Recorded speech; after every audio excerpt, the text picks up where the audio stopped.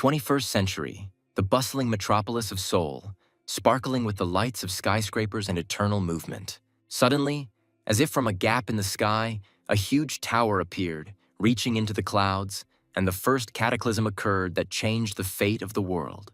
Gates opened all over the world, pouring out monstrous monsters, plunging humanity into chaos and fear. But soon, people with the power to fight them appeared, and they were called hunters. The Hunters' Union and numerous guilds united, forming a strict hierarchical system.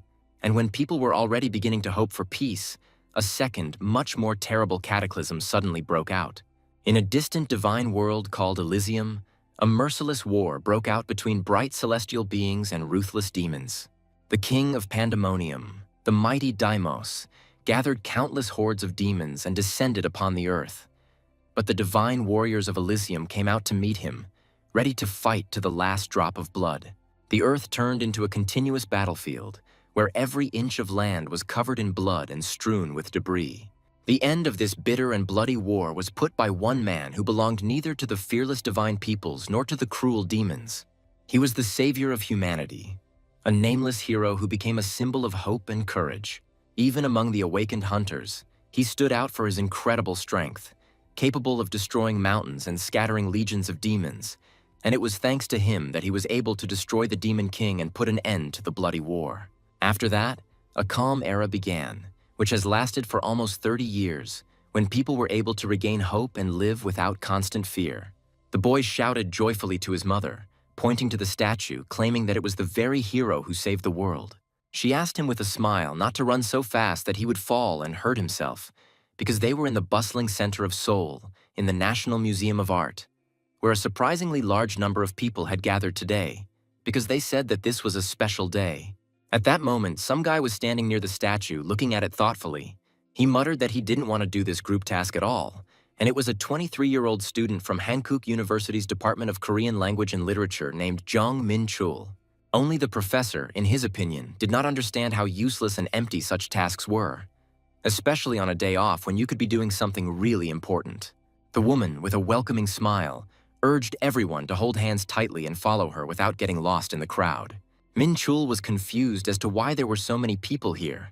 It seemed like everyone was there for a tour or a special event. The children happily told me that they dreamed of becoming heroes like those whose names were carved on the monuments. And apparently, little had changed since those times. Minchul remembered how 20 years ago they were also shown this statue, and everyone was amazed at its gigantic size.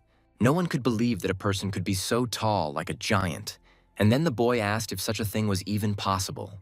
After all, the hero, even among the strongest hunters, possessed colossal, almost divine power, with the help of which he protected humanity from destruction, and if not for his sacrifice, the war would certainly have continued to this day. Unfortunately, after the second cataclysm and the victory over the Demon King, the hero fell, and his statue remained an eternal reminder of those who gave their lives for others. Therefore, people should always remember this and live with gratitude in their hearts, because their peace was bought at the cost of someone else's life. This was the strongest man in the whole world, and one of the boys enthusiastically dreamed of becoming as powerful as him, asking if it was possible. The children wondered how they could become a hunter, because everyone dreamed of being brave, strong, and respected. They wondered if they could join the ranks of hunters if they studied well. At this point, the teacher visibly hesitated, as if he was hesitant to tell the truth, and Minchul wondered what had confused him. After all, becoming an official hunter is incredibly difficult. You need both special innate abilities and rare luck, and the children were still too young to understand how difficult it is. Then this thought greatly shook Minchul's soul. He suddenly noticed that the time of the meeting was approaching and he needed to hurry. It was at this moment that his classmates approached, surprised that he had arrived so early since he usually arrived at the last minute. Minchul replied that they were almost late this time and he was about to cross them off the list. Everyone knew very well that he was known for his severity and demandingness. Last semester, he actually crossed Jun Seok off the list, which made Yeonmi cry and make a real scandal, although outwardly everything worked out. But the moral residue remained, because as they say, there is justice in the world.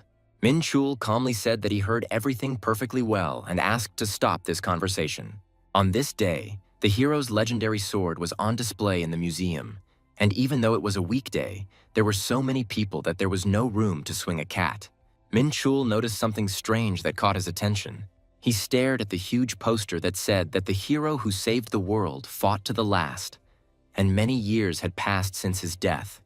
And for the sake of victory, he turned the battlefield into a place where the Demon King and divine beings died. The hero, not sparing his life, plunged the divine sword into the very heart of the Demon King. And today, for the first time in all this time, this sword was exhibited to the general public. Visitors were informed that the next person could proceed to the exhibition. Minchul decided that what he saw was enough to write a report, but it was at this moment that something strange caught his attention, which surprised him greatly. Just then, everyone saw in front of them that very divine sword that was legendary. Minchul realized that this was indeed the sword of the hero that they had talked about so much. It seemed to him that the sword was completely new, as if it had just been forged. He couldn't understand whether he had imagined it, or whether the sword actually trembled slightly, as if breathing. Then Minchul looked up again, not believing his eyes. And indeed, the sword began to slowly but surely approach him. He couldn't understand whether it was part of a performance or a hallucination, because it seemed like only he saw it. And it was at that moment that the sword pierced Minchul's chest with a dull sound, awakening something ancient and powerful. Minchul was pierced by a sword at that moment. It is unknown who was the person who committed this act. Minchul noted that it was truly magnificent and worthy of respect. The hero felt that he did not understand what was happening, because his lips began to move on their own. At that moment, Commander-in-Chief Daimos spoke in his place. He stated that it was a great fortune to meet such an outstanding warrior in such a forgotten dimension, and that his martial arts deserved all praise. The Commander-in-Chief expressed a desire to know his name. Minchul realized that the person standing before him was indeed Commander-in-Chief Daimos himself. The hero gripped the hilt of his sword tighter, increasing the strength of his grip. He began to put more and more effort into killing his opponent. The Commander-in-Chief asked if he really refused to even enter into conversation with him. However, he advised Minchul not to let his guard down, as their meeting would inevitably happen again. Minchul felt an unbearable pain gripping his head, as if it was being torn apart from the inside. This pain was so strong that it became impossible to bear. After some time, Minchul came to his senses. Everyone around stood in complete amazement, watching what was happening. Minchul couldn't figure out what had happened to him, whether he had passed out or whether his head was still splitting with pain. Everyone began to ask anxiously whether they should call an ambulance. Minchul claimed that it was just a fainting spell, but he clearly saw the sword rise up and pierce his body. None of those present understood what he was talking about, because from the outside it seemed that he was just looking at the sword, and then suddenly fell asleep standing up or simply passed out. Minchul couldn't figure out if it was his imagination or if it was all really happening, because it all felt frighteningly real. As his gaze fell on the divine sword, strange, frightening images flashed through his mind. 23 years ago, the Demon King came to Earth to destroy it. He turned out to be the ruler of one of the 4 higher dimensions, Pandemonium. Minchul thought deeply about this whole strange and confusing event. He still couldn't figure out what was really happening to him. He did not understand why it was here and in this way that he was called by the name from his past life. Minchul's classmates encouraged him, saying that he had done a great job, and suggested that they celebrate with fried chicken, since no one expected to get an A from such a picky teacher. Minchul, tired and exhausted, replied that everyone was great.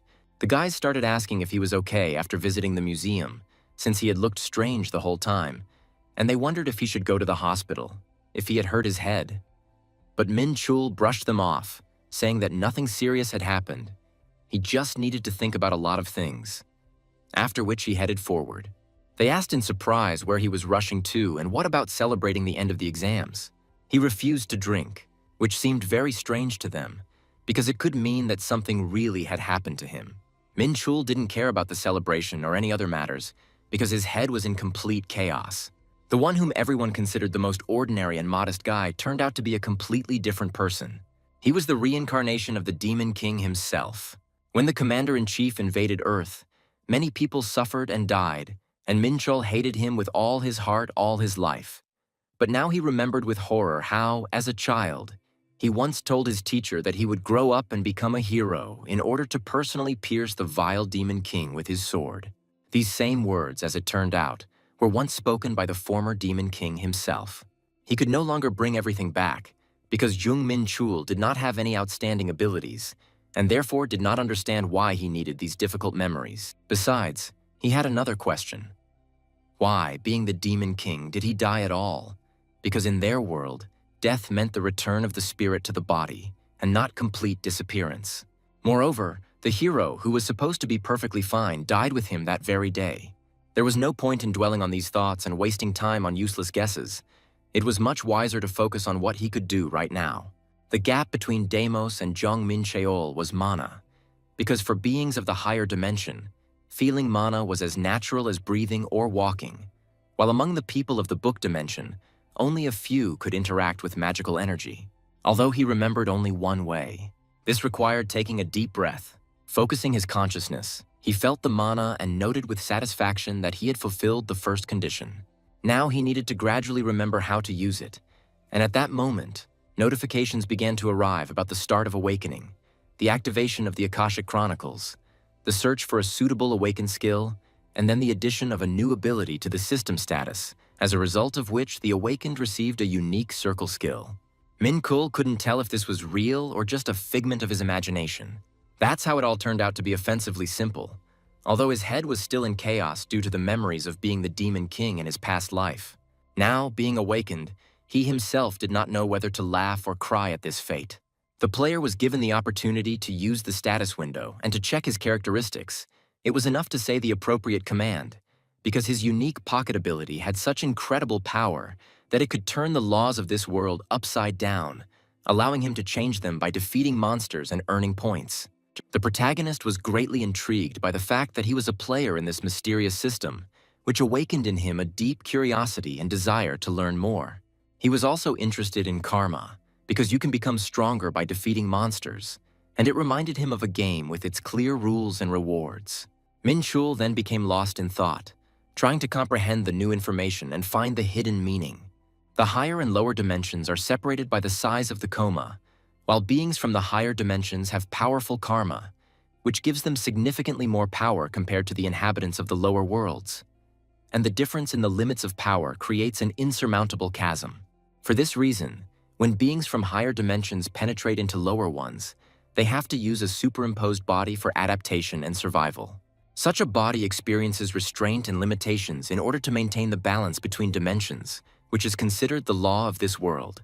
This is why the Demon King resorted to using a substitute body for his own purposes.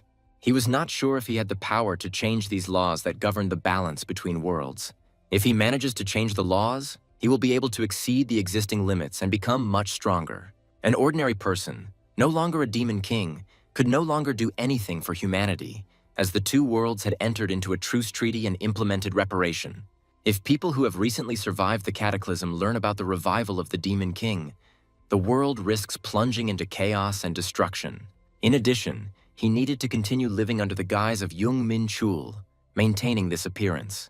Since this was the case, he decided to use the knowledge from his past life, and, having become stronger, to contribute to the prosperity of humanity. Is that not enough for the purpose? Moreover, in his past life, he also simply wanted to become stronger, and thus was able to kill two birds with one stone. First, he needed to practice magic since his current level was only basic. The demon's memories contained many ways to increase mana and use it effectively. Minchul came to a certain place that seemed suitable for training. It was almost midnight now, and he barely made it here in time. It was a magic circle passed down from generation to generation by the Demon Kings, concentrating and gathering mana from the surrounding environment. However, it was currently inactive due to the lack of driving force. But if you add a magic item to it, the situation could change.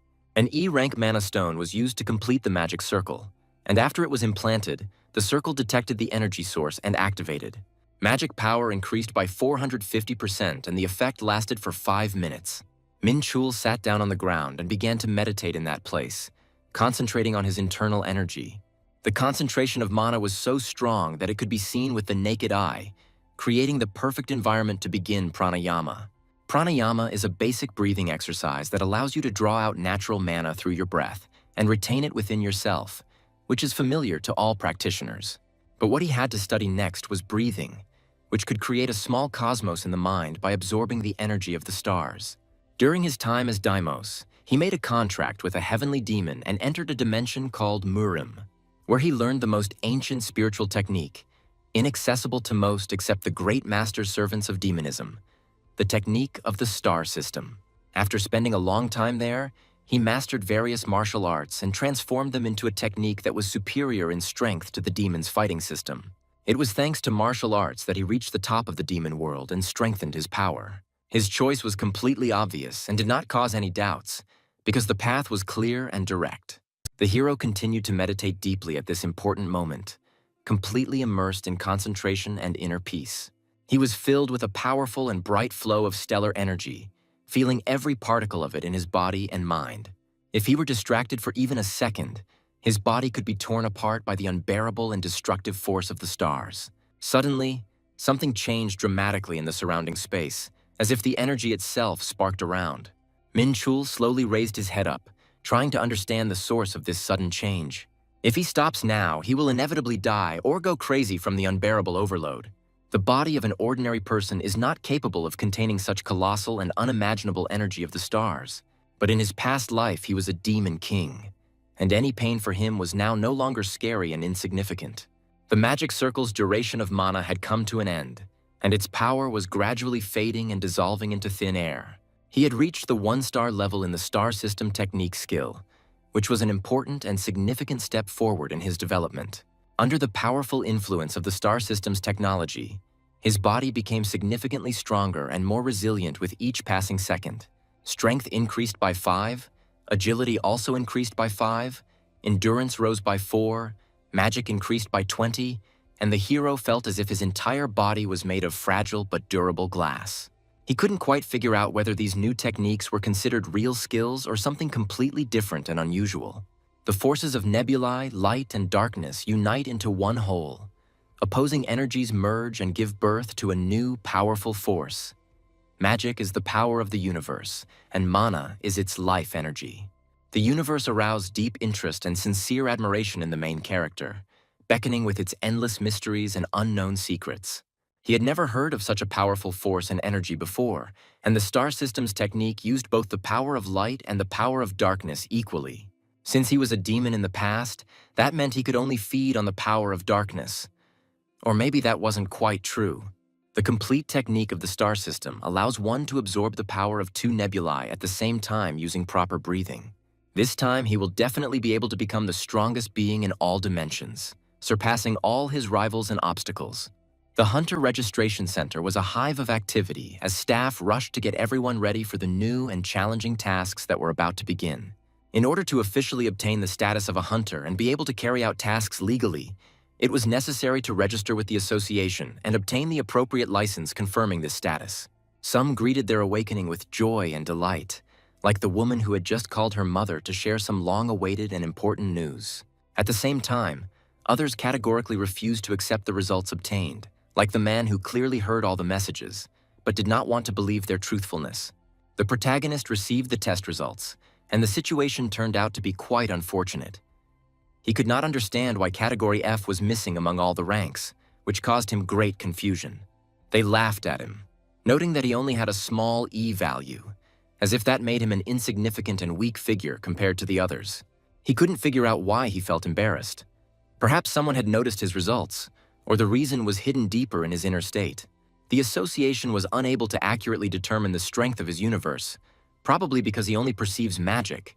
The protagonist wanted to ask the examiners a question, as he was especially interested in those mysterious values in brackets next to the different characteristics. He was told that these brackets represented the hunter's experience level and social abilities, which also affected his abilities. Minchul asked again, wanting to get a more detailed and clear explanation about this explanation in order to better understand the essence. The woman began to explain in detail that the levels of improvement in towers or gates can be increased by defeating monsters and passing trials, and the maximum limit of such improvement is indicated in brackets. He realized that for most hunters, the limit of improvement was set in advance, but for him, this limitation did not apply, which gave hope for development. He was informed that there were hunters who were capable of achieving much greater strength than that determined by the association, and they were an exception to the rule. Even though he was too weak to go to the tower yet, there were still many other areas where his abilities could be useful and in demand. He was advised not to be too upset about the current results and to look at the situation more optimistically. The protagonist realized that the woman was trying to cheer him up and support him, since he did not look upset at all, and in response he sincerely thanked her for her support. The Sacred Mountain Guild pays a lot of attention to training newcomers, providing them with quality training and support for successful development. The newly awakened hunters often talk to each other about their guild, Dragon Rise, sharing their impressions and experiences. Among them were the touts who tirelessly tried to attract new members to the guild, investing a lot of effort and resources into educating young hunters, inviting them to join. Minchul noticed one of these persistent touts who was actively advertising the guild.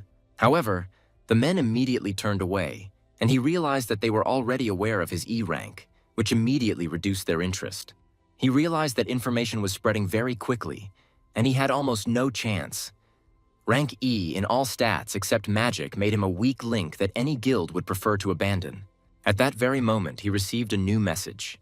He realized that this information message contained a location, the City of Seoul, and a time, the second Monday of every month, which marked the beginning of an important event. This message was about the hunter's license exam that was due to be taken soon. The protagonist realized that there were only 10 days left before this serious test, and there was very little time left to prepare. It looks like I'll have to speed up the leveling process a lot in order to have time to properly prepare for the exam.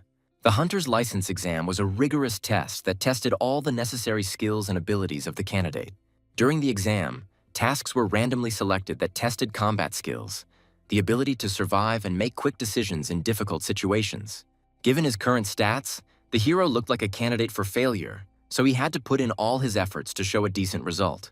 In order to successfully pass the exam, the first thing you need to do is improve your physical fitness, because without the proper level of preparation, it will be impossible to achieve results.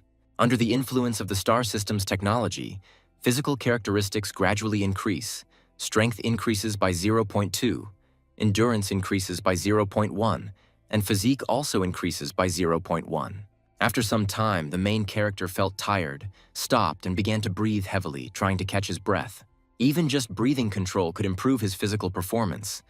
But what good would that do if he died before the actual exam began? He has some practical experience left over from his past life, and if he can properly pump up his body, he will certainly be able to pass the exam. During the daytime, he trains his body with full dedication, and under the influence of the star system's technique, his physical characteristics gradually become stronger. He consciously expands the limits of his capabilities, and at night continues to develop the technology of the star system, tirelessly striving for perfection. The main character realized that even 1 week of training would be enough for him to achieve the desired result. He brought up the stats window and mentally invited everyone to look at those glittering, inspiring numbers. It was all his blood, sweat, and tears, shed over the course of a week, but the efforts were completely worth it. Now was the time for him to focus and move on to the next stage of preparation. The nebulae of light and darkness, being two opposite principles, collide and create a powerful flow of energy of the universe. In his past life, when he had only dark power, it took him more than a year to get the second star, and now he achieved this in just 2 weeks. In addition to this, he managed to significantly improve his physical fitness, making it more resilient and stable. Now it's time to begin mastering the 7 stars unknown vagabond fist and the cloud sliding step, a basic belt technique that includes 7 special stances created by many nameless masters. To learn this technique, it is necessary to raise the level of internal energy and additionally strengthen the necessary parts of the body, while it can be easily combined with other techniques. In addition, it includes quite graceful and moving elements. So at this stage of development, it suits him perfectly. The fist technique of the unknown wanderer of the 7 stars has been successfully obtained. He became curious about how exactly his techniques would be reflected in the stat system. Like the star system's technique, the system automatically classifies them as combat skills. Although the fist is a C rank and significantly inferior in strength to the star system technique, it is quite suitable for a basic combat technique. If he had the opportunity, he would learn all the advanced martial techniques, but the lack of a solid foundation could lead to serious consequences. Now it's time to begin studying the gate of the sliding clouds. To be honest, he used to use a completely different technique of movement, but in his current state, this gate is the best one, and the name itself reveals its essence. While this walking technique does not allow you to push back the enemy, it is excellent for both body control and stability and balance. Well, he decided to try to practice and test the technique in action. His movement speed increases by 50%, but every second, 2 units of universe energy are spent. It feels completely different from anything he's encountered before, too fast, because the gate of the sliding clouds is still on the first star, although such a speed can be achieved no earlier than the 4th. Moreover, not only the speed has changed, no matter how sharp the movement, his balance remains almost perfect. Could it be that the technique is activated by the energy of the universe, unlike many others previously obtained through dark magic? The main character suddenly noticed a tall, spreading tree right in front of him. He made a firm decision to try the technique at least once to check its power and effect in practice. The protagonist slowly swung his hand, carefully concentrating and preparing to deliver a strong and accurate blow to the tree. Then he struck the tree trunk with incredible strength and determination, putting all the power of his body into this powerful blow, as if he wanted to break it in one movement. The tree instantly shattered into many small pieces, as if it had exploded from unimaginable power, and the air was filled with the smell of fresh bark and wood dust. The protagonist was deeply shocked by what he saw. He could not believe his eyes and tried to understand whether the tree really exploded or it was just a clever illusion created by his imagination.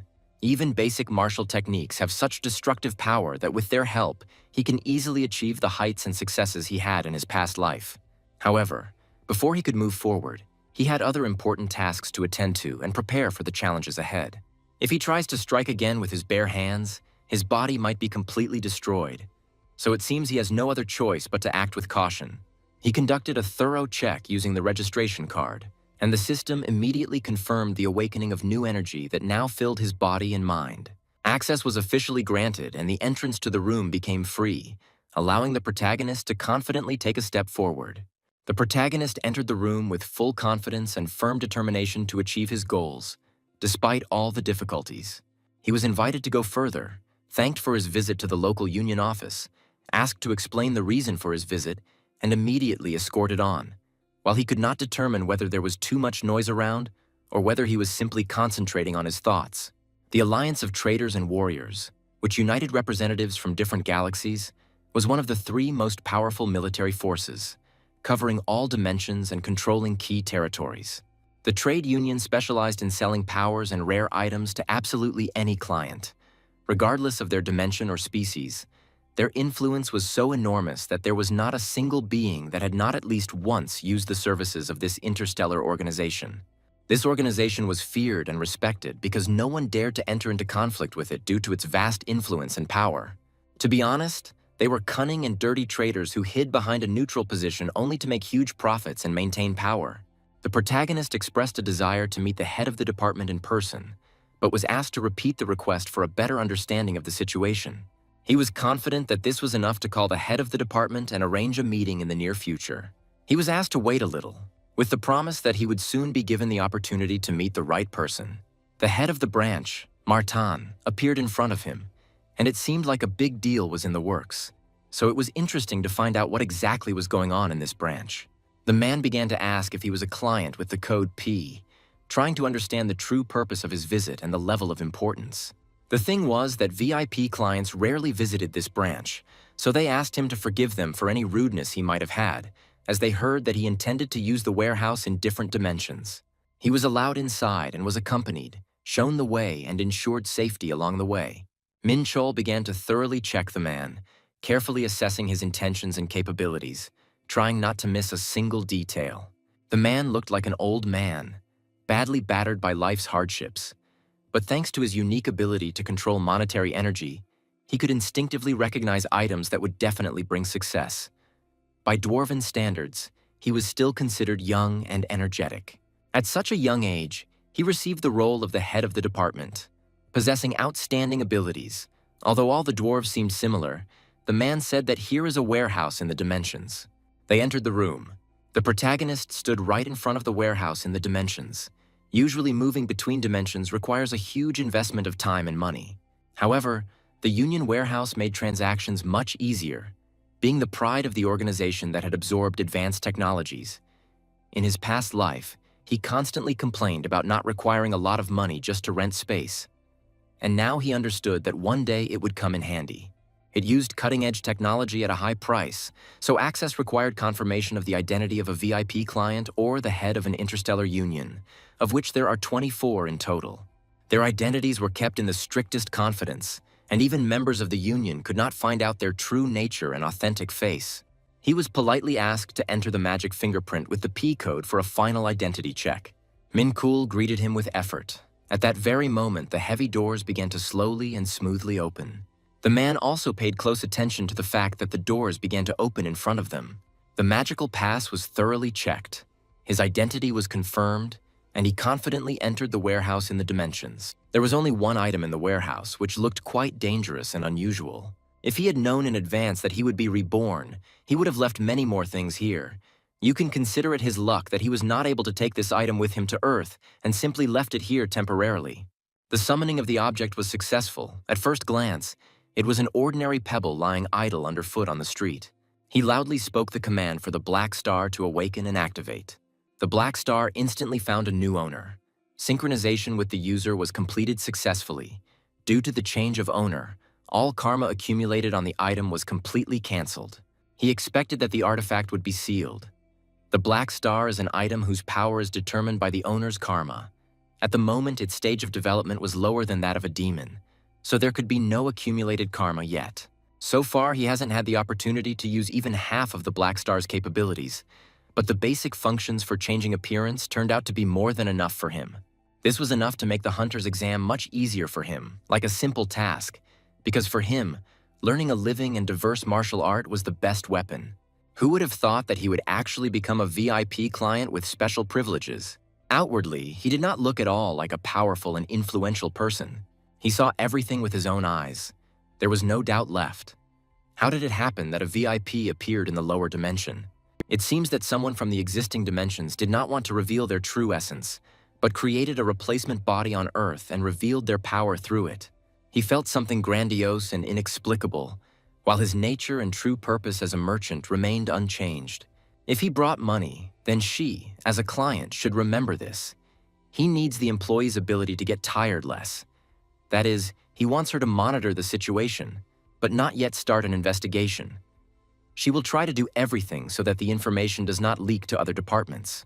Everything was done correctly, and he had great hopes for her.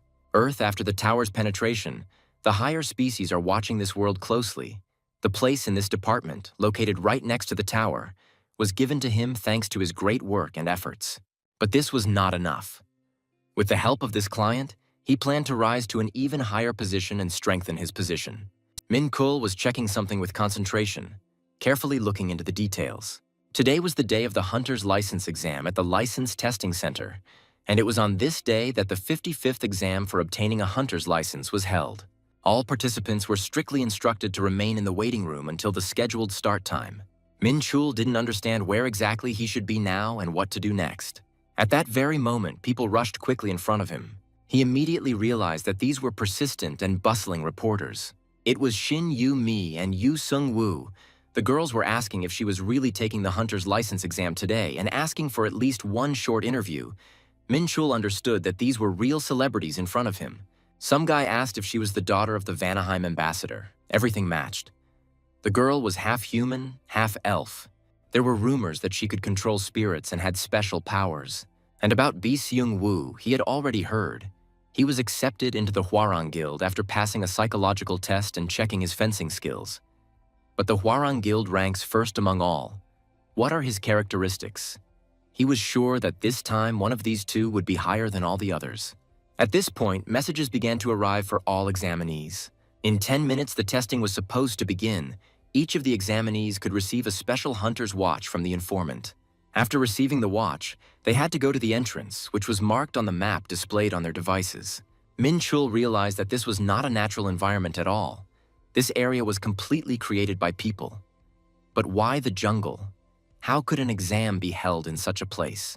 The disciplines to be tested at the 55th licensing test have been announced. The main subject of the exam was survival. To pass it successfully, it was necessary to score exactly 100 points. More detailed information was displayed on the hunter's watch. Each examinee had the same level of shield energy, which was spent when taking damage, and if the shield energy was completely depleted, the examinee was automatically eliminated from the examination area. The main character realized that the organizers had really thought everything through carefully. Participants had 3 ways to pass the exam: accumulate 50 points, destroy 50 normal monsters, or go on a raid on a boss whose location was marked on the map. Besides, there was something else important, and Minchul noticed it right away. Then Minchul turned around and looked in the opposite direction. The 3rd way to pass the exam was to hunt other examinees. These words meant that there could be potential enemies on either side. Usually, in order to get the required number of points, the participants had to compete with each other, and if someone failed to get the required number of points, he had to attack other examinees. Especially for this purpose, the organizers set up a clearing where the participants could fight with each other. Of course, there were those who suggested uniting and acting as part of a large group, but this was not his way and did not at all correspond to his style. Minchul was well aware that he needed the boss right now to solve the main task, and so he concentrated on looking for him among the participants. He was deeply surprised that no one entered the fight, because the fight was the most exciting part, and no one could attack him, and he did not care at all about what was happening around him. Suddenly, the loud clang of steel on steel was heard, making it clear that the battle had already begun, filling the air with tension and adrenaline. Despite this, Minchul knew that this was a great way to test the other members' abilities, and decided that it was definitely worth going there to see for himself. Suddenly he stopped and felt his attention drawn to something unusual and strange, which made him strain his hearing and sight. He noticed a black panther standing right in front of him, as if watching and evaluating his every move. Minchul immediately realized that he first needed to get the black star with his spear in order to pass the test and prove his strength. He stood facing the predator, fully prepared to attack and tensely focused on the upcoming fight. The energy of the universe enveloped his entire body, increasing all stats except for the power of the universe by 40%, and instantly after that, he rushed forward, heading straight for the animal with unyielding determination. Minchul continued to rapidly approach his goal, without stopping or wasting a second to think. Of course, the monster standing in front of him was an artificially created monster, specially designed for the exam, but the fury and power emanating from it seemed so frighteningly real that he felt a growing danger. His hide was extremely tough, and his strength was truly dangerous. So Minchul knew that it was best to avoid getting hit by his strongest blows at all costs. It is for this reason that the main character decided not to wait, but to attack first in order to seize the initiative. Suddenly he felt someone trying to strike him from behind, which immediately made him wary and try to defend himself. Due to its long and powerful tail, fighting this beast with melee weapons turned out to be extremely inconvenient and dangerous. In such a difficult situation, Minchul realized that he needed to urgently come up with another, more effective way of attack in order to avoid falling into a trap. He stopped abruptly right in front of the predator and began to carefully study its habits, trying to find a weak spot and predict its next move. The animal instantly reacted to his movement and began to growl furiously, making a frightening sound to intimidate and confuse the enemy. Minchul realized that now was his best chance, and immediately used the swift spear technique, crushing strike, using up 8 units of his universe energy. Gathering all his strength, Minchul threw the spear with incredible accuracy straight into the enemy's body, hoping to deliver the most effective blow. This attack really played a decisive role and helped him win the intense and difficult battle, earning the respect of those around him. He managed to defeat the stalker monster and received 10 points for this, bringing his total score to 32 points. It was gradually becoming clear that the monsters here were much stronger than he had expected. And if this one was just an ordinary one, then one could confidently expect a truly dangerous boss to appear. At this point, one of the members said that it was Minchul who destroyed the monster they were going to kill together, which caused mixed feelings among those around them. He killed the very beast that the 3 brothers had their eye on and were going to use to score points, thus thwarting their plans. He dealt with the monster that the 3 brothers had long been hunting and planning to use to their advantage in the competition. They were clearly unhappy with what had happened and thought that Minchul had completely lost his fear, because he didn't even know who he was dealing with. Because the 3 black stars referred to 3 brothers known throughout the world. The eldest was Kim Yong-chol, the middle one was Kim Yong-soo, and the youngest was Kim Yong-jin. Minchul mockingly asked who those idiots were, adding that the sounds coming from that side really did sound like a fight, as if they were specifically waiting for the right moment to attack the weakened participants. He activated his eyes of truth and instantly knew everything there was to know about the 3 of them, And although their physical attributes were indeed superior to his potential was still higher. The first brother turned to the second and said with displeasure that this guy was even smiling. It seemed like he still hadn't realized what a dangerous situation he had gotten himself into. Minchul replied that he didn't care who they were and suggested that they stop chatting and just attack, showing his confidence and determination. This immediately infuriated them. They wanted him to shut up and added that they could let him go if he gave them his glasses, but now they would have to teach him a lesson. All three of them rushed at him without warning, with full fury. However, Minchul was much faster and quietly appeared right behind them. He decided to use the Black Star, activating it in the form of a dagger. Minchul immediately attacked the first of the three, aiming accurately and without hesitation. The older brother, smiling, said that the guy came into their hands himself and turned out to be a complete idiot. Minchul activated the flower dagger technique. Flowers, birds, and the beauty of nature, spending 5 units of the universe's energy on it, because he understood perfectly well that they had attacked the wrong person. After that, he carried out a series of quick and precise blows on one of the brothers, not giving him a single chance to defend himself and instantly throwing him off balance. One of the brothers cried out in surprise and warning not to come so close, because the third brother would not be able to use his magic at a short distance, which would significantly reduce their chances of success. They rushed to cover their younger brother to give him the chance he needed to use his spells and turn the tide of the battle in his favor. Minchul instantly jumped back, sharply increasing the distance and carefully preparing for the next maneuver, trying not to give the opponents the slightest advantage. The third brother, rising to his feet, shouted furiously that this was definitely the end for this guy, completely confident in his impunity and strength. At this critical moment, they directed a powerful and furious stream of fire straight at Minchul, intending to burn him to the ground and end his resistance forever. Minchul didn't dodge the attack, but simply watched what was happening with interest, as if waiting for the right moment to respond. A moment later, a smile appeared on his face, as if he suddenly realized something important that would change the outcome of the entire situation.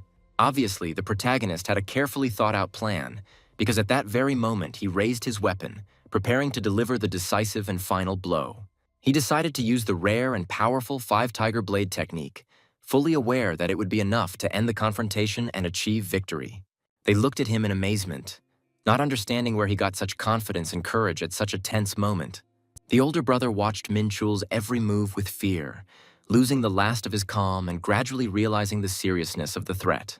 Minchul pushed away from his opponent's weapon and made a sudden and swift dash that took everyone present by surprise. It was at that very moment that he found himself right above them, fully prepared for the final and decisive blow that was to put an end to the battle. One of the brothers was in complete shock from such speed and power, unable to comprehend how the enemy was able to approach so quickly. Minchul said in a cold and confident voice that they were finished, making it clear that the outcome of the battle had already been decided. One of the brothers did not believe in the possibility of such a development of events until the very last moment and could not accept defeat. Minchul defeated participant number 450, Kim Yong-chol, for which he received 25 points, and taking into account 13 additional points, the accumulated points amounted to 45, which made him a very strong and promising contender for victory. The remaining brothers discussed what had happened with concern, realizing that not only had he defeated his older brother, but he had also used an unusual weapon that emitted a dangerous aura, signifying a serious and sudden threat. They couldn't believe that he had gotten so many points by defeating just one of them, as his abilities were clearly beyond the normal level and were dangerous to everyone. Minchul stated that he thought it was time to finish the job, as he was very interested in how many points he could earn by defeating the remaining two. When participant number 450, Kim Yong-chul's shield energy reached 0, he officially dropped out of the exam, and at that very moment, in the guild's broadcast room, everyone present froze from the unexpected and shocking event. No one could believe that one of the Black 3 stars had lost, since they were trained by the second most important guild in the country, and it seemed impossible. Everyone wondered who was so strong, and many were sure that it was, of course, the handsome Seung Woo, whose name had long been heard in these circles. Everything happened exactly as the guild leader predicted, as if he knew the outcome in advance and was completely confident in his rightness. It was Mr. Lee Won-tak, the second-ranked hunter in Korea, who personally found and trained Yu Seung-woo, a young talent who had no equal even among the 3 from the Gumsan Guild. The energy of participant number 451, Kim Yeon-soo, had completely dried up, and it was now clear that it was their guild that had failed in this exam. No one could figure out if this guy could actually defeat even a black 3-star ranked participant, which seemed unbelievable. The girl continued to sincerely believe that their incomparable Seung Woo, the true pride of Hwarang, would still show himself and turn the situation around. However, a moment later, she decided to look at the screens to see for herself who exactly was behind the event. She could not understand who this man was, whom she had never seen before and who appeared on the stage so unexpectedly. At this time, the examinees did not even try to fight back, as if they had completely lost the will to resist and were ready to surrender without a fight. On the contrary, they only sought to escape as quickly as possible, saving their lives from imminent defeat and danger. Participant number 686's energy also reached 0, and he was already the 20th participant to fail in this exam. At this point, the main character already had 172 points on his account, and this result was becoming more and more impressive, forcing everyone to pay attention to it. He was afraid that he might never meet those who were fighting for the first place, so he walked around the boss area waiting for the right moment, but no one showed up, and with only 57 minutes left until the end of the exam, he was running out of time. Right now, the exam was the most important thing, so he decided to deal with it first and then head to the boss. There was only one narrow and thorny road leading to the boss, and there was no other way to reach the goal. This path was so narrow that only one person could pass along it, no more, excluding any simultaneous movement of several fighters. Ultimately, there was simply no choice left, and I had to move along this one path without deviating even a step. The protagonist immediately realized that the boss was a huge golem with an impressive physique, incredible stamina, and a unique ability to quickly self-heal. Apparently, the test organizers really intended for someone to be able to defeat this powerful and virtually invulnerable boss. However, if they were hit by its powerful blow even once, the participant would immediately be kicked out of the exam, so allowing the golem to recover was absolutely forbidden. For this reason, the only possible way out was to inflict constant and continuous damage, not giving the enemy the slightest chance to recover. The protagonist immediately rushed into attack as soon as he realized that this approach could lead to victory. However, his first attack was too weak and did not cause any noticeable damage to the golem, which left the fighter a little disappointed. The battle continued, but no tangible results were yet observed, which increased the tension. At that very moment, the golem suddenly went on the offensive and dealt a swift blow to the guy, demonstrating its strength. However, the main character immediately received a notification that the enemy's attack was unsuccessful and did not harm him. With a slight mockery, he asked himself if he would now comment on every step he took like a good-natured person, noting that after defeating the Understar brothers, he had become bored. But now there was a real opportunity to fight for real. There was no point in using the 5-Tiger Blade for now. He decided to save this weapon for a more serious and decisive moment. Now, the Black Star weapon, the axe, was ideal for the fight, and he activated the mountain spreading technique, spending 15 units of the universe's magical energy on it. The mountain spreading technique is a B+ rank martial art controlled by the magical energy of the universe. Simple in structure but incredibly powerful, revealing the true essence of the axe, with which one can deliver slashing blows, destroying everything brought to the limit while increasing strength by 130%, agility by 10%, defense by 20%, and energy consumption was exactly 15 units of the universe. Minchul charged again, delivering a powerful and very accurate blow aimed straight at the golem's vulnerable spot. This blow proved to be very effective, and he immediately took advantage of the moment to counterattack, not giving the enemy time to recover. Even though the crack on the boss's body wasn't too big, its appearance gave hope and made it clear that the golem was susceptible to damage. If you fail to destroy your enemy with one blow, you can always deliver 10 or even 100 such blows, gradually approaching victory. The main thing was to bring the fight to the very end, to show patience and to be sure to destroy the enemy. At that very moment, a girl nearby heard the noise of a fierce battle coming from the other side of the arena. She watched in amazement as the boy fought, ignoring any distractions and fully focused on the fight. Her surprise was even greater, because she was beaten to it, despite the fact that she had a unique A-rank ability, summoning ice spirits. He had almost defeated the boss, but suddenly retreated, drawing a protective symbol which caused confusion. As soon as Minchul let his defenses down, the boss immediately took advantage of the moment and went on the attack, attacking without delay. If the girl approaches him now with her spirit summoning skill, The boss won't be able to resist both her and Minchul at the same time, which will greatly increase their chances. But if she enters first, and during this time the golem has time to recover, the situation will become hopeless, and it was at this moment that the girl screamed loudly, offering her help to defeat the boss together. Minchul didn't immediately understand what exactly she said. He had already seriously cut through the golem, and now the girl, like with a spoon at a set table, decided to join the fight, and he couldn't understand what exactly she meant by this spoon, although he felt that it would be difficult to win alone. Even in such a seemingly hopeless situation, if you make an effort, you can gain some benefit and turn the tide of battle in your favor. Minchul asked her if she wanted to make a bet, stating that he could defeat the blue guard in 10 minutes from now. The girl apologized doubtfully, saying that, in her opinion, he wouldn't have time, since there were only 20 minutes left until the end of the exam, and she didn't understand why she needed it, since what exactly would she be able to get in the end? Minchul then promised to give her absolutely all of his points earned up to that point to motivate her to help. At that point, he had even more points than he could get for defeating the boss, which made the offer quite tempting. If they split the points for defeating the golem in half, she would get much less, so his offer seemed extremely profitable. But she wondered what would happen if he did win. Minchul also thought about this question for a moment, and then he realized that while they were talking with Shin Yu-mi, the golem had begun to recover, and he said with irritation that she could somehow pay him for dinner. Minchul, in response to her question about food, explained that he meant her specifically and asked her to finally stop chatting because time was passing. As soon as she sees that he is starting to lose, she will immediately intervene, not allowing the situation to develop further on its own. Minchul calmly told her to do whatever she wanted because it simply wouldn't happen. She wondered why he was speaking to her so informally, considering they had only met once. Minchul began to calmly explain that if she was not happy with his tone of voice, she could freely say so, and he was willing to change his manner of speaking. Then suddenly, as if realizing something important, he turned to face her, looking intently into her eyes.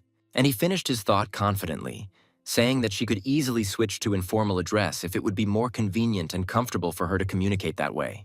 10 minutes later, the exam was completely over and the participants, tired and tense, began to leave the hall one by one. Suddenly, an announcement was made for everyone to come here urgently because participant number 373 needed urgent medical attention, causing alarm among everyone present.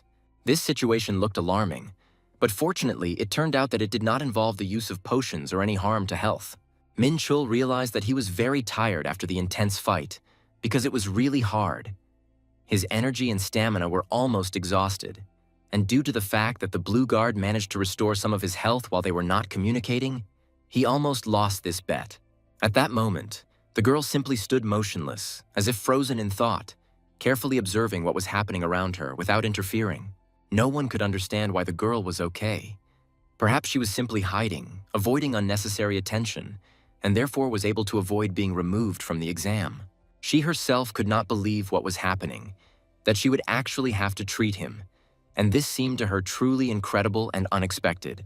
Minchul carefully analyzed each attack of the blue guard, reacting without a single mistake. And now the important question arose. Would she be able to defeat him in battle at all? When they fought Yu Sung-woo, he was very strong and that was all. But if they meet again, the girl is confident that she can defeat him now thanks to her experience and training. At this point, the guy was truly amazed by what had happened, feeling a mixture of surprise and respect for the events that had just taken place. The first place winner of the 55th Hunter's License exam was contestant number 511, Young Min Chul, who immediately stated that he could not accept that Yu Seung-woo had placed third, expressing his dissatisfaction with the results. Everyone immediately started asking him questions about his position in the final standings, but he apologized and said that he was not in the mood to talk to anyone at the moment, preferring solitude. It is not possible to interview him at this time. Details will be reported later in the media, so everyone should wait for official comments. Everyone started looking for the contestant with number 511, and Minchul realized that he had to leave as soon as possible before he was noticed by reporters and viewers. At this moment, Minchul quietly opened some doors and went outside to avoid unnecessary attention. He was immediately noticed, because that's where all the reporters were standing, ready to interview him and capture the moment. Minchul realized that there was no other way out, and all the journalists began asking him to give an interview so that he could talk about his feelings after winning and his future plans. Minchul realized that he simply wouldn't be able to get home this way because he was immediately surrounded by questions and cameras. The guy said that he has specific conditions for joining the guild and is ready to voice them so that no one doubts his intentions. At that moment, he looked at the girl who met his gaze, and in her eyes he read support and understanding. He stated firmly and clearly that his condition was 5 billion, and he would only join where that exact amount was offered, not agreeing to less. After this, everyone around suddenly fell silent, amazed by his unexpected and bold demand, which seemed almost impossible. The man began to say that despite his excellent combat skills, his stats were too low, and if he had the potential of rank A, it would be possible. But what was the point of being a hunter without prospects for development and growth? It's a pity that he's not going to join anything and will just go home, because who would agree to pay an impudent newcomer 5 billion, causing doubts in everyone present? At that moment, someone suddenly said that he was ready to pay for this contract in full, and this caused a real shock in the room. Minchul could hardly understand if this was serious, because there was a guild that was going to pay an unknown newbie 5 billion at once. What kind of madness was this, and why him in particular? The man raised his hand and said calmly that Minchul should at least look at his face before calling someone a psycho, showing confidence and power. Minchul turned around and looked carefully at who exactly raised their hand, trying to figure out who this person was with such boldness. As it turned out, it was the same man named Martin, known for his reputation and influence in the guild. Everything took place in the main hall of the Interstellar Union, where the most influential and important people gathered. They immediately started asking him questions about what his plans were and what he was going to do next, trying to find out his intentions. In the main cafe, he immediately declared that he had no intention of joining any guild, and this was clear to everyone who listened to him. The man knew about this in advance and simply wanted to create the most comfortable conditions for him so that he could calmly make decisions. Minchul asked again about comfort and clarified that he was talking about registering in the Interstellar Union as a free mercenary, without binding himself to any obligations. The policy of the contract was that the Union would not interfere with his activities and would leave him complete freedom of action. The Union would provide him with a special gate for movement, hire a support team, and even buy all the items he obtained during the cleanups at a favorable price. The contract itself was not difficult, but the conditions seemed too favorable, because Minchul did not remember the Union's ever doing charity work. In this world, nothing is given for free. The main rule of the Interstellar Union is that no one will help for free, only those who truly believe in it, and it seems that he wasted his time on hopes. The man began to explain in detail that the highest value for them was his trust and honesty, without which further cooperation was impossible. Minchul thought deeply about how much he could really rely on these people and trust their promises, given the complexity of the situation. It seemed that they were counting on the fact that he had powerful and influential forces from the VYP circle behind him who could support him at any moment. However, he had already demonstrated everything he had, and now all that was left was to understand how to act correctly if their goal was only to appease him, because there was no point in refusing in such a situation. The man asked carefully if he was sure of his final decision to become a free mercenary, because he would not recklessly get involved in such a matter. But now it was time to start preparing for the upcoming meetings with clients. In the Union, free mercenaries have a high status, not inferior to the noble families of Pandemonium. So in order to conclude such a contract, it is necessary to obtain official permission from at least one of the influential directors of the Union. And although one VIP code may not be enough, such an opportunity cannot be missed. So the man prepared several options for proposals and was ready to discuss them with the director in person. The director officially granted permission for the freelance contract to be signed, opening up new prospects for Minchul. The man expressed surprise that he had managed to get the contract so quickly and without complications, and stressed that Minchul must keep himself in excellent shape, give his best, and immediately report any unforeseen circumstances, while keeping all information strictly confidential from outsiders. The man sincerely thanked the director for the honor and the unique opportunity, appreciating the importance of this moment. Minchul couldn't quite understand what exactly was going on around him, because when he announced his membership in the VIP circle, the reaction of those present was quite calm and unperturbed. However, once they watched the video of his fight, their attitude towards him immediately changed, causing admiration and respect. There was not a single unnecessary movement in the fight. Everything was thought out to the smallest detail. Every blow, every action looked perfect and flawless. One of the 12 directors of the Interstellar Union, a dragon man named Nox, seemed to be personally watching the progress of his fight, showing particular interest. This seemed incredible, since Nox had long been considered dead and disappeared from public view. At this moment, Minchul suddenly woke up from his deep thoughts and exhausting fatigue, as if returning to reality.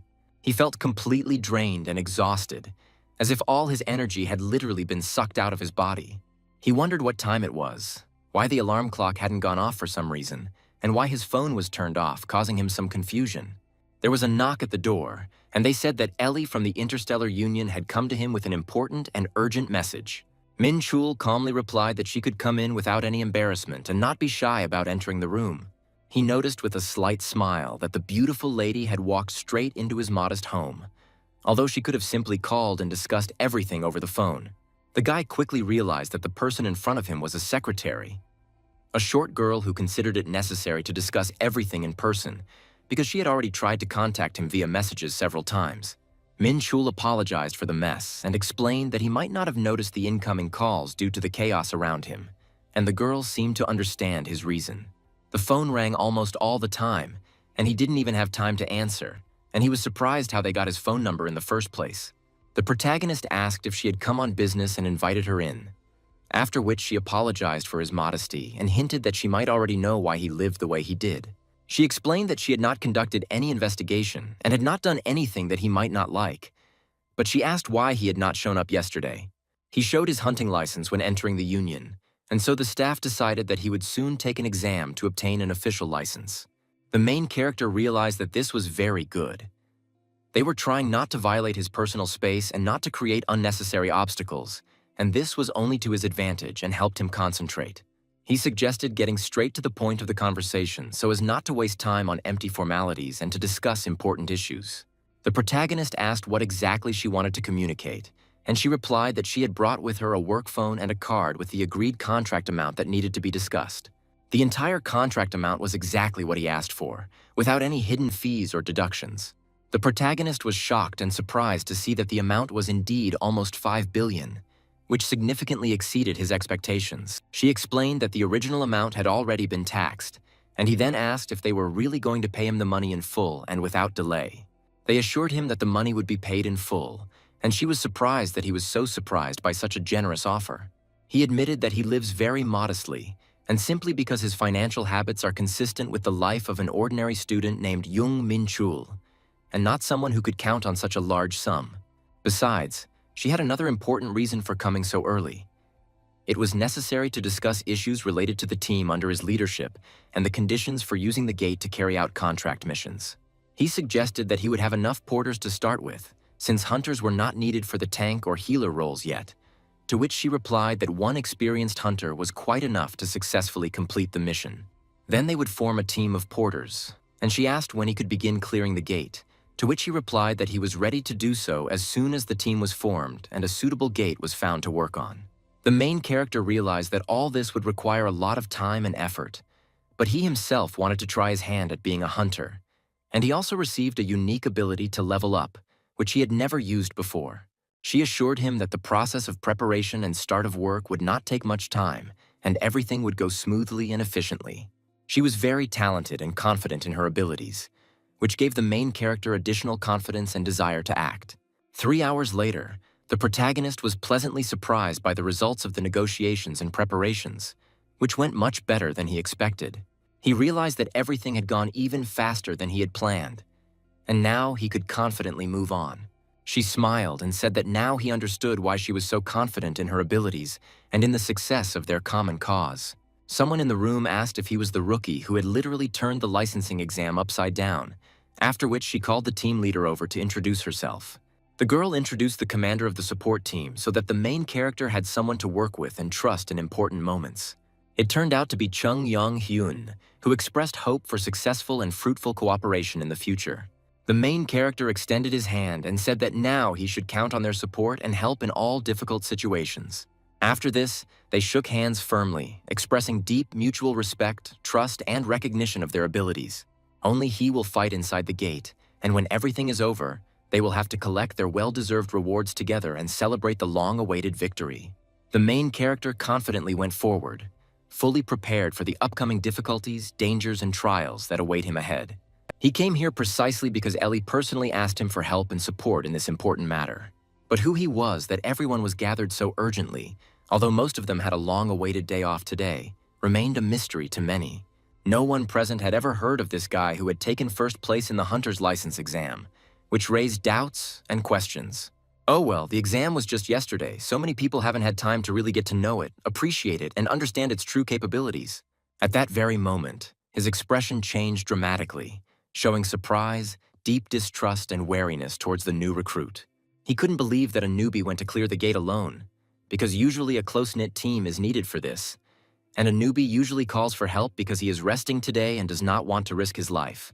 At that very moment, the main character quickly killed one of the monsters inside, leaving him no chance of escape, demonstrating amazing agility and strength. The man was amazed at how the boy dealt with a spiny boar, one of the most dangerous and difficult D-rank monsters, with one blow. The main character received 7.5% experience and, turning to his comrades, asked them not to lag behind and move forward with him so as not to lose momentum. He warned everyone that he would be a little busy for the near future, so he asked them to follow him carefully and not lag behind even one step. Over the next minute, he gained another 3.3% experience, gradually gaining more and more strength and confidence in his abilities. Experience points accumulated very quickly, which could not but please and gave additional motivation for further actions. At this point, he had already gained 4.5% experience, confidently moving forward without the slightest stop or hesitation. Once the level increased, it would bring up a status window to distribute free points and improve the required stats to increase efficiency. Finally, his level rose, and this gave him additional confidence and inspiration for new achievements. Minchul carefully analyzed the situation and decided to take a little rest to gain strength before the next stage.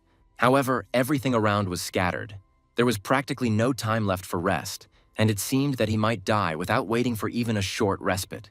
The guy laughed and confidently said that he was the hunter Minchul, and this was not a joke at all, but a serious statement that should be taken seriously.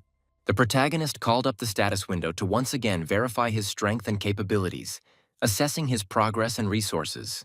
With each level up, he received free attribute points that he could spend on developing the necessary parameters, so there was no point in doubting or hesitating. He put all his points into the power of the universe, the source of his powerful energy, although he understood that such a rapid pace of development could drive him crazy, because in just 30 minutes he increased his energy by 10%. With such rapid progress, he will very quickly become the strongest in the entire world, surpassing all his rivals and leaving them far behind. At that moment, wise monkeys appeared behind him, serious and experienced opponents who were not going to give up without a fight. The protagonist dealt with them quickly and without delay, demonstrating the highest skill and confidence in his abilities. He received 6, 5, and 6% experience from them respectively, continuing to steadily strengthen and gain strength. The main character did not stop and continued to fight the monsters, not giving them the slightest chance of victory or resistance. The commander noticed that the guy seemed to be completely obsessed with fighting. Although he looked like a newbie, he looked more like an experienced warrior who had given all his strength to the ideals of battle, and now he would have to support this unpredictable and dangerous fighter. It was hard to believe that such a powerful and rare ability belonged to a guy who had only recently received the status of a hunter. Minchul persistently continued to pursue the monkey, not allowing it to escape and demonstrating his determination to see the matter through to the end. The man wanted to see with his own eyes how high this young hunter could rise in his skills and strength, watching his every step. Minchul watched with curiosity to see if there was only one remaining boss left, who still posed a serious threat to the team. He immediately declared that he would go straight to the boss and ask the others if they objected to such a decision, receiving their approval and support. No one understood why the commander spoke so hesitantly, as if he were a newbie who didn't yet know that usually the gate was explored for several days before attacking the boss, so as not to take unnecessary risks. If the goal is just to drag out time, then let him go straight away and solve everything quickly without wasting precious hours. The gate is considered fully protected only when its core, the main source of energy that supports the entire system, is destroyed. That is why, heading to where the energy of the core comes from, you can meet the boss himself and engage in a decisive battle with him. The guy did just that, and soon found himself face to face with the boss, preparing for the final battle. Before him stood Edamon D. Rank, the leader of the Wise Monkeys, a serious and dangerous opponent, inspiring respect and fear. The chieftain's specialty was that he could use the chieftain's powerful spells, and everyone warned that such an enemy should not be trifled with or underestimated. The protagonist replied that there was no reason to worry or panic because he had a plan and the necessary strength. You just need to prevent the enemy from using his dangerous spells, and then the battle will be completely under control and will end in his favor. At this point, the commander was genuinely surprised by the events that were happening and how quickly everything was developing. As soon as the protagonist entered the danger zone, something threatening suddenly appeared in front of him, forcing him to strain all his strength and prepare for the decisive battle. He was immediately under the effect of a numbness totem, which cast a curse that made movement difficult. His agility had dropped sharply by 3 points, and it was starting to seriously hinder him in combat, reducing his reaction time and ability to dodge enemy attacks. The flower dagger technique used against him, throwing, was so unexpected and graceful that it shocked everyone present and made them freeze for a moment. Everyone present was extremely surprised that the main character was able to withstand such an unexpected reception, while demonstrating amazing endurance and composure. Despite this, he continued to confidently approach the enemy, not giving himself a moment's rest, persistently moving forward despite fatigue and pain. They were defeated the moment they decided to fight an enemy far superior to them in strength, which became a painful lesson and a harsh reality for them. The main character was left alone with the boss, ready for a decisive battle in which the fate of the entire team and the outcome of the further campaign would be decided. At that moment, the boss exploded with rage, his anger making him even more ferocious and dangerous, and his movements becoming even more swift and destructive. His physical form changed, and his aura became much stronger and more terrifyingly powerful, filling the space around him with cold and ominous energy. The commander noticed that the boss had received a serious boost. Now it would be difficult for one hunter to cope with him without support and additional help from the outside. The hero did not hear the conversations behind his back, completely concentrating on the battle and strategy, mentally analyzing every step and anticipating the enemy's actions. They decided to help the guy because they felt sorry for the monster in the current situation, realizing that the outcome of the fight could decide a lot for all participants. The guy was not sure whether the help was really connected with pity or with other motives, but in any case, he was grateful for the support in such a difficult moment. Everyone was amazed and surprised that he was able to destroy the boss with just one precise and powerful move, demonstrating incredible skill and determination. The gate clearing was successfully completed, and all participants felt relieved at the work done, realizing that they had taken an important step towards their goal. The protagonist left the danger zone with his team, ready for the next stage, full of determination and new strength. Ellie praised him for a job well done, and he asked if she had been waiting for his return all this time, showing genuine interest and a slight smile. She replied that of course she had been waiting, since this was his first cleanup, and she understood how important it was for him to successfully complete this task. The hero inquired when the next purge was scheduled, and learned that it would take place in 3 days. Fortunately, not tomorrow, which meant he would have time to prepare and set a schedule for the gates for each day, starting the day after tomorrow. Ellie asked him if he was sure about this rhythm, since hunters usually rested for 3 or 4 days between sweeps, and also asked if she could provide him with a merchant who deals with equipment tomorrow so that he could update his equipment in time. He thought that he really should at least wear something, because during Deimos' time his body was covered in demonic skin, and he didn't really pay attention to equipment. But now it would be hard without equipment, and the wounds needed protection so as not to worsen the situation. He was told that he could immediately meet with a master from the Union, who would inform him when he would schedule the next meeting, and it would not take much time, which was very convenient and allowed him to plan further actions. The hunter was thanked and told that he could come at any convenient time, which added to the feeling of support and confidence in the future. He spent a whopping 4 million on the equipment, but it was a necessary investment. He still couldn't believe that the master would be a man who looked too suspicious and mysterious. Until now, his methods of work had suited the protagonist quite well, because they brought the desired result. But now the situation seemed completely different, requiring new approaches and solutions. Despite this, the hero thought that the master talked too much. Perhaps this is why he deserves trust and is able to accurately assess the situation. At this moment, the bus driver was noticeably surprised by something unexpected that appeared on the road and forced him to abruptly change his actions. The protagonist planned to spend the evening at home, deciding to practice a little upon returning to improve his skills and regain his strength. Suddenly, something strange and unpredictable began to happen, which immediately attracted the attention of all the passengers and made them wary. The bus stopped abruptly as if something had blocked its path, causing a sharp screeching of brakes and worried looks from inside. There was a massive accident nearby that completely paralyzed traffic on the road and created a traffic jam of several cars. The main character could not understand what exactly happened. Was it just an unexpected accident or something more dangerous and ominous that foreshadowed trouble? He soon realized that a gate had appeared right on the road, which was not in the very center of Seoul, but in some remote and unusual place. And what was even stranger was that the gates were black, unlike yesterday's blue, which caused anxiety and a sense of impending danger. At that moment, some strange creature emerged from the gate, unlike anything the hero had seen before, and its presence immediately inspired horror. It turned out to be a huge and formidable wolf with burning eyes and a terrifying mouth, ready to attack. One of the people nearby was very frightened and did not hide his fear, trembling all over and retreating back.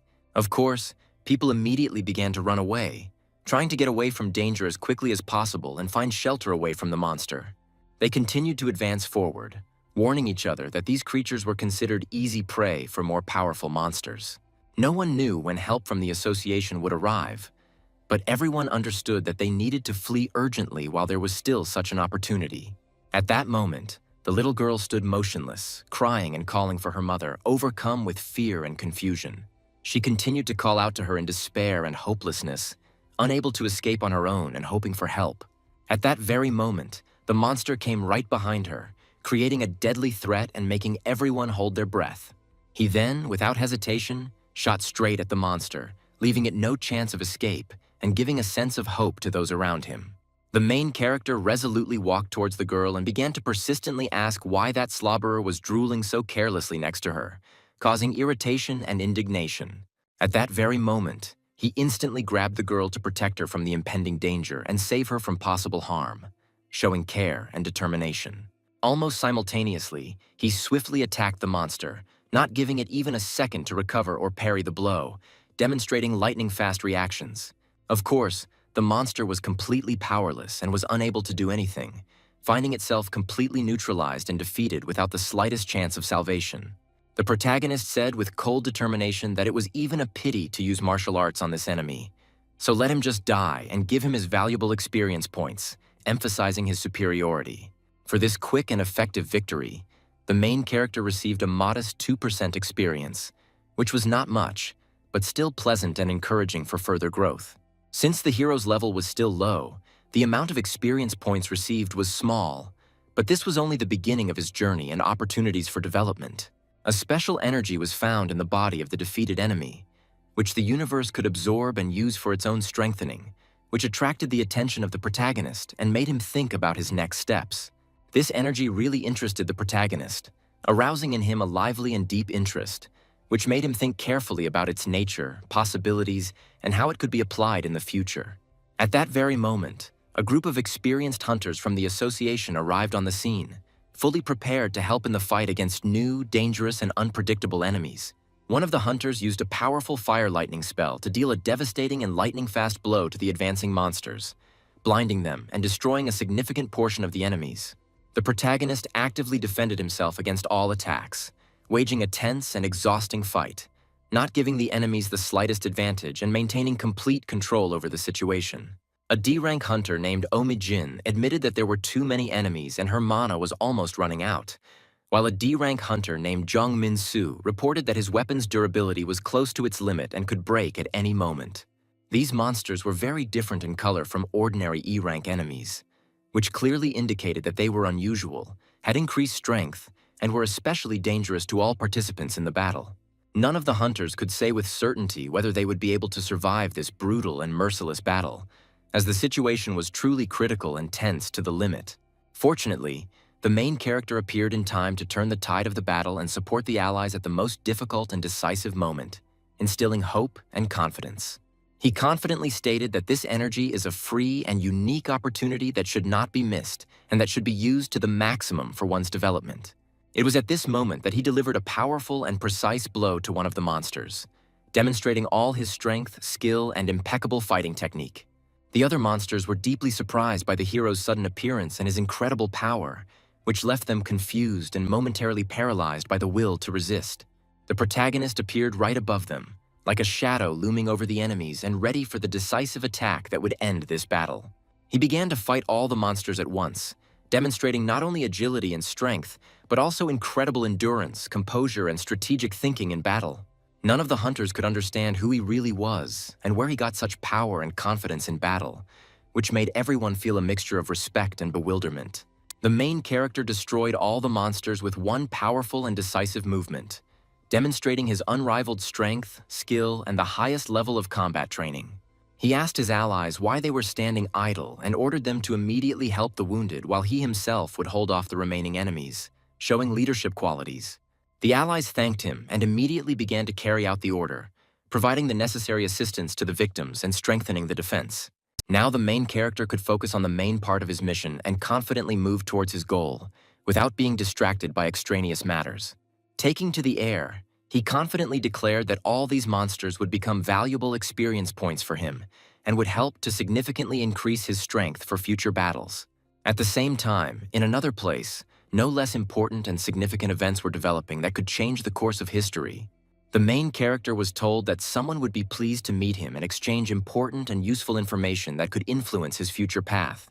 The guy sitting opposite was named John Sung-hee, a man with a serious, determined, and penetrating gaze, radiating confidence and strength of character. They heard that he single-handedly stopped the breakthrough from the gate. The event happened suddenly and was a complete surprise to everyone who was watching what was happening. After all, the gates opened right in the very center of the city, which could have led to catastrophic consequences and mass casualties among the civilian population. If no one had stopped the monsters, the losses would have been colossal, and the city would have been in ruins, which would have been a tragedy for all residents. Thanks to his actions, it was possible to avoid large-scale destruction and get by with comparatively little bloodshed, which became a real feat and salvation for many. He wanted to express deep gratitude on his own behalf and on behalf of all those who would have suffered without his heroism and decisive actions at the most critical moment. The protagonist modestly replied that he simply did what he had to do, without expecting gratitude or seeking glory, but simply fulfilling his duty. He helped contain the breach and undoubtedly deserves to be commended for his courage, selflessness, and unparalleled dedication to protecting people. Thoughts about protection were spinning in his head. The hunter senses mana. His rank is probably A or even B. But there is no need to use vision, because meeting him is unlikely to happen again. And all this seemed not so important to the hero. He decided to call Ellie and ask her to sort out the situation as soon as possible. A week later, they met up with Jeon Song-hee again, full of determination and ready for new trials and challenges. Minchul entered the small room and immediately recognized him, which caused him to be genuinely surprised by such an unexpected meeting in this place. He couldn't even imagine that fate would bring them together right here, in such an unexpected place and time, where no one could even imagine meeting again. Well, they weren't planning on going back 2 days in time, but I wonder if they want to know the whole truth about how it all really happened. A two-headed C-rank werewolf suddenly appeared in front of him, looking terrifying and menacing, instilling fear and anxiety with its appearance.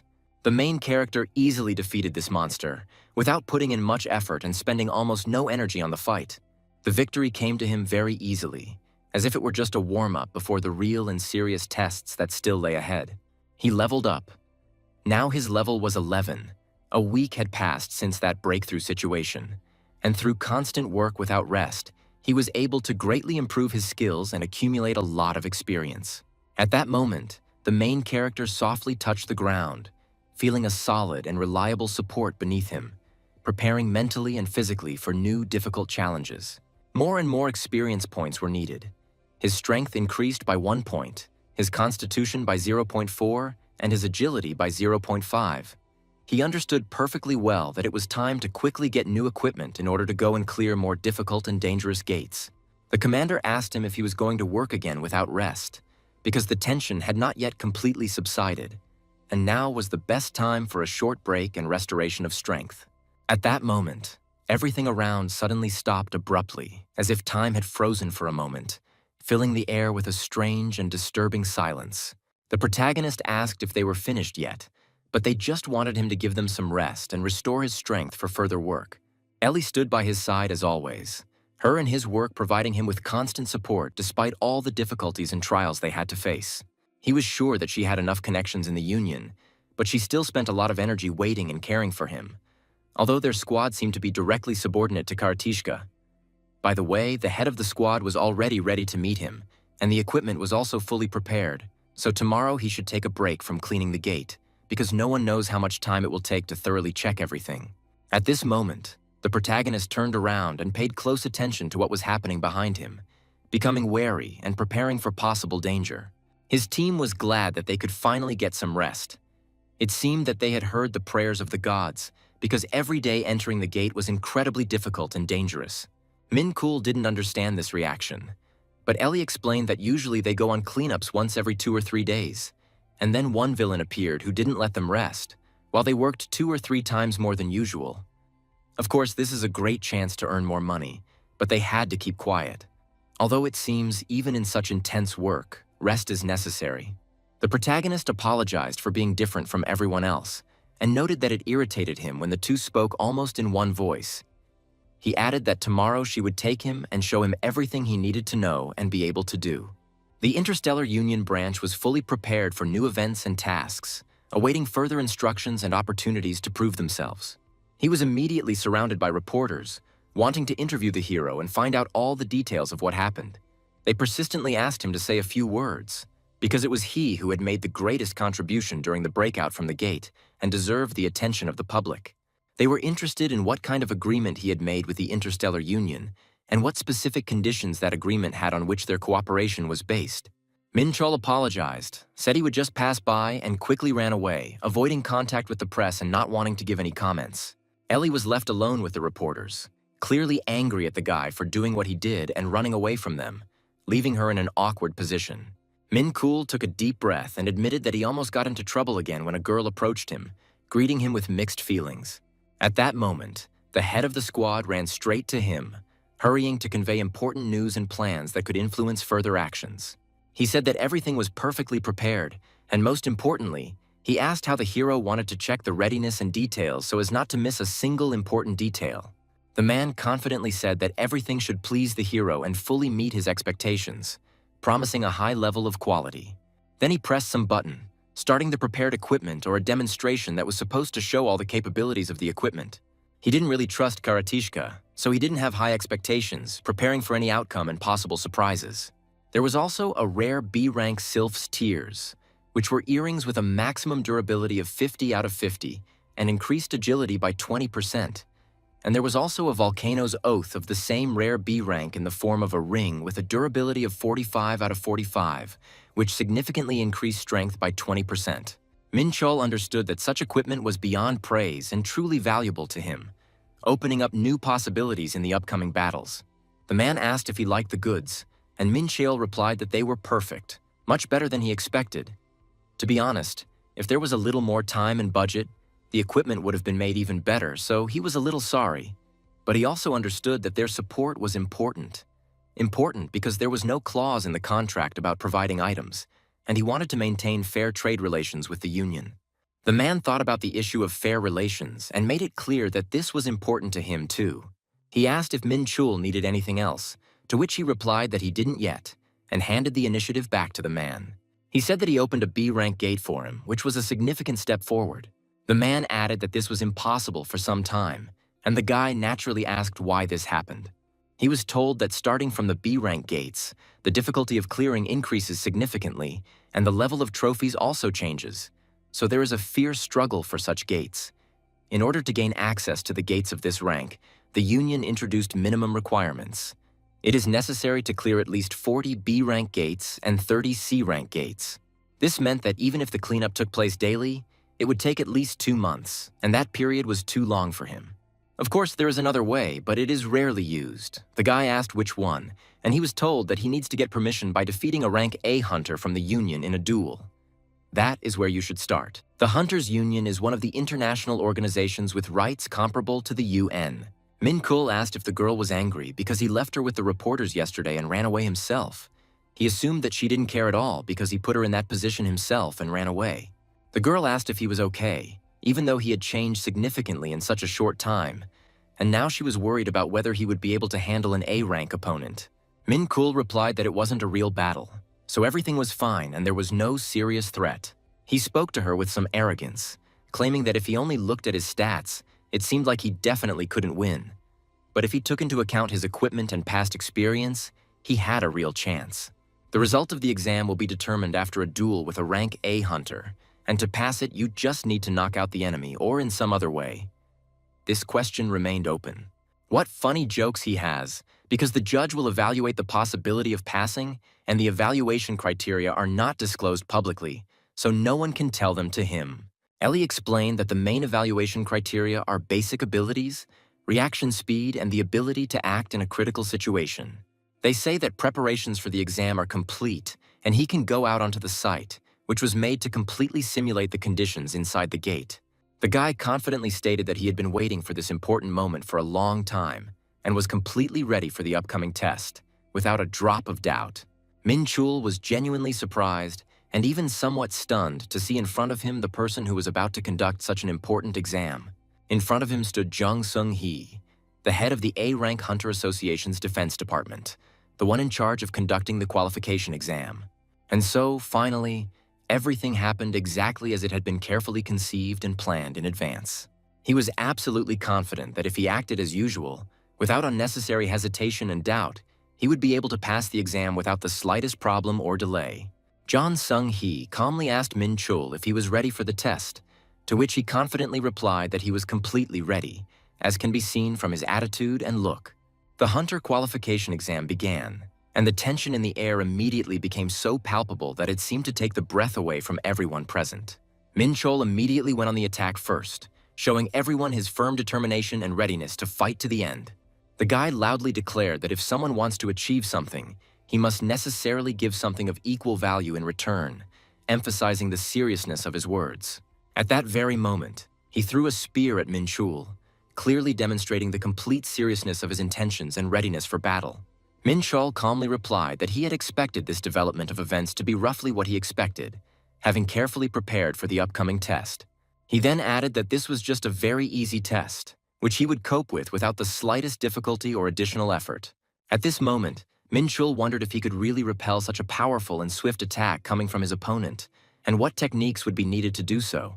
Minchul quickly went on the defensive, using all his skills, experience, and knowledge to defend himself as effectively as possible against the enemy's swift attack. He was puzzled by how this guy acted with such confidence and speed, as if he had anticipated his every move and intention in advance.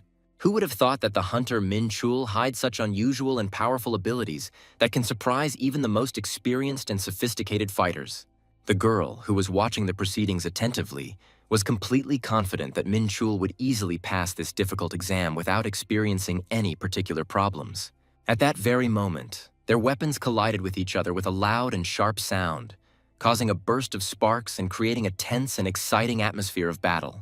After this, both fighters jumped back to assess each other and carefully prepare for the next tactical move in the fight.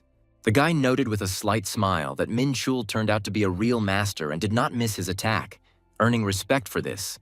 Now he realized how difficult it was for Minchul to hold the gate alone under the constant onslaught of enemies, and acknowledged that he was indeed worthy of going further.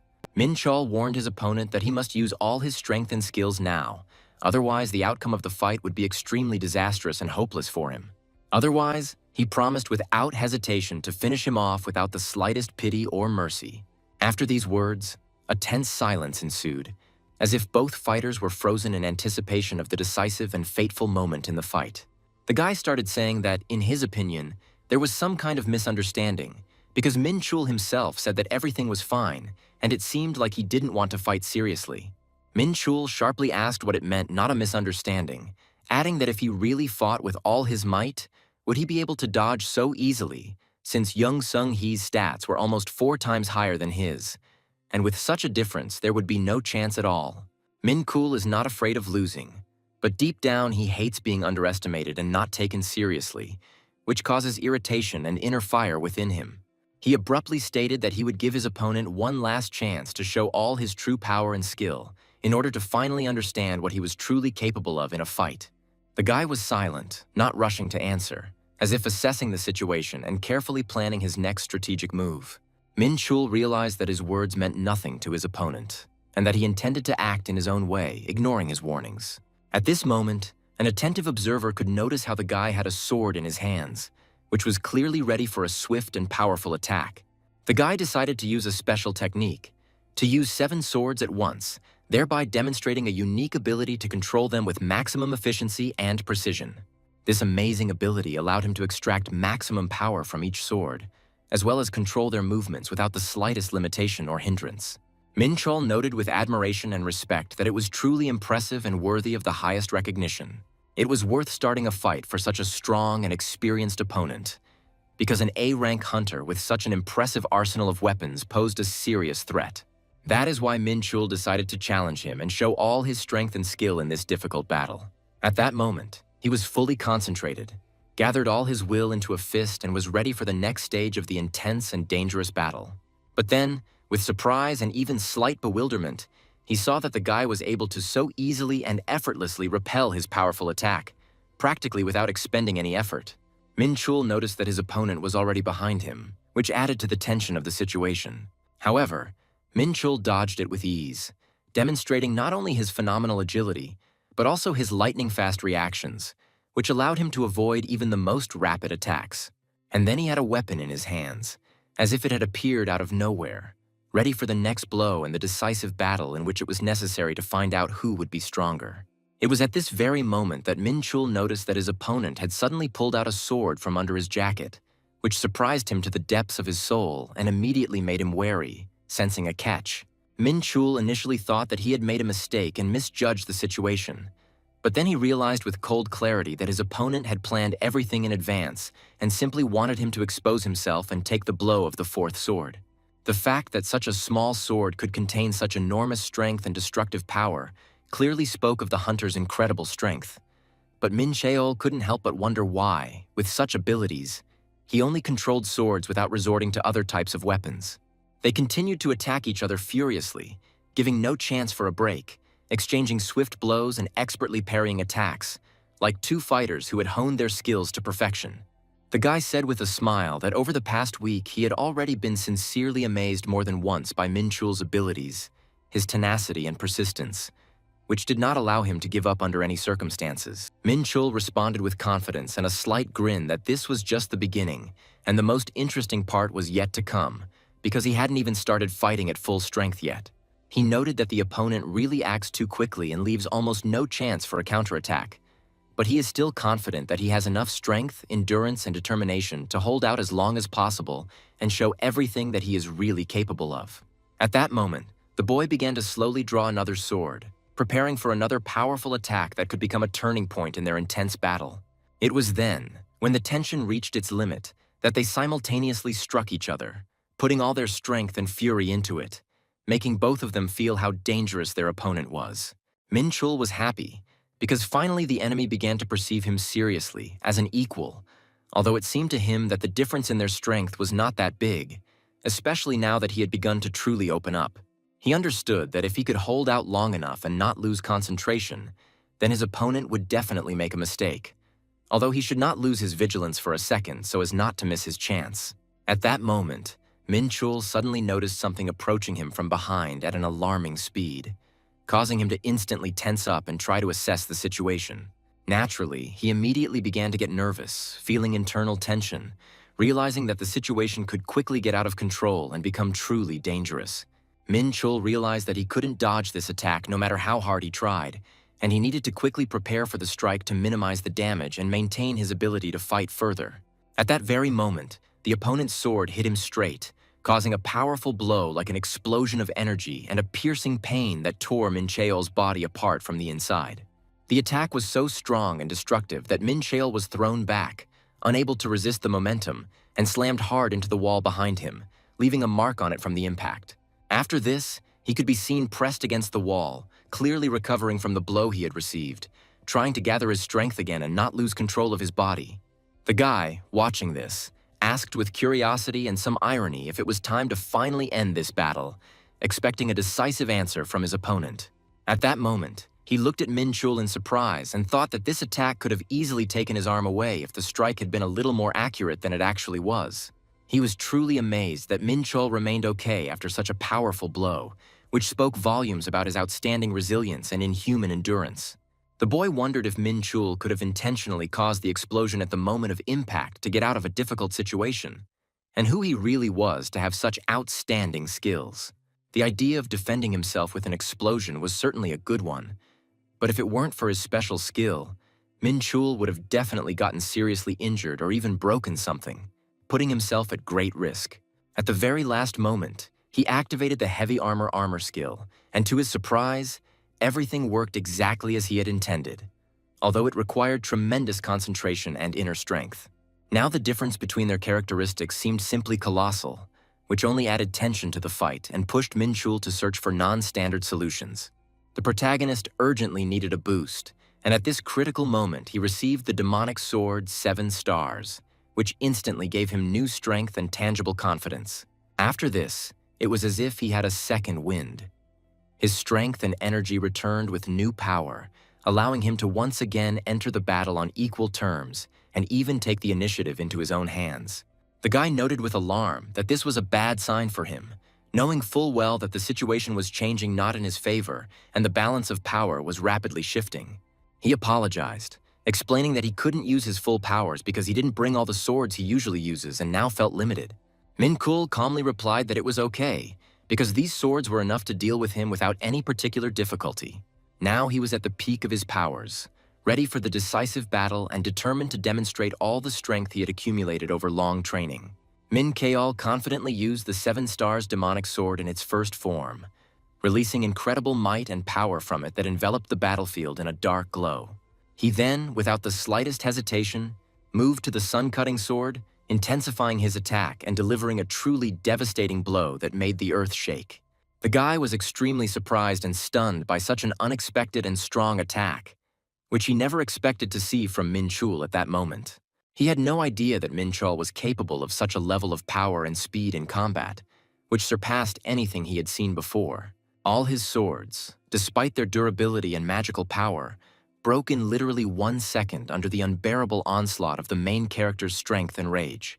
He could only watch helplessly as the pieces of his swords flew back, helplessly crashing to the ground, symbolizing his defeat. Minchul looked at his opponent with a proud smile, showing confidence and superiority in this fight. Then he began to slowly and confidently approach his opponent again, preparing for the next step. The guy, in turn, quickly stepped back, trying to keep his distance and come to his senses. During this time, several more of the enemy's swords broke under the pressure of Minchul's powerful attacks. He looked half-tired and looked tiredly at the protagonist, realizing that the situation was getting worse for him. The main character understood perfectly well that one blow was not enough for final victory. In such a situation, since he still had the energy of the universe left, he had to use it to the maximum benefit. But it was at that moment that Minchul suddenly stopped, as if he felt something inside himself. Suddenly he fell to the ground and started coughing up blood, causing alarm among those around him. His opponent, too, having exhaled his last strength, fell to the ground without breathing, barely able to stay on his feet. Ellie, worried, ran inside and began asking hunters Minchul and Song-hee what their condition was and if they were hurt. The protagonist calmly declared that he had won, but the boy replied that if he had all the swords, victory would definitely be on his side. Minchul laughed after these words, showing ease and self-confidence. Then they both just laughed together, and Ellie, not understanding what was happening, looked at them in surprise. Minchul asked with interest and a slight smile, what was the result of this battle now? The boy, smiling in response, said that of course Minchul had given up, hinting at a friendly joke and the end of the fight. At this most important and tense moment, the main character was training hard on the roof of a tall and windy building. Exactly 3 long and difficult days have passed since the important exam. Minchul also used his strong, resilient legs in his intense and grueling workout. It seemed that he had already gone to get most of the necessary medicinal herbs, so that he could get them right then and there without delay. Now he finally had the long-awaited and important opportunity to enter the B-rank gate. They asked him with interest and attention whether he was sure that he would be completely fine and would not let others down. He should have had a good treatment and recovery, but he was still going to climb there without even having undergone a full and thorough medical examination.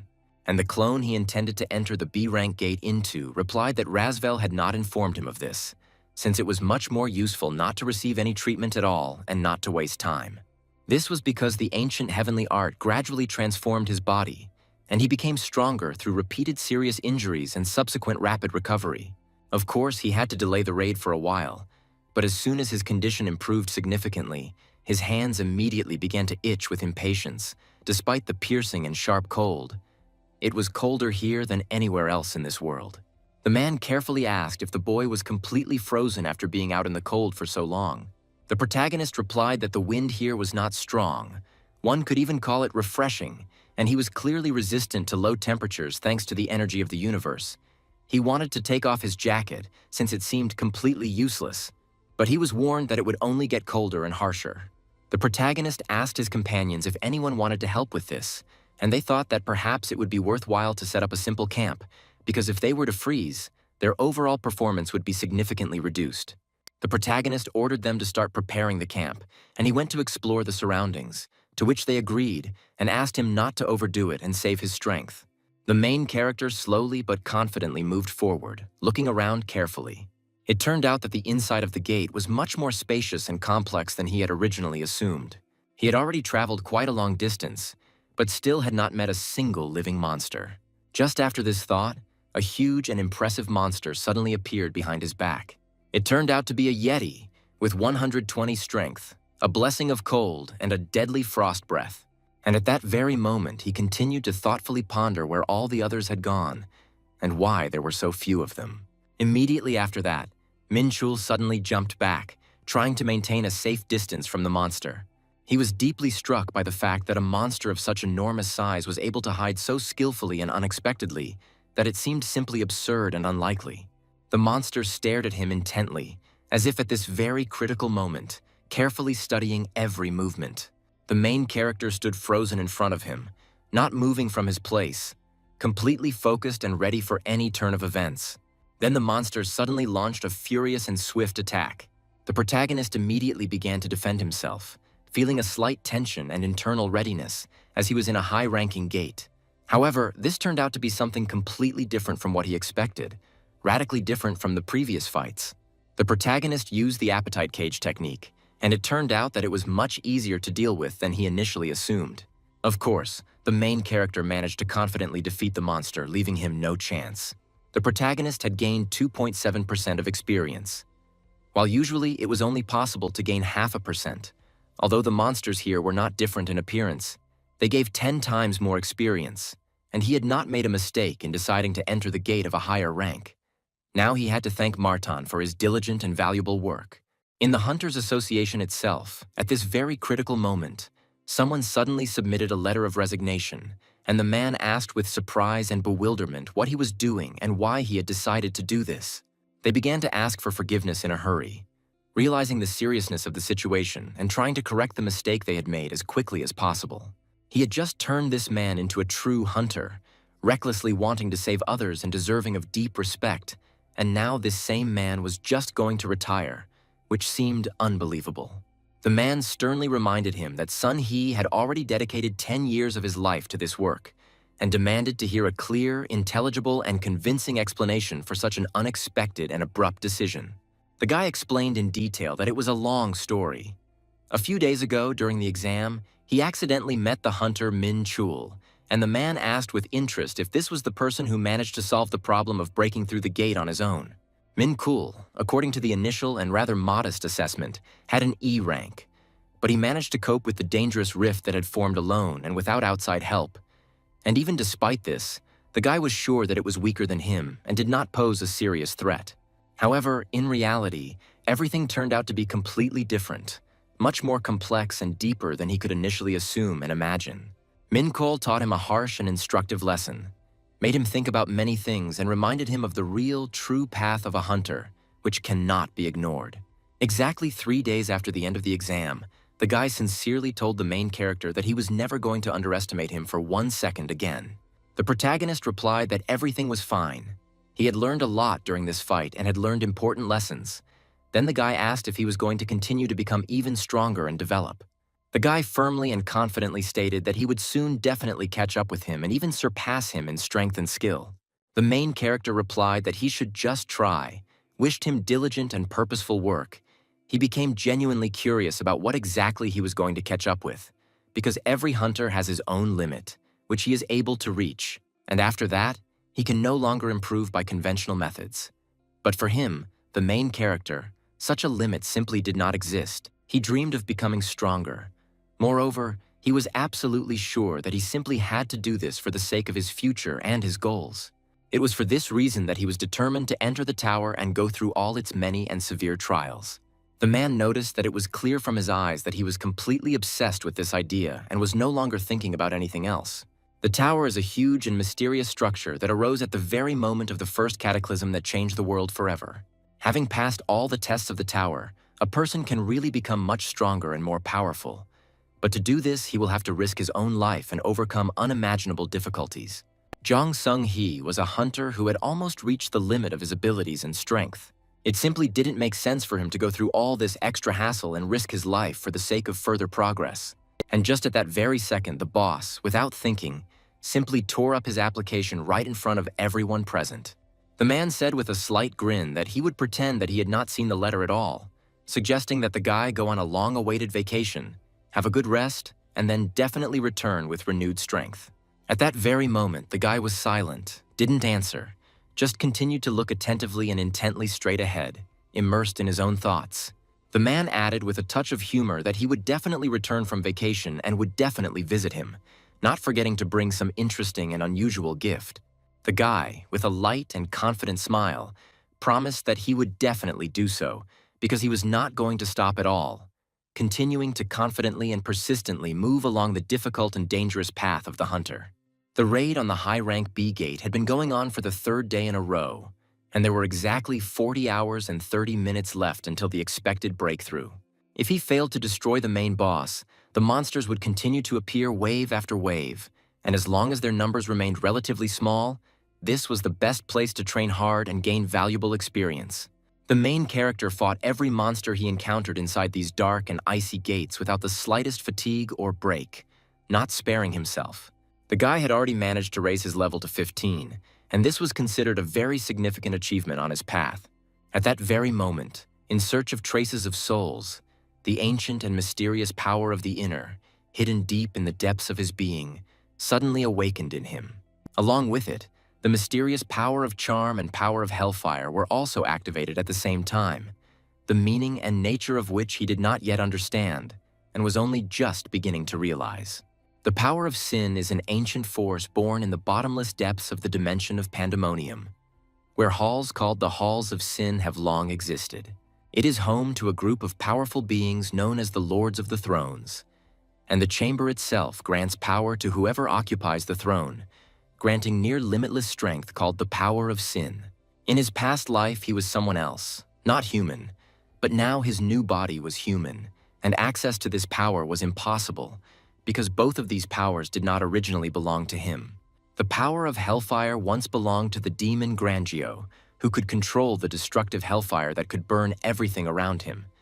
There was also an 11th rank demon nicknamed Bound Flame, and a 55th rank demoness named Seraphina, who possessed the power of charm that could control anyone's mind. He destroyed them both. It turns out that he is able to gain the abilities and power of those whom he personally destroyed in his past life, regardless of their origin. Minchul understood that he had to make a choice between these forces, and he didn't have to think long about it.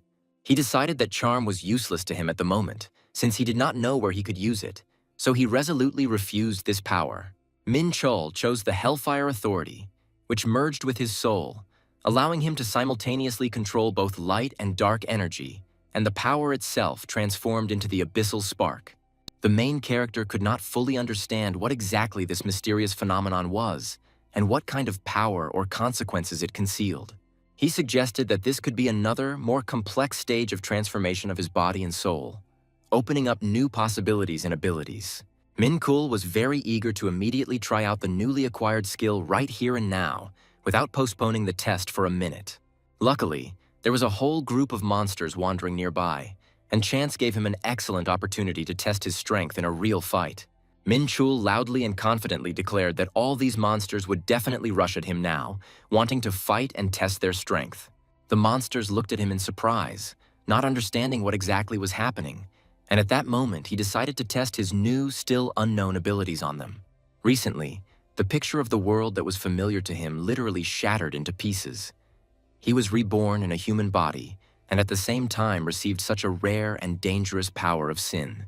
He used the power of hellfire, spending a hefty 150 mana in the process, but he felt it was entirely worth the result.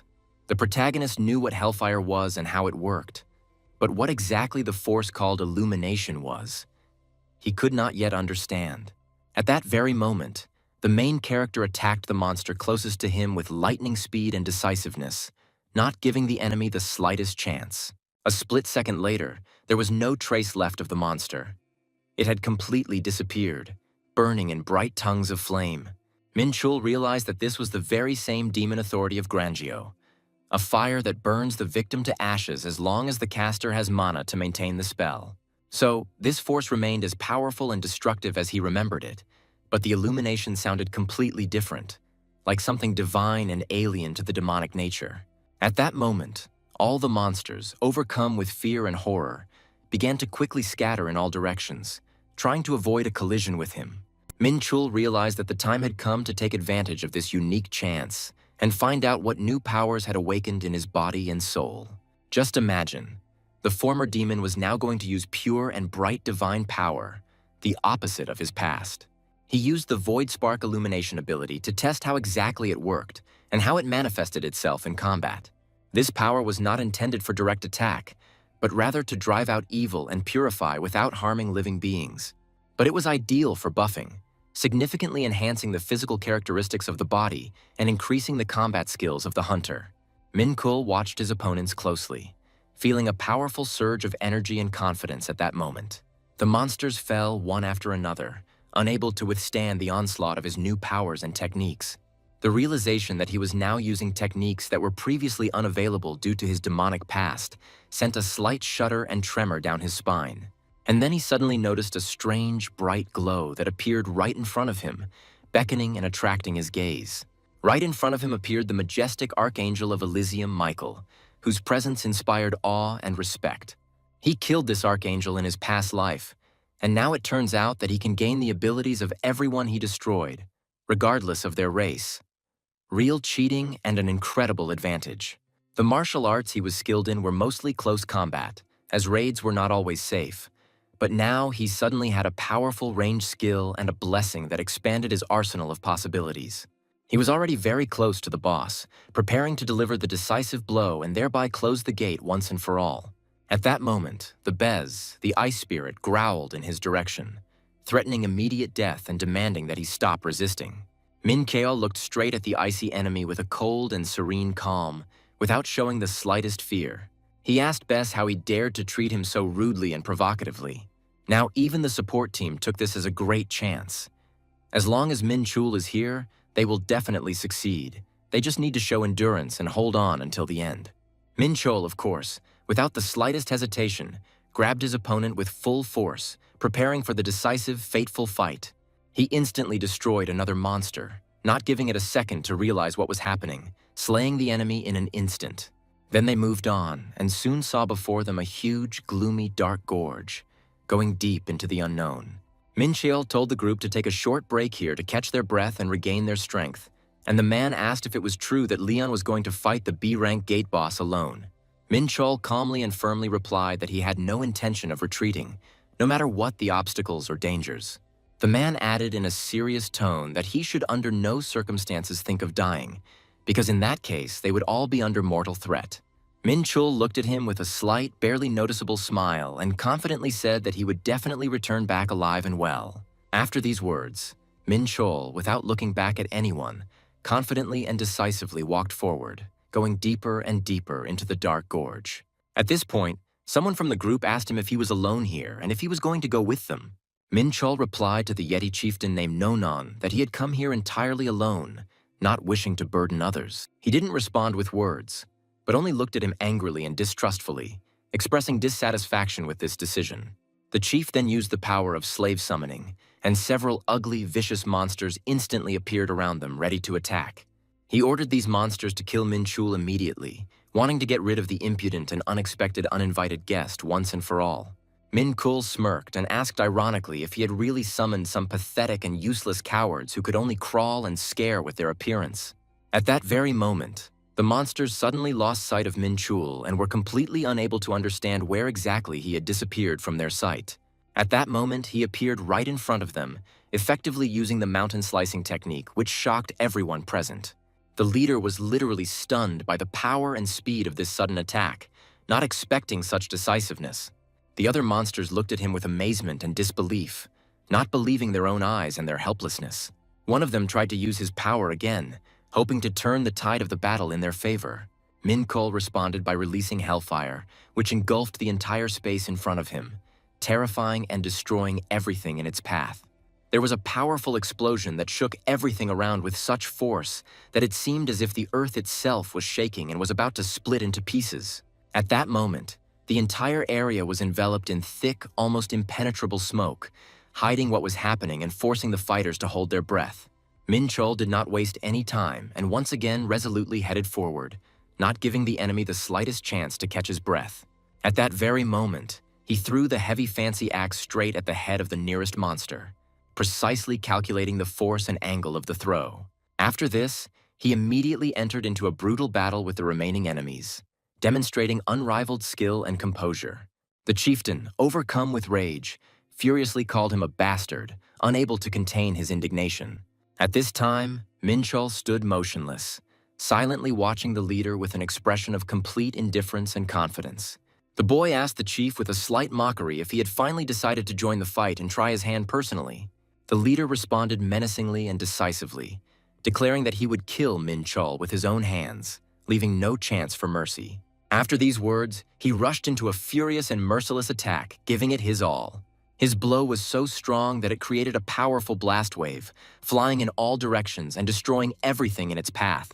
Minchul chuckled and asked with a clear challenge if the leader really wanted to attack him so recklessly, without considering his capabilities. After this, Minchul himself went on the offensive, intending to finish off this enemy once and for all. He watched the enemy with a cold, confident gaze at this decisive moment, anticipating his next steps. The chief became furious and shouted that this short bastard dared to touch him, which only made him even more angry.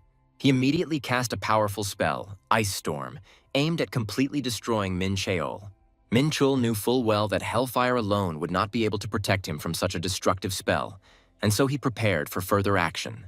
Suddenly, a multitude of sharp ice spikes appeared in the air, ready to pierce the protagonist's body. All these thorns rushed towards Minchul like a deadly rain, ready to pierce and destroy everything in its path. Minchul stood firm, not giving in to fear, preparing to skillfully repel this dangerous and deadly attack. He then began to deftly parry and dodge the ice spikes, demonstrating skill and flexibility of movement. Despite the huge number of enemies and shells, Minchul did not retreat a single step and continued to fight stubbornly. After a while, the attack of the ice spikes ceased, leaving behind a calm before a new storm. Minchul asked with a slight mockery if that was all, and at the same time, he used the abyssal spark to quickly heal his wounds and prepare for the next battle. His opponent, overcome with rage and disappointment, watched closely what was happening, not wanting to lose control of the situation. He shouted defiantly that he would crush Minchul and rushed into another mad attack, hoping for victory. Minchul immediately used the slicing star blade technique, rapidly closing the distance between himself and the enemy. In an instant, he was right in front of the enemy, striking with his speed and accuracy. And with one precise and fatal blow, he cut off the leader's head, instantly taking his life. The leader's body froze in tension and fell heavily to the ground, finally ending the battle. Minchul looked down at him with a cold smile and reminded him that he had warned him that now he would definitely regret his insolence. Someone from the group thanked Minchul for the work he had done, appreciating his skill and dedication, to which he responded with a slight grin that he had really worked hard today. The girl noticed that he wasn't just saying this out of politeness, because closing a B-rank gate alone would require an incredible amount of effort, and she was sure that Yu Sun-hui would also be able to handle such a task. The huntress added that even A-rank hunters rarely go out on cleanup missions alone, trying to complete tasks in such a short time, because it is too dangerous. She asked in surprise if he didn't understand how risky and reckless it was to expose himself to such danger. Minchul thought about it, trying to figure out if she was really worried about him, or if she was just angry because she was worried and afraid for his fate. The guy replied that he didn't need such care and that she shouldn't worry, because he himself knew perfectly well what he was doing and how prepared he was for any danger. The girl explained that her concern was not out of personal interest, but because if something happened to him, the Hunters Association would have serious problems, and at that moment a man approached them, apologizing for the sudden intervention. The girl turned to him and asked what had brought him here at such a tense and important moment. The man asked everyone to look at the find, a strange, mysterious object that fell from the body of the defeated monster boss. She looked at the find with interest and asked what it was, admitting that she had never seen such a crystal before and could not recognize it. Minchul, just by looking at it, immediately understood what kind of thing it was. From the outside, it might have looked like an ordinary useless crystal, but in fact, it was a fragment of the Drange key, a key that opened access to a hidden test located on the 5th floor of the Tower of Trials, directly connected to this tower. Minchul politely asked if they would mind if he took the find for himself, even though, according to the rules, he had priority for the trophy. The man asked if he knew anything about the item, but Minchul calmly replied that no. It would just be better to give it to him just in case, since he was dying of curiosity. Even if he tries to delve into the memories, the tower hides its secrets too reliably, leaving no clues. Since this item is directly related to the Tower of Trials, of course Minchul should keep it for himself. Minchul asked the girl to contact the department to find out if there was an open gate of at least rank C, or better yet, rank B, to which she replied that the manager was working non-stop, so everything would be over soon. For now, let him rest. Minchul wondered if they really wanted him to rest, but no, that time would be better spent training. At that moment, his eyes widened with a sudden thought. Ever since the gate appeared in the Changho area, he hadn't missed a single day of training, and considering that there were very few gates of C rank and above, it was the best option available, as training was far more useful than trying to clear D rank passages. At that moment, someone dialed Minchul. He picked up the phone, and it was the manager who informed him that there were no B rank gates that could be cleared yet. But he had called just in time. The man explained that unforeseen circumstances had arisen, and Minchul immediately asked what the matter was. He explained that the Great Gate had opened in Korea, but the association had stipulated that it would be cleared together with other guilds. In other words, Minchul was expected to work with other hunters, although he had always preferred to act alone. Minchul waved it off, saying that it didn't matter to him, and the man merely repeated his words. But then the meaning of what was said dawned on Minchul, and he asked him again what he meant. Minchul realized that he couldn't pass up the opportunity to watch other hunters in action, because if it was a B-rank Great Gate, their strength would be assessed, and perhaps they would even hold a tournament. But the guy didn't care. He was going to destroy everything before anyone else, and the tournament to clear the gates didn't interest him. Until he proved to everyone that he was the strongest hunter, the rest didn't matter. Minchul arrived in Jeollabuk province, in the Palbok area of Jeonju. The Great Gate here was so huge that the space inside was considered to be half the size of Jeonju itself. This was an unheard of scale. After all, Jeonju is a city with a population of 600,000 people. So the association insisted on a joint cleanup. 10 guilds had already taken part, because the number of monsters here would simply be off the charts. And even the squads that had been dispersed earlier were barely holding back the breakthrough. This meant that it was impossible to completely solve the problem at the moment, and the government and the association seemed to want to close the gate as soon as possible. If the situation continues in the same spirit, sooner or later a breakthrough will occur, and this will be a catastrophe that cannot be allowed to happen. The head doctor nervously asked who they thought he was. Minchul merely remarked that his wife shouldn't worry so much. At that moment, someone asked if he was the hunter who stopped the breakthrough in Changho, as there were rumors that he even surpassed Yu Sun Wu and took first place, referring to the famous Yu Sun Wu, the representative of the Hwarang Guild. Minchul noted to himself that people like to interfere in other people's affairs. The girl explained that it was all because a new hunter had appeared in town, capable of beating out a respected rival, and it seemed he really liked the attention. He had no idea how much interest he had attracted, since he had never sought fame at any step. But after first place in the exam, preventing the breakthrough and the current purge, all the guilds were keeping an eye on him, and he hated all this annoying attention. Let them worry, because his reliable partner will handle the rest, and he only asked that everything continue in the same spirit. At this tense moment, A stranger approached him and with a slight hint of caution asked if he was Minchul, as if trying to confirm his guess. Minchul raised an eyebrow, not immediately understanding who was in front of him and why he was the one who had attracted so much attention at such an important and dangerous hour. The girl, whose cool and confident presence had attracted attention, intervened and introduced the stranger as Guildmaster Chang Yun-su of the famous and fearsome demon Kira, offering to speak with him alone. Minchul looked at the girl in surprise and asked with slight irony if she knew him personally, thinking that if he had earned the attention of such a beauty, it meant that today was not in vain, and fate was favorable to him. The girl, with icy calm, clarified what exactly he wanted to discuss, hinting that a real man would not utter empty, cloying, and insincere words that only irritate the listeners. The stranger, without losing confidence, said that he just wanted to have a good time, and today he came here to talk to a man who is considered a new rising star, the hope of their world and the owner of an extraordinary talent. Minchul immediately felt that in another situation he would have easily sent this self-confident guy far away. But now, deep down inside, he had a strange feeling, as if he had already met this person somewhere and even remembered his smell. The eyes of truth suddenly activated, as if they had become tentacles that could recognize the hidden essence.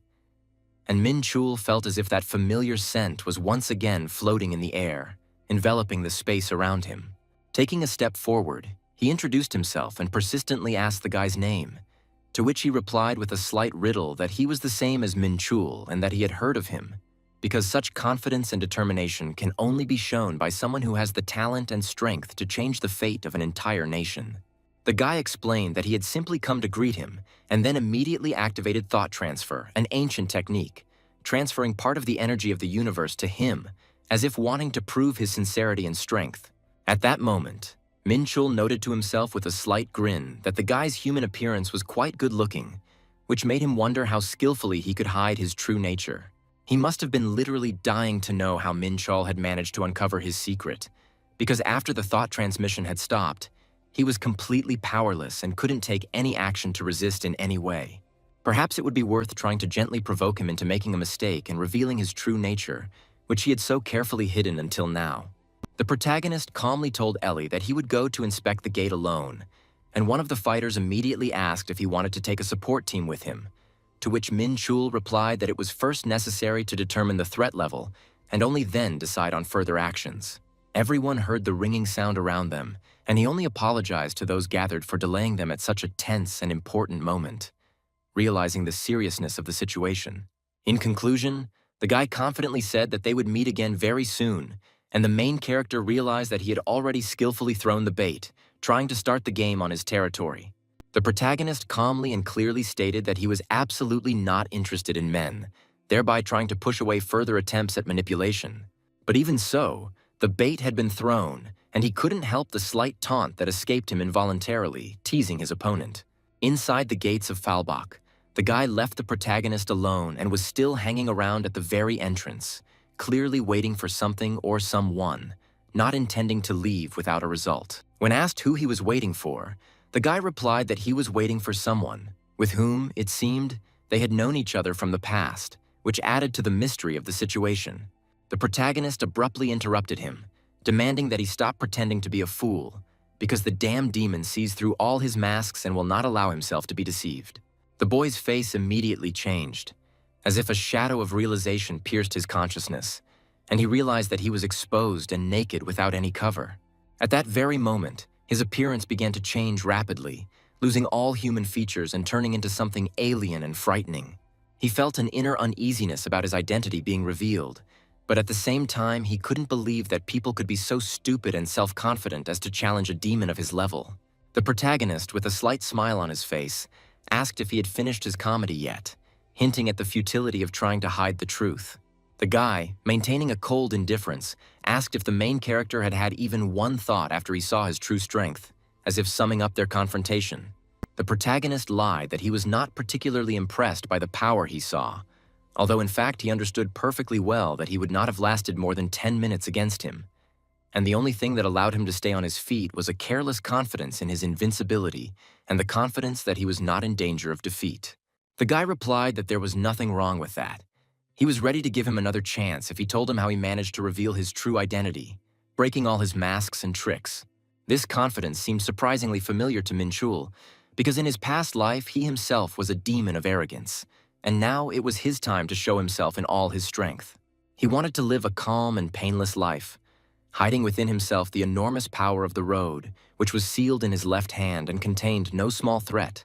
The main character said with a sly grin that the guy was buzzing too loudly and advised him to shut up for at least a minute since he was so talkative, reminiscent of a teenager with high school student syndrome who talks too much but can do little. The demon was enraged by these words, and his face was distorted by a grimace that revealed all his inner anger and displeasure. The protagonist waited patiently for the demon to finally decide to strike the first blow, without rushing or showing unnecessary emotion. It was easy to trick the demon. Minchul instantly activated the Hellfire, spending 300 units of the universe's energy, demonstrating his mighty power. The guy couldn't understand how he even dared to value such a fire, because such power was incomparable and should belong only to the chosen ones. Minchul mockingly said that he was a fool for only now realizing this, because every day he had to acknowledge the power of sin and the inevitability of its influence. Demons have an instinct from birth that allows them to recognize higher power and feel the superiority of the strongest. Verde probably instinctively understood that before him stood a demon of much higher rank and power, capable of suppressing even the strongest opponents.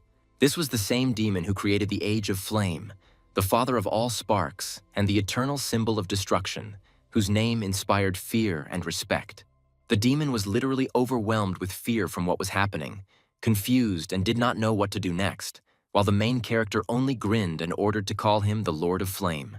The demon, whose voice trembled with terror, addressed the protagonist as Lord Ifrit, expressing the deepest respect and fear. He was still trembling as if seized with a fever, completely unable to cope with the horror and inner trepidation that had gripped him.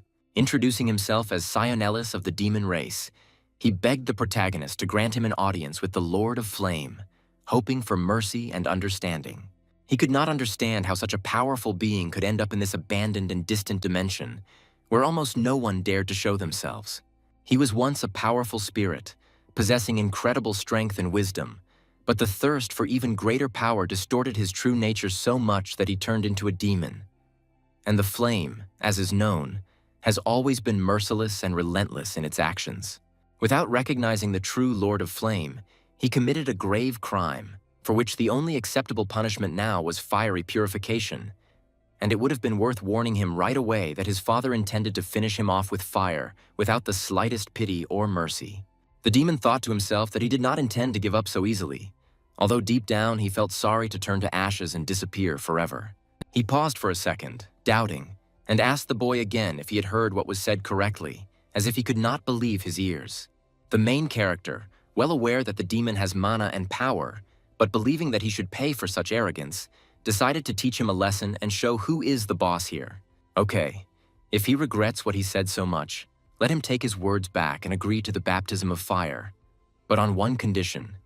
He will become his servant and accept the fate of a subordinate. The demon couldn't understand what exactly was meant by becoming his servant, and his gaze was a mixture of confusion and fear. If he agrees to become a faithful servant, he will atone for all his previous sins, and his soul will not disappear without a trace, but will find a path to redemption and salvation. The offer seemed incredibly generous, even too generous, but it was already beginning to irritate with its feigned sweetness and the obvious superiority of the main character. Flame is not just a destructive force, it is an eternal movement and energy, which requires colossal control and concentration to maintain in a certain form, and no one but himself could keep this element in subjection. But why did he choose such a difficult path? Because it was simply impossible to fight the demon in his current physical state. The gap between them was too great and insurmountable. If the demon attacks, you will have to call for reinforcements, but you cannot refuse a high-ranking offer, so you should demand an answer as soon as possible, because the main character has accumulated a lot of questions for this demon. Let this fool finally take the bait and follow him, not suspecting what awaits him ahead.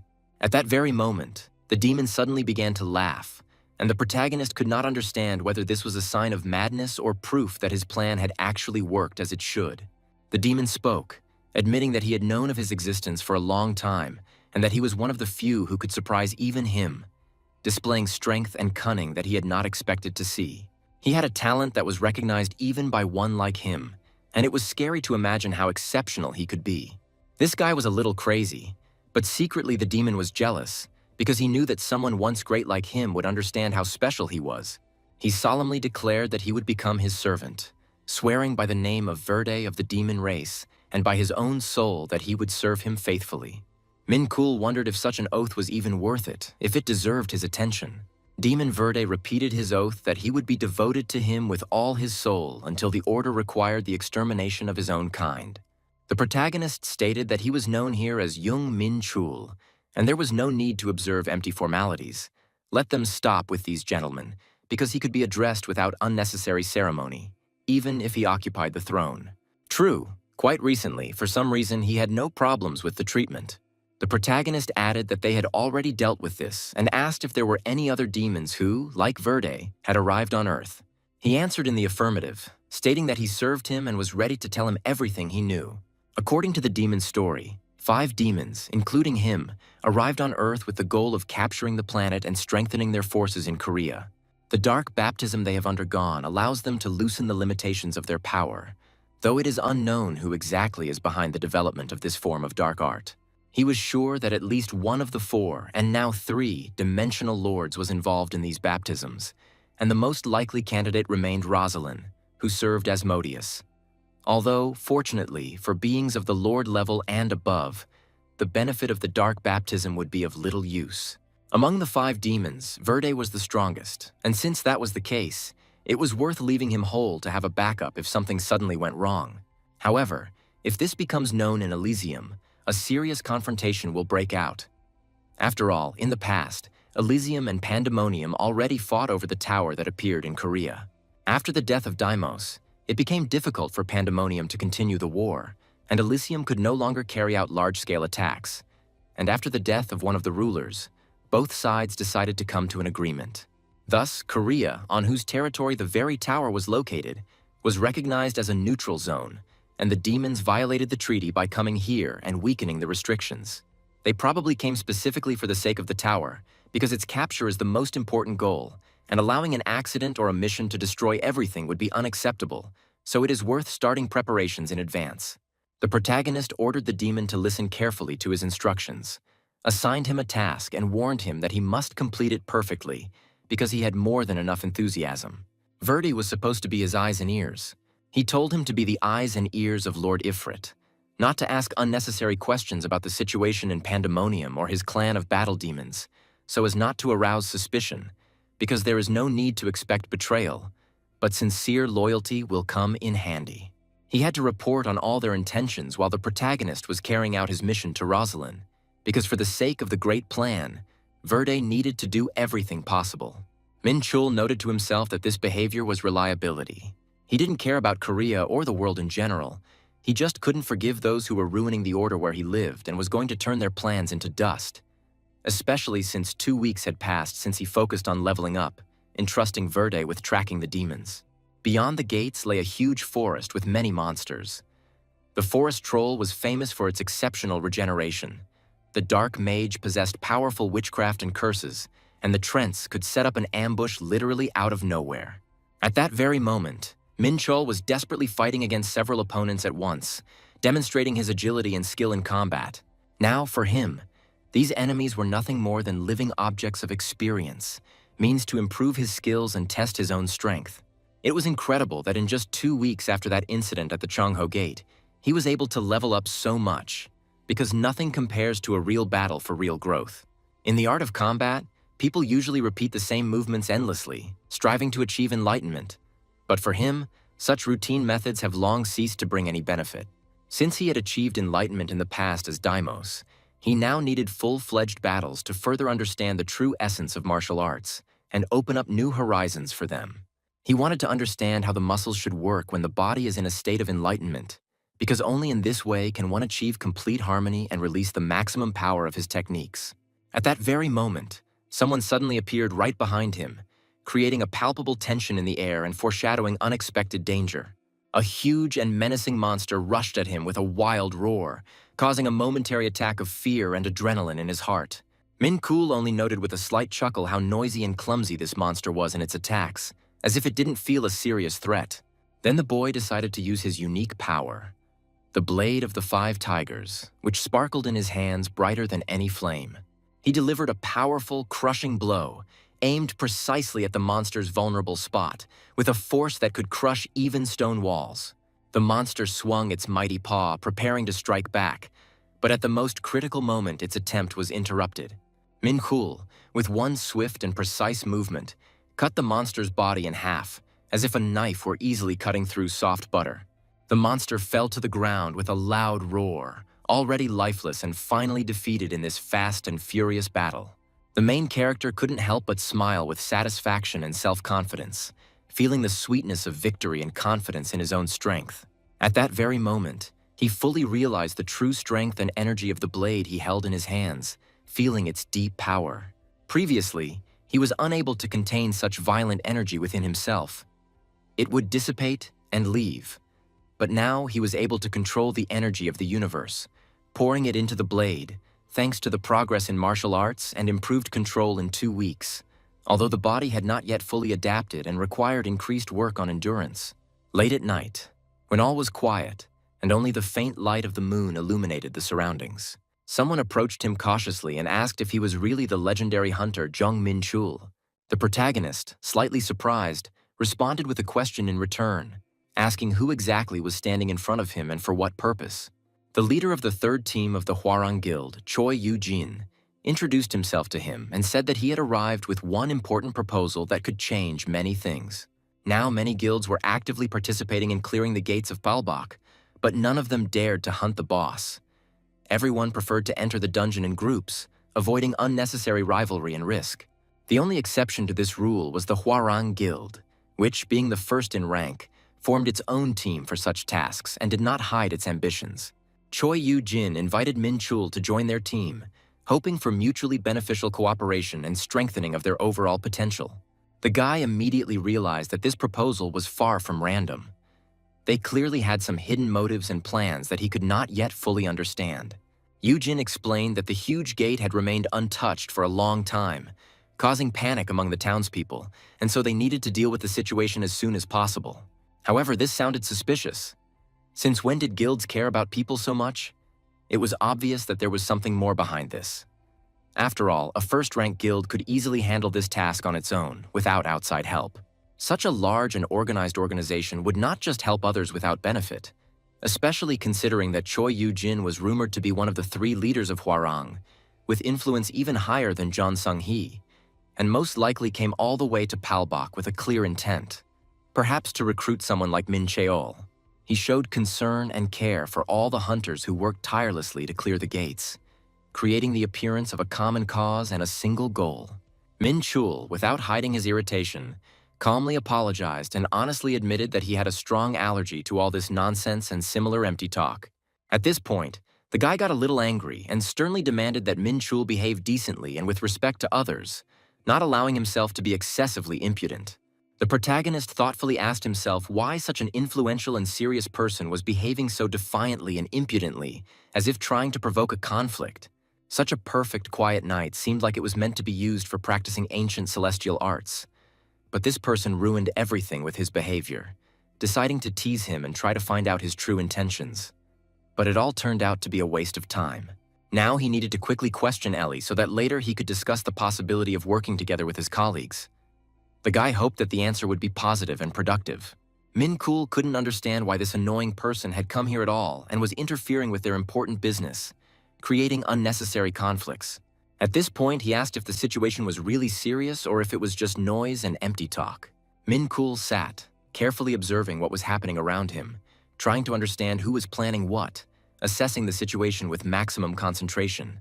Ellie said that she believes that they are trying to arrange a rematch between him and Yu Sung-woo in order to raise their ratings and attract more attention from viewers and other guilds, as well as strengthen Hwarang's position in the hunting market.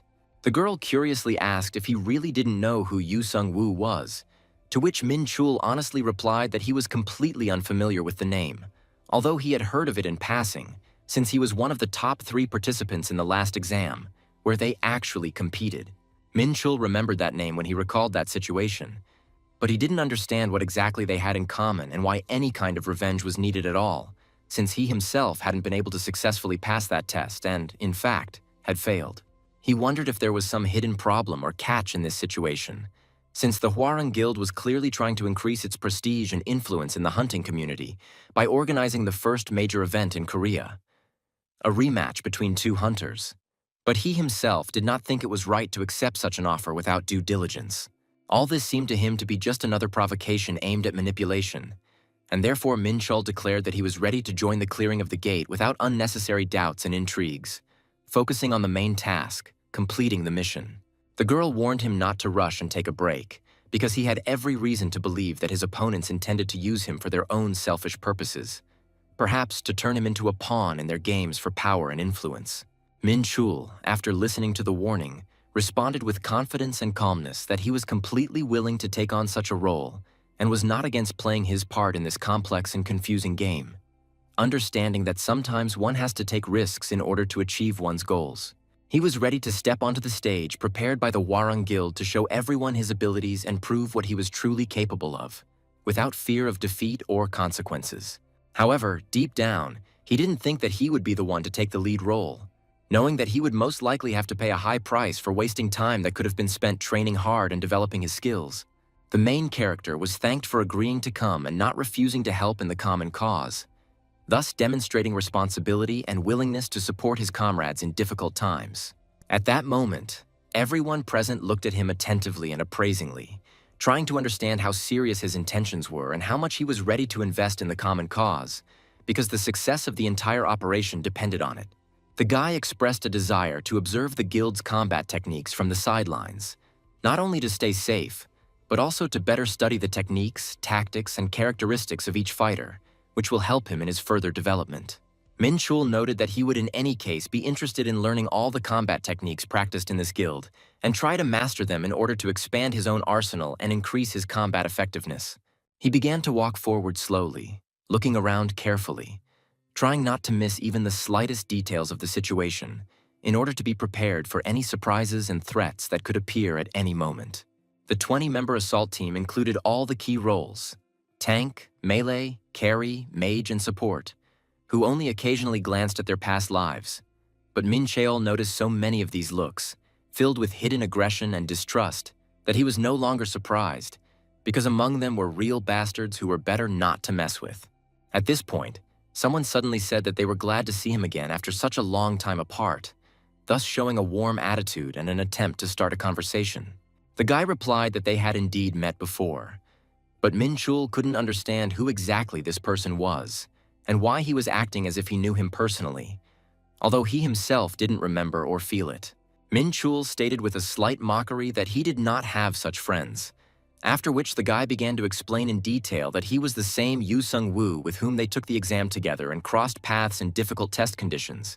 Minchul tried to figure out if it was really about third place on the exam or something else that was beyond his memory and understanding. Yu Sung-woo said with a warm smile that it was an honor and pleasure to be able to hunt side by side with him, as well as work as a team united by a common goal. Minchul asked with slight surprise why the circumstances had turned out this way and what exactly he had meant when he spoke of them working together. In response, Yu Sung-woo noted that all the hunters who had managed to defeat him in the past had truly proven their skill and strength, deserving respect and recognition. Minchul caught a hint of anger in these words and unexpectedly realized that he was feeling the same emotions that he had once experienced in Pandemonium. The guy was proud of his skills and the successes he had achieved. Of course, he's looking forward to working together with Yu Sung-woo to improve his abilities and learn new things, striving for continuous development. Ultimately, Minchul believes that everything they do should bring genuine joy and interest to every participant in the process and not become a boring routine.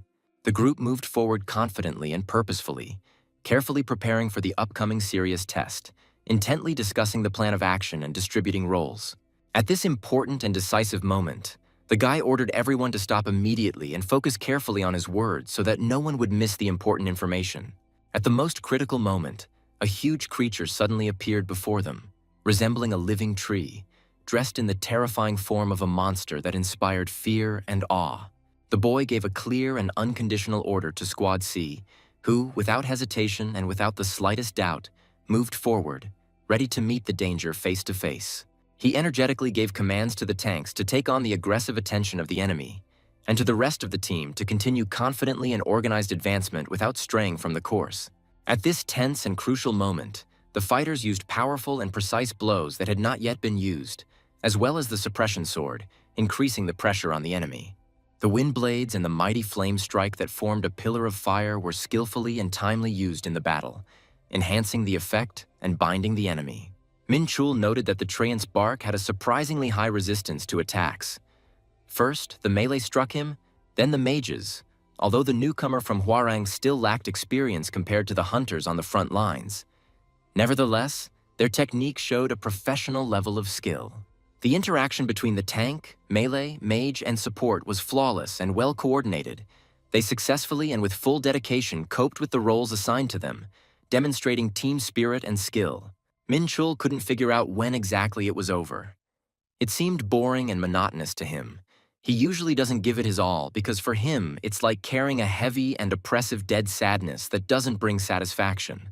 He noticed that Choi Yu-jin was simply watching what was happening, while apparently thinking that he could handle this task much faster and more efficiently. At that crucial moment, the boy performed 10 precise and fast successive swings, each one filled with determination and skill. A slight, barely noticeable smile appeared on his face, like a glimmer of light illuminating a gloomy and dark day, giving strength and confidence. They successfully completed the planned action, achieving the set goal and receiving well-deserved satisfaction from the work done. The guy asked the main character about his impressions, to which he replied that what he saw was simply incredibly impressive and inspiring. Their guild had just begun a massive and carefully planned hunt, united by a common strategy and preparedness for the most serious challenges ahead.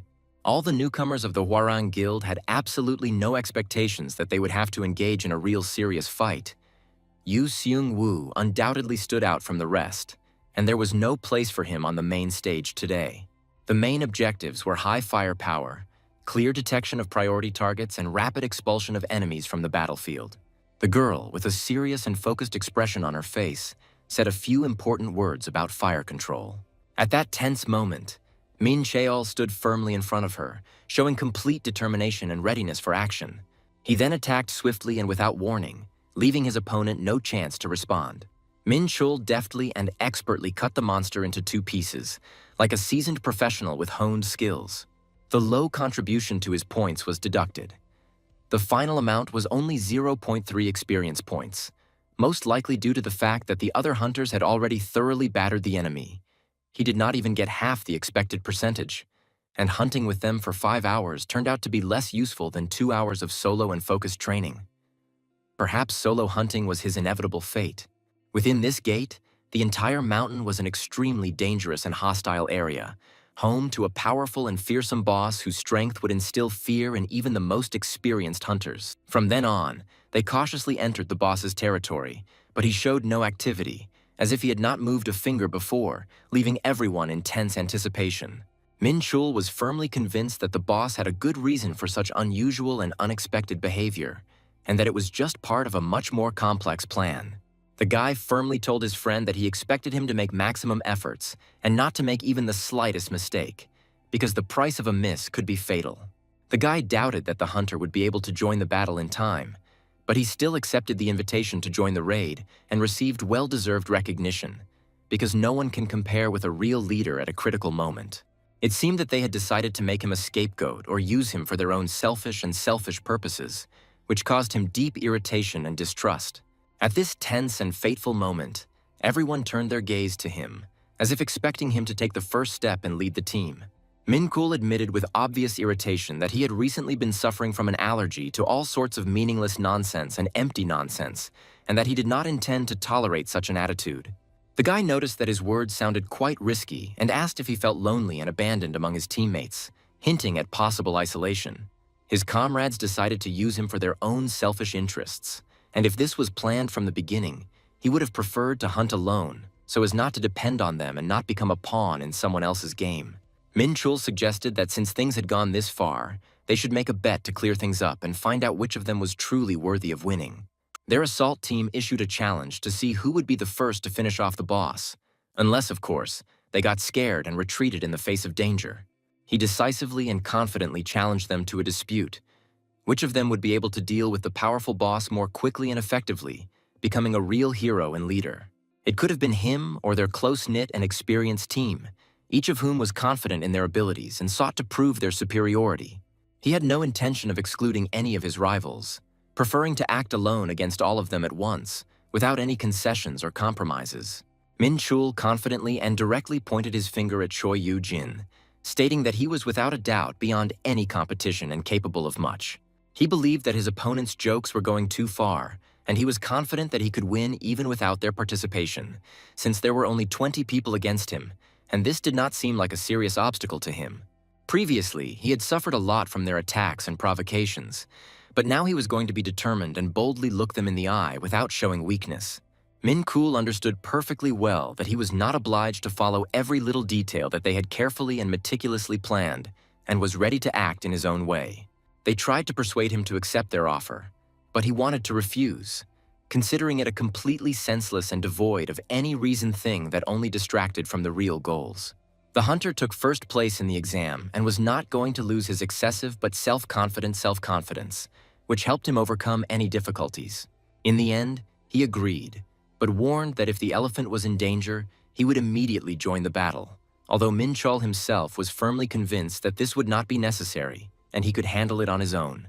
In the end, there was still one important and significant point that had to be taken into account first of all. It was on this that the success of the entire enterprise and the fate of all participants in the upcoming battle largely depended. Everyone again turned their attentive and intent gazes on him, waiting with bated breath for some decision or reaction that could radically change the course of events. Minchul firmly and clearly stated that he cares about everything personally first and foremost, because his own life and safety are the first and most important thing for him, without any compromises or doubts. Based on what he saw with his own eyes in the current situation and having carefully analyzed all the details, he built carefully thought-out and multi-stage plans to ensure maximum success for himself and the team. Minchul was confident in his ability to deal with the boss faster than everyone else. For him, it turned into a real, tense and exciting race with time and opponents, where the stakes were very high. He couldn't understand why the guild was in no hurry to follow him and support him in this battle, leaving him alone against a formidable enemy and thereby calling into question their cohesion and trust. Thinking about it, he remembered that everyone in the guild had special boots and specialized equipment, which made him think that perhaps they knew something important about the boss, or were deliberately hiding some information to maintain an advantage. It was known that the entire area was controlled by the Hwarang Guild, and there was a possibility that they were deliberately hiding or embellishing some of the information. Minchul didn't know what kind of monster was hiding here. But was it really that strong that the guild preferred to hesitate and was in no hurry to engage in battle? In any case, no matter what the guild had prepared, Minchul had firmly decided that he would deal with the boss first, no matter what, and no circumstances would prevent him from achieving victory. Minchul couldn't figure out if it was the vibration of the ground or some other strange and alarming signal that made him alert and prepare for danger approaching from an unexpected direction. At that very moment, a giant sandworm suddenly appeared ahead, a huge, menacing creature that instantly jumped to the ground with a noise and growl, causing everyone to freeze in horror. Minchul immediately realized that the one in front of him was a sandworm, known as a dangerous, powerful, and ruthless creature that could destroy any hunter without much effort. The monster stared straight at him, causing both fear and deep respect for the strength and unpredictability of this formidable creature, which should not be underestimated. Minchul noticed that the worm was huge, about the size of a cow, and it made terrifying and loud sounds that echoed throughout the area and made his blood run cold. At that moment, the monster began to use the needles on its back like a deadly and dangerous weapon that was ready to strike the enemy and immobilize him at the most unexpected moment. Minchul tried to understand what exactly was going on and what tactics the enemy was using, but he couldn't fully comprehend the current situation and the possible consequences. He knew he couldn't jump, so he decided to stand still and use demonic energy to defend himself since the worm had no class, and he used the vibration of the ground to find his target, making the fight even more intense. The monster had extremely strong scales and powerful regeneration, which made it a very dangerous and almost invincible opponent, capable of withstanding even the most powerful attacks. The guy realized that it would be very difficult and challenging to deal with this creature, and that to win he would need maximum skill concentration and tactical thinking. At that moment, something unexpected and incomprehensible happened, which confused even an experienced fighter, causing him to lose his bearings and attention for a moment. Minchul realized that it would be extremely difficult, if not impossible, to dodge the blow, and that the most important thing now was to avoid making mistakes and act as quickly and accurately as possible.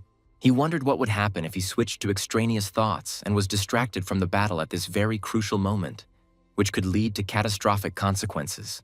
Minchul realized that he was in a state of heightened concentration and full focus, but there was still no response from the guys from the Hwarang Guild, which was alarming and made him doubtful. It seems they are preparing something truly grand and serious, carefully and meticulously preparing for battle, trying to deliver a powerful and sudden blow at the most opportune moment. After all, by the time they finally arrived at the place, only horns and legs would remain of the worm, if Minchul managed to deliver a few decisive blows before then. Minchul confidently began to use his sword, carefully preparing for the next powerful and decisive attack, hoping to inflict maximum damage and break through the monster's defense. The guy then attacked quickly and accurately right into the monster's vulnerable back, trying to inflict as much noticeable and critical damage as possible in one single blow. The blow was not as deep and powerful as he expected, but it was still enough to achieve a noticeable result and cause a reaction from the monster. Martial arts are far from all that he can use from his large arsenal of skills and accumulated experience, which gave him a certain advantage in battle. Its main goal is to destroy the tough, dense, and strong shell of this huge monster in order to break through the defense and open the way for further attacks. The flesh was cut so neatly and precisely that he had to repeat the technique over and over again without making a single mistake, because every movement was crucial. At this point, one of the guys noticed that he felt a slight earthquake, but he was immediately told that it was just a normal landslide that did not pose a danger to them. Everyone started to panic and loudly say that they needed to run immediately, because no one understood what exactly was happening and how useful or dangerous it really was for the worm. At that very moment, they were carefully watching what was happening from afar, trying to understand the essence of what was happening and assess the possible risks and consequences. Minchul continued to fight the huge monster with steadfastness and confidence, without showing the slightest sign of fatigue or doubt in his abilities. Of course, the guy did not stop his decisive attacks, and did not think for a second about giving up or retreating, despite all the difficulties and dangers. One of the observers asked whether it was possible to perform such complex and fast movements, since even the leader demonstrated extraordinary dexterity, skill, and confident mastery in combat. What do you mean he's fighting the sandworm alone? Will he really get scared and lose confidence and hide somewhere in a shelter, retreating from the fight and leaving the team without support? At that very moment, the guy resolutely stopped him and explained that if he now entered into a personal fight with the monster, no one could guarantee the safety of the entire team, because without coordinated actions, each of them would be in danger. He began to convince the leader that with such a hasty approach, they would simply lose. The storm was already rapidly approaching, and it was better to retreat now, preserving their strength, so that they would have a chance of winning in the future battle. Let him trust the guilds, who have prepared much better than it seems at first glance, having carefully developed a strategy and provided the team with everything necessary for a successful fight. In any case, he believed that he would win, because in terms of skill and experience, he significantly surpassed Yu Sung-woo, possessing deep knowledge of tactics and martial arts. The ability to make the right decisions at critical moments and anticipate the precise movements of a sandworm is a key quality, because any slight mistake can lead to serious and dangerous injury or even death. It might not be difficult for Yu Sung-woo to handle this task, but one wonders if he has the same physical ability to turn, dodge, and avoid deadly attacks so nimbly and quickly. Will Sung-woo get a real chance to catch up with Minchul and prove his worth? Or will he forever remain a liar and a loser in the eyes of those around him? After all, they had too little time to prepare.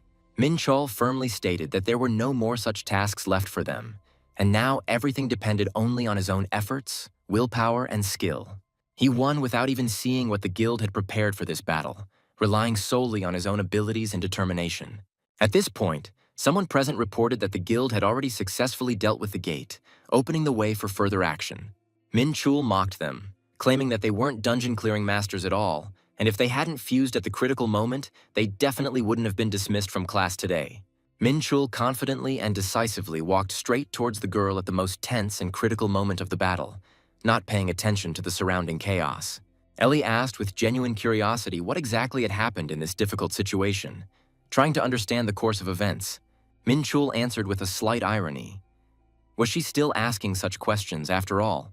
He had already completely destroyed the enemy and taken control of the situation.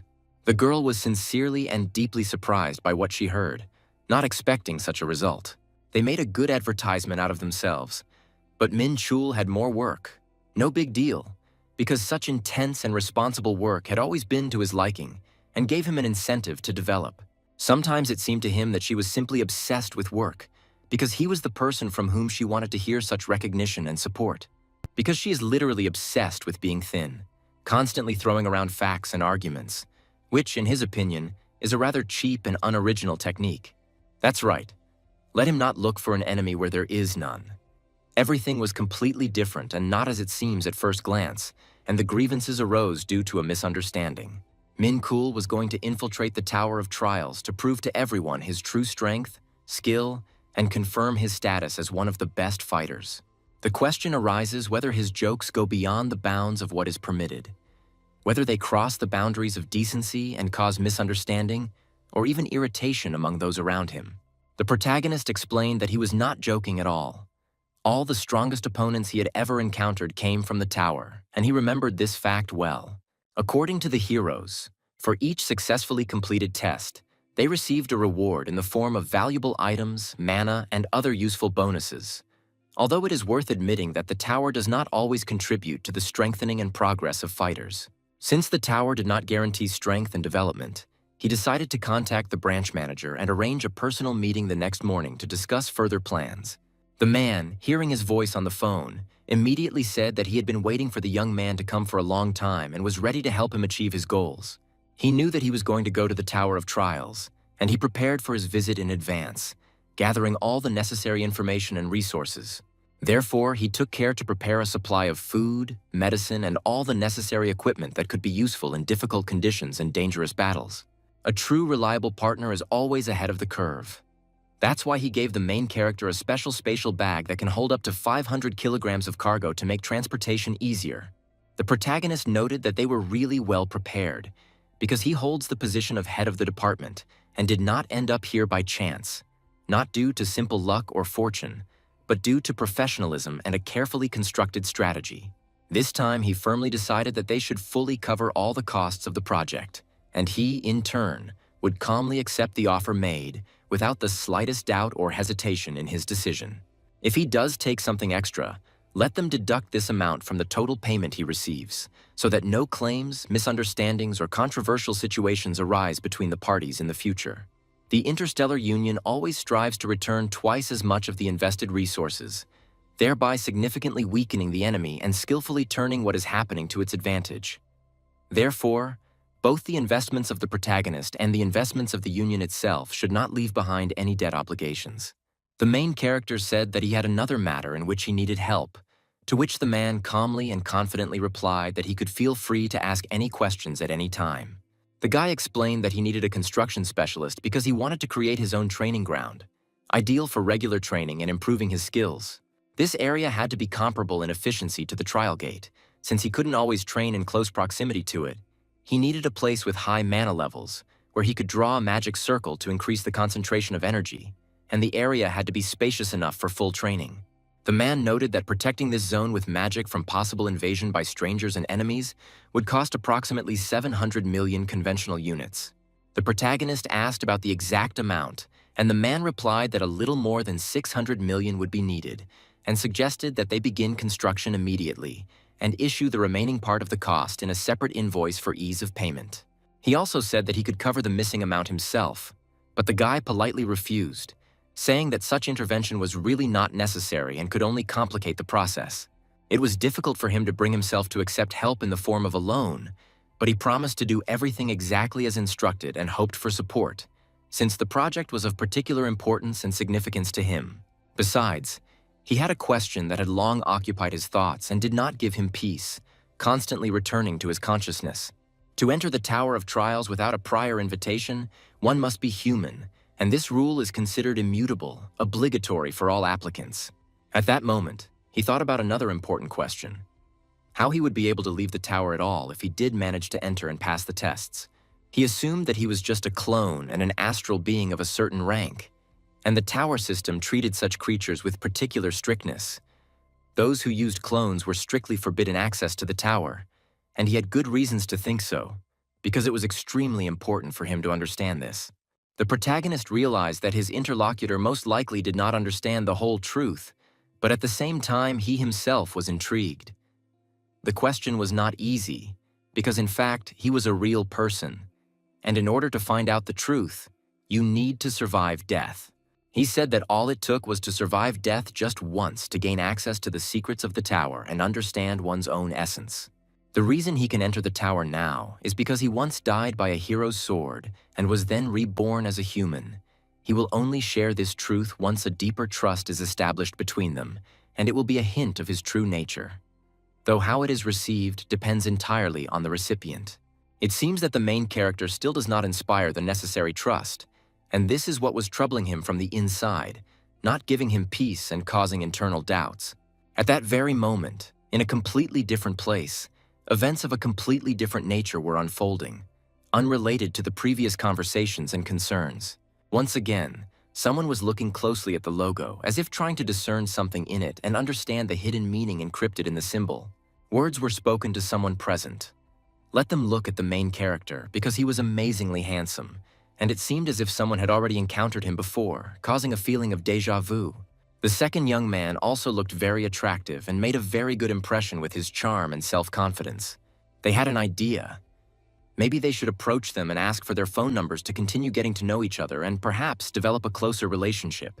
The protagonist noticed that for his age, he used mana extremely ineptly and inefficiently, and this made him stand out from the other more experienced energy users. He thanked me for the compliment, asked me not to smile, and showed a nasty smile. The guy stopped smiling immediately after that. Has he received any additional orders yet? They are currently focusing on expanding the guild, and he is actually running the guild or something like that. Of course, the technical guild can call them loyal servants, led by their black boards. Since Verde founded the guild to increase their strength in Korea with leadership skills, the organization has grown rapidly and is now known as a new and prosperous one. His characteristics were much higher than other people his age. He was talented, and now that he had become his loyal servant, they would listen to him along with him. Since he has taken a subordinate under his leadership, he now bears full responsibility for his development and is obliged to make every effort to ensure that he becomes as useful as possible, effectively performs his duties, and brings tangible benefits in any difficult situation. The protagonist turned to the demon with a sincere request to trust him completely, because he swore by his own soul, which meant that an unbreakable spiritual contract was concluded between them, based on absolute faith and mutual respect. In such a situation, something truly important appeared that required not just attention, but complete concentration and accuracy in all actions, so as not to miss the slightest detail. He strictly ordered the demon not to move even an inch, emphasizing that even the slightest mistake could lead to serious and dangerous consequences for everyone involved. The protagonist slowly extended his hand and gently placed it on his head, having first tuned in to the necessary concentration and internal balance for the successful execution of the planned action.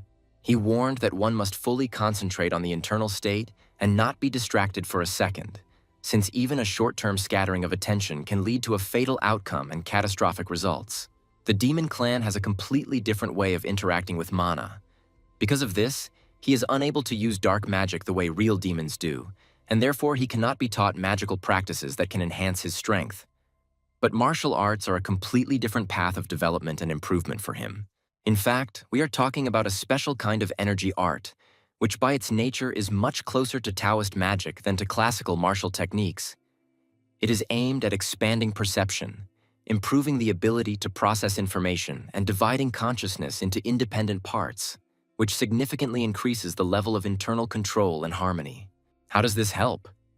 Magic is like calculating a certain formula. If you can perform several calculations at once, the magical efficiency increases exponentially. This means that someone who has mastered the art of splitting the mind will be able to speed up their magical calculations several times. At night, I asked the guy what kind of power he had given him. The protagonist said that this is the art of splitting the mind. Magic that helps make magical calculations faster and more efficient. Fighting at a similar level, One can easily and with experience suppress the enemy, of course, only the basics. But he will also have to train a lot. He has never heard of such a thing, but he received such a strong ability. Attack them. Who are they? Both were lying in a coma. He didn't want to do it in a public place, but the transfer seemed to go through without a problem. If anyone had touched them, it would have ended in an energetic deviation. When someone interferes with another's mind, both the spy and the victim are in danger. There just has to be someone he can trust. Shouldn't you be jealous of the business lounge or something like that in your case? The guy replied that it was expensive, and isn't he rich? He doesn't have much either. The protagonist remembered that he really was rich.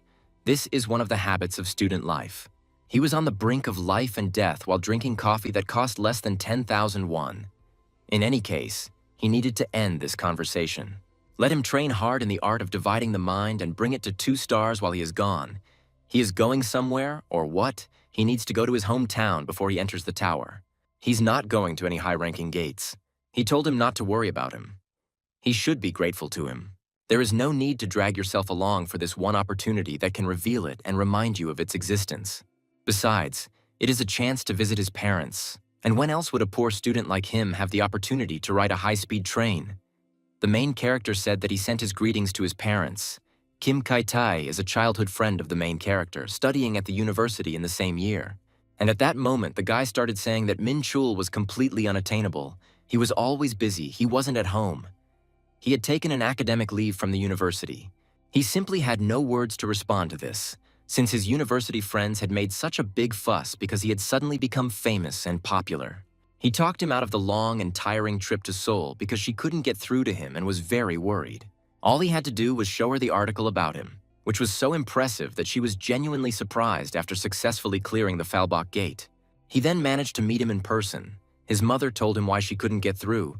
She apologized, didn't want to explain anything, and said that she was tired of the life of a hunter. But was this dangerous job really scary? He assured that no. She knew how much she was worried, but he really wasn't doing anything dangerous and wasn't going to change his plans. It was nice to see the powerful protagonist who was a little nervous at the same time. True friends like him are not lying around on the road.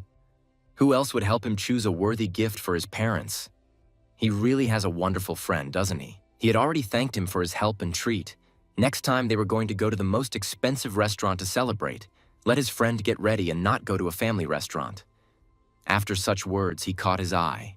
Frankly, the inability to maintain contacts due to being busy is just a convenient excuse, and he himself admits his guilt in this. When his memories returned, his entire life seemed to flash before his eyes, and he became obsessed with becoming much stronger, pushing aside everything that once belonged to young Minchul. For him, this feeling was like proof of how much he had changed and how different he was from himself in his past life.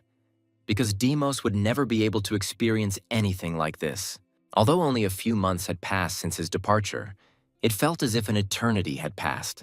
His parents have owned a small, cozy restaurant located in the old Nambu district for 20 years.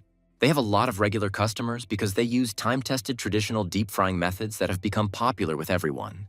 He missed her so much that even those features that had previously irritated and sickened him now seemed familiar, as if he could feel them in every corner of the house.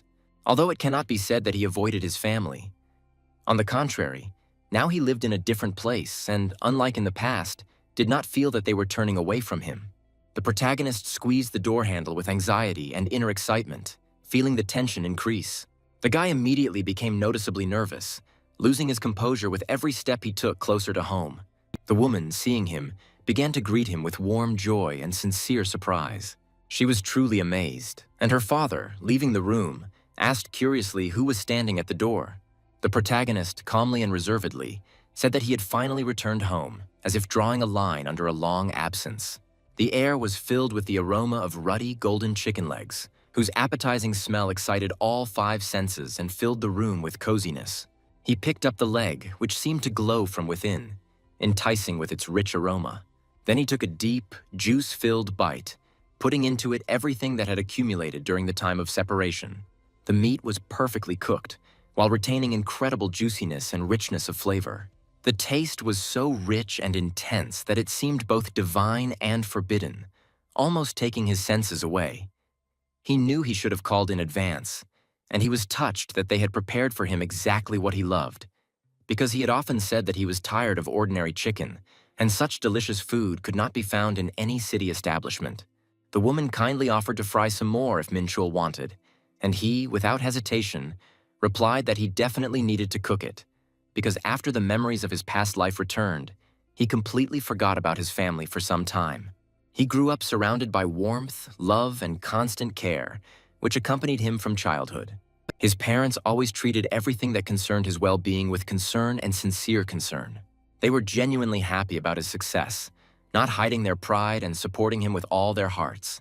For him, his parents were the closest and dearest people he wanted to protect above all else, because it was for their sake that he continued to exist as young Minchul.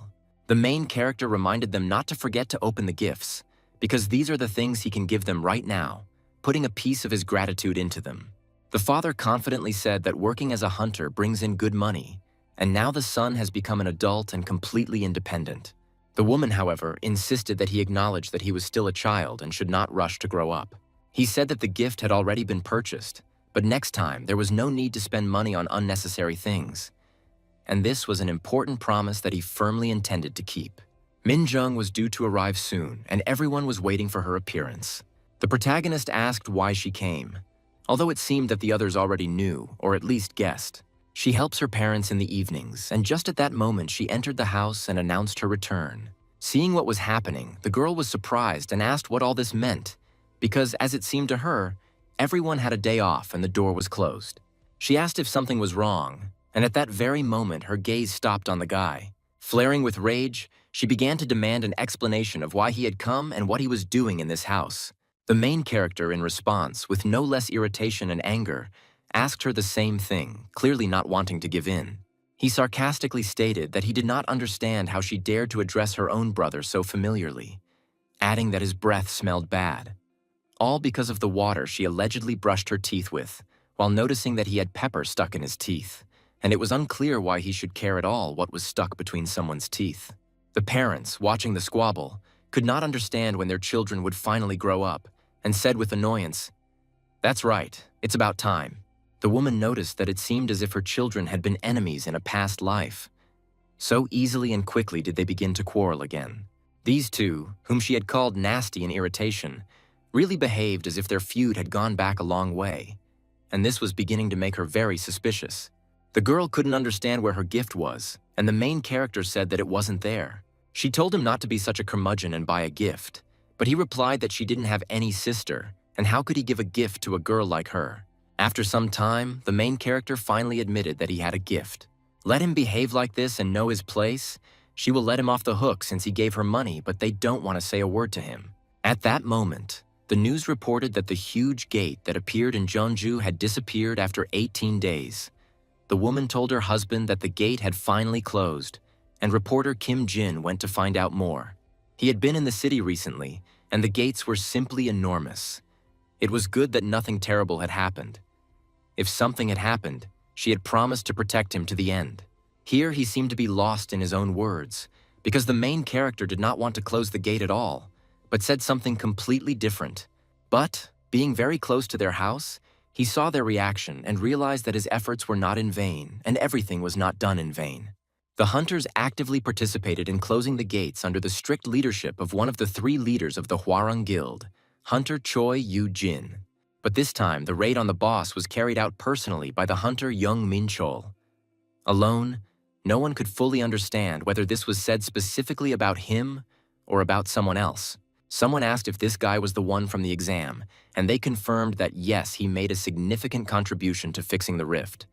This time, an alliance was formed between the Hwarang Guild and the Interstellar Union, and if they want to use his photos, they have to ask permission, because in them he looks like a real person.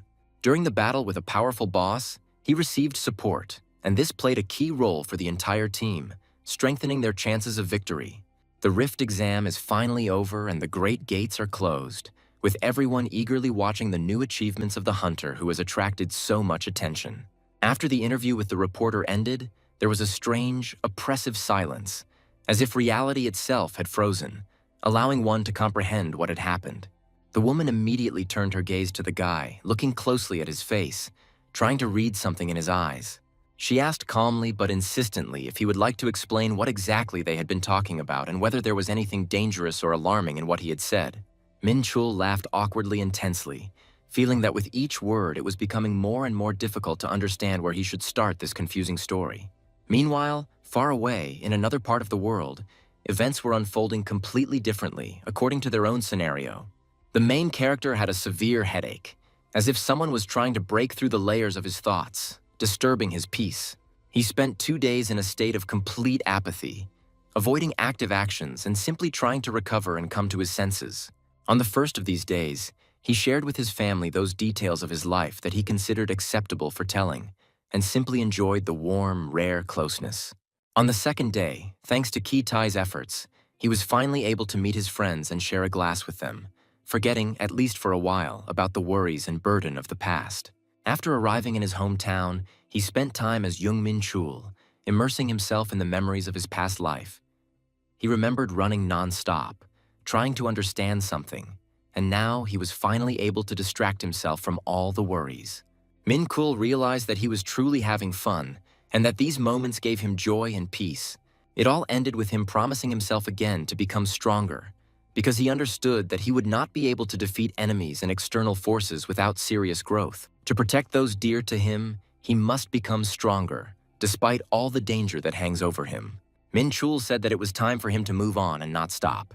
He was told not to do anything dangerous, but he told them not to worry because he was not going to take unnecessary risks.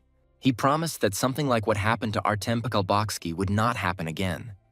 Mom became much more perceptive and asked to keep in touch so that they would not worry, because Mom was very sad because of his dangers. She couldn't understand why it was so important for him to say these words and why he took warnings so seriously. The sister was aggressive and asked when he would leave. She wanted to go without him, as if she wanted to get rid of him, and then see if he would bring her money next time. She later admitted that she considers him amazing and the best brother in the world. And, as a daughter of parents, she sincerely wants to see him happy, blessing him on his path with God. Meanwhile, on the city streets, events were developing rapidly, as if everything around was speeding up in anticipation of something important. The train was already approaching the boarding area, preparing to depart in a pre-designated direction. It was at this moment that Minchul confidently walked out of the carriage, radiating calm and inner determination. Almost immediately, he was informed that he had arrived exactly on schedule, without the slightest delay. Ellie, as always, greeted him with a light, encouraging smile and kind, sincere eyes. Minchul noticed that she never seemed to be late, to which the girl immediately asked with interest if he had ever seen her arrive late. The guy honestly admitted that he had never seen her in such a state before. Ellie, with a sly, almost playful smile, replied that it would be so because she always adhered to her punctuality. Together, they headed to the testing tower, where new difficulties and unexpected tests awaited them. Minchul asked Ellie to contact Martana and remind her of what he asked earlier. He stood right at the entrance to the tower, feeling the tension build and realizing the seriousness of the test ahead. Before him lay the entrance to the testing tower, emitting an energy different from that of the gates, deeper and more unpredictable. Taking a deep breath, he gathered all his determination and firmly decided to move forward, despite possible obstacles. At that very moment, someone tried to stop him, as if trying to keep him from taking a hasty step. Ellie quietly asked if he had anything important he wanted to say before he took that step. If he still plans to return, it would be better to say so now, because she is not sure whether there was a real farewell between them. Minchul didn't fully understand the significance of the moment, because he was sure that he would see her again as soon as everything was over. People who wanted to go out usually stayed there for quite a long time, and most of them were A rank, but his physical condition was E rank, so he was a little worried even though he had karma from his past life. He understood her worries, but it was okay, even though he wouldn't see Ellie for a while, and he didn't expect anyone other than his family to be so worried about him. He suggested that they have a meal together when he got back to make up for lost time. The gates began to open slowly, letting light in. Minchul said at the last moment that he would not stay for lunch because he had important things to do. Still, the guy promised that he would return soon, and this was his firm intention. Minchul began to walk inside the tower, confident and focused. It seemed to him as if he was gradually dissolving into darkness, plunging into the unknown. His senses seemed to have blocked his consciousness, and he couldn't see where exactly he was going. So he used an ancient heavenly art to summon his senses and carefully assess the surrounding area. As soon as he entered the testing tower, he heard an unfamiliar voice that greeted him and seemed to have decided to arrange a special welcoming ceremony. At that very moment, Minchul noticed a mysterious man standing nearby in the shadows and watching him. He began to doubt whether he was really seeing this guy because it seemed impossible and unreal. Minchul replied that he only saw the blurry outline of his figure, like a shadow, nothing more. However, it still seemed like an incredible and difficult to explain phenomenon. Minchul stood motionless and continued to stare at this stranger. Suddenly, a man with a bear's head appeared in front of him and welcomed him to the testing tower with a friendly smile. He introduced himself as Luce and said that he was responsible for training candidates on the ground floor. Luce didn't understand what the bear mask meant and suggested rubbing his eyes because he was actually a bald lion. Minchul thought in surprise, "What kind of bald lev is this?" and wished that Luce would stop messing around and get down to business. He sensed that Luce had a hot temper and decided to get straight to the important issues. Luce said that before you begin the zero task, there are a few important rules. Minchul saw before him a status system interface that was absolutely identical to his own. The exact same information appeared before his eyes, and he realized that he could call it up at any time by saying the command string status. When he awakened as a hunter, it could no longer be considered a coincidence. His stats will be temporarily adjusted for the duration of the trial, and he will only be able to use one item. Changing items during the trial will not be possible. Luce said that he would not wish for luck. Only strength and skill decide here. Some people thought that the guy should surprise them because he looked strong and confident enough. The genie maintaining the ground floor noted that the applicant had some unusual characteristics. He was surprised because the characteristics were too low, and he had never seen a candidate adjust his indicators so radically before, which looked suspicious. If he dies here, it will all be over for him, because usually such participants do not survive until the end of the trials.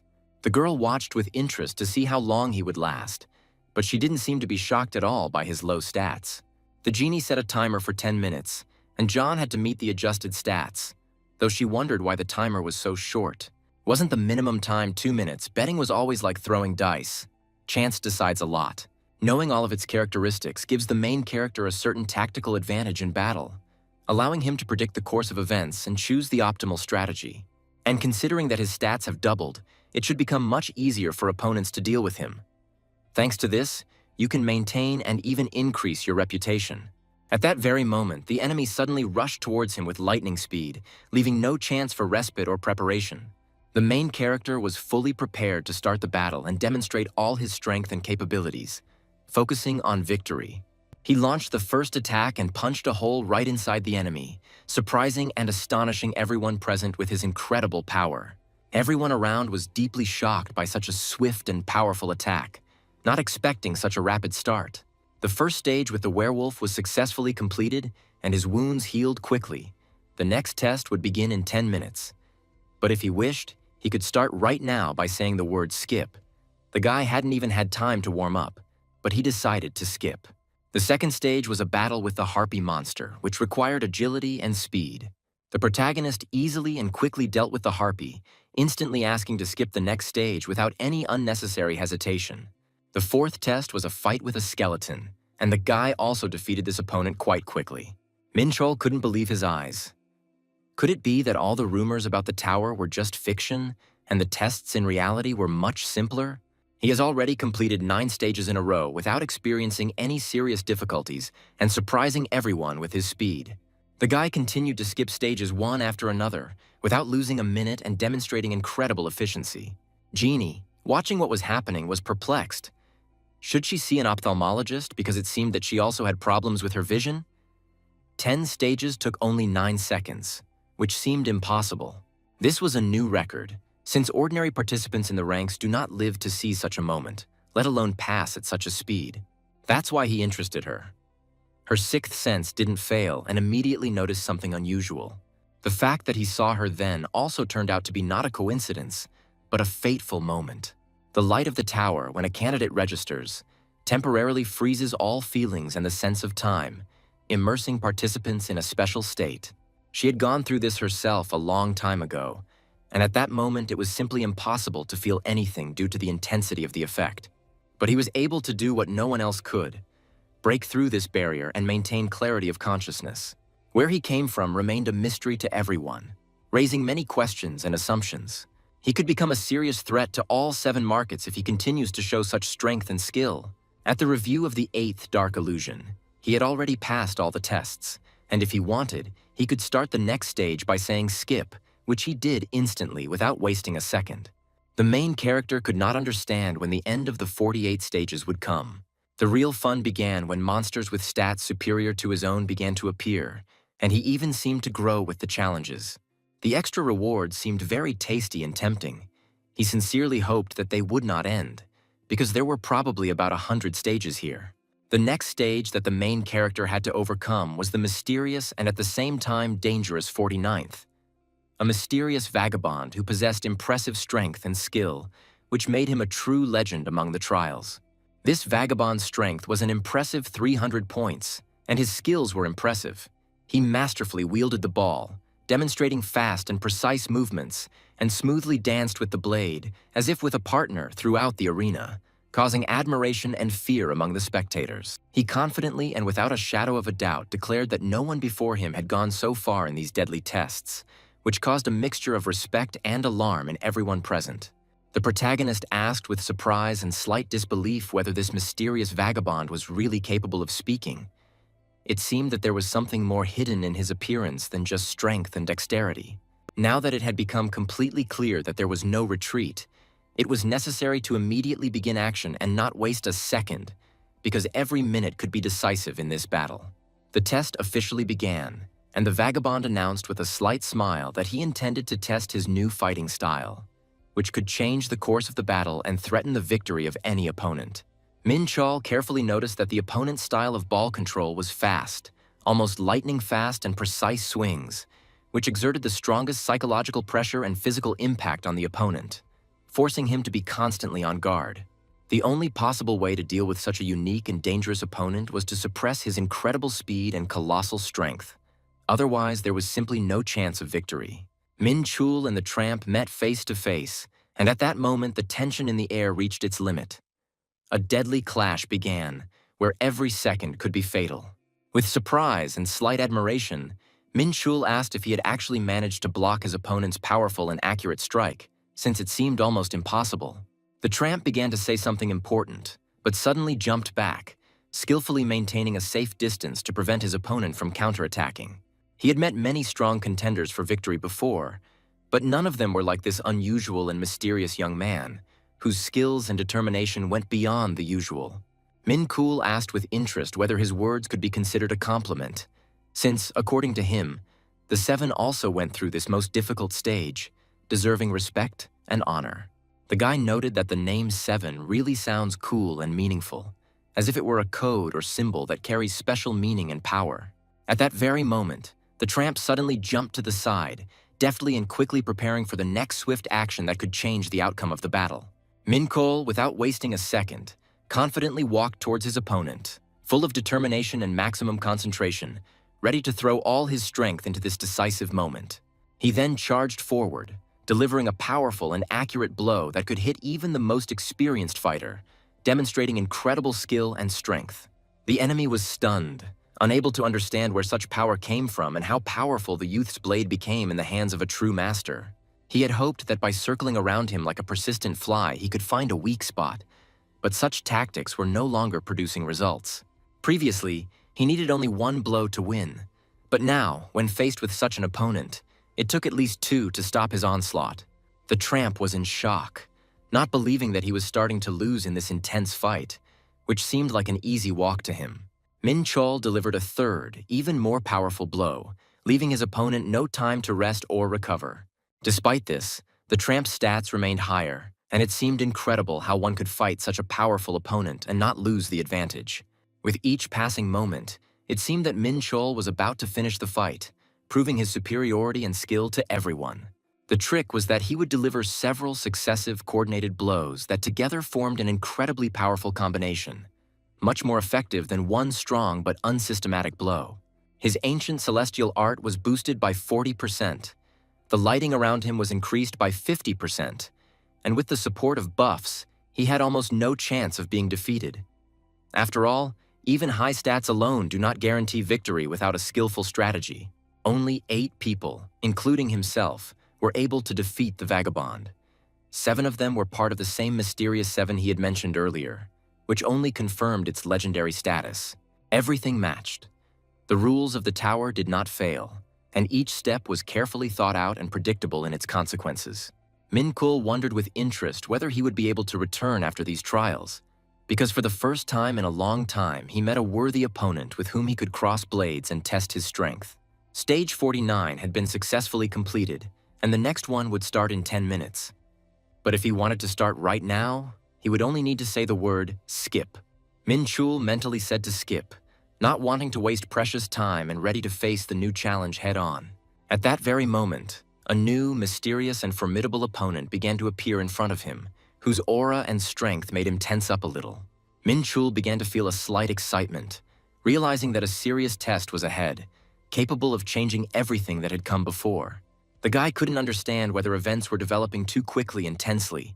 It seemed as if time itself had sped up, and every moment was filled with inevitable danger. Sot proved to be a worthy and strong opponent, worthy of being the subject of heroic tales.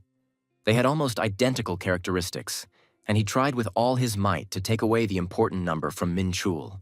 The enemies also had buffs and blessings, and if Minchul continued to just stand and watch, they would be able to gain even more buffs, greatly increasing their power. He could not lose a second. Every moment in this mortal fight was priceless and could radically change the outcome of the battle, requiring extreme concentration and speed of reaction. At first, he decided to focus on the most dangerous opponents, those who applied buffs to their allies, increasing their combat potential. The Legion began to attack him from different sides, using powerful spells, a fireball and an icy water arrow, creating chaos and tension. There was a powerful explosion that was both deafening and destructive, causing everyone to hold their breath for a moment. After this, the enemies used a hidden and sudden attack, trying to catch him off guard and deliver a decisive blow. Minchul quickly and decisively launched a counterattack, not giving his opponents the slightest respite or chance to recover. Opponents attempted to place a slowness seal effect on him, reducing his agility and reaction speed to limit his combat capabilities. He was immediately hit with several heavy debuffs. His agility dropped by 10%, the god's punishment was activated, he experienced sharp pain and itching, and the curse of blindness significantly blurred his vision. With such restrictions, there would have to be a powerful and inevitable attack that he would definitely not be able to dodge. But since it was impossible to avoid the blow, he decided to strike back with maximum speed, using all his remaining strength. Minchul immediately counterattacked at this critical moment, not giving the enemy a single chance to relax or recover. After this, a decisive and intense battle began, on which the outcome of the entire confrontation depended. All his opponents rushed at him with one determination, ready to fight in the last decisive battle. The main character clearly understood that after such a challenge, they themselves had asked for a serious and dangerous confrontation with him. Deciding to act without delay, he immediately used a powerful divine flame at this crucial moment, which purified the energy of the enemies and greatly increased the effect of the curse of blindness. Fighting against a large and well-organized force usually meant creating small but extremely important gaps in the enemy's defenses that could go unnoticed and change the course of the battle. However, such experienced and agile fighters will not allow their ranks to be easily broken through and will defend themselves with maximum dedication. Perhaps it was precisely this clever and rarely used technique that the Seven failed to use at the time, which led to defeat. The protagonist was determined to fight each of his enemies, and he already had a carefully thought out plan of action down to the smallest detail. And so he was happily going to use all his capabilities and abilities, leaving his opponents no chance. After all, the consequences of reckless actions always lead to death and total defeat on the battlefield, where mistakes are unacceptable. There are still 97 legionnaires to defeat before he can complete this difficult and challenging stage with honor. Minchul continued to fight them desperately and relentlessly, and the number of enemies had already been reduced to 94, approaching victory. There is no need to dodge every attack in a row. It is important to wisely choose the right moments for defense and rapid counterattacks. To achieve the long-awaited victory, you need to be able to sacrifice something important. Otherwise, your opponents will quickly change tactics and gain the upper hand. They noticed that the enemy was quickly approaching and urgently decided to reliably protect their magicians located deep in the rear. The protagonist noted that they were too slow in taking up their positions and wasted precious time that could have been used more profitably. In response, The enemy immediately summoned a powerful and destructive firestorm to suppress his rapid advance and stop the breakthrough. At that moment, he quickly jumped forward, not giving his opponents the slightest respite or opportunity to maneuver. The boy saw how the enemies used an ice spear to slow his advance and weaken his determined onslaught. His opponents were also amazed by his incredible speed and unyielding determination, which put them in a difficult position. Minchul stood right at the front lines, fully prepared for the next decisive and important move in this battle. At this decisive moment, the protagonist gathered all his will and strength to deliver a powerful and crushing attack. The God of War is an honorable and impressive title given to a demon who has reached the pinnacle of martial prowess, but it comes at a great price. All he had to do was change his tactics a little to destroy the impregnable fortress created by the enemy and break through further. The Legion responded by casting impenetrable defense, a powerful barrier that blocked almost all attacks, rendering them virtually useless. Thus, the tide of the battle began to slowly but surely turn in his favor, opening up new opportunities for attack. The main character did not stop mercilessly attacking all enemies, not giving them the slightest respite or opportunity to recover. These defensive moves did virtually no damage to him, so all he had to do was find another small but important hole in their defense. He continued to attack methodically and persistently, without slowing down and maintaining full concentration on the target.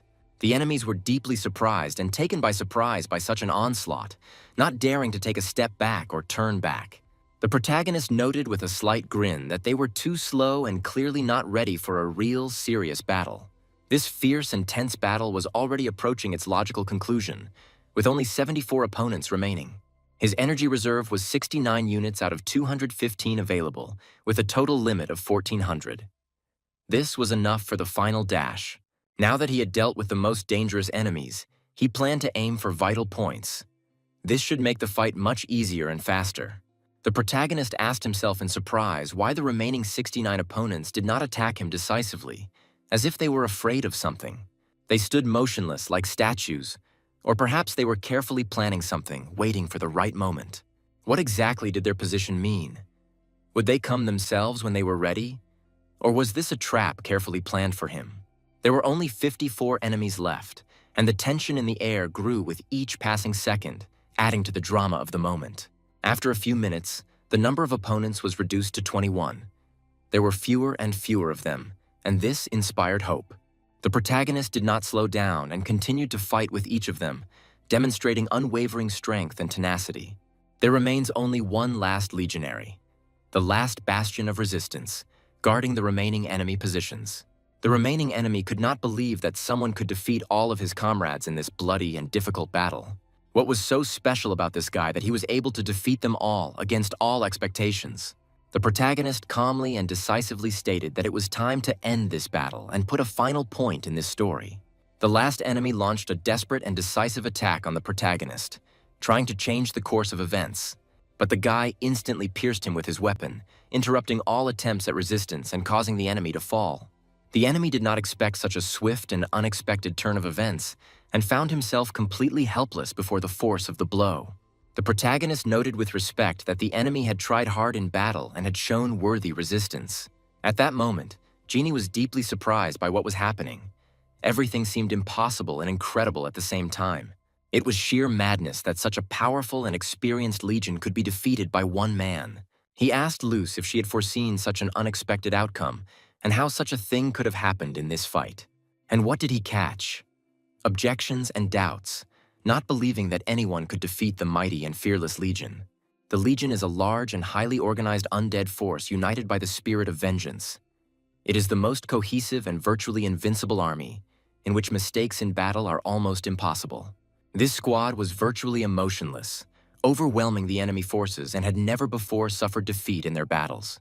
But today, he lost to him, the main character, whose strength, will, and determination were beyond all expectations and predictions. He began receiving notifications informing him that he had passed the test, winning the battle with the 5th, and was now ranked first among all those who had been able to overcome this stage. They gave themselves a loud and respectful name, the 7 Emperors. But not a single one of them was on this list, despite how impressive their name sounds.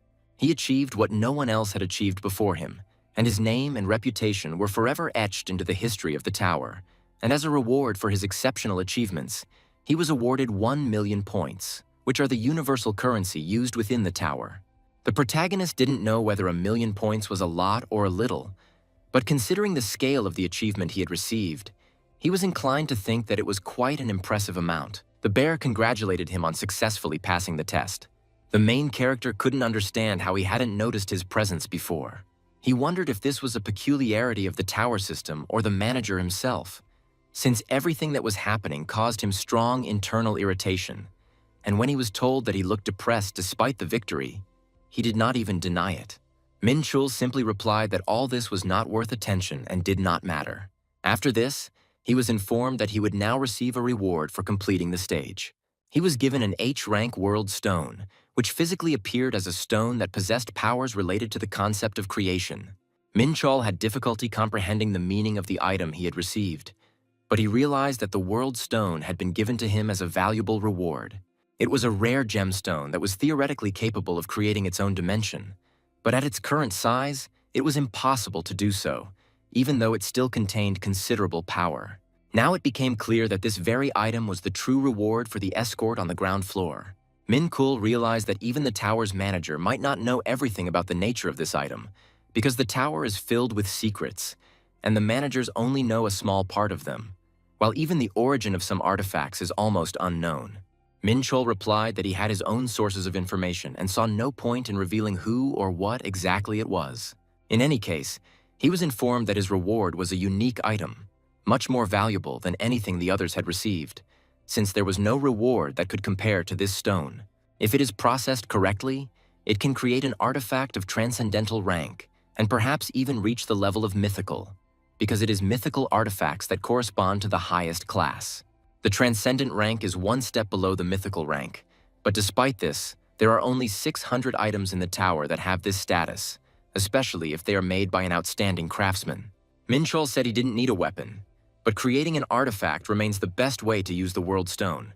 His current weapon is quite sufficient for him, but he intends to come up with another, no less worthy way to use the artifact later. Minchul continued to hold the world stone in his hand, thinking about its possibilities. Then he suddenly and decisively destroyed the stone. He was immediately asked what the hell he had just done, calling him a madman for destroying such a valuable thing. Minchul showed no reaction and remained completely calm. He knew that the energy inside this stone was equal to the power that the universe itself possessed at the moment of its birth.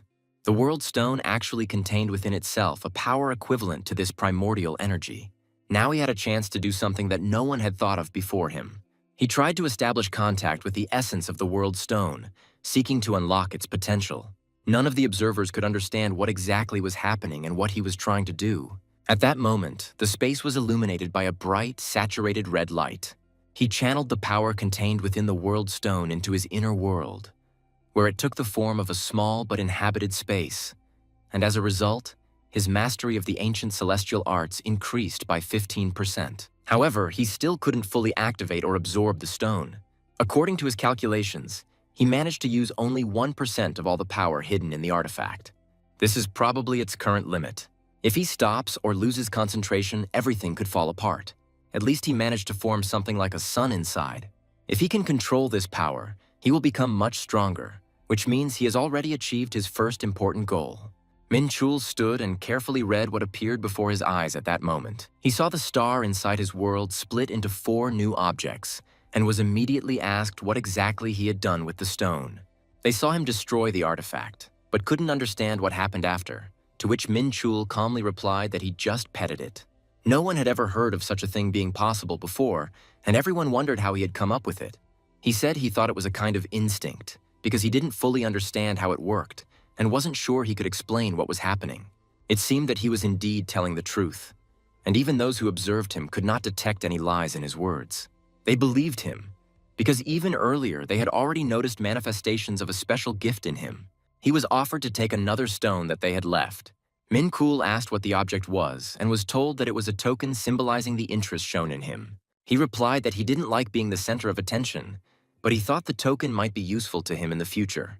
If he does not want to explain something, no one will force him, and then he used the voice of truth to show his sincerity. This item was connected to a certain spatial level of the tower, which still contained many objects, including a fragment of the Dranka. With each new moment, the events became more exciting, mysterious, and intense. Well, it will all start with souvenirs, as a good omen. The girl did not take her eyes off him, continuing to watch with interest. His goal was to get to the top, but he had no idea what it might look like. However, he had just taken his first step, and now he could only guess what awaited him ahead. Tower of Trials, first floor, mission, scorching desert, survive despite the hellish heat during the day and the freezing cold at night. Goal, to rise higher, conditions of passage, find a way to the second floor. Wasn't it too cruel to throw him into the desert so suddenly? If it didn't have the energy of the universe in it, it wouldn't even be able to move. Exploration of the new area has begun. The exploration progress percentage has increased to 0.1. Minchul couldn't figure out if the value had really increased by only 1/100th. A strange-looking monster suddenly appeared in front of him. Minchul sharply demanded that he shut up. He felt like he had gone through so much that it was hard to believe that it was only 1/100%. He even felt like giving up. It would have been better if he hadn't seen this. But why was the ground floor called the training floor? It would have been better if they had just let him fight the monsters side by side instead of putting on this whole farce. At that moment, a multitude of monsters actually appeared and filled the desert. Minchul admitted that all of this was extremely exhausting and difficult to bear. He decided to have a little snack before continuing on his way. Minchul noted that the rations were even better than he expected. They really do make excellent rations now. However, there was something else that was bothering him. He still couldn't believe that the research progress was only 2/10. The worst thing was not even that it was necessary to reach 100%, but that it was necessary to find a way to the second floor, the location of which remained unknown. Because of the impending eruption, we would have to hurry. That was more than obvious. Minchul pointed out that someone was standing still and not approaching, and the flies continued to swarm around. They began to persuade him to calm down. There was no need to raise bones to make a deal. Minchul didn't understand what making a deal even meant in this situation. After all, he had just recently passed the ground floor. He asked how about exchanging a few rations for information on the location of the entrance to the second floor. However, they only invited him to look at them himself. Why don't they go to the second floor themselves if they know where he is, and think that he will believe them or that they will follow him? Since they're here, why shouldn't they get up? They just don't seem to want to do it right now. He knew that in addition to the main task, there were also additional ones, the completion of which would make it possible to move on to the next floor of the test tower. Right now, they were busy with this very task because he didn't need rations to stay here longer, and it was hard to believe. But that doesn't mean he trusts them. After all, they might give false information just for the sake of rations if that's the only thing they're interested in. They promised to provide him with a map with the information they had managed to gather, with directions that would help him find his way to the second floor. If he pronounces the map, the ability to see the research area will open up. As it turns out, such a useful function existed all this time, and the system should have reported it from the very beginning. Minchul realized that everything they said was true. They realized that they were dealing with a complete newbie and a weakling, and it looked like the deal would go through without any problems. They began asking him what he thought about their proposal. Minchul replied that it was not just good, but even quite profitable, since he would be able to replenish his supplies right before going up to the second floor. Minchul confirmed that he agreed, because the information was much more useful to him now. They were all smiling as they watched him at that very moment. Minchul thanked them, and in response he heard that no gratitude was required. But did they just offer him such valuable information for no reason? Minchul looked at the document and named its author as Dekran. The creature clearly couldn't understand how he knew his name. The main character immediately went on the attack. The others started screaming, asking what the hell he was doing since he was aiming right at them. The protagonist stated that they were real idiots. He has the eyes of truth, and even if they try to hide their bloodlust, it is still too obvious. He really did deceive the other test participants, didn't he? The main character did not understand what he was doing now. He said he was doing the same thing as everyone else. Nothing special. He does this not simply for the sake of revenge, but to punish those who have violated the code of military honor. A warrior is obliged to fight honestly. Instead, they prefer deception and betrayal. People like them deserve only one thing: inevitable death. It turned out to be an unexpected catch for him, like a gift from fate. The main character actually noticed the stairs leading to the second floor, which he had only heard about earlier. And next to it stood an altar, in which probably one could use a key or perform a ritual. The main character looked at the key he was holding in his hand at that moment. Just going up to the second floor would be boring, Judging by the requirement to use the key, the reward should be huge. He just needs one more person, and he is sure that he will definitely meet him on his way. The main character couldn't believe what was happening. It seemed unreal. He really didn't meet a single living soul, and that left him speechless. However, he had killed so many monsters that, despite everything, he should at least be satisfied with the experience he had managed to accumulate. First, he decided to get up and look around, because the key is just an item that allows you to avoid passing the test. This means that if he can overcome the test on his own, the key has no value, and he became curious about what kind of test awaits him. The protagonist could not understand whether this was the same altar that was mentioned earlier. Since the time limit was set once every 10 days, it was better to pass the test than to wait again. There were 10,000 participants, and he received 1,000,000 points after training. Whether that was a lot or not, he did not yet know. Suddenly, something strange began to appear right in front of him. The main character did not understand whether someone could change his appearance. This guy turned out to be very strong. His name was Raoul de Goldrian. He was a representative of the Draconian race. Age, 111 years old, specialization, close combat and magic, characteristics, unknown. If he was already 100 years old, then he had only recently reached adulthood, but his energy level was astonishingly high. The protagonist understood that he was facing a completely different opponent, and he doubted that he would be able to defeat him at the current level. This representative of the new era, who had replaced the Bloody Order, even after just becoming mature, had enough strength to easily defeat the demon. They valued strength, but at the same time respected fair fighting, and in this they had similarities. That's why he maintained a rather warm relationship with them in his past life, because he knew that they were straightforward, fair, a little clumsy, and disgusted by shameless actions. If he applies this knowledge, he may be able to resolve the situation without wasting any time. The guy confessed his name without hiding his identity. He stated that he belonged to the golden race of chords, and in response, the protagonist also introduced himself. The guy said that he wanted to give him advice, even though they were meeting for the first time, and the protagonist asked what kind of advice. He advised him not to start testing the altar. In his opinion, it was too complicated for someone who came from Earth and did not have sufficient strength. Minchul was amazed by the audacity with which this youth told him what to do. He doubted that he even had any grounds for giving such advice. He thought that he was trying to get rid of him in order to take the reward for himself, and this was said only under the pretext of concern. Minchul knew he was lying, because if he really thought he was capable of passing the test, he would have simply let him die without interfering. Well, maybe it's even better than coming up with a backup plan. If he is so worried, then let him really help when he is in danger. And when the time comes, let him give in to the additional task. But if he agrees to this condition, he will turn out to be not just a fool, but a real wimp. At first glance, the proposal seemed good, but in fact, after the intervention of the guardian of the god, no one would ever agree to it except himself, since he values justice and reason. Since he cannot deprive him of his right to primacy, he will have to do as he suggests. This earthling turned out to be very smart. This proud fool actually took the bait without noticing the catch. Minchul confirmed that he made a promise and he would trust him as he began the test. The related quest between Lena and the key had not yet been completed. It was probably that same lock, and now he was about to start the test without making a sacrifice. Minchul began the test. At that very second, the altar guard suddenly appeared in front of him. Minchul immediately realized that it was a guard standing in front of him.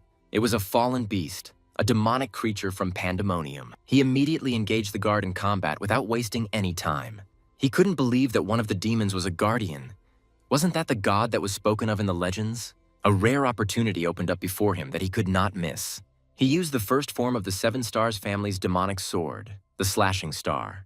The fallen hound uses a primitive yet highly aggressive combat tactic, attacking its opponent head-on with long, clawed fingers that can cut through even armor. Among them, there is a special limb that has the ability to remember the mana of its victims and focus attacks on it. And even if the tentacles are cut off, it does not cause any damage to the main body of the creature, which is why the fight with it turns into a painful and protracted battle until the enemy is completely exhausted. However, restoring lost limbs requires a significant expenditure of mana and energy, and it is at this moment that a temporary gap forms in his defense, just like the one that has appeared now. Minchul immediately noticed that the enemy had opened up for a moment, and he knew that he had to attack immediately. since the beast was currently under the influence of the overwhelming energy of the earthen fallen beast that was connected to the zero parallel. Minchul, without hesitation, activated the second form of his 7 stars demonic sword, a technique called Shooting Star. The guy seemed to freeze at that moment, realizing that the attack was aimed straight at his head, but it was too late. The protagonist managed to break through the monster's thick skin, covered with a magical shell, by piercing it with a sword blade blazing with starlight. After this, the beast's massive body immediately fell to the ground, producing a dull thud that made the ground shake. The guy standing nearby froze in surprise at that moment, unable to tear his eyes away from the defeated creature. He couldn't believe that Minchul had dealt with the fallen beast, which was considered almost invincible, so easily and quickly. Realizing that things were taking an unexpected turn, the guy decided to use the power of the Wise King's mind, an ancient technique for analyzing mana and aura. This secret knowledge was only possessed by the leaders of their kind, and it allowed them to distinguish the mana of any creature by color, density, and intensity, which could be used to determine the level of threat. But he could not believe that this man had defeated the Hound with such mediocre physical characteristics. The situation was becoming more and more dangerous, and he realized that he vitally needed the heart crystal to solve the problem, which meant he would have to take extreme measures. Minchul, in turn, hoped to defeat the enemy with one powerful blow, ending the battle before a protracted confrontation began. Was this all that his sword's second form could do? Had it already reached its limit? If he hadn't touched the World Stone, he would have had a hard time in this fight, because it was thanks to it that his dark energy had more than doubled and his mana consumption had decreased by 30%. Although even with this, he couldn't use combat techniques that required maximum physical effort. In such a case, he has only one choice left: to act without delay, doing everything possible to end the fight immediately. He decided to finish off the base fallen beast, leaving it no chance to recover. After the victory, Minchul received 8.5% experience, which was a significant reward for such a dangerous battle. Then he noticed his right hand, which felt strangely warm, as if energy was gathering in one place. A mark resembling a star appeared on the back of his hand, emitting a slight glow. This mark began to shine brightly, which meant the activation of the second level of the Black Star's power, the artifact that had awakened within him. The Black Star has powers comparable to mythical creatures, is able to take any form of weapon, and its power directly depends on the user's progress level. But unfortunately, it currently does not exceed the standard level of a C-rank fighter. He did not know what had caused this awakening, but he considered it a sin to miss such a rare chance. The stronger Black Star becomes, the higher his combat potential will rise, and then he will be able to cope with any difficulties that he will encounter on his way in this tower. The only problem was the resources needed to fully unlock the star's potential, which he wouldn't be able to find on the tower's first floor. At that moment, he remembered his additional task, which seemed to have lost its relevance. Although he received the heart crystal, in reality, he no longer needed it, because after absorbing the World Stone, everything changed. The guy started asking again if he was really given a heart crystal to complete an additional task. Minchul noticed his gaze as he struggled to keep from snatching the crystal by force. Why does a guy from the Draconian clan need this artifact so much? Why did he risk his life for it? One day, a demon created something resembling the World Stone by sacrificing many living beings, merging their souls into a cursed crystal, and if someone uses it as a catalyst for a spell or introduces it into their body, their combat abilities will increase several times. However, in order to use this stone safely, it is necessary to suppress the innate energy of the vengeful spirit inside it, which is why the heart crystal is considered a desirable artifact for every demon and warrior specializing in demonic techniques. But it will be extremely difficult for a dragon with pure mana to use it without consequences, although the guy still strives to get it. The main character didn't care. He didn't bother to ask about the reasons, since they didn't particularly bother him. The only thing that mattered was that this guy was still on his side, because he had promised to protect him, which meant that support would not disappear. The guy said that he really needed the crystal, and although he gave his word, he couldn't just break his promise or refuse the heart crystal. The protagonist asked him directly if he really wanted to get this stone so badly. The guy began to ask again with disbelief whether he was really going to give it to him, and added that in return, he was ready to fulfill any reasonable request. But the main character said that he didn't need anything and made it clear that he wasn't doing this for profit. He reminded that he had protected the altar, and that was why he remained unharmed, because he had completed an additional task. Mine didn't have to do anything difficult because no one else would have even come close to betraying him. He believed in him. Even though he couldn't fight the monster, he just kept his word, and maybe he'll repay him in the future. But if the help is beyond his strength, he has the right to refuse. The guy said with complete seriousness that he would be attentive to his words and actions. If it were possible, he would like to visit Draconia at least once to see the homeland of the Draconians with his own eyes. Earthlings consider this world to be the embodiment of fantasy, but the guy wanted to say that even in their reality, not many people were able to achieve what exists in another dimension. The protagonist was silent for a moment, and then admitted that he had lied. In fact, people do not even suspect the existence of dragons. Information about these two worlds is highly classified to prevent interference from other dimensions, such as the elves or the Union, and Earth's representation in these worlds is limited by the rules of interdimensional diplomacy, which is why most of the information is hidden from the public. However, his goal was something completely different: to gain access to this world. Only those who have been granted the Dragon Rose's call can enter, and winning the favor of the dragons is incredibly difficult. The protagonist asked if this meant that it was impossible to get there, but the guy shook his head. There was still a way. Raoul de Goldrian. He knew this name unmistakably, because the recognition of the members of this family is many times more valuable than even the crystal of the heart, which has incredible magical power. Well, everything is going according to plan, because dragons don't like to remain in debt and always pay in full. If he really wants to get into Draconia, let him accept this as a gift, a symbol of trust and respect. Isn't this the very same personalized plate that is given only to the chosen few? A nameplate is an extremely valuable thing, equivalent to a full guarantee for another person. Such an artifact is given only to those who are truly trusted unconditionally. This is his personal nameplate that will allow him to enter Draconia. If it is so valuable, why did he decide to give it as a gift? He trusted the hero and now believes in him. He proved himself skilled in the use of mana, demonstrating his mastery, and they do not doubt him, seeing his enormous potential, although the hero slightly underestimated the complexity of the situation. This day can be called truly incredible. He not only got the heart crystal, but also found a true friend, which is much more valuable. He decided to be extremely careful with the nameplate, because only thanks to it he was able to survive in this cruel world, and the meeting with Raoul became fateful. He was sorry that their paths were diverging, but he hoped that they would meet again soon. But for now, all that was left was to cleanse and master the heart crystal.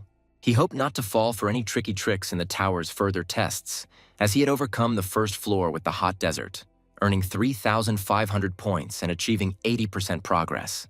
The main character had only one way left: forward, because he still had a supply of resources, and there was no point in returning home. At that moment, he could not understand where exactly he was and what was happening around him. Bubbles appeared before him, rising smoothly upward as if inviting him to a new challenge. Tower of Trials, 2nd floor. A task with sea gems where the sea is bottomless and the depths are full of dangers hidden from prying eyes, and the goal is to find 7 gems scattered across different seas. Just now he was in the desert, and now he found himself in the sea, and he could not understand who had created such a mysterious tower. The current depth is 30 meters. The remaining breathing time is 3 minutes. First there was heat and scorching heat, and now there is water, and the creator of the tower was clearly crazy, because breathing time is not spent in safe zones where you can breathe freely. It's nice to have useful items like this.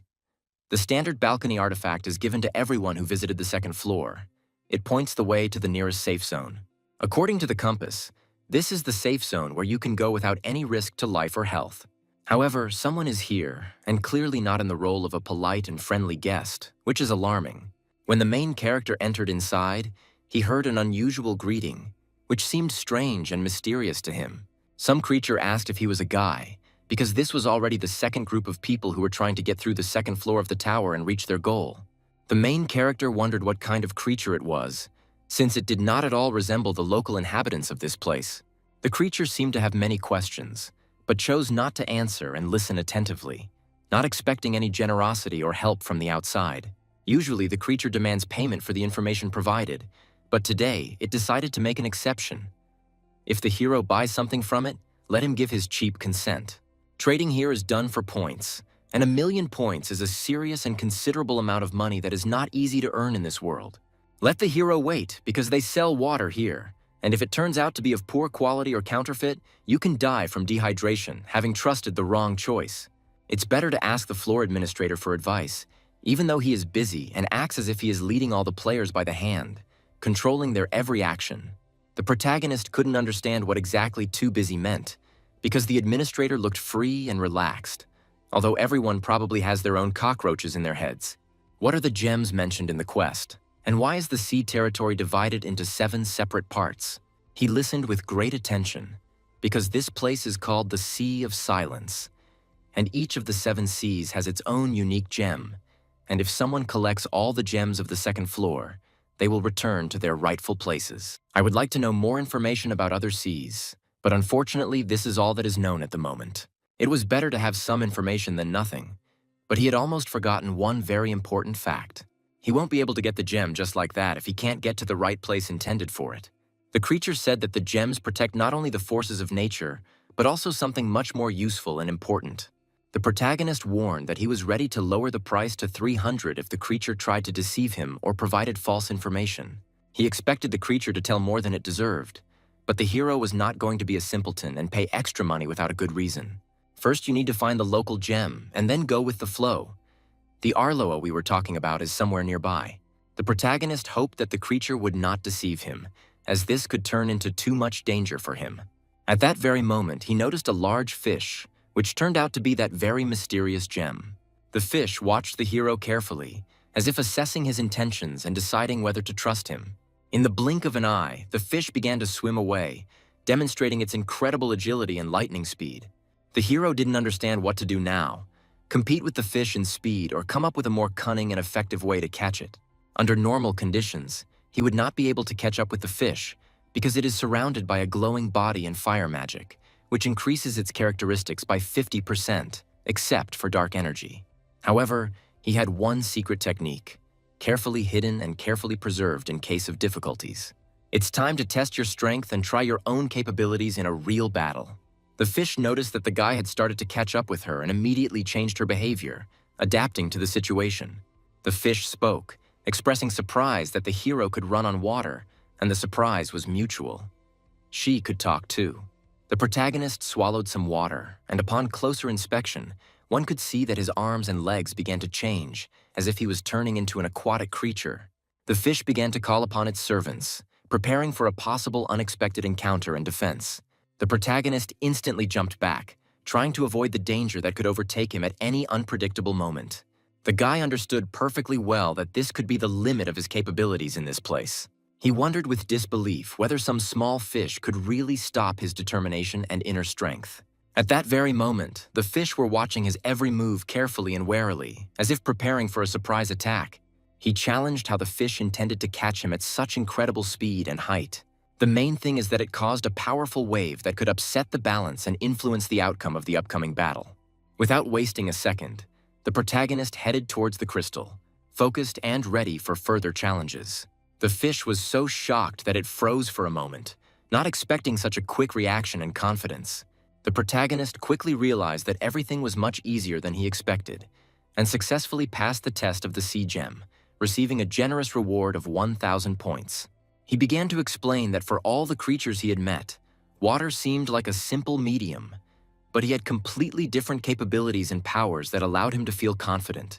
The protagonist curiously asked the fish if she was bored, since he could use the transmission of sound waves, and the fish replied that he would receive an additional reward for quickly completing the test.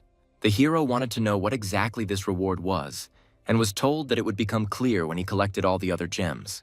The guy couldn't understand why this reward for fulfilling a special condition was not accompanied by any additional information, leaving him guessing. He decided not to be distracted by this for now and to figure it out later, since the current had already carried him to the next sea, and he felt that it would take a lot of effort to overcome new obstacles.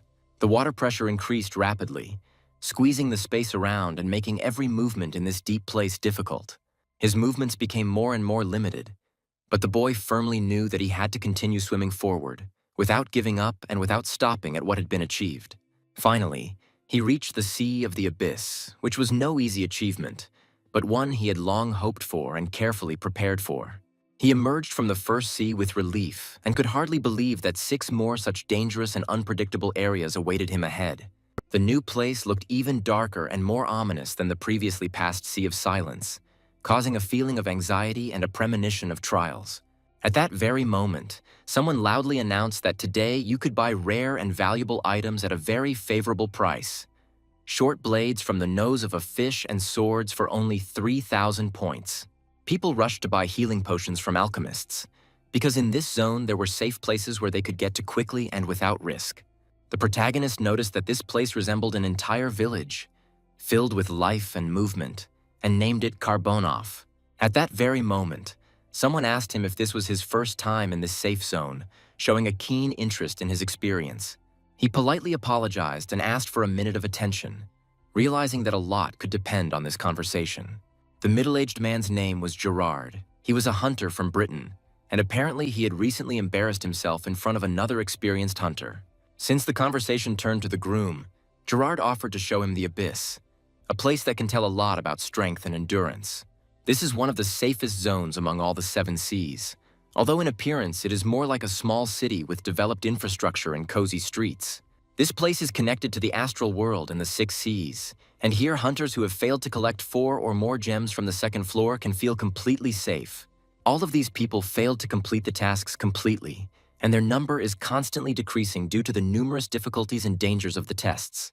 The maximum they had was 3 gems, and no one even thought about asking for new tests, since they turned out to be too difficult for most. So they have been here for 3 years already, helping newcomers, but not revealing the whole truth about the severity of the tests. The main character wondered where the tough test of the Central Sea was, which promised to be the most difficult of all. He wanted to challenge him right away, without delay, and the guy asked why delay the decision if he could act right now. Thanks to this good man, he received a lot of valuable information, time, and money. And now he could not sit idly by in this city when he was filled with energy and desire to act. At that moment, the main character looked to the side in surprise, as if trying to understand what was happening around him. The man could have simply shown him the way, but he chose to watch and not pay attention, because he wanted to see with his own eyes how he would cope with the tests. The protagonist could not understand how it was possible to ignore him so easily, despite the importance of what was happening. At that moment, something incomprehensible and mysterious began to appear before him. Minchul couldn't tell if this was part of the test or something else. It turned out to be the last hunter who arrived for the test, which consisted of surviving in the whirlpool. But this poor guy did not succeed, although at first glance it seemed that it was not so difficult, and at least here you cannot die. On the 1st floor, he had literally fought for life and death, and here he was allowed to try as many times as his heart desired, but he knew that there was no guarantee that the tests of other gems would be as safe. He decided to wait and offer the hunter additional equipment that could significantly facilitate his movement and survival in the powerful and treacherous whirlpool.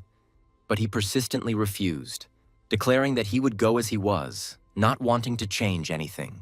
Minchul wanted to experience and test for himself how reckless this man was, and how strong he was in difficult and extreme conditions. The test in the whirlpool had begun, and now they were about to face a force of nature that could easily break the weak and unprepared.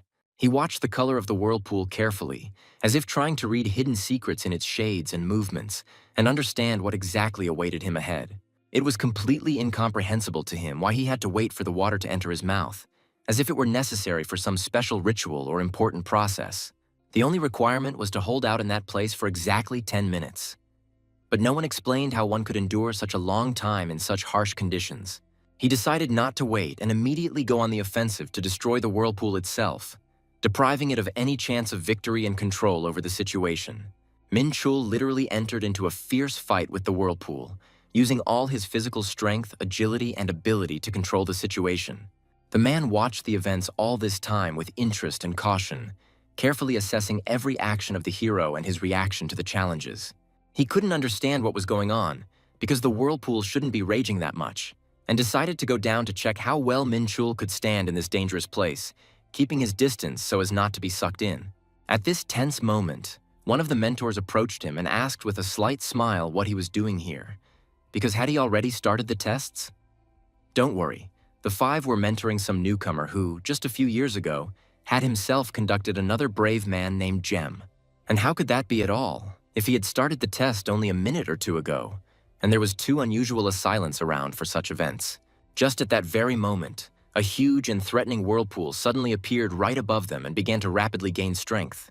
The man looked at him in bewilderment, not understanding why this whirlpool was so huge and powerful, like a living creature. Oddly enough, they began to be literally sucked into the whirlpool, forcing them to fight against invisible forces. The man was completely bewildered, unable to understand what was really going on here and where it would all lead. He successfully completed the Sea Gem's mission, overcame the tests with grenade launchers and other dangers. The man was so surprised by what was happening that his face reflected genuine amazement and confusion. The main thing he said was that it looked like he was pretty burned out, and he could have just returned to the city. Although he expected that the destruction of this kind of enemy would entail the appearance of such raging and menacing waves. How can he come back if he's already being hunted by Cool Eye, Sea Opal, and a practically metric giant shark? He had enough fatal wounds on his body that his chances of survival seemed extremely low. What do mortal wounds mean? God grant that at least something remains of him. But in such trials, one blow is enough for everything to be over. It only took one precise blow to change the outcome of the battle forever. For this purpose, it was possible to use the old hellish flame, which was capable of burning everything around. And voila! A real spectacle of a grand and fiery show opened up before them. Fire underwater? Did it end up in a SpongeBob cartoon or something? The trials were much harder than the previous ones in total. But does that mean that this is the hardest trial? No, compared to the rest of the remaining trials, it is considered quite easy. The only problem is the lava that can explode at any moment, so he just needs to watch the underground vibrations. Which was easy as pie. The man extended his hand and began to congratulate the guy, saying that now he can go to the next floor, and he himself does not believe that he did it so quickly. Minchul asked about something, because since he took on this task, he must complete it completely. He was going to collect all the gems, and he really needed it or not. They say that the harder the trials, the better the reward, and he will surely get something worthwhile if he collects all 7 gems. I wonder what they will give him as a reward if he fulfills all the special conditions of the trials. For sure they will give him some valuable achievement for collecting all 7 gems. In all 3 years of living here, he had never met anyone like this guy. He asked to consider it a compliment, although in fact, he was just trying to understand where such monsters come from, what the word monsters meant, and the old people also advised him to be more careful in choosing his expressions. The man replied that so be it, and without hesitation agreed to help in the current situation. He pulled himself together at the very last moment, carefully preparing to begin further actions that required complete concentration. The guy was deeply impressed and wondered why he should risk so much by setting off on such a dangerous and difficult path. He spread his arms out to the side and explained that he really wanted to see with his own eyes how Minchul would cope with the upcoming tests. Minchul noticed that his words sounded like he couldn't refuse, and realized that he was truly counting on his help. At this point, 4 gems had already been collected, indicating serious progress in the testing. After the 5th test, the hero received a sapphire, and after the 6th, a lapis lazuli, both with a rich color and powerful energy that can significantly enhance his powers.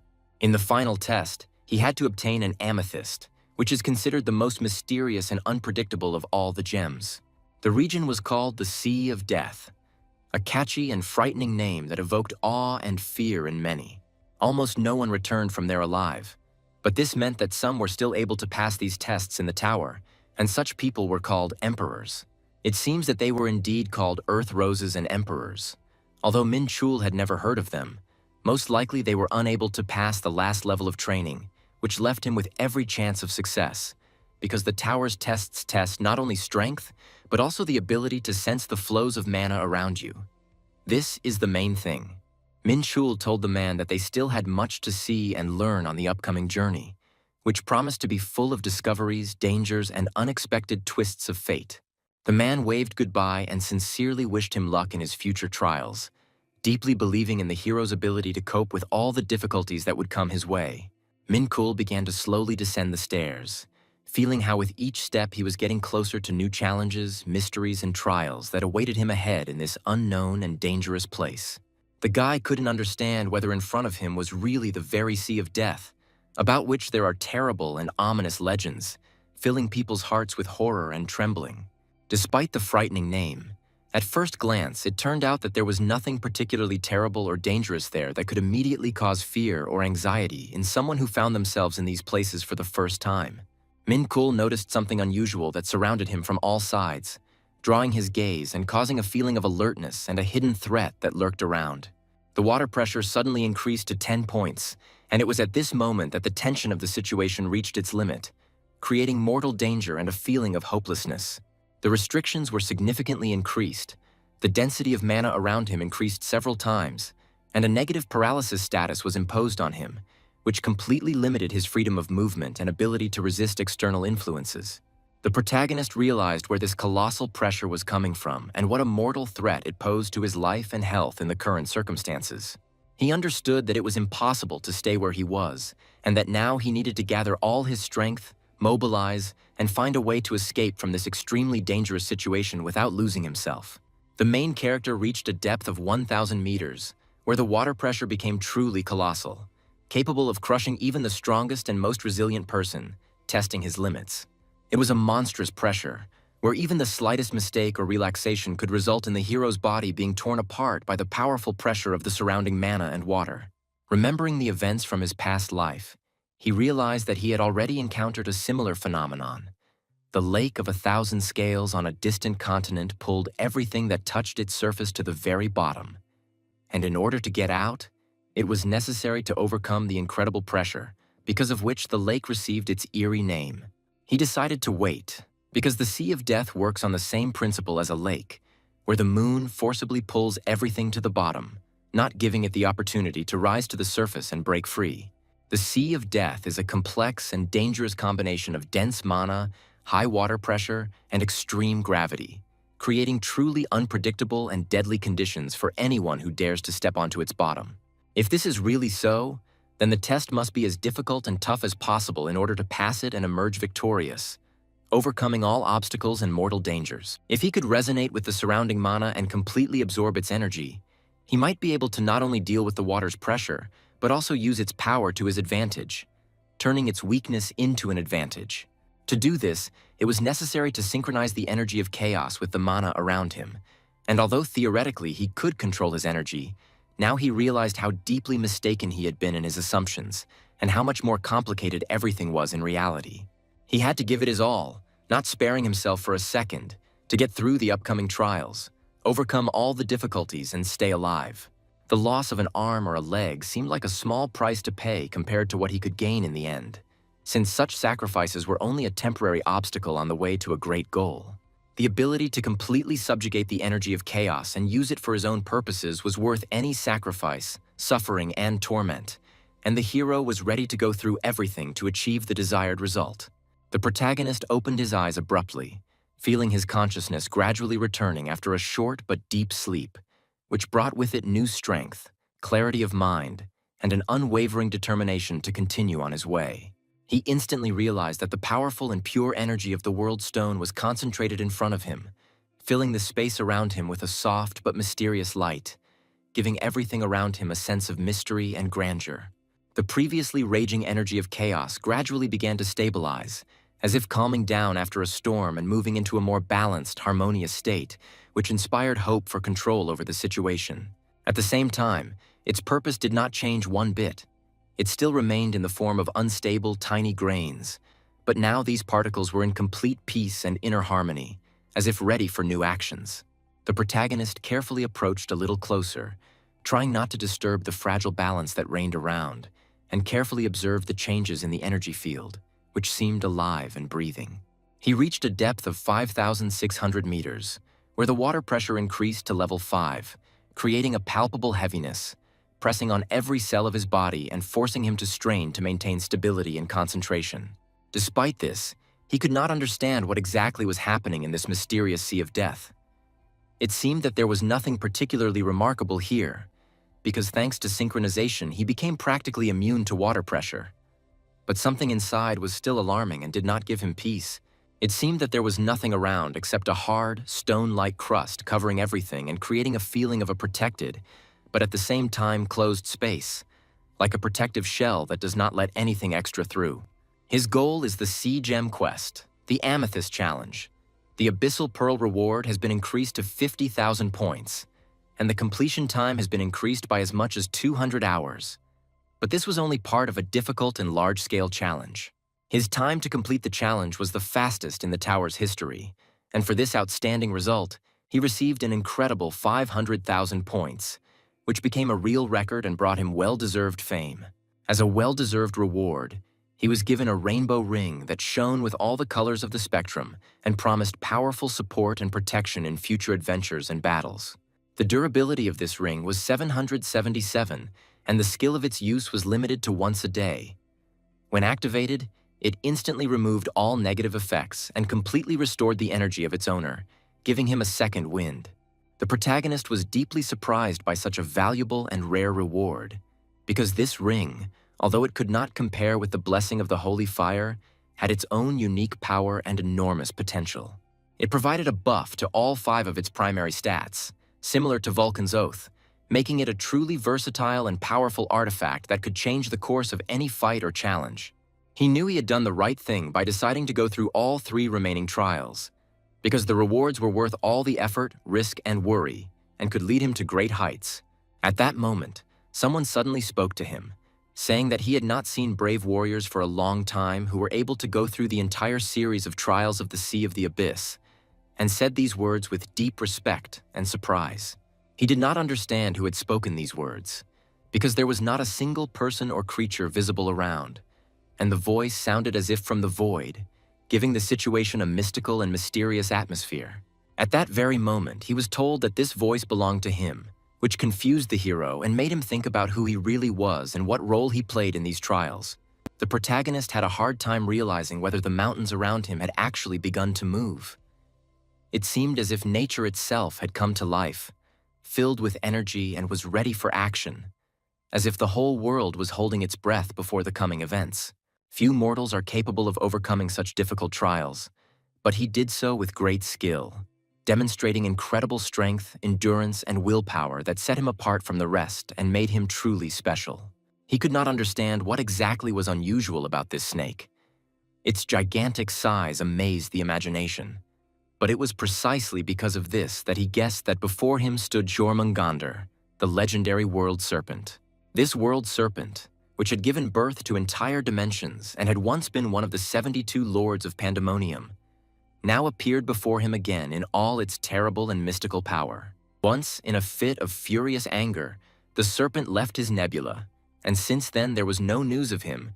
The hero remembered him only because he was the ruler of the dimension. But this story was long forgotten, and now they met face to face for the first time. He asked if he knew his name, because in front of him stood an unusual man who seemed to be a mixture of a demonic soul and a forbidden mortal matter, which aroused sincere interest and respect in the snake. The main character asked to tell a long and detailed story, to explain why he was in such a hurry and what exactly was happening around him, trying to understand the true motives and events taking place. He was interested in the mythical era that existed here many centuries ago, and why these mysterious seeds were awakening now, which could change the course of history and the fate of the world. With all that had happened, only one thought occurred to him.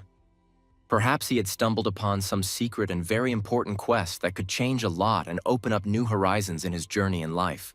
He was here because of a covenant, a special obligation to do or refrain from certain actions. It seemed to be a very serious thing, because his second self was closed. The main character was lucky that he did not have to fight this huge monster, because if it was smaller, he could still try to settle everything by force. In a past life, many people would rush into battle as soon as they touched the enemy, and perhaps he was provoking him that way, or at least he was very good at it. In a past life, he would have entered into battle with this colossus without further ado. The huge carcass itself was asking for a fight. But what kind of covenant could have kept Jormungandr himself here? Unfortunately, he couldn't explain it. Although he understood the principle of operation of such creatures, he was sure that it had nothing to do with it. He was just too lazy to go to the surface. In the end, he decided to give the main character an unusual and valuable gift that could change the course of events. He presented him with his skin, but the hero at first could not understand how exactly it could be used and what power it contained. He then explained that it was a cloak woven from scales and cast a magic spell on it, which made it possible to create a strong and protective cloak from it. Minchul realized that this unusual scale belonged to a mythical serpent from an ancient era, and felt the sincere generosity and kindness of a creature that treats all living things with trepidation and care and maintains the balance of the world around itself. He promised himself never to forget this kindness and generosity shown, while realizing that his own allotted time on this path was slowly coming to its logical conclusion.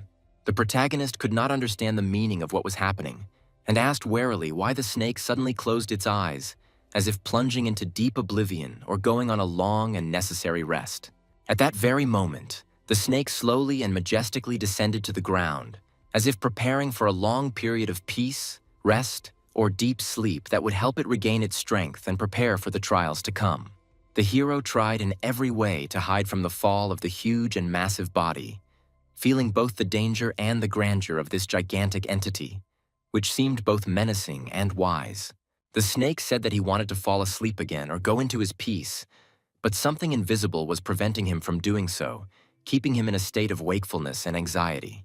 The protagonist had many questions, but he understood that he would hardly be able to wake the snake, because sleep was one of the sacred conditions of the covenant, an ancient and unbreakable agreement between powerful creatures.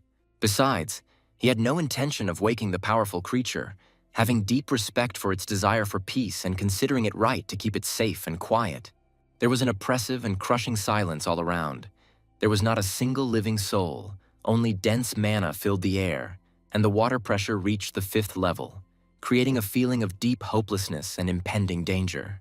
This place was much better than the gate, so the protagonist's breathing time was increased by another 200 hours, giving him a better chance of survival and the ability to stay in the depths longer. Now the main character already had 300 hours on his account, and he intended to use every second with maximum benefit, not allowing himself to relax and lose vigilance. Meanwhile, in the safe zone of the city above, everything seemed calm and ordinary, as if no important events were happening and life went on as usual. A man was leisurely drinking his beer, enjoying a short moment of rest and respite from the constant trials and hard tasks that fell on his shoulders every day. The man complained that it was time to stop dragging newbies on missions, because he had become too attached to one guy in a couple of hours and was now suffering because of his death, which was a painful blow for him. He said he had done everything he could and now wanted the guy to forget about him, although deep down he might have tried to dissuade him from his rash actions and sacrifices. The man did not expect to die so suddenly and without further ado, leaving many things and thoughts unfinished, which brought sadness and regret to those around him. At that very moment, the door swung open and someone slowly entered the room, disturbing the peace and drawing the man's attention to a new event. The man was deeply surprised by what happened, and for a long time could not recover from the surprise, trying to comprehend what had happened and who appeared in front of him. He was sincerely amazed that the main character managed to survive despite all the mortal dangers and difficult trials, which seemed almost impossible and worthy of admiration. The guy asked with slight irony whether he had written the main character down as dead too early, doubting the finality of such a conclusion and hinting at hidden potential and strength. He also asked with distrust whether it was premature to declare him dead, since life could still present many unexpected and fateful surprises. During the 12 days spent in the song, he managed not only to drink a lot, but also to experience many difficult and sometimes very difficult moments that left a deep mark on his soul and changed his worldview. During this time, he successfully worked on his physical training, honed the eloquent and persuasive words he used in battle, and also learned several new techniques, thanks to which he significantly improved his 2 main combat characteristics and became stronger. Perhaps now we can safely return to Earth, having completed this stage and carefully prepared for the next, more serious and responsible test that lay ahead. It is necessary to place a magical seal on the cloak to release the hidden 2nd level of the Dark Star, and also to check whether Martin has coped with Gerard in the final and decisive battle, the outcome of which could change everything. He had serious doubts about whether he would be able to return alive from this dangerous journey, but his strong determination and faith in his own strength did not leave him for a moment, supporting and leading him forward no matter what. So he decided to almost completely erase all memories of the past with the help of drinking in order to forget all the troubles and clear his mind of heavy thoughts. How glad he was to know that the man who had been next to Gerard had finally left, lifting the heavy burden of responsibility and pain from him. If he had known how happy the man was to be back alive, perhaps he would have stopped crying. but now this grown man was screaming like a small child.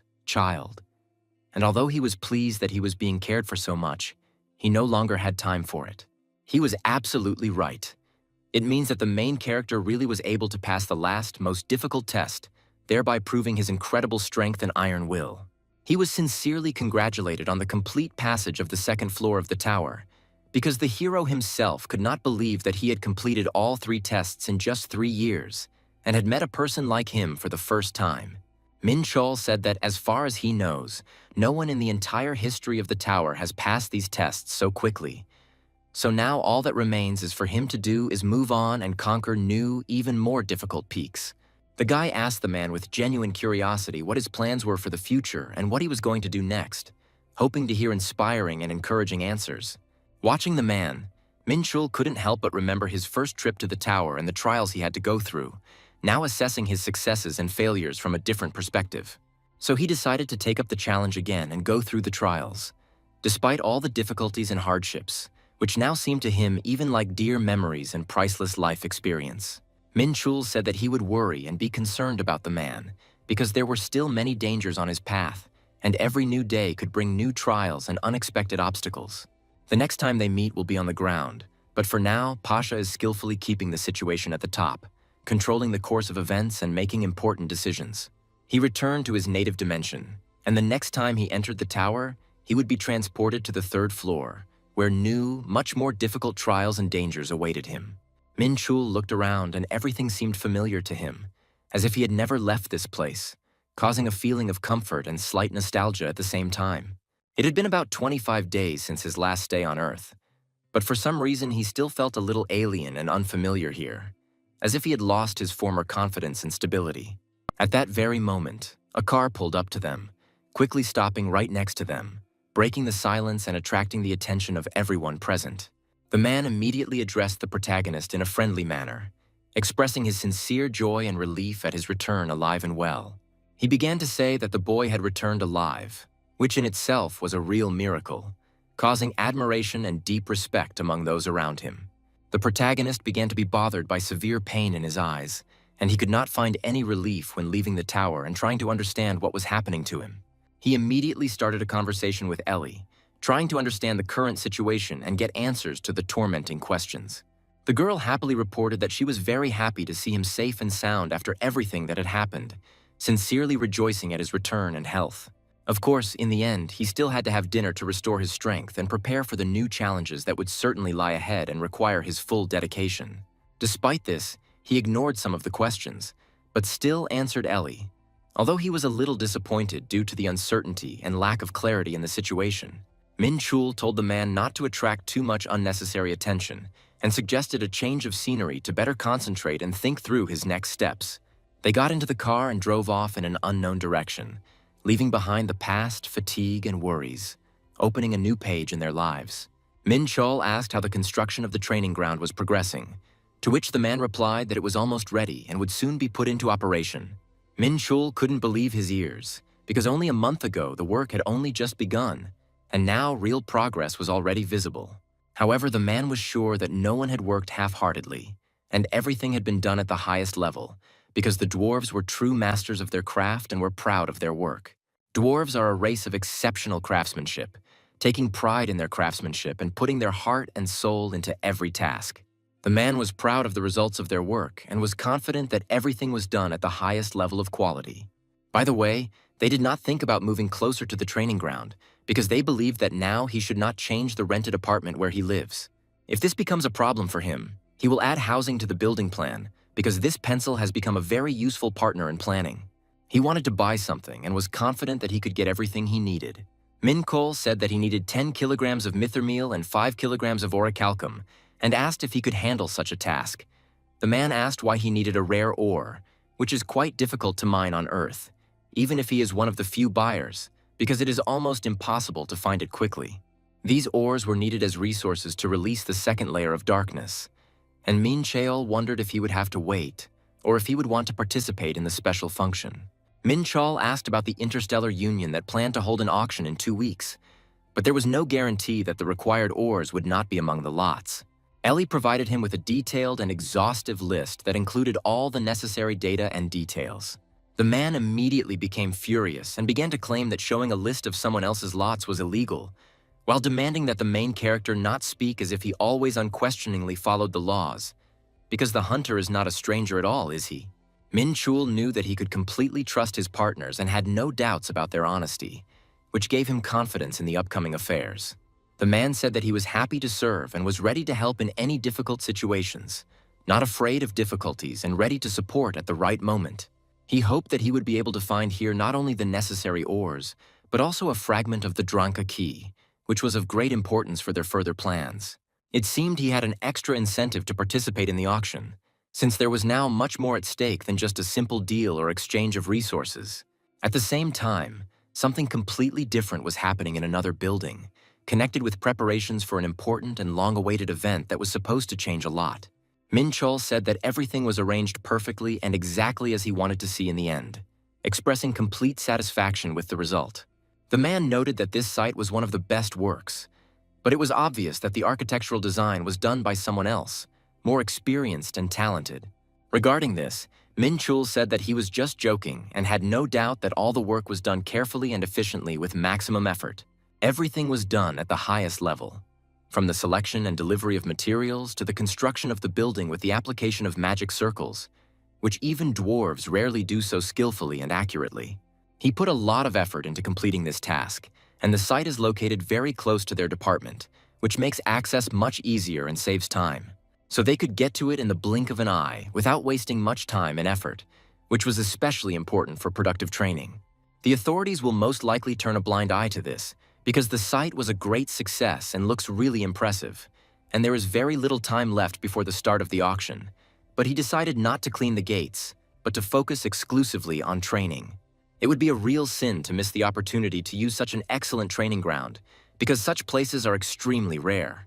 Minchul began training with a surge of strength and inspiration filling every cell of his body. He hadn't practiced this for a long time, so every minute on the court was priceless and fulfilling for him. Finally, he had the perfect place to perfect the ancient Celestia's techniques, which required special space and maximum concentration. The tower, although not young, did not guarantee the presence of similar rooms on other floors, so training here was definitely more profitable and effective. In addition, he did not have to rely on the energy of the stars or mana crystals, since he found an excellent replacement: the energy of winter, which easily removed fatigue from the body and allowed him to do without sleep. In other words, he could now train for days on end without feeling a loss of strength and quickly recover from heavy loads. At that very moment, the training was interrupted when the cutting of frames suddenly stopped, as if foreshadowing a change. Minchul felt that this energy was very familiar to him. It was dark mana, or something similar in strength and nature, awakening an uneasy premonition in him. At the same time, Verde was heading somewhere towards the portal, as if he was following an important and urgent assignment that could not be delayed. At that moment, everyone present suddenly stopped, as if sensing an impending danger that could change the course of events. Despite everything, his talent remained an unrivaled miracle, and he hoped that his enemies could at least entertain him a little, otherwise everything would become too boring. After this, he began to laugh very loudly, expressing a mixture of surprise and irony, as if mocking the unpredictability of the situation. He did not understand who dared to disturb him on such a significant day, disturbing the peace and order that he had so carefully maintained. He never expected that it would be that one repeatable person who would call him, and the boss told him to stop talking nonsense, asking what the hell he was doing in Yongsan. He replied that he was currently in another place and was going to go out with his partners, but if help was needed, he would fly in the blink of an eye. Minchul realized that he was mistaken and did not think that he could lie to him because he felt a strong mana in him, which immediately made him think of Verde. He remembered that there were 4 more demons on Earth besides Verde, and if you think logically, there couldn't be many of them. The protagonist asked if he knew the identities of the other demons on Earth, apologized for his lack of competence and admitted that he was unable to detect them, but wished him luck in the cleansing. Well, there is no use. You will have to figure it out yourself, and first you need to identify the source of this energy, because ultimately it is unknown what can happen when Pandenium tries to take over the Earth, and you cannot turn a blind eye to this. A powerful and thickening dark energy quickly engulfed the entire mountain, filling the space around with an ominous and dangerous atmosphere, which immediately made everyone present feel an impending disaster. The protagonist, overcome with bewilderment and anger, asked with obvious irritation who exactly was this reckless and brainless person who dared to use dark energy right in the middle of the city, thereby grossly violating the peace and established order. He noticed a sudden bright flash from above, which instantly caught his attention, and he immediately tensed, feeling a growing threat that was approaching faster and becoming more and more real. At the most unexpected moment, he was suddenly and swiftly attacked, caught off guard and deprived of the opportunity to even react, forcing him to find himself in an extremely dangerous situation. An arrow was fired towards him at high speed, flying accurately and unerringly, aimed straight at his target, leaving no chance for evasion. The protagonist instantly realized that this deadly projectile was launched intentionally by someone who wanted to harm him and stop any further step he took. Something mysterious and threatening suddenly appeared in the sky, hovering gloomily in the air and causing anxiety and a feeling of imminent danger in everyone present. He was attacked again and again, and he clearly felt that the enemy was aiming specifically at him, showing evil intent and leaving him no chance of salvation. With annoyance and irritation, he thought that the devil take this clumsy idiot, because the second time he certainly wouldn't let him get away with it unpunished and easily. The protagonist instantly and accurately activated the hidden floating blade, ready for a quick defense and a swift counterattack to instantly change the course of the battle. At that very moment, something unexpected and astonishing happened, completely at odds with his expectations and changing the entire course of events. After the demon suddenly fell unconscious, the protagonist asked with irony and slight disdain who this idiot really was here, disturbing the peace and order. The guy was absolutely sure of his guesses and knew that it was this sinister group that was behind all these events and the attack. As soon as he saw the arrow, he immediately thought of this treacherous gang, because they were the only ones who could do such a thing. These were the Dark Elves, cruel and evil creatures by nature, prone to conflict and cruelty, knowing no mercy for enemies. This is why the main character has tense and strained relationships with them, filled with mutual distrust, hostility, and constant clashes. Suddenly a stranger appeared. Someone approached from the south, causing justified suspicions and fears in everyone around. Despite their apparent weakness, these elves proudly declared their affiliation with their ancient people and were skilled in dark magic and archery, making it incredibly difficult to fight them in an area full of obstacles. Although this did not pose any serious difficulties for the protagonist, they declared without hesitation that he would not pass, that the darkness would completely engulf him, and they wished for him to die a painful and agonizing death, leaving no chance of salvation. Despite the harsh threats and frightening words, the protagonist confidently and steadily continued to move forward, showing iron determination and steadfastness in his actions. At this critical moment, he finally saw the creature standing before him, and immediately realized that this would be the key test on which the outcome of the entire struggle depended. Minchul knew this technique very well and skillfully applied it with high precision and mastery in the most difficult combat situations. The boy swung vigorously, preparing to deliver a powerful attack on his opponents, concentrating all his strength and will in one powerful movement. He quickly and accurately performed a swing called Boundless Skies, directing all of his power and energy towards the enemies, causing them to be shocked and confused. The opponents did not expect such a rapid and sudden turn of events, which completely threw them off balance and caused great confusion. They immediately felt a sharp pain that engulfed their bodies and soon began to cough up blood, unable to contain the effects of the powerful blow. Minchul slowly but surely approached one of the opponents, not giving them a second to recover from the blow they received, demonstrating complete superiority and control over the situation.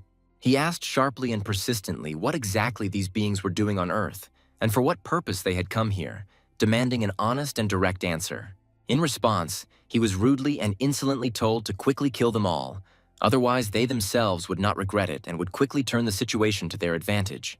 The Dark Elves then proudly and defiantly declared that they served the Great Lord, repeating again and again their mysterious and frightening speeches about their powerful master. Minchul did not argue for long and replied that they would soon have the opportunity to fulfill his last wish, but only at the cost of their own death and defeat. The Dark Elves were not used to giving in to anyone's threats or intimidation. They stood firm and confident in their positions, without showing the slightest fear. Mercy here was pointless, because if these creatures were left alive, they would certainly begin to create chaos and destruction again, harming those around them. Minchul noticed with attention that the person standing in front of him was not just an ordinary soldier, but the main representative of the Dark Elves, possessing significantly greater power and influence. Judging by the powerful energy emanating from him, this opponent was indeed a very strong and dangerous opponent, capable of changing the course of the battle.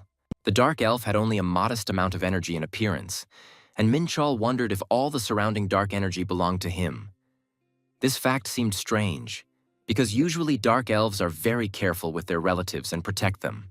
He was very surprised why this elf did not take any action in response to the attack and remained indifferent, as if waiting for something important. Minchul asked directly if this enemy was unable to move because he was preparing for his next move or a powerful attack. For the last time, he tried to find out what exactly this mysterious elf was doing in Korea, although he himself already doubted that he would receive a clear answer to this question. At that very moment, he was finally answered, and the enemy's words sounded with unexpected frankness. The Dark Elf spoke of the great demon king Deimos, who, according to prophecies, would soon appear in this world and begin to sow death and destruction everywhere.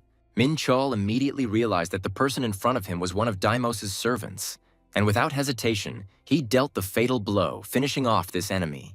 He asked if he knew where he should go next, although he thought that he would not believe this nonsense and would refuse to tell the truth. The enemy, as if committing suicide, gave up all his remaining energy, completely losing the will to resist and fight. Minchul firmly stated that he would not let the enemy die so easily, because he needed important and valuable information that could change the course of events. He was outraged and loudly condemned how he dared to impersonate Deimos himself, undermining the seriousness of the situation and misleading everyone. The protagonist shouted that his carefully thought-out plans and designs would come to nothing, and that his enemies would not be able to thwart his goals. At the most tense moment, the phone suddenly rang, and the ringing suddenly interrupted the growing tension in the air, forcing everyone to be distracted for a moment. The girl quickly picked up the phone, hearing the voice on the other end of the line, and her face instantly changed, showing interest and seriousness. The main character introduced himself as Jung Minchul and said that they were currently in the middle of an important exam, but the girl immediately recognized him, not doubting his identity. He asked if she remembered their agreement, and she replied that she did. Although he had to wait quite a long time for her call, he apologized, explaining that he did not have free time, and asked a question, hoping that it concerned her personal life. The protagonist asked her with interest about the situation with the Dark Elves and how serious the threat they posed was. He reported that these creatures had arrived on Earth and were already a serious danger to all living things and the stability of the world. She asked him where he got such information and how he found out everything. The protagonist asked if her invitation to dinner was still open, hoping to divert the conversation to a more personal topic. He reported that just half an hour ago, these creatures dared to hide behind his name and asked what their plans were and what they were really up to.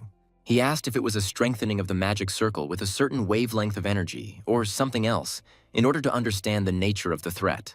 In other words, the group itself is almost harmless, but apparently there are several such magic circles, and it is almost impossible for him to cope with this alone.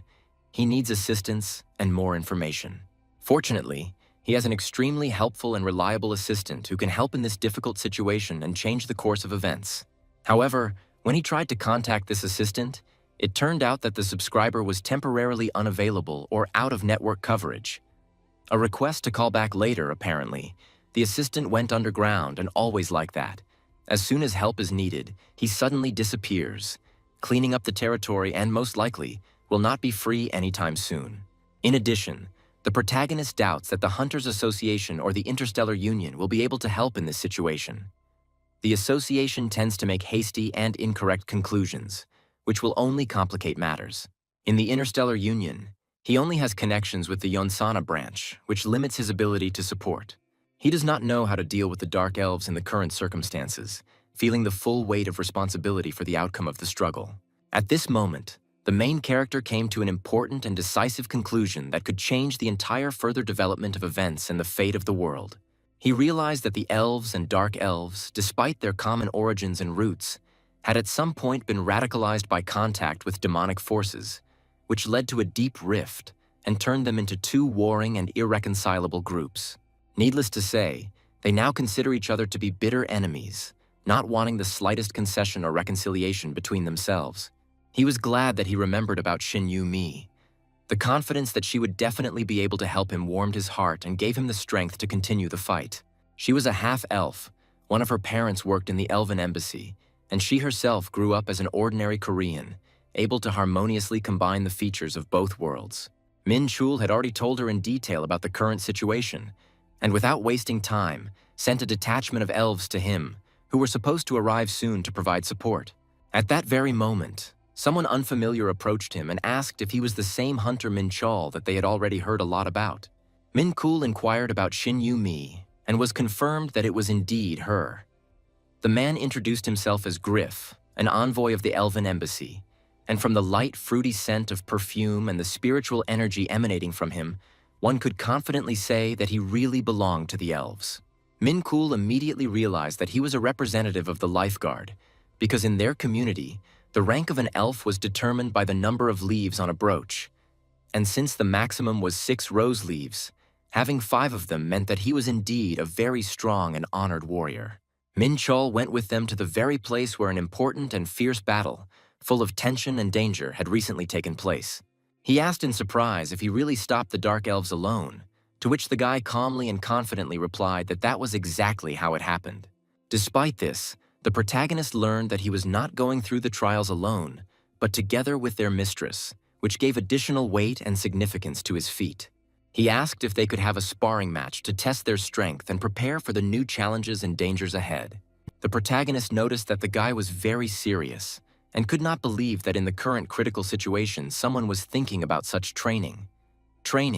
He would not be surprised at all if it turned out that he was not an elf at all, but a bloodthirsty demon in human form.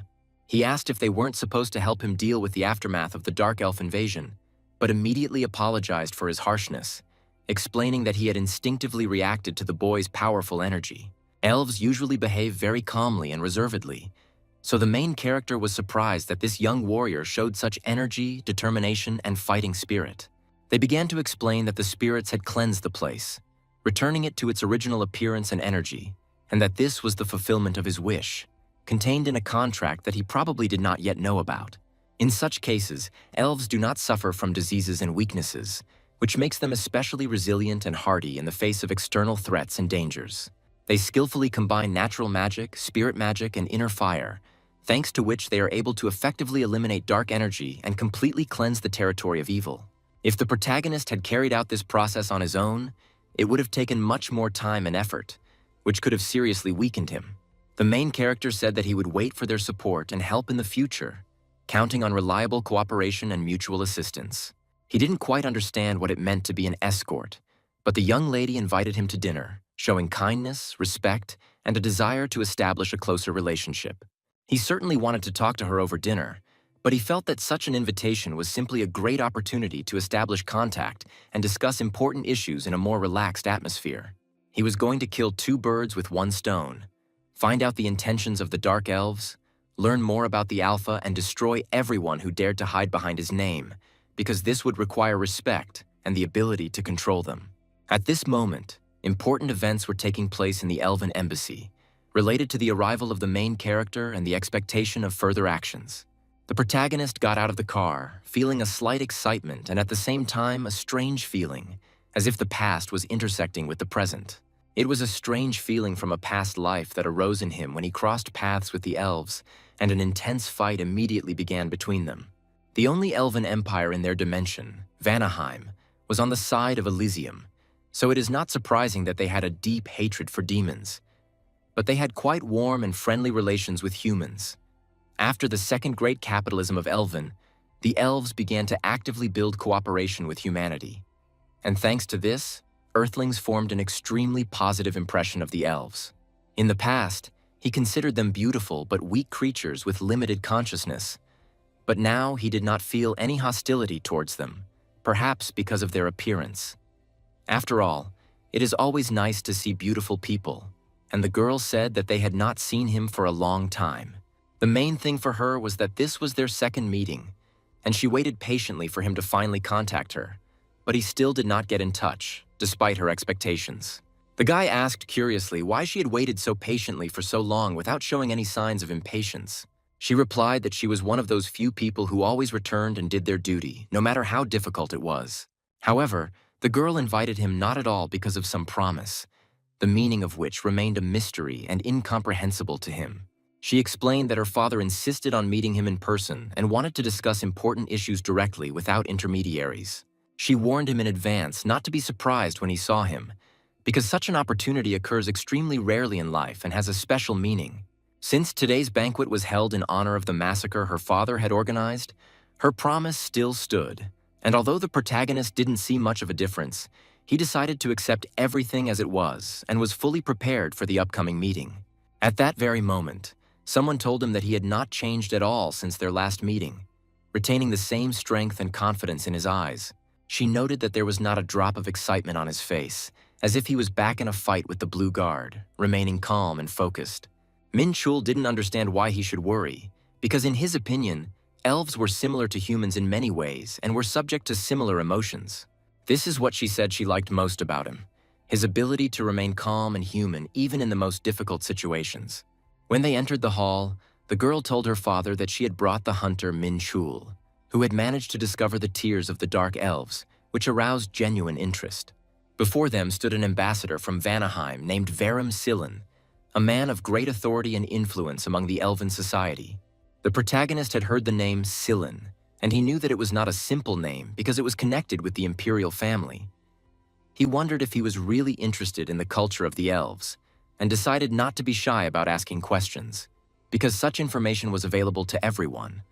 Although the Alpha was considered an extremely important figure, and, like Raoul, he could get detailed information about Varus with the help of his truth class.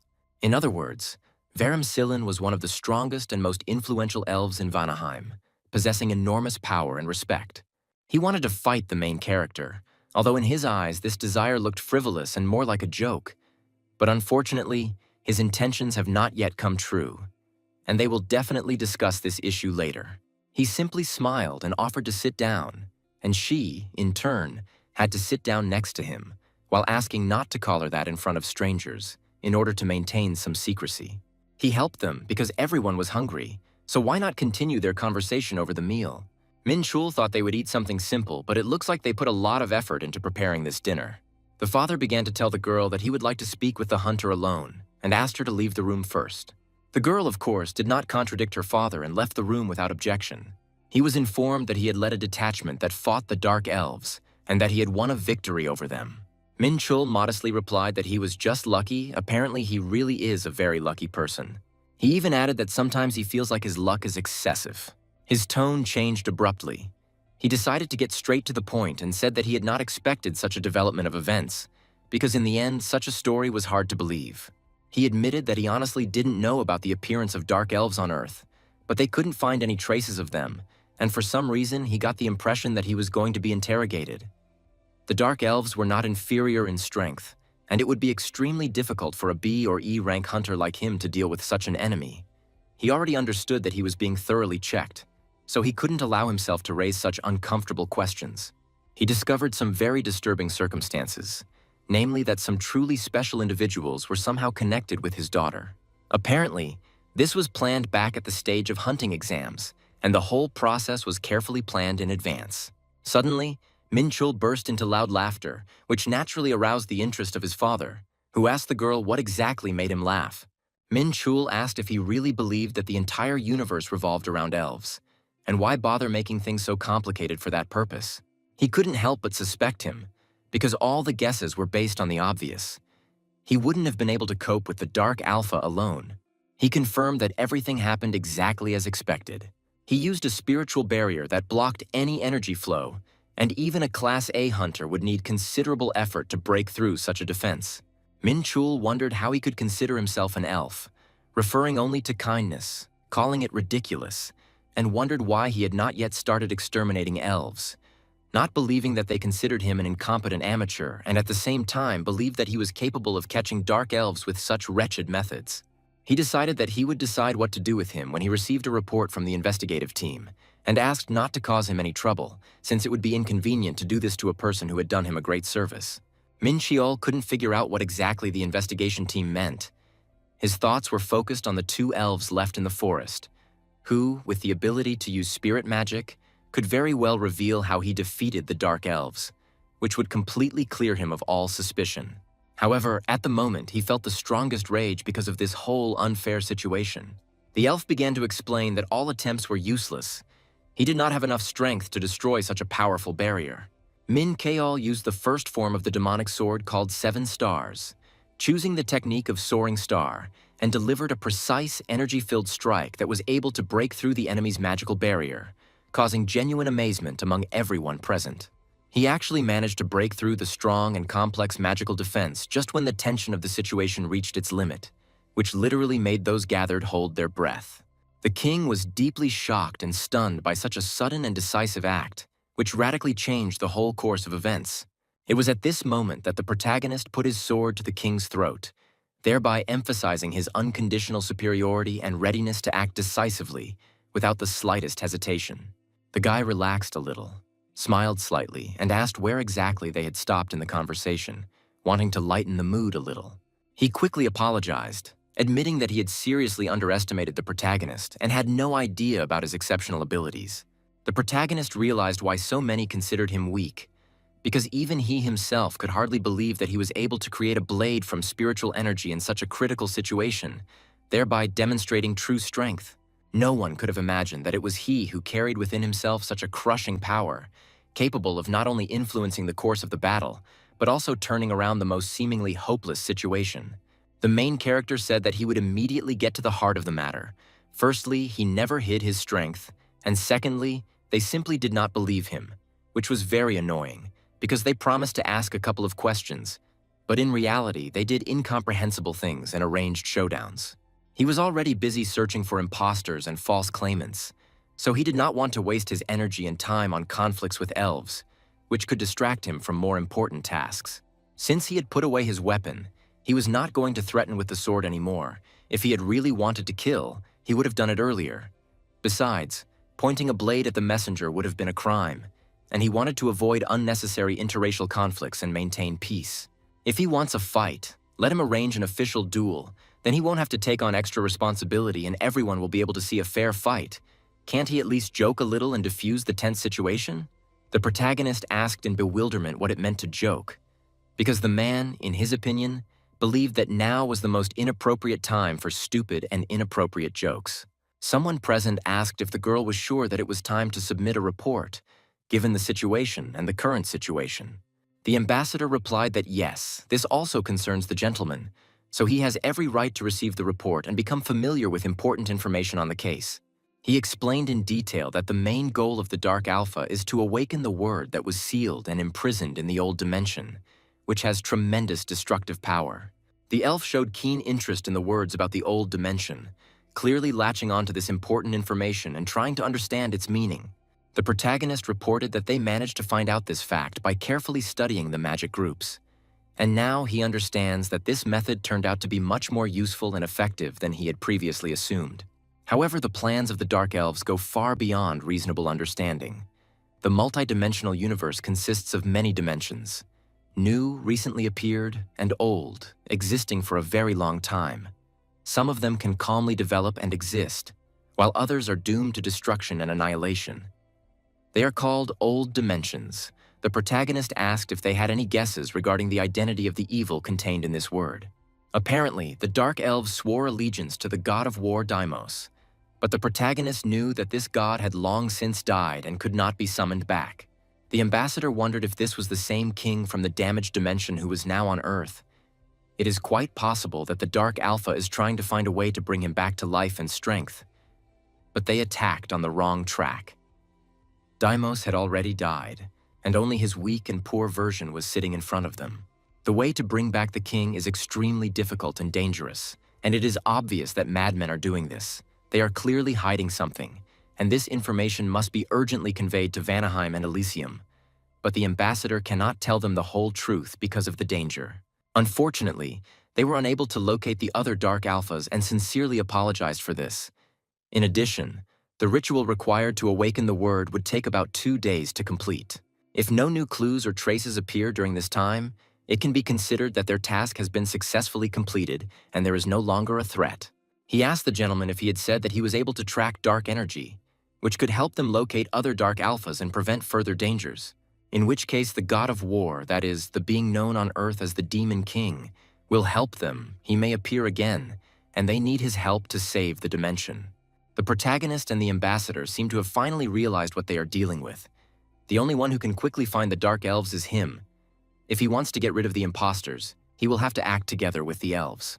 If he was so concerned about the Dark Elves and their plans, then why did they threaten him earlier, creating a dangerous and tense situation around him?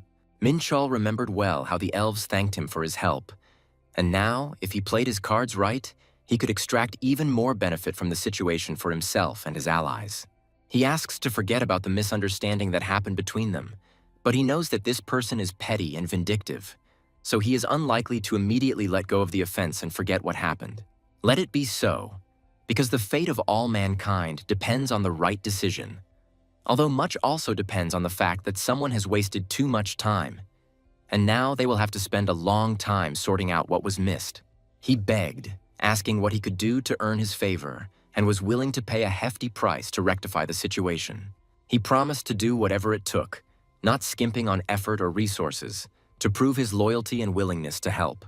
Of course, he swore by the name of Vadim Silin and his title of Ambassador of Vanaheim, and the guy replied that he did not advise forgetting that serious and penetrating look, full of respect and strength. In such difficult situations, you need to be able to extract maximum benefit from every moment, use all available opportunities, and not miss the chance to strengthen your position. The protagonist was given a check for a large sum of money, which became an obvious sign of trust and support from influential allies. He asked what number to put on the check so as not to seem stingy, but honestly admitted that in fact he would like to take from them everything possible in order to ensure his complete independence. He had very little time left, so he listened carefully to all these thoughts and then decided to act decisively and without delay. The dark energy was first noticed about a month ago, and thanks to his efforts, they were able to track down the Dark Elves. But unfortunately, the ritual was almost complete and time was running out. Both sides were engaged in unclear and doomed actions, so the conditions were equal, but he was in no way going to forgive the Dark Elves, and first of all intended to find the source of dark energy. If there had been enough time, he would have personally destroyed each of them, but since the deadline was tight, he had no choice but to use a new, more effective technique. The energy manipulation technique he learned in the harsh and mysterious Sea of Death allowed him to control even the most unpredictable and chaotic flows of power, turning them into weapons. It was a unique and complex synchronization that connected his inner energy with the world around him on a deep and intuitive level, giving him an advantage in the fight. Minchul began to apply this complex synchronization, focusing his strength and attention to achieve maximum efficiency and precision. His eyes were keenly alert to every tiny change in the environment, as if trying to detect invisible signals and energy flows that might indicate the source of evil. He was sure that he would definitely find a weak, barely noticeable signal emanating from the dark energy that had so far eluded observation and remained unnoticed. Even if he had to search the entire huge city, go through the most dangerous, abandoned, and forgotten corners, he would certainly discover the source of this sinister and destructive force. At that moment, Minchul lay there, completely squeezed to the limit, fighting fatigue and pain with every breath, but never ceasing to believe in his mission and his destiny. He nearly died, seriously risking his life and exhausting himself to the limit while desperately searching for the Dark Elves, not allowing weakness and fatigue to take over. As soon as he released more chaos energy into the atmosphere to expand the search radius, he felt like his brain was about to break down. He was damn glad that it didn't happen, but the city was too huge, and the 10 suspicious places had the same concentration of energy, which made it impossible to determine the main magic core. And they responded immediately like this, without any warning, explanation, or apology, as if nothing had happened and everything remained the same. It seems that they did not expect his message, and in this case, the responsibility for the actions of these idiots will be shifted to the elves, which creates even more tension and complications. He would, of course, like to have 4 of them, but the search has exhausted him so much that he can only use about 20% of his strength now, and first he needs to at least recover. Nothing helps you calm down better than the flow of energy that gently envelops your body and mind, as if carrying away fatigue and filling you with inner peace. He used Celestia's ancient technique of melting the world stone into its constituent elements, which required great concentration and skill. Thanks to this method, he will be able to separate the 2 types of energy concentrated in the stone, which will greatly facilitate the further task and give an advantage in working with them. Firstly, it was the energy of light, pure and clear, like the first morning dawn, filling everything around with warmth and hope. Secondly, it was about the same energy of light, but manifested in a different, softer, and more delicate form, which resembled calm and peace, like a quiet and serene summer evening when everything around is filled with harmony and peace.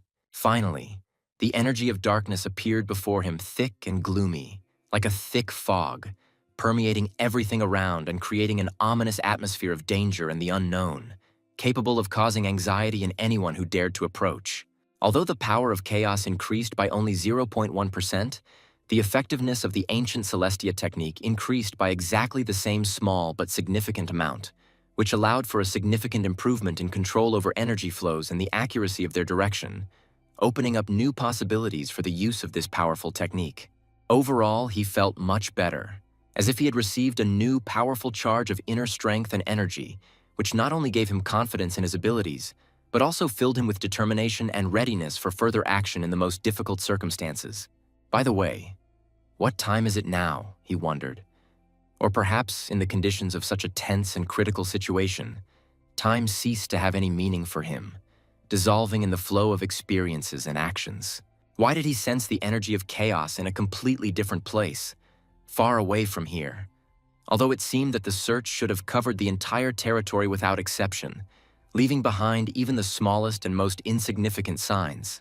Perhaps he missed this energy precisely because the search strip for dark energy turned out to be too narrow and incorrectly directed, or simply not wide enough to cover all potential sources and manifestations of dark forces. This feeling of anxiety was familiar to him and caused an internal uneasiness, like an echo of old events, reminding him that danger could be much closer than it seemed at first glance, and it should not be underestimated. The breach from the gate in one of the city's districts emitted the same powerful energy as the breach from the Black Gate. The kobolds that emerged from there were filled with the destructive power of chaos, bringing chaos and destruction to every corner of the city. The question of whether this new breakthrough could be due to the secret actions of the Dark Elves, operating in the city undetected, remained unanswered, hanging heavily over his mind and causing him to worry about the trials to come. However, he had no compelling evidence that would directly point to their involvement, and this made it difficult to draw any final conclusions. And what did he care about those who were behind all this, when a new chance and new opportunities were opening up before him that could not be missed? He couldn't afford to miss the opportunity to profit from the chaos energy locked inside these monsters, as this power could give him incredible strength and advantages in the coming battles. Minchul began to move quickly around the city, carefully examining every corner, listening to every rustle, ready to react instantly. He shouted loudly that these gates belonged only to him and no one else, boldly declaring his rights to possess this mighty power. At that moment, someone was hiding nearby, hiding in the shadows and watching him, patiently waiting for the right moment to act.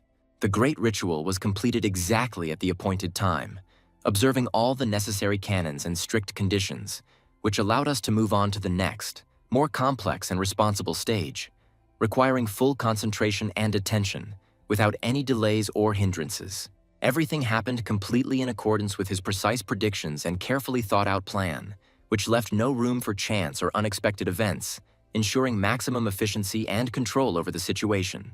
Minchul clearly understood that the burst of energy had not yet begun, and this circumstance gave him additional, albeit limited, time for careful preparation and internal psychological adjustment to the upcoming difficult tests and events.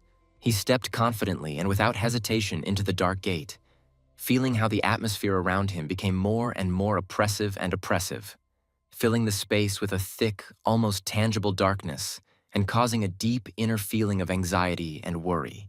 He clearly realized what exactly this dark gate looked like from the inside. The energy flow here was so weakened and depleted that one could say with confidence that it practically did not exist, not to mention the complete absence of any living force or signs of life in this gloomy and lifeless place.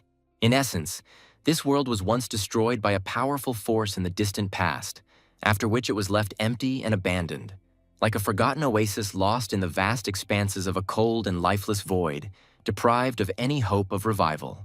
At that very moment, Minchul suddenly stopped and thought deeply, coming to an important realization that could radically change not only his perception of what was happening, but also his entire future strategy of action.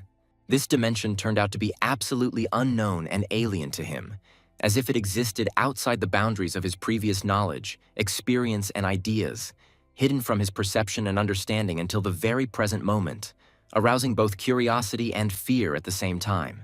If he was not mistaken, then in such cases it is customary to say bingo.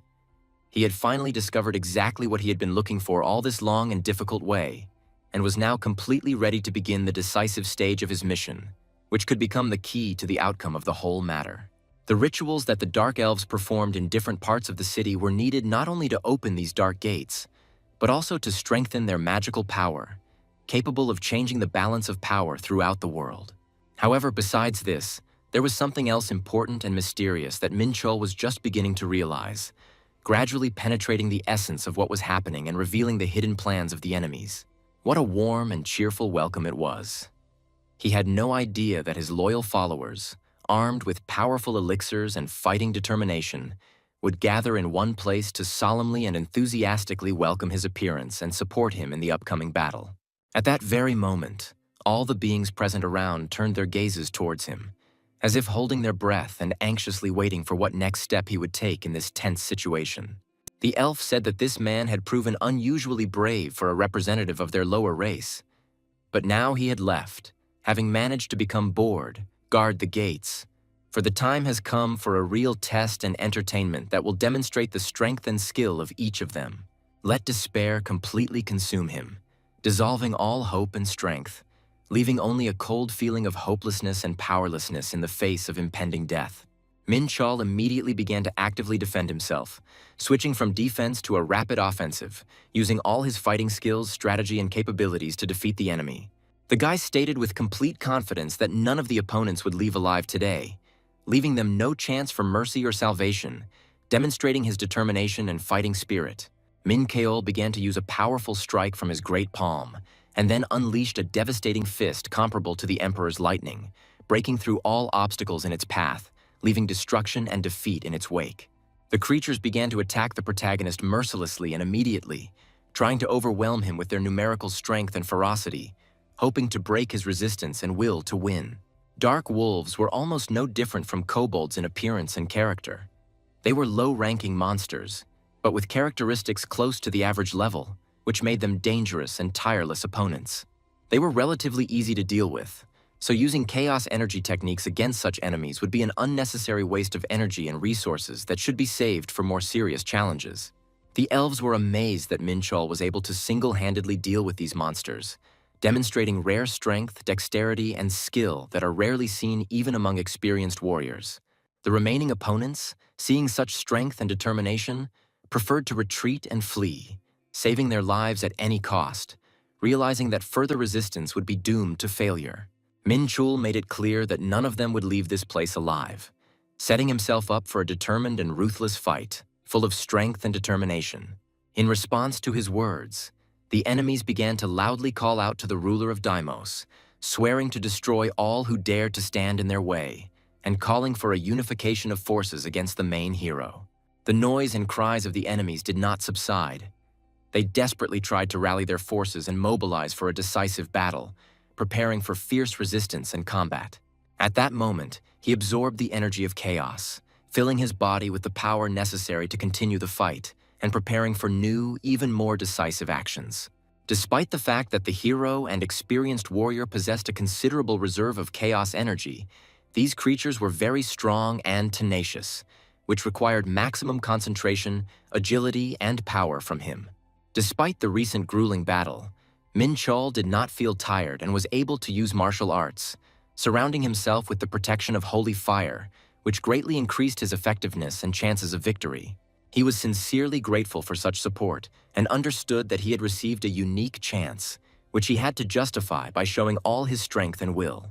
At that moment, the chief elf watched him carefully, trying to understand who exactly he was dealing with and what hidden possibilities this mysterious man concealed within himself. The chief elf persistently tried to convince the hero not to get involved further in the dangerous confrontation, warning him of the serious and irreversible consequences that could befall anyone who dared to go against the forces behind these events. Regardless of the hero's determination and actions, the elf insisted that he stop the fight as soon as possible, Otherwise, the outcome of the conflict would be catastrophic and would bring only destruction and suffering. Yet, despite all the warnings, the elf laughed with smug confidence in his absolute victory, showing complete disregard for any attempts by the hero to resist him. The head elf didn't seem to realize the full depth and scale of what was happening, because even though his subordinates were already defeated, he continued to laugh, unaware of how dangerous and unpredictable Minchul could be. His comrades followed the path of the great Daimos without question, and thanks to their self-sacrifice, the rituals were successfully completed, which instilled in them firm confidence and created the impression of unshakable power. Minchul knew very well that he would have to engage in a fierce battle once again to silence this elf, who shamelessly spread lies and delusions, not understanding the futility and danger of following the dead demon king. The elf flatly claimed that he knew nothing about the late god of war and refused to discuss him, trying in every way to avoid uncomfortable questions and thereby hide the truth. However, suddenly a mysterious, ominous sound was heard in the air, which attracted the attention of the protagonist and caused him to become wary and feel a sense of impending danger. He couldn't determine the source of this strange sound, but he clearly felt that the situation was starting to change rapidly and was about to get out of control. At this very moment, inexplicable and mysterious events were taking place that could radically change the course of the battle and dramatically alter the balance of power on the battlefield. The elf cried out in horror and trembling that their master had finally awakened, plunging the world into deep chaos and striking fear into the hearts of all his enemies and opponents. He was convinced that man would never be able to resist their master, which seemed strange, but at the same time inspired serious fears and anxiety. Minchul, without losing his composure, asked why the Lord had not appeared yet, which made the elf think and show obvious doubts. The elf became deeply immersed in thought, realizing the importance of this question and the seriousness of the situation, which could affect the further outcome of events. Suddenly, Minchul instantly took advantage of the opportunity and dealt the elf a swift, unexpected blow that caught him off guard and left him unable to defend himself. The elf objected that such a thing was impossible, because all the rituals were carried out strictly according to the instructions and in compliance with all the rules. But the hero immediately asked if they meant the magic circles that served as the source of their power. The hero firmly reported that he had destroyed all of these magic circles without exception, depriving the elves of their source of power and protection, which was a serious blow to their plans. This news deeply upset the elf, and his face reflected the full weight of the defeat and the worsening mood caused by the unexpected turn of events. Despite the defeat, the elves had done their job surprisingly well, but now everything was under serious threat and could easily go wrong. Minchul realized that all his efforts and risks had paid off, and now he was ready to go further to achieve his goals. He solemnly declared that it was time to move on to the next stage, to act decisively and without delay, so as not to miss the slightest chance. The hero suggested continuing the conversation to find out who exactly was behind this mysterious and dangerous chain of events hiding in the shadows. With obvious irritation, he declared that he intended to cut off one finger of each person who would carry senseless and stupid nonsense, thereby expressing his disdain and displeasure. The Dark Alpha restrained himself from dealing with him instantly, because he lacked the concept of honor that his light brothers possessed. However, if the elf really wanted to know the truth about what was happening, the protagonist was ready to reveal it without embellishment and false words, without fear of consequences. He looked up at the dark sky, feeling that someone was watching him carefully and secretly from the shadows, watching his every move and waiting for the right moment. This observation was quiet and unnoticeable, but at the same time very noticeable, forcing the hero to be wary and prepare for any surprises. He realized with alarm that he had fallen into a serious trap from which it would be extremely difficult to escape, and he had to show all his ingenuity and strength in order to survive.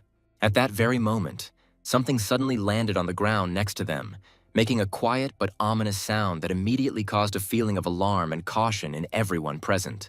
The elf reported with cold confidence that everything had happened exactly as he had predicted, confirming his words and causing even more concern in the hero. The protagonist firmly demanded an explanation, trying to understand what exactly had happened and how their chances of success in the upcoming battle had now changed. He struggled to comprehend who or what was trapped in this dimension, causing him deep anxiety and fear for the outcome of events. A creature began to appear before him, gradually taking on more distinct, dark, and frightening outlines, inspiring horror with its appearance. The hero realized with horror that the enemies had summoned a truly terrifying and powerful consciousness, capable of instilling fear and destruction into the hearts of even the bravest warriors. Before him appeared Fenrir, a mythical divine beast whose ancient and incomprehensible power had become a legend surrounded by fear and respect. It was a true monster, a devourer of gods, whose appearance instantly changed the balance of power in the world, causing everyone present to feel an insurmountable threat and hopelessness. The devourer of gods Fenrir, a beast with black fur and a hoarse, menacing voice, was the embodiment of the strategic era and, concurrently, the brother of Jormungandr. He killed the Aesir as punishment for their many crimes, and also became the harbinger of chaos, which destroyed more than one dimension in the vast expanses of the worlds. The elf suddenly rushed towards him and loudly declared that he had made a mistake in letting him pass. He immediately began to bow diligently before him, expressing complete respect. He said with fury that he had already managed to plunge this world into the impenetrable abyss of darkness. Immediately after that, at any cost, he was ready to enter the fight. Minchul waved his strong paws in genuine surprise. However, something about what was happening seemed strangely wrong. Everything was happening completely illogically, not to mention her monstrous strength. Could it be that he was weakened due to the summoning to another dimension that occurred despite the destruction of all the strengthening magic circles and defensive barriers? Since if it weren't for this weakening, he wouldn't have been able to check its characteristics with a glance. At that moment, he looked closely at the guy, assessing his condition. Minchul realized that the enemy was going to attack him from an excessively long distance, so he had no choice but to fight. A powerful opponent, whose appearance here he had not expected, turned out to be a slave to his own instincts and an insatiable thirst for blood. What an interesting and unusual development of events unfolded before his eyes. He still had every chance of winning, because he was young Minchul and also the god of war Deimos. Minchul leapt into the air at that crucial moment. He shouted that he would now punish this cur, because he was the strongest fighter in the entire universe, both in the past and in the present. Minchul immediately began to attack his opponent fiercely. He noticed that because of this huge body, the enemy had a ton of uncovered blind spots. Immediately after that, he used a devastating blow from the Great Palm. Yes, it won't be easy for him, because the difference between their strength and defense is colossal. His techniques cause almost no noticeable damage to the enemy. He used the 5 Tiger Blade technique at this tense moment. Minchul quickly realized that because of the thick, armor-like fur, his attacks were unable to reach the enemy's flesh. Minchul continued to move forward without the slightest hesitation, giving the enemy no respite. Minchul soared into the air again in that short moment. He noticed that the enemy was deliberately exposing himself to blows, intending to ignore minor damage, trying not to fall under fatal attacks, and would increase minor wounds with the help of holy fire. The enemy stared straight at him with his furious, rage-filled eyes. Minchul asked him if he really thought he wouldn't hit him back, then used the devastating hellfire at that moment. Even though most of his power remained sealed, he was still a mythical combat monster, as even the hellfire failed to deal him any significant damage. He immediately noticed that the enemy had begun to prepare a deadly breath attack. He couldn't believe that he would dare to use such a powerful and destructive technique. Immediately after this, Minchul decided to attack first, wondering if the enemy really thought that he would just stand there quietly. If one hit doesn't help, then you need to hit even harder. He shouted for the cur to get ready for the next attack. He will simply deliver several more terrifying and crushing blows in a row. He knew he could cut through that damn fur, so he decided to keep attacking, like a drop of water breaking through stone. Minchul jumped away from him at that critical moment with lightning speed. The boy made the decision to use the deadly blade flash at that moment. After that, he threw the blade with all his might straight into the enemy's heart. He angrily said that he would never understand him because he was a stupid and brainless dog. He used his final move, the Lightning Emperor's Destroying Fist. Of course, the monster could not withstand such an attack without consequences. Minchul continued to hold on to him with all his might, not allowing him to escape. He realized that the enemy was extremely strong and realized that he had about half of his total energy left. Any attack from the enemy could send him to the next world. That's what a real battle of the gods should be like. At that very moment, Minchul noticed something on the horizon. He saw with horror that the sky had split at that fateful moment. The world was rapidly approaching its destruction. Most of the strange lands were destroyed by the war that broke out between the gods several centuries ago. Due to the gigantic emissions of energy, space was no longer able to maintain integrity and began to collapse, and there was only 42 minutes left until the end. The guy assumed that they fought too fiercely and recklessly. The enemy at this moment was once again ready to unleash another destructive attack on him. Minchul resolutely put his hands together, concentrating his strength. After that, he began to defend himself from the powerful blow flying towards him. The world continued to rapidly collapse. Was it all due to the uncontrollable power of energy produced by their colossal attacks? As if that wasn't enough, Fenfyr continued to rain down furious blows on him one after another. But even that wasn't enough to kill him. His chaos energy gradually began to drain away. At that moment, he rushed to attack the guy. Minchul noticed that he had destroyed the ground beneath his feet, as if he wanted to restrict his movement or slow him down. The additional energy emissions only accelerated the process of destruction of the world. The more he attacked, the less time they had left. In addition, his actions were becoming more and more thoughtful, judging by his fighting style, and Minchul assumed that he was gradually regaining his sanity. Minchul said that if he thought that this would stop him, he was very much mistaken, because he could move freely even in the abyss. Now it all came down to a race against time. He used the seven-colored blessing, which instantly restored all parameters, neutralized negative effects, and completely healed all damage. Even the rulers of dimensions had at least one weakness, and he was sure that his opponent would be no exception. Minchul said that he advised him to calm down, otherwise this place would soon be destroyed. He swore that he would find his weak spot and tie him hand and foot. Minchul jumped up with force at this tense moment. He shouted that it was time for the second round. The cracked sky and the crumbling part of the world clearly indicated the imminent destruction of the dimension. The remaining time until the dimension was completely destroyed was 15 minutes. What a pity! Fenfyr, devourer of gods and destroyer of worlds, fell so low. He fought without the slightest dignity, like a mad and uncontrollable wild beast. His appearance, manners, and gaze had lost their former grandeur and resembled a madman. For some reason, all of this reminded Minchul of himself in the past, when he also split his essence, which eventually led to his death at the hands of a human hero, and he was unable to return to his original self, so he was reborn as a human. This dimension was soon to be completely destroyed. If nothing is done, the enemy will remain forever drifting in the void of a destroyed world. That's why he had to die by his hand. The place where vital organs could be, the only place where the blow had any effect was his neck. Minchul was sure that this was his weak point. At that moment, a sharp flash could be seen on the horizon. The guy immediately realized that there was definitely something there. He activated the first form of the Seven Stars demonic sword, the Slicing Star Blade. He turned out to be right in his guess. There was clearly something stuck in the monster's body. Perhaps that was its weakness. Minchul immediately used the second form of the demonic sword. At that moment, some crystal inside the monster's body cracked and broke. The enraged monster roared and felt unbearable pain at that moment. Minchul expected this kind of reaction, because this crystal, as he thought, was indeed his weakness. It didn't matter now. He had to finish the fight by cutting off the enemy's head to put an end to it all. At that moment, the monster let out a plaintive, stifled whine.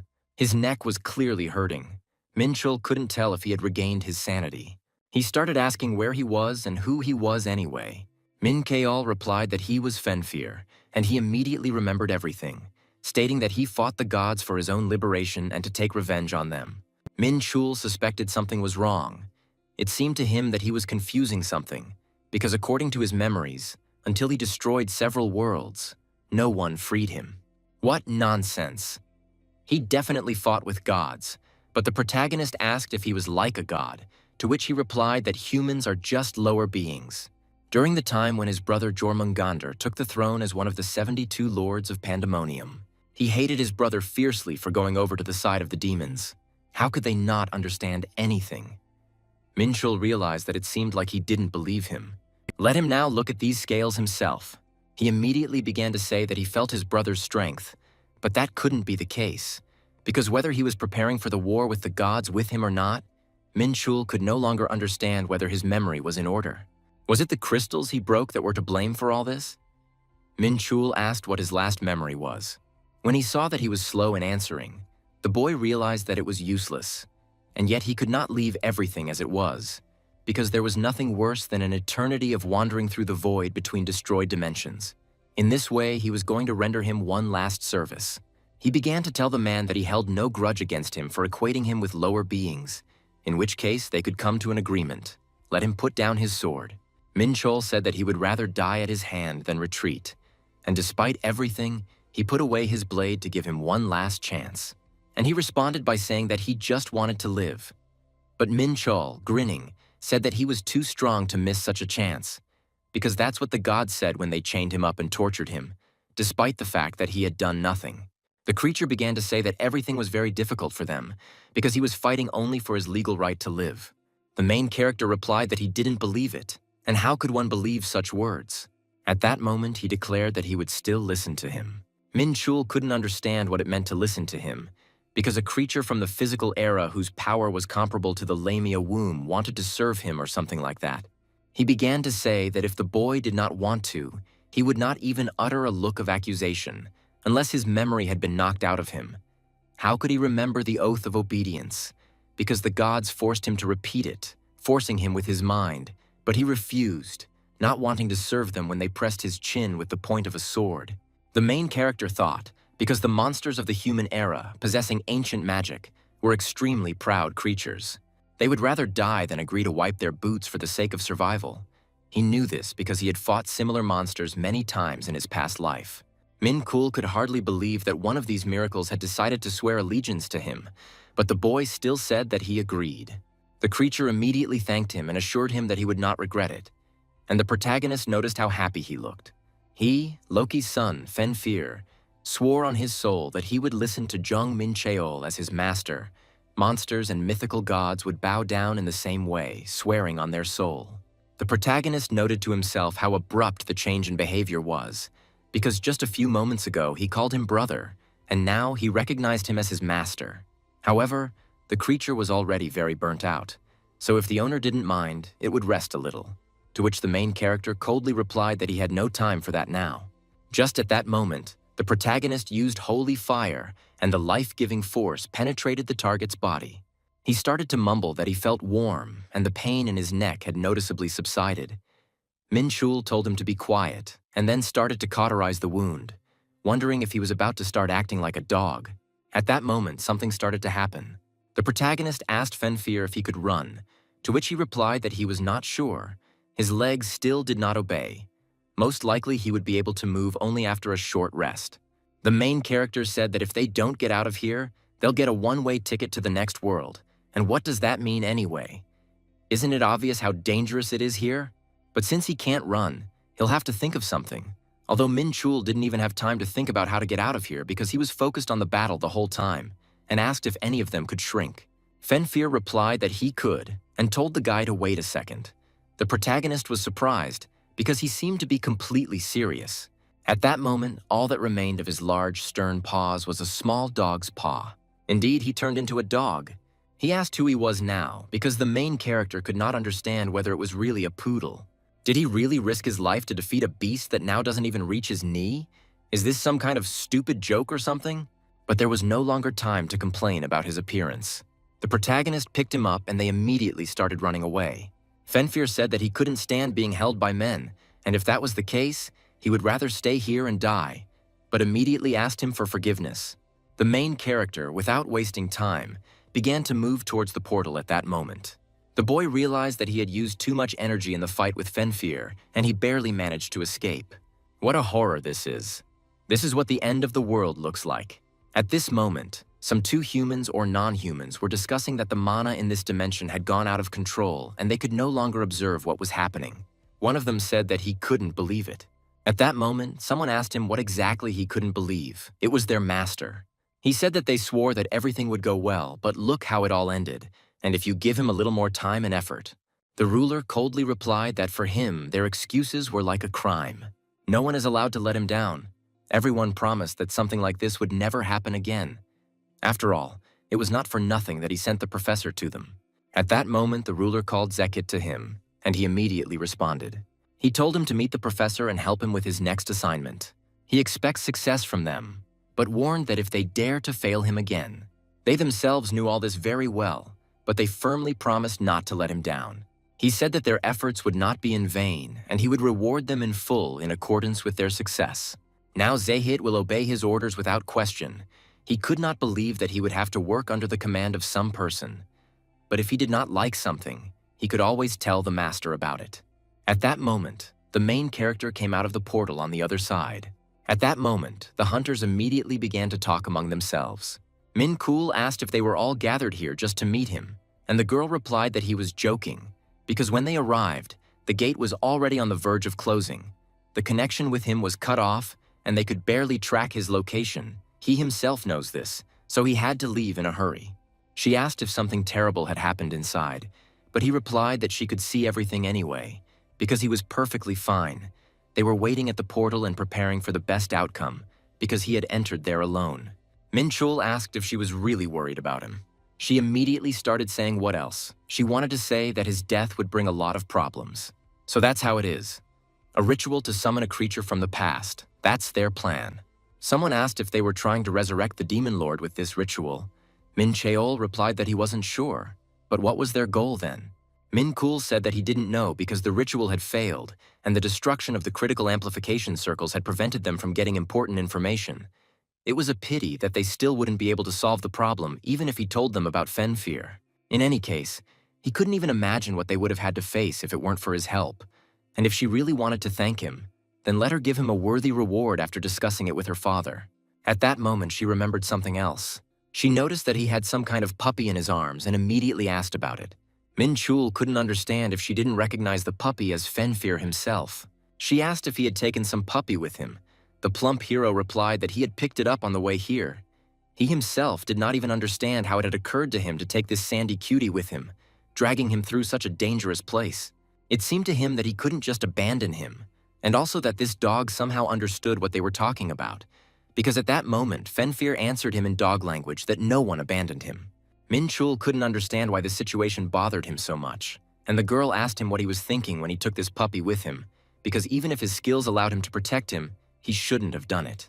After the gates were closed, representatives of the Elven Embassy began searching for traces of the Dark Elves, but found nothing.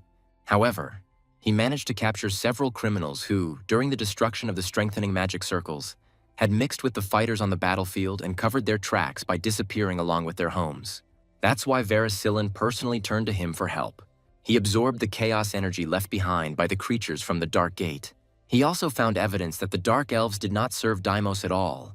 He finally picked up Fenfear and began to doubt that they could offer anything good. Minchul replied that he believed he had already done enough and therefore had to refuse them any further assistance. The guy said that he hoped to receive a worthy reward for all his exploits, because they must understand that one empty check will not be enough.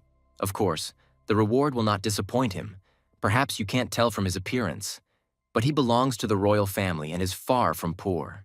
By the way, he asked to notify him if they managed to find out the identity of the one who was behind the Dark Elves, to which they replied that they would certainly contact him. Once it became clear that the Dark Elves did not worship Deimos at all, it became obvious that someone else was behind them. He swore that as soon as he learned the identity of this demon, he would kill it with his own hands, grabbing it by the horns and spinning it over his head like a propeller. And he thought that he would finally be able to rest peacefully. Didn't he say he was hungry? Then why is he so picky, since now he can't eat it at all? Minchul recalled that when he asked him about his preferences, he said that any food would do, but now he can't eat something like an island or a stone, and it's his own fault that he gave him something inedible. And what can he eat then, since in the past he was always full, despite the fact that he didn't seem to eat anything? He must not forget that this is not an ordinary poodle at all, but the god-eater Fenfear himself, and he cannot believe that his tastes are so different from an ordinary dog. Maybe he should feed him like a werewolf. Minchul thought that among the werewolves, there might be one person who could help him with this issue. At that moment, he was suddenly lifted into the air. The girl said with a smile that he was so cute, Minchul didn't even know that she had such a side. She asked what kind of clan he was from, and Fenfear replied that he didn't know because he had lost all his memories and couldn't even assume his true form. Is this true? He must come from a very ancient family, because he smells of power that even representatives of noble families do not have. She was actually surprised when he called and asked about the werewolf diet, because she couldn't believe her ears, since she was a werewolf dog herself, and she thought that they called because they knew about it. The girl asked his name. The guy answered Pengu, and Fenfear gave his real name. And as it turned out, due to the loss of memory, he developed mythomania, so he tells everyone that he himself is that very Fenfear. He seemed unhappy with what he heard, but he didn't object, because at that moment the girl hugged him, which didn't seem true at all. The main character only hoped that the girl would not allow herself to be deceived, because no matter how he looks, in fact, he is a real monster who has been living for more than 1,000 years. But for some reason, he couldn't shake the feeling that he had lost to some dog. Interstellar Union office. At this very time inside the office, Fenfear was just eating at that moment. Minchul came to look for him and solve something important. But he never expected that he ordered ruby meat for 200,000. Yes, the monsters of the mythical era could have gotten by with ordinary noodles or canned food. Ellie asked when they would see each other again, to which Minchul didn't understand, meaning, what are they doing now? Didn't he say he would treat her to dinner, and she didn't think it would involve a meeting like this? She asked him if he had forgotten about it, and he replied that he had never forgotten, since she had been watching him for a long time. He had never been able to hide his excitement, and now it was more visible than ever. Minchul realized that she had figured him out because he really had forgotten, but she promised not to order anything expensive. Minchul asked what day she wanted to have lunch. At that moment, Martin came and started saying that he didn't know that the guy had arrived, and he immediately realized that he had been saved. The man asked if he could join. The guy said sure. Minchul asked if he was sure, since the man was the head of the department, and didn't he know that beer was like sweetened water for them? Now he wanted to drink it himself. Martin's office. The main character said that he needed his help. The man assured that he would do everything in his power. The protagonist took out the scales and asked if he could enchant them. The man said that this item looked incredibly valuable and asked where he got it. The guy replied that in the tower. The man nodded and added that in that case it was clear how he managed to get it. Martin decided to take a closer look at all of this. At some point, something particularly caught his attention. The man noticed that the item blocked the recognition skill, which would make it difficult to enchant it, and by the way, asked what it was. The protagonist replied that it was a cape made from the scales of the world serpent itself. The man began to clarify whether he was joking, since this was the first time he had touched something so rare and valuable, and the guy asked in response, what was the point of it if he still couldn't enchant her? The protagonist asked if this meant that he couldn't do anything with it at all. The man said that probably only his mentor could handle such a request, because this thing only becomes truly valuable after the spell is cast. From then on, it cannot be worn without consequences, and it seems to be a much more expensive gift than he could have imagined. The protagonist asked if he could find someone who would dare to take on this order. The man replied that he knew a couple of craftsmen who might be interested in such a proposal and was going to talk to them. The main character said that he had something else. The man asked what exactly. The guy replied that he wanted him to make 10 of the same ones. The man said with interest that this was a very curious order, because their shape and location of the center of gravity were simply unusual, asking if they were intended for throwing, to which the main character confirmed that this was indeed the case. This was a throwing weapon that he planned to use as a consumable. The main character explained that he was going to manually tie special threads to the handles in order to be able to pull the blades back to himself, in which case the man recommended using threads from Drachna, because the technique of the hidden blade requires exactly 10 daggers, so it is better to collect the whole set at once. At that moment, he received a call from a man who was building a training ground, asking if the man would mind if he answered, since it was most likely work-related. The protagonist passed by Fenfear, who was completely satisfied, having already eaten 10 portions of meat at 200,000 each. At that moment, someone called him, and the guy asked what happened. Martin replied that he was asked about the magic circle installed on the training ground. The guy asked what was wrong with it. As soon as his partner saw this magic circle, she immediately had a burning desire to meet the one who drew it. The main character only asked why she needed it. The man explained that she wanted to buy the formula for this magic circle. At that moment, some girl ran into the room and immediately ran to the magic circle. It turned out to be Heron Linswood, the head of the Linswood Construction Company. The hero introduced himself by name and noted that since she was the head of the company, she must have achieved a lot, or at least had a strong personality, noting her very unusual manner of speech. The man added that she founded her own company because she did not want to work for the Interstellar Union, and she replied that it was unimportant and there was no need to tell. Gnomes are a race that specializes in creating items, just like dwarves. However, there is one difference between them. Dwarves are engineers by nature, while gnomes are more scientists. The girl asked if he had drawn this magic circle. The guy confirmed that it was his work. She exclaimed that no one on this planet possessed such knowledge.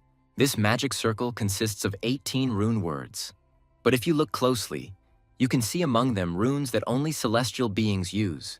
The protagonist also became interested and asked how he, an ordinary person, was able to use those runes that only angels and demons knew, and whether she allowed him to find out what this circle was called and what it was for.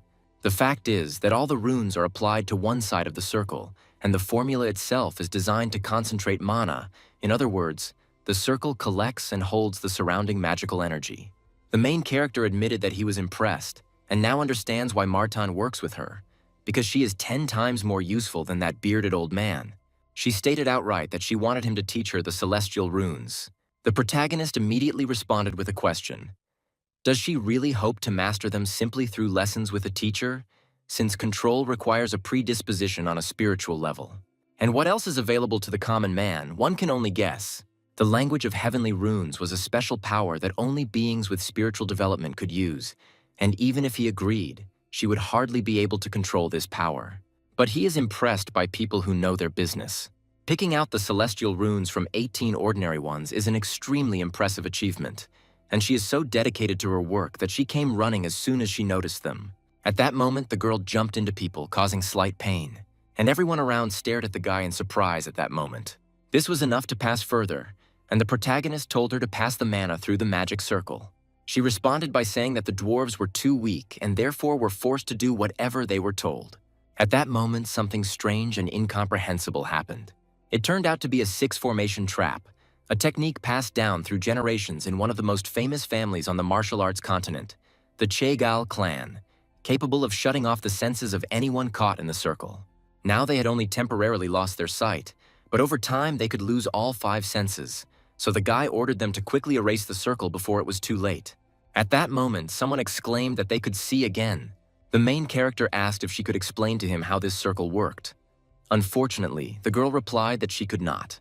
The guy realized that she reminded him of himself in his youth, because once he was ready to do anything just to become stronger.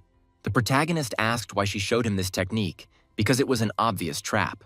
He already knew how to deal with people like her, so he promised to fulfill her wish. The guy said that he wanted her to help him, and if she couldn't learn the heavenly runes, then let him teach her something else. The dwarves are a race that lives in peace and harmony thanks to their exceptional knowledge of magic, and in exchange for this, they have given up any ambitions. However, Heron Linswood was completely different. She was tired of this quiet life. She was always drawn to new knowledge and material wealth, so the other dwarves considered her an outcast.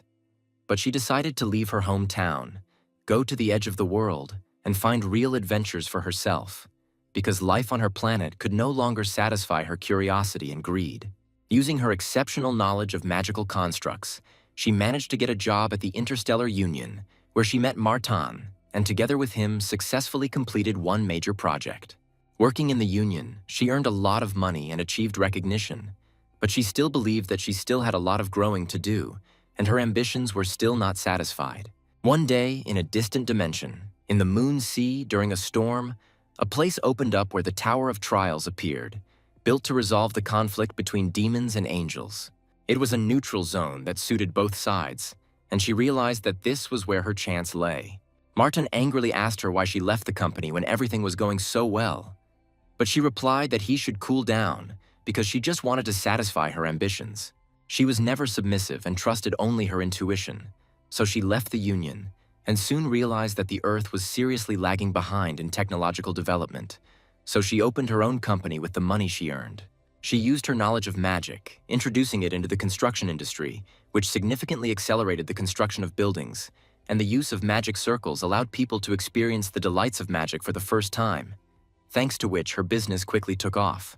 However, she felt she had reached her limits, especially when competitors like the rapidly growing Interstellar Union emerged. One day, while working with a man, she discovered an incredible magic circle and immediately wanted to meet its creator to learn the runic language. But, not expecting this, she received a much more tempting offer: Circle Trap. Even with her vast knowledge of magic, Heron was faced with a technology she couldn't understand, and she had no reason to stop studying it. If she mastered this, she would be able to far surpass her competitors, and she had no intention of turning down young Minchul. Now he doesn't have to worry about money. He signed a contract with the girl. The first condition was a fee, He would teach her how to use the Kruglov technology, which was known only from legends, and in exchange, she would agree to pay a percentage of each construction and any use of this technology. He planned to use this circle in the martial arts continent, where the long-lived used internal energy but had almost no success in other areas, and interaction with other dimensions was almost impossible. The fact that he managed to get here was truly a miracle. It would be nice to implement such traps into construction. Although it is not as effective as magic, the principle of operation is completely different. The second condition is absolute confidentiality. She has no right to reveal his true identity. The bigger the Lindswood Construction Company becomes, the richer he will become, and if it goes bankrupt, he will lose nothing. He had only met a couple of people in the past with the same fire in their eyes as she had, and he knew that it was that kind of ambition that would keep her going until she got her way. It was the look of a person who was going towards his goal, not paying attention to anything, and the man admitted that he had been wrong then, thinking that she had left the Union without thinking, and now he was ready to invest not in the Union, but in her. Minchul just pushed her forward and he said that the contract was fine with both of them. She immediately asked to be taught how to use the circle trap as quickly as possible because she was impatient to master it immediately. The protagonist replied that they would do it after the auction was over, to which she exclaimed, "Why wait so long?" The guy explained that he had one very important matter that needed to be taken care of, namely, training in ancient Celestia's techniques. He spent a fortune on the training ground but never got to use it properly, all because he ended up finding Pengu. The energy he absorbed was only a small fraction of what he could use, and if he didn't gather himself, he wouldn't have time before the World Stone was depleted. There were 10 days left until the auction, and if he could process the energy of the World Stone using ancient Celestia's techniques, his consciousness would be able to touch the cosmos itself. Only then will he be able to get closer to the real ideal. 10 days have passed. The main character brought up a window of characteristics in front of him. His parameters had more than doubled compared to last month, and he could now even compete with A-rank hunters. Ancient Celestia's techniques and the Holy Horse used chaos energy, so theoretically he could easily fight 2 or 3 A-rank hunters at the same time. Of course, it was a pity that the level had not increased much, and he decided that it was time to do this. Fenfir noted that his aura had noticeably strengthened, and the protagonist asked if he really felt it. Of course, even though you can't tell by looking at him, he has an excellent dog sense of smell. He literally senses her. His stats were still limited, but they would eventually return to normal as long as he found a way to remove this limitation. Of course, he was already good, but he wanted to regain his former glory as the devourer of gods, and, as Fenfir noted, let him take a bath first, and then continue stroking him. The main thing was that no matter how much he wanted to, he still had to take a shower, because he was soon going to the auction. The main character arrived at the auction venue. The guy wondered why they should meet him not inside, but right at the entrance. He suddenly saw Ellie and asked why she was there. Didn't she have other things to do? But she replied that she just dropped by the beauty salon and also came to meet another client. She looked completely different than usual and asked if they were going to the auction yet, and the guy replied that I thought they were doing just that. The girl grabbed his hand and said that he would not go anywhere looking like that, because some of the most influential people in the world would be at the auction, and no one should look down on a business partner. She said that she had spent a lot of time preparing everything, so he should not delay. She brought him to the studio and ordered that this gentleman be immediately put in order. Since the girl herself asked for it, the staff promised to do everything quickly. The main character tried to object that he had never had his hair or makeup done in his life. However, after some time, the girl remained completely delighted. As they say, a man is judged by his clothes, and the formal suit she had prepared for him fit him perfectly, as if it had been custom-made. She had adjusted it to his size beforehand, just in case, but he couldn't figure out how she had figured out his measurements from just one glance.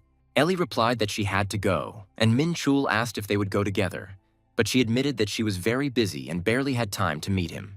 This is not surprising, since the auction was organized by the Union branch in Yongsan, and as a direct subordinate of Martan, she was probably very busy.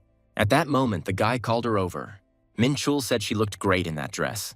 He added that she looks great in any clothes, so he will probably see her more than once. She really looked gorgeous in that dress. Minchul couldn't tell if this was really the place where the auction was taking place.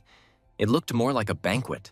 There were so many people gathered there that he decided not to create problems for them or attract unnecessary attention. After all, there were only famous actors, politicians, and other influential people around.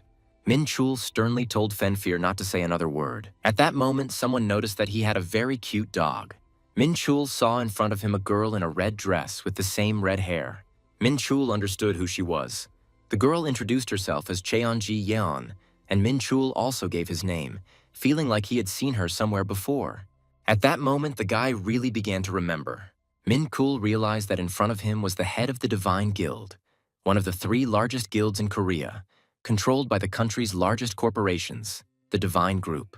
She was the youngest daughter of the leader, Cheon Yu Seong, who was also the founder of the guild, so she was Cheon Ji Yeon. Minchul said that at first he didn't even recognize her perhaps, but now he recognized her without a doubt. This company is, of course, influential. But in Korea, in the world, there are corporations with much greater authority, but he has no reason to be rude to her. She said that they had long wanted to invite him to the guild, and now she wanted him to meet them. Unsuccessfully. Minchul was surprised that she called him, because he didn't remember anything like that. Immediately after the exam, his phone was ringing off the hook, but he didn't pay much attention to it, and perhaps that's why he ignored them. Of course, it was awkward, but he decided to go, told her to look at the time. It was time for him to go, although he thought he would stay a little longer. When asked why he needed to look around, he answered. Minchul was surprised that so many people had gathered. They were all looking at them, and he didn't want to attract unnecessary attention. Had they all really come to talk to him? He seems to have no idea what is going on and is considered a real petrel. His appearance made him stand out from all the other participants, and he also took first place despite the fact that members of the largest guilds in Korea were participating in the exam. He wreaked havoc on the entire hunting community. Minchul replied that he wasn't going to join the guild. She knew that, so she didn't offer him anything like that, but she couldn't vouch for the components. Then why did she start this conversation? She replied that she wanted to build a friendly relationship with him, whether it was because he had come first in the exam or for some other reason. In fact, she had seen a video of him fighting the Blue Guard, and as soon as she saw it, she knew that he would become the strongest hunter in Korea. Back then, he was a newbie just starting to learn martial arts. Did she really see his potential and make a conclusion just by looking at the video? She would like to become friends with the strongest hunter in Korea. A worthy reason, doesn't he find? She's far from an ordinary person. Minchul said that maybe she was wrong. She asked what exactly. She replied that he would become the strongest hunter in Korea and then the best in the whole world. She has excellent intuition. The girl simply fell silent after these words. Then she laughed kindly. Minchul said he hoped she wasn't laughing at him. She replied that, of course not. In her gaze, he saw firm self-confidence and pride in her strength. In her words, there was neither fear nor false flattery, which meant that she really wanted to become a friend of the best hunter in the whole world. At this point, they were informed that the auction was about to begin, and all guests were asked to proceed inside. A man approached her and said, "Young lady, it seems there is very little time left before the auction, and it seems she will allow it to be held in the VIP box." She hoped that they would meet him again. After that, Minchul noticed the girl leaving at night. Fenfear said that she was very beautiful. Just like Ellie, Minchul asked if words were so important, because his actions were a completely different matter. He understood what it meant. There were always so many beautiful women around him. He was a real womanizer, just like his father. The main character was asked to show the invitation. They thanked him and said that they would now check his identity. The guy was surprised. What strict security?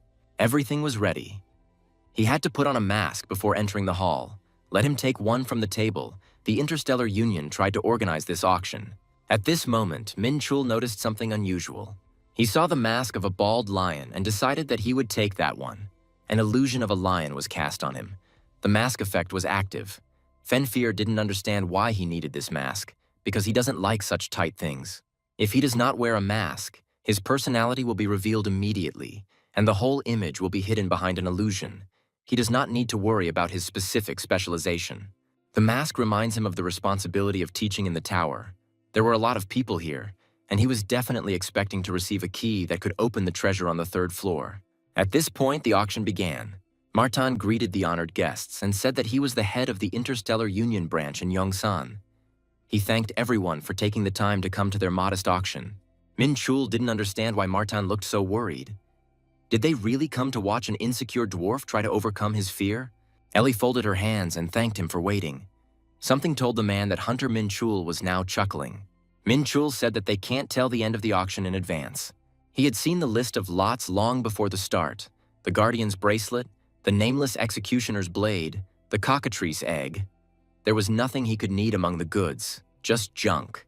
He considered the items created by Marton to be useless, thinking that it would be more profitable to order from Hyper rather than buy here. Unknown Shard. A mythical item that dropped after the boss died in the B-rank gate, it was Dranka's key. Lacking sight, no one could appreciate the true value of the key, so it was unlikely that anyone would buy it. The girl was persuaded that the key was sold by die number 55, the only one who made a bid, and this was not bad for a start. Then it was time to sell 10 kilograms of mithril and 5 kilograms of orichalcum. Water and the main dish. The ore needed to upgrade the Dark Star. Guest number 79 raised the bet by 10%. Number 101 offered 50% more. Number 32 added another 10%. The protagonist bid twice as much, and die number 55 doubled the bet. Guest number 79 raised the bet again by 10%. The guy did not understand who this blue dog was. Minchul didn't understand whether he was challenging him. The die number 55 doubled the bet again, and the number 79 raised it again by 10%. But number 55 increased the bet by 1.5 times. Number 79 added another 10%. The current bid reached $13 million. Minchul was not happy. It had greatly emptied his wallet. But to hell with the blank check. Its time had come. Die number 55 raised the rate by 10%. Ellie asked if that was all and started the countdown. The lot was sold to guest number 55. This dog should have stayed earlier. At that moment, he looked straight at the couple after all that. His look was very furious. Pengu's April Fool's Day special strikes back. He bought all the necessary items, and the auction can be considered a success. The main character remembered the times when he took everything he wanted into his own hands. Then he was cheerful, but now he just wanted to take his purchases. At that moment, someone stopped him and told him to wait. The guy introduced himself as Alfred Graff, said that he had some time. Minchul did not understand who it was and whether they had met before. Minchul replied that he had things to do. At that moment, he said that he would help him. Alfred said he needed mithril and orichalcum, which he bought. Minchul didn't understand how he knew that he had bought these items. Alfred knew everything. That the guy had bought exactly the items he needed.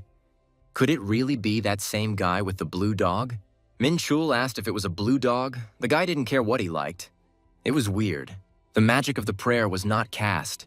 Even the eyes could not pass through it. But he somehow saw his name through the mask. Minchul saw that he was an angel. He didn't understand why he was even here. And in a month, she will have $20 million, so he wants to buy the items for this money. His main goal is to get mithril and orichalcum. In a month, he will become incredibly rich. But why does he need these metals so urgently? Minchul understood where she got her black baltism from. He felt the energy, but he didn't see the mark of Pasha from Verde, most likely. He was still an angel. He was sure that someone was behind him, and decided to first find out his motives. Minchul asked if he could use translation magic. The way he spoke was starting to irritate him, but it was magic. He himself didn't understand. Aren't these spells for angels? At that moment, the guy began to transform. He asked the guy how he knew his truth and identity. He should know this. Fenfir asked the owner if they would fight. Minchul replied that no. He had a lot of questions, and this arrogant asshole with chicken wings had already lost his head once. But after reincarnation, he became kinder, so he forgives his arrogance. The guy told him to take a closer look. The holy fire gives life and drives away all evil. If he is really an angel, he must recognize his authority. The main character called him by name and asked if he didn't recognize him. The angel immediately began to worry. He fell to his knees and called the boy Lord Michael, greeting him as one of the 7 most powerful angels. The main character said that to begin with, he spent his energy. He didn't even have time to do anything. Now let him raise his head, but no. He has no right to talk to him face to face, so he does not hate the angel, not showing adaptability. The protagonist said that he was probably wondering how he ended up in this world. But the angel began to say that as a lower being, he did not dare ask such questions. The protagonist ordered him to shut up and listen. The truth is that infidels have entered their world. The proof is in his Baptist energy. The angel apologized that he followed the orders of his superiors and therefore knows nothing about baptism. The protagonist asked who gave him black baptism. The angel replied that one of the pillars is Edel. The protagonist has never heard of him, no wonder, because he is a 6th rank non-entity. He heard that there would be a debt in America. That's why metals were needed. Dark elves and angels perform rituals. It's suspicious. This is too big of a job for a 6th rank angel. It should be someone of the monarch or demon world level. Anyway, this guy knows nothing. Just like Verde, Taniel is just a pawn, a doll, controlled by the true commander. The protagonist put his hand on his head and said that he still did not see the truth.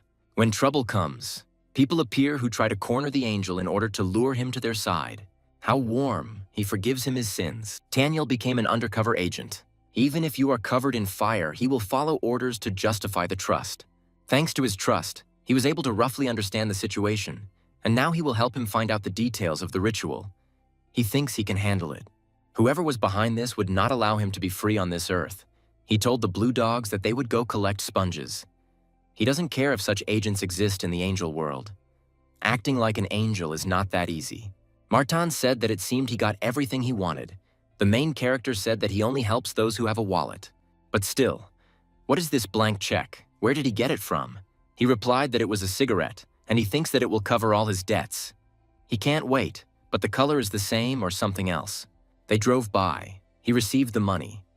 That means these medals are now his, the Black Star gloves. He had been waiting for this moment for a long time.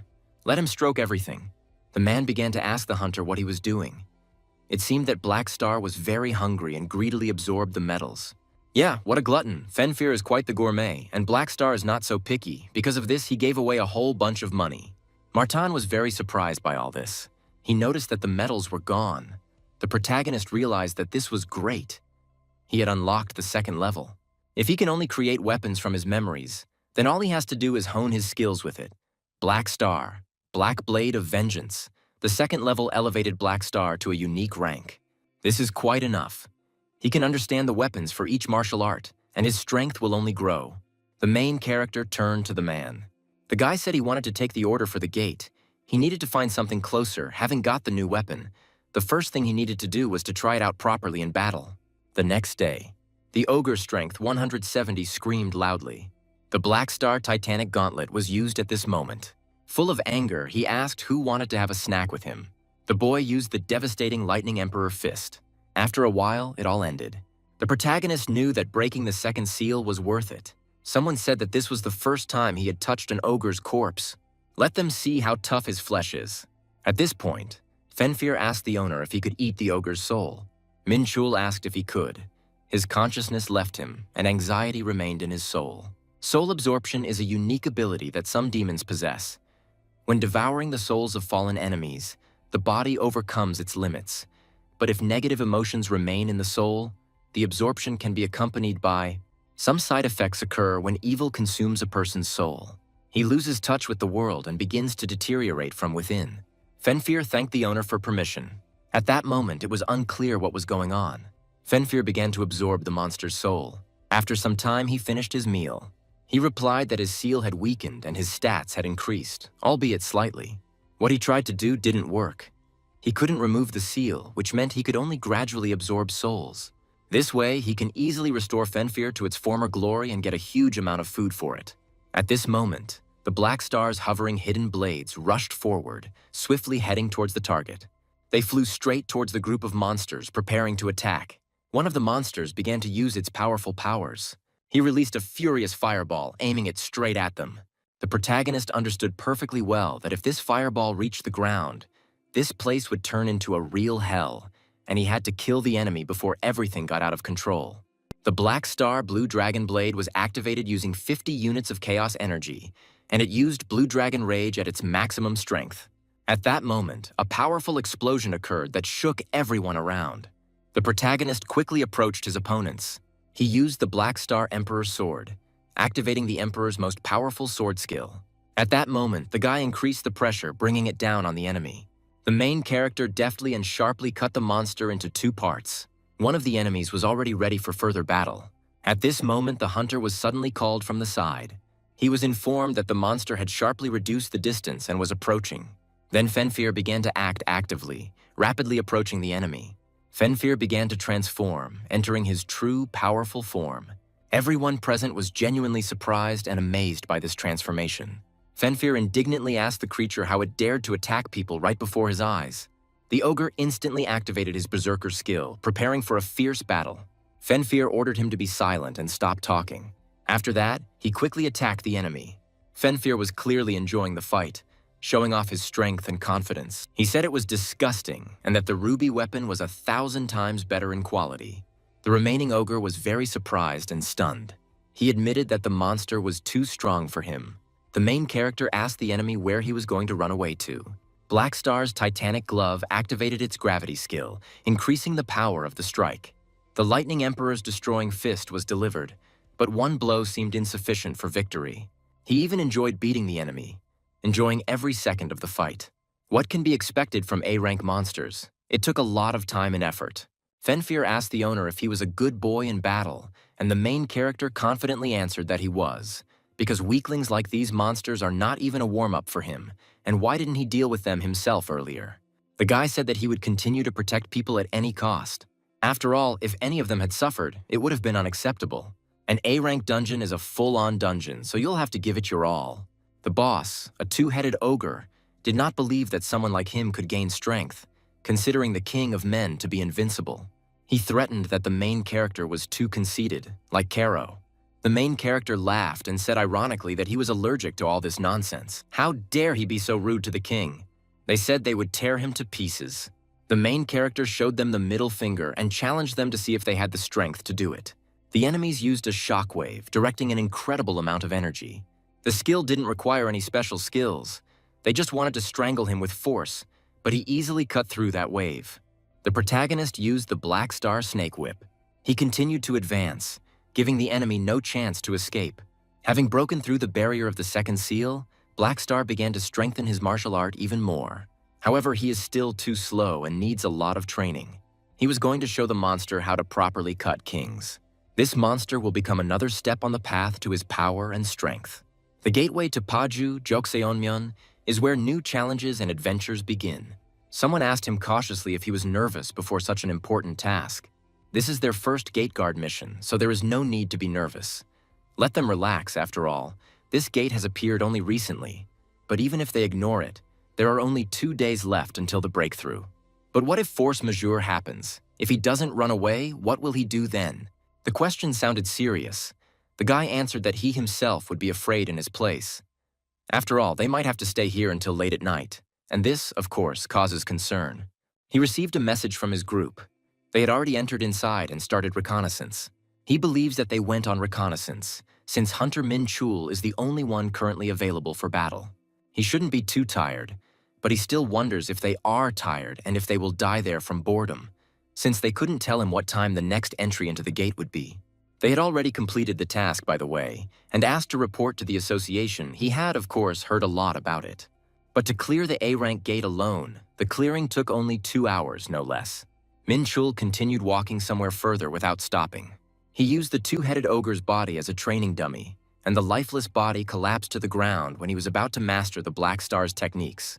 He awakened the memories of Deimos, the god of war, that were stored deep within his soul, in the body of an ordinary person. It was much more useful than training alone. He passed the gate much faster than he planned, even got new armor. Absorbing the world stone, training in the sea of death and overcoming the second level of the seal. Perhaps it was thanks to this that he was able to become so strong in such a short time. But we can't forget about Fenfear either. He was focused on defense, so he guarded the people behind him. Perhaps now he can push a little harder and speed up the process. Ellie said she could go out with him tomorrow, and he thanked her, assuring her that he could always rely on her. If he was really grateful, why not do something special for him? The guy replied that he would think about it. At that moment, someone called the main character. An unfamiliar number appeared on the screen, and the main character replied that he was in touch. It was the girl who said that it was a small, weak gnome. The protagonist replied that the auction had ended long ago, and was surprised why she hadn't called him earlier. After all, he was supposed to teach her how to use the head circle. It completely slipped his mind, and he even forgot to ask for the number. Just let them say that he forgot about the promise he made to Miss Linswood. A lot has happened lately, and they always have an excuse. Minchul finished the cleanup during the day and met with Haran in the evening to teach her new techniques. Since she needed to use the circle for this task, He wrote the meaning of each word on the discs, slightly changing the order, and then explained to her in detail how everything worked. It was incredible. She is a professional. The main character asked if she could repeat it, but let her not forget the merits because he helped her a lot and she thanked him. He decided to alternate clearing A rank and B rank gates. Secondly, B simply gives less experience, but it couldn't be otherwise, because there was a serious struggle among the hunters for the right to clear A rank gates. A week passed and he did not give himself a single day of rest. He already had enough chaos energy, so now he needed to train his body. Minchul decided to distribute the bonus attribute points into strength, agility, and endurance. He almost reached level 30. The main character found himself somewhere in a very snowy area. He told Fenfir that he was betting the guys on him, and he wouldn't let him down. This was the gate to Puye, Guaman, an open area, so he had no fear of being trapped. At this moment, someone unexpectedly appeared in front of the main character. He couldn't tell if they were members of the Vulcan warrior tribe. The Vulcan tribe are the indigenous inhabitants of the volcano dimension, who do not possess nature but are endowed with a strong body. They often came into conflict with demons, who also love to fight. In past lives, the protagonist often hired them as mercenaries to participate in interdimensional wars. But these guys seemed pathetic and weak to him. He thought he would meet real warriors here, but now he insults them with words. What real warriors mean? They are not real warriors of the Vulcan tribe, but ordinary dolls protecting the core of the gate. The guy said to show what they are capable of. Much weaker than the originals. The protagonist began using the Black Star Titanic gauntlets to make them regret their words. The battle cry of the volcano warriors, despite being fake, sounded pretty good. At that moment, something changed dramatically. The protagonist began to fight them together with their leader. Of course, the guy easily defeated them all. However, this does not give him the right to call them warriors. He needs to become twice as strong to catch up with the original. Minchul has finally reached level 30. At level 15, he had a pleasant surprise, so he thought that level 30 would please him with something unusual. And he was right. Last time he discovered the power of hellfire, this time. The power of charm and the power of the dead. The power of the demon Zarin, who can control the undead by placing a crystal in the bodies of victims. If the boy was wrong, he was a master of necromancy, although he always considered its methods tasteless, preferring to stand in the background and raise more and more dead people. However, this ability was much more dangerous and painful than any seduction. Power has transformed and manifested itself this time even more powerfully and deeply. The power of immortality can only be used on living beings, so he cannot test its effects directly yet. I wonder what they will do with the Army of Light in the next battle. The team of heroes at this moment use the power of the Army of Light to defend and attack. Einhria, Iru, Rafid, Caspar, and Phineas appeared before the main character and greeted their master. The main character couldn't understand if these were really those same chicken wings again. He didn't remember there being guys like that in Elysium. Sword warrior-like guys who looked like angels but whose energy was significantly different. Judging by their stats, they are much stronger than the Vulcan warriors, about on par with the ogres, and I'd like to know how useful they are in a real fight. At this moment, the main character noticed something important. Just in time, his enemies arrived and he ordered them to be dealt with without delay. They said that they must return victorious and hasten the justice of light. Punishment was to fall upon the enemies from heaven, like lightning. The main character could not understand what these crazy words were. Everything that was happening seemed like complete crap to him, but they still managed to defeat their enemies. There were a lot of corpses after the battle, as if the battlefield was covered in darkness. They turned to the master for further orders. They were ready to carry out any of his orders, but the main character could not understand whether this was some kind of joke or a serious matter. Not only did they fly well, they could also infect enemies simply by swinging their swords from side to side. He knew they had won, but with those characteristics, they could have done it without a single scratch. The main character told them to line up, but he himself did not understand what to do with them next. He started saying that they just didn't know how to use their power. None of them were able to find a worthy use for their high mobility and strong characteristics. That's not the worst of it. At least they understand that a sword is a weapon designed to strike armor, not just to swing from side to side. Minchul thought that they were weaklings, that it was a waste of energy to heal with magic, but he still used the holy fire to heal their wounds. The guy saw that there was no point in calling them to participate in the battle. It would be much easier for him to fight alone, because with such worthless knowledge they would hardly be able to learn anything. One of them said that he would like to object and prove the opposite. He firmly stated that they were not weaklings at all. The protagonist replied that their battle with the monsters convinced him otherwise, and perhaps hurt his pride.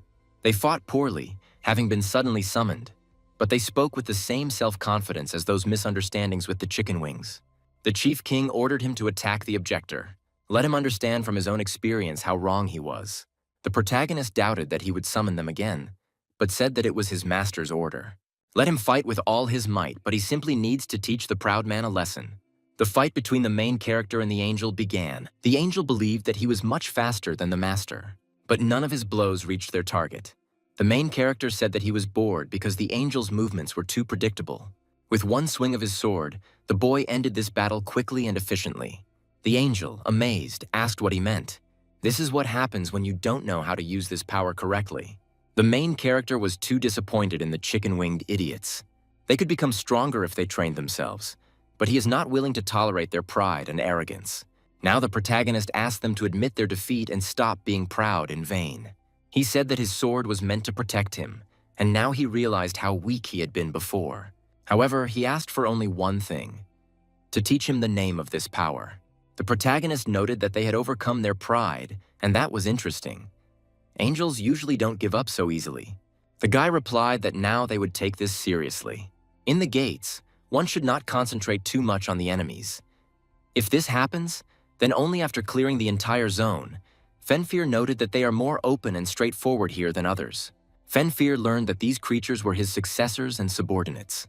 They began to explain to the guy in detail that he was the only one who could give them orders, and they could not carry out the commands of some insignificant creature. The main character replied that Pengu had already demonstrated his absolute superiority. Fenfir instantly transformed into his true form, and after that they all swore allegiance to him. The army of light was dealt with. Now it was time to try the power of immortality. In order to use this power, it is necessary for the church to grant it to the monster. The gift of immortality, after which the deceased creature will become a living dead. The main character decided to try this mysterious gift in practice. He used the power of immortality, focusing on the target. The target's stats were reduced by 10% due to the curse of immortality, and he could now summon a living dead. The main character asked with interest whether he would be able to see everything after his death. The target has died. The creature's abilities and its soul's karma will be taken into account when reincarnated as an undead. The main character was deeply shocked and very surprised by what was happening. A huge piece of silicon appeared right in front of the guy and began to glow with a bright light. At that moment, an immortal warrior appeared, protecting the ruler. The protagonist noticed that its characteristics were even higher than those of the two-headed ogre. This colossus could fight alone with an S-rank hunter. He ordered the immortal warrior to attack the enemies. Naturally, the warrior immediately began to carry out the order. The enemies shouted that they had to run, otherwise they would die immediately. The protagonist realized that in front of him was an incredibly experienced and powerful warrior of the lowest rank in the undead hierarchy. Like a warrior, knight, general, and king. Apparently, this is exactly how this hierarchy is structured. The power of immortality is much stronger than the army of light, and if they fail even after training, he will never summon them again. The man said that it was simply incredible. He did not know that the hunter was able to summon such monsters, how strong these creatures were. Meanwhile, at night, Minchul understood that he could now summon 5 living dead at once. It was convenient that he could keep them in a special space of immortality power. It was just a pity that they were extremely clumsy due to their size, and the conditions for unlocking the additional skill were also a bit stressful. The guy decided to do this later. Now he needed to fight Einhria. He warned them that if they didn't learn anything during their training, they would never see him again. They liked that answer. They made wings to avoid suspicion. They will immediately begin practicing to strengthen their skills and quickly clear another gate, so we need to finish this as soon as possible. It's unlikely they'll be able to master his martial art. It's a very flexible style of swordsmanship designed for aerial combat, allowing one to taunt enemies. But he's sure it will suit them. This style was called Plum Blossom. Minchul showed off this style. Of course, no one guaranteed that they would be able to master the style after seeing it just once. It is almost impossible even for talented martial artists. Minchul asked if they understood anything. He explained that if used skillfully, the blade should start to emit the scent of plum blossoms. They did not answer that they would be able to master the style if he showed it again. Minchul thought that maybe they hadn't mastered the style. In the first fight, they looked terrible, and he felt like a real martial arts genius. They all started practicing this style. They said it was just incredible. They felt like they were in the air even though they were on the ground. Minchul, although not a martial arts genius, realized that he was a little mistaken. He couldn't believe that they had mastered the wind gusts after looking at the technique just twice. That wasn't just talent. It was a soul synchronization, where the experience and skills of a deeply dormant soul are awakened and automatically transferred to them when he uses martial arts. He admitted that they were becoming stronger thanks to his skills and took back his words. The army of light is not weaker than the power of immortality. It was interesting to see how strong they would become if they continued to train. After a while, the guy said that was enough. To tell the truth, he was very disappointed at first. But now they have proven their strength. Minchul was ready to announce his first achievement to them. Let them train in the cherry blossom and wind gust styles until they reach 3 stars. They need at least 3 stars to use the style in real combat. Let them become stronger. This down will allow them to become his blades. Everyone replied that they would do it. The master shared his power with them. He couldn't believe that he personally taught them this technique, which was much stronger than the light fencing that they had not used before. While the angels were training, he used his chaos energy to absorb the energy of the world stone. Thanks to this, he was able to accumulate a huge amount of chaos energy and raise his Celestia tree martial art to the next level. This energy cultivation method removed all his fatigue, and he felt cheerful and full of energy. At this moment, Minchul noticed something strange. He asked Lena if they had trained all night and if they should work harder to absorb this knowledge. Even though they were surrounded by a high concentration of mana, it was still incredible, much stronger than he expected. Time was flying by, and he already had to go to work. Let them continue to train hard. Fenfir began to calmly say that there were lovely ladies there. Ellie told the guy that he was a little late. Minchul asked if they were going to Inshan today. The head of the department asked me to tell him something, but she didn't know exactly what it was that he didn't say. This was the dagger he had ordered. Had he already made all 10? Minchul replied that it was simply perfect. The triple hidden blade itself was nothing special, but for such a rare item, it was a real miracle. With such a weapon, he could defeat anyone. He couldn't lag behind the hard workers. At that moment, someone called Ellie, and she was very surprised. She told the guy that they needed his help. A request had come from the association to jointly clear the gates. The guy was surprised that it was so sudden. The association rechecked the length of the magical waves in the clan and found that the space inside had doubled. Clearing such a gate would require at least 2 guilds, but he thought he could handle it alone. Ellie apologized for the trouble she caused, but said it wasn't worth it. It wasn't her fault. The more people participate in the raid, the more unexpected situations can happen. As a token of gratitude, she will find another A-rank gate for him. He replied that she knows her business. The gate is located at Dog Inshan Station. A large guild, the Gumsan Guild, will be participating in the cleanup. This is the 3rd largest guild in Korea. There should be a lot of people in it. But the more members in a raid, the more likely it is to make mistakes. Someone asked Leon, "This is the newbie everyone is talking about. He is the captain of the Gumsan Guild's 2nd attack squad, Oh Chun-woo." Minchul greeted him, which means he was not mistaken and was counting on him. The man hid the Union Hunter's dough. Minchul replied that he was the only one who came. The man asked Elena if she would be the only one participating in the raid. As the saying goes, one in the field is still a warrior. He thought that the Union would send more people to help, but only one arrived. Now let him watch and not let them down. Minchul asked the girl if he was looking for a fight. If he had any conflicts with the Union, she thought so too. He doesn't know what's going on there, but he doesn't understand why he's so unfriendly. He doesn't understand why he doesn't like him. Maybe he should be given a reason to do so. We'll see who lets whom down. At this time inside, the man tried his best. He used the surrounding ground to stomp. More skeletons were advancing on them. Let them prepare for battle. Let them take their time. They used information about the mountains. At this point, the protagonist was asked if he would help, and he replied that there was no need, since the skeletons were low-level undead and there should be no problems. They are experienced B-rank hunters or higher, not like you, Huaran. They are unlikely to encounter D-rank undead. But even they haven't realized yet that this is the Valley of the Dead, a land where darkness reigns, under which the undead lurk, and skeletons can appear from anywhere. Moving forward without thinking about defense was the same as going to death. Any hunter with exploration skills would immediately understand this. They were in too much of a hurry to clear the gate. This place needs to be cleared. The gates to the Valley of the Dead. Minchul found something at that moment. He called his charges and told them to stay here and protect the people, and for Peng to keep an eye on things as well. They won't achieve anything even if they kill skeletons all day long. To get out of here, you need to defeat those who rule in the Valley of the Dead. These are usually high-level undead that can be found by large concentrations of energy. Just like there. Minchul attacked someone or something. At that moment, there was an explosion of purple light behind him, but he didn't react. Someone was told that a living soul would be able to dodge his attack, and he was impressed. Minchul found his target faster than he expected. It was the supreme undead, Dullahan. The Valley of the Undead is a world created by the vengeful spirits of the dead, and he is most likely one of those who maintain this dimension. Minchul thought about the Gumsun Guild. He must be fighting hard. Low-level undead will rise as long as the poison lasts. He seems to be worried about the lives of his comrades, but there is no need for that. Soon he will become part of their glorious army. The holy fire has been activated. Minchul realized that this comrade was not just a fool. The dark star triple-hidden blade was in his hand. Immediately after that, Minchul threw that blade. He put in an incredible amount of effort, focusing on this matter with all his heart. The two blades almost collided with a roar, like two thunderclaps. After that, both weapons simply flew off in different directions, leaving behind a whirlwind of energy. Minchul instantly caught his blade firmly in his hands, preventing it from falling.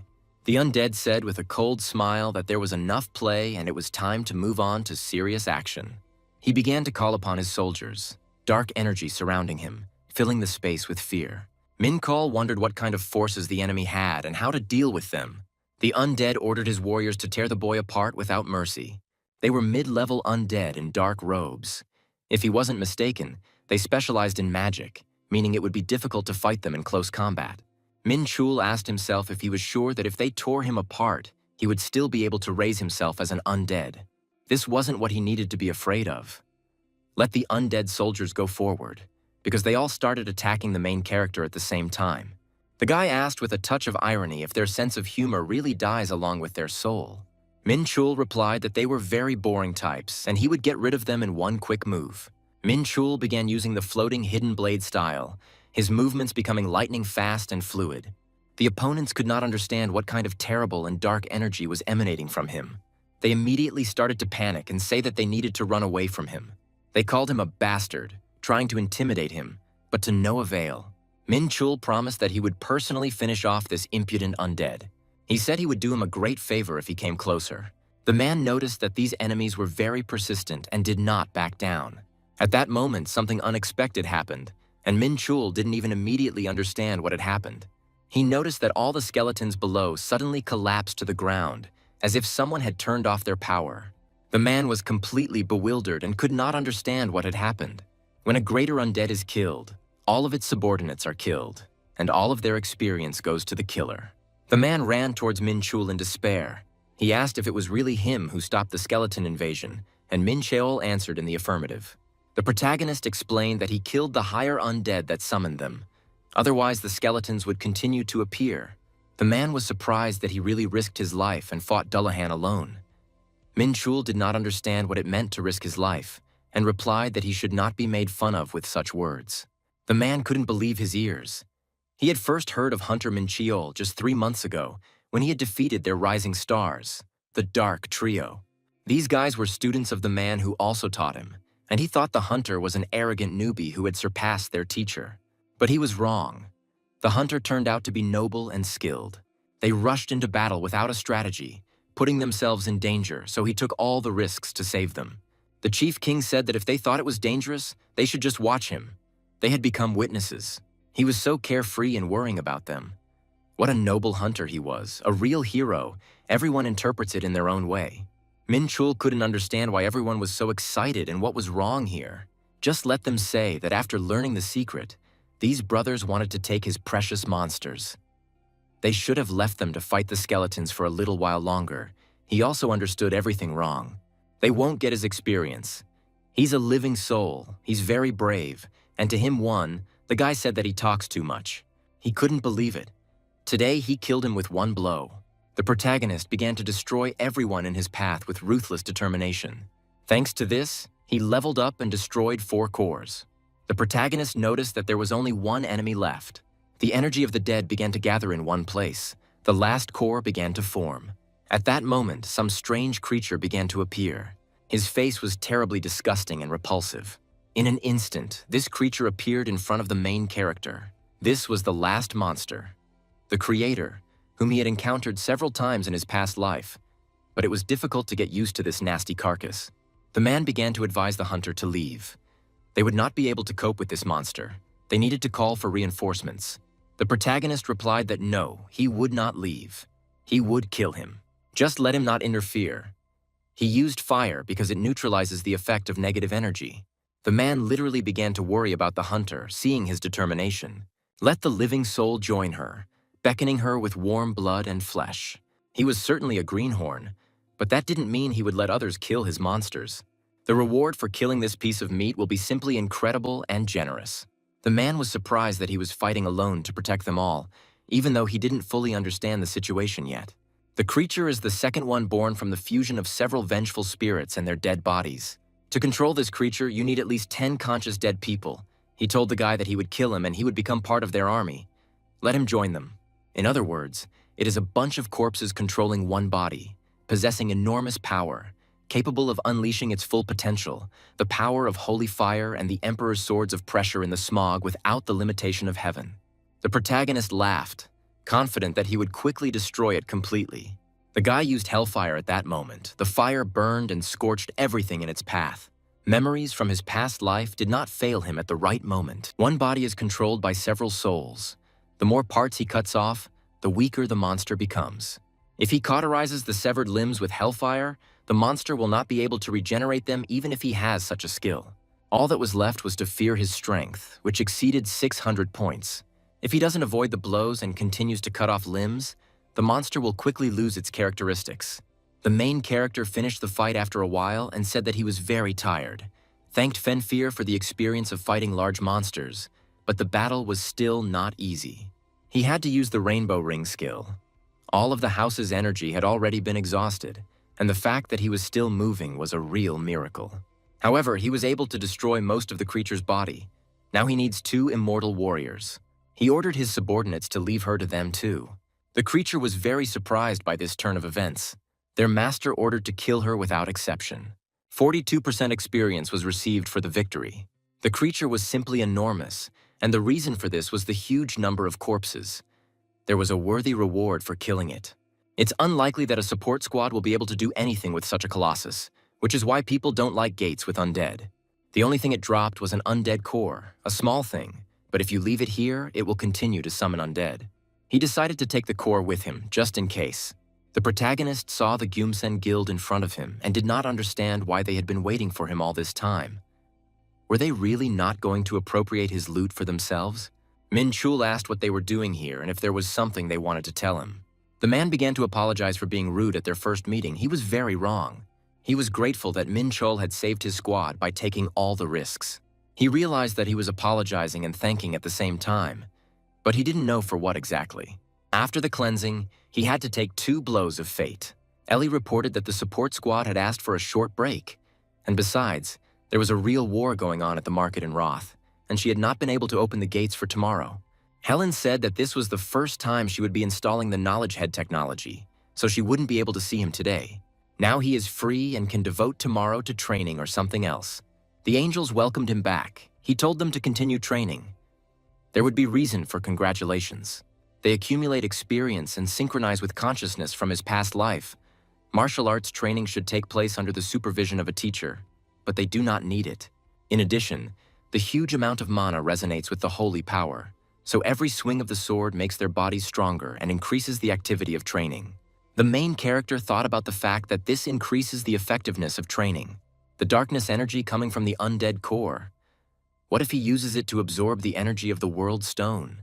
He realized that in theory this was possible.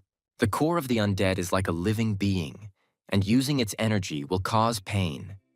You will have to endure it until the energy enters its world. You need to continue stimulating the peace stone to enhance the effect. The main character received many new opportunities. The energy of the core was so strong that this method turned out to be more effective than using the energy of chaos. The stone of the world tried to displace the influence of the core, giving it a huge amount of energy. The star system's technology has reached 6 stars, a major achievement. His body had been greatly strengthened.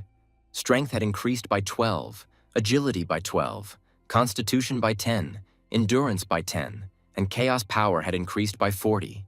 Successfully absorbing the energy of the world stone had added another 80 points to his chaos power. If he obtained the undead core from Pandemonium Craft, he could obtain a legendary rank item. But compared to upgrading a star system technique to 6 stars, it would be a waste of resources. The privilege of 5 stars is not bad, but nothing special. The most interesting thing begins when you reach 6 stars. The ability to create constellations appears. Few cultivation techniques can compare to that of the star system, one of them being the path of the Supreme Demon. The constellations are the main reason why the star system technique is better than all others. When he was a demon, he only controlled the power of the dark nebula, but now he also has the power of the light nebula, thanks to which the list of potential constellations has greatly expanded. Now he can create 3 constellations. He is searching for the achievements obtained by his soul. Some of them are unfamiliar to him. For example, the constellation of the Lord of Light of the Holy Prince beyond chaos, considering that he can only choose 3 of them. It would be better to create those that will make him stronger. He will start with those that are already familiar to him. For starters, the constellation of Sin. Now the constellation of the Holy Fire. And finally, the constellation on top. I decided to choose it because this constellation belongs to power and chaos, which he is most interested in. When he first created the constellation, he thought it would be a difficult process, but everything went surprisingly smoothly. At that moment, he received a notification that he was unable to form the Chaos Sphere constellation. The protagonist didn't understand if it was because he used the energy of the Dark Nebula. Maybe it was worth combining the 2 stars. The guy decided to try again, but again he failed. He didn't understand how to do it. Perhaps he should create another constellation, but he can't stay like this. He decided to use a method he hadn't tried before, but if you think about it, the Sun of the World Stone is not used in one constellation. Maybe place it between 2 nebulae and combine them like that.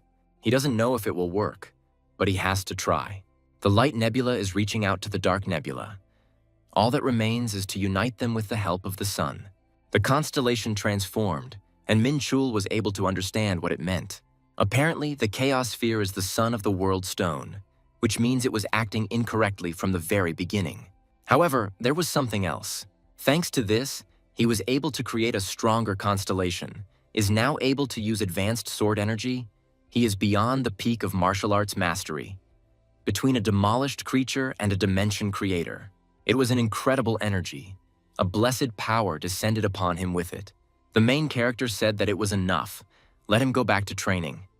They were such sycophants, but they definitely had good eyes. Pengu said that he was hungry. Let the guy feed him. But he had eaten just recently, hadn't he? The last time he fed him was a day ago. The boy didn't even know that creating constellations takes so much time. And they also called him on the phone. 20 missed calls, and all from him. Could it really be something serious? The protagonist asked if Ver had tracked down the Dark Elves, and he finally picked up the phone. He replied that the embassy was dealing with this, so he was not aware of the situation. Why was he calling him? Let him speak quickly. He finally received the second order. After some time, Verdi immediately said that they hadn't seen each other for a long time. The main character asked if it wasn't too early before the appointed time. There were 10 minutes left. He said he couldn't keep his master waiting. The guy said he'd have some coffee and come back. He found out that Ver loved American systems. So, ideally, coffee for a great man. Coffee has the ability to extinguish the hot flame inside. That's why it suits him so well. The main character said that he had already stopped shouting to the whole world that he was Ifrit. The protagonist asked what order he wanted him to help the Dark Death Society settle in Korea. The protagonist asked what the Dark Death Society was. He replied that it was a large criminal organization, the leading force of the dark web, and he knew nothing about the details. The dark web is a global community of criminals, like the mafia or drug dealers. They have black markets all over the world where you can get stolen or illegal items. They also have squads of assassins that can be hired for a reward. The dark network is responsible for almost all illegal transactions in the world. The Dark Death Society is based in China, so he has to help them settle in Korea, As far as he understands, Korea also has its own dark web.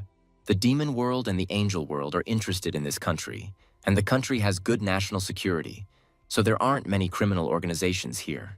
Considering that Daniel and the society operate in Korea, this statement makes sense. So his current assignment is to help the Korean branch of the dark web. That's exactly it, although he doesn't know the details since he wasn't interested in this area before. Minchul thinks that they are used to using black baptism and demons' help only to expand the criminal organization, which means that someone wants to strengthen the influence of demons in Korea. And who else is doing this if the dark elves are led by this person? Maybe it was him. And how is the dark ref connected to the dark web if they were only able to sneak in illegally thanks to her help? Well, in that case, let him continue to follow orders as he has been doing so far. He will not let you down. It will be very difficult to deal with them now. He is glad that he learned about the connection of the dark network with the demon. The protagonist said that they would wait until the evil day revealed itself. He would wait patiently until his turn came. Meanwhile, in another place, someone asked what they owed the unexpected visit to, and they replied that they simply had nothing better to do. Minchul asked the girl if she was busy. She replied that she was busy, but working with him was her top priority. It didn't seem like she was working right now. And when else can you rest if not while working with him? Where is the head of the department? He wanted to talk to him about the robe, but recently he was very busy and could not find a master for the order. Minchul asked what news there was regarding the next raid.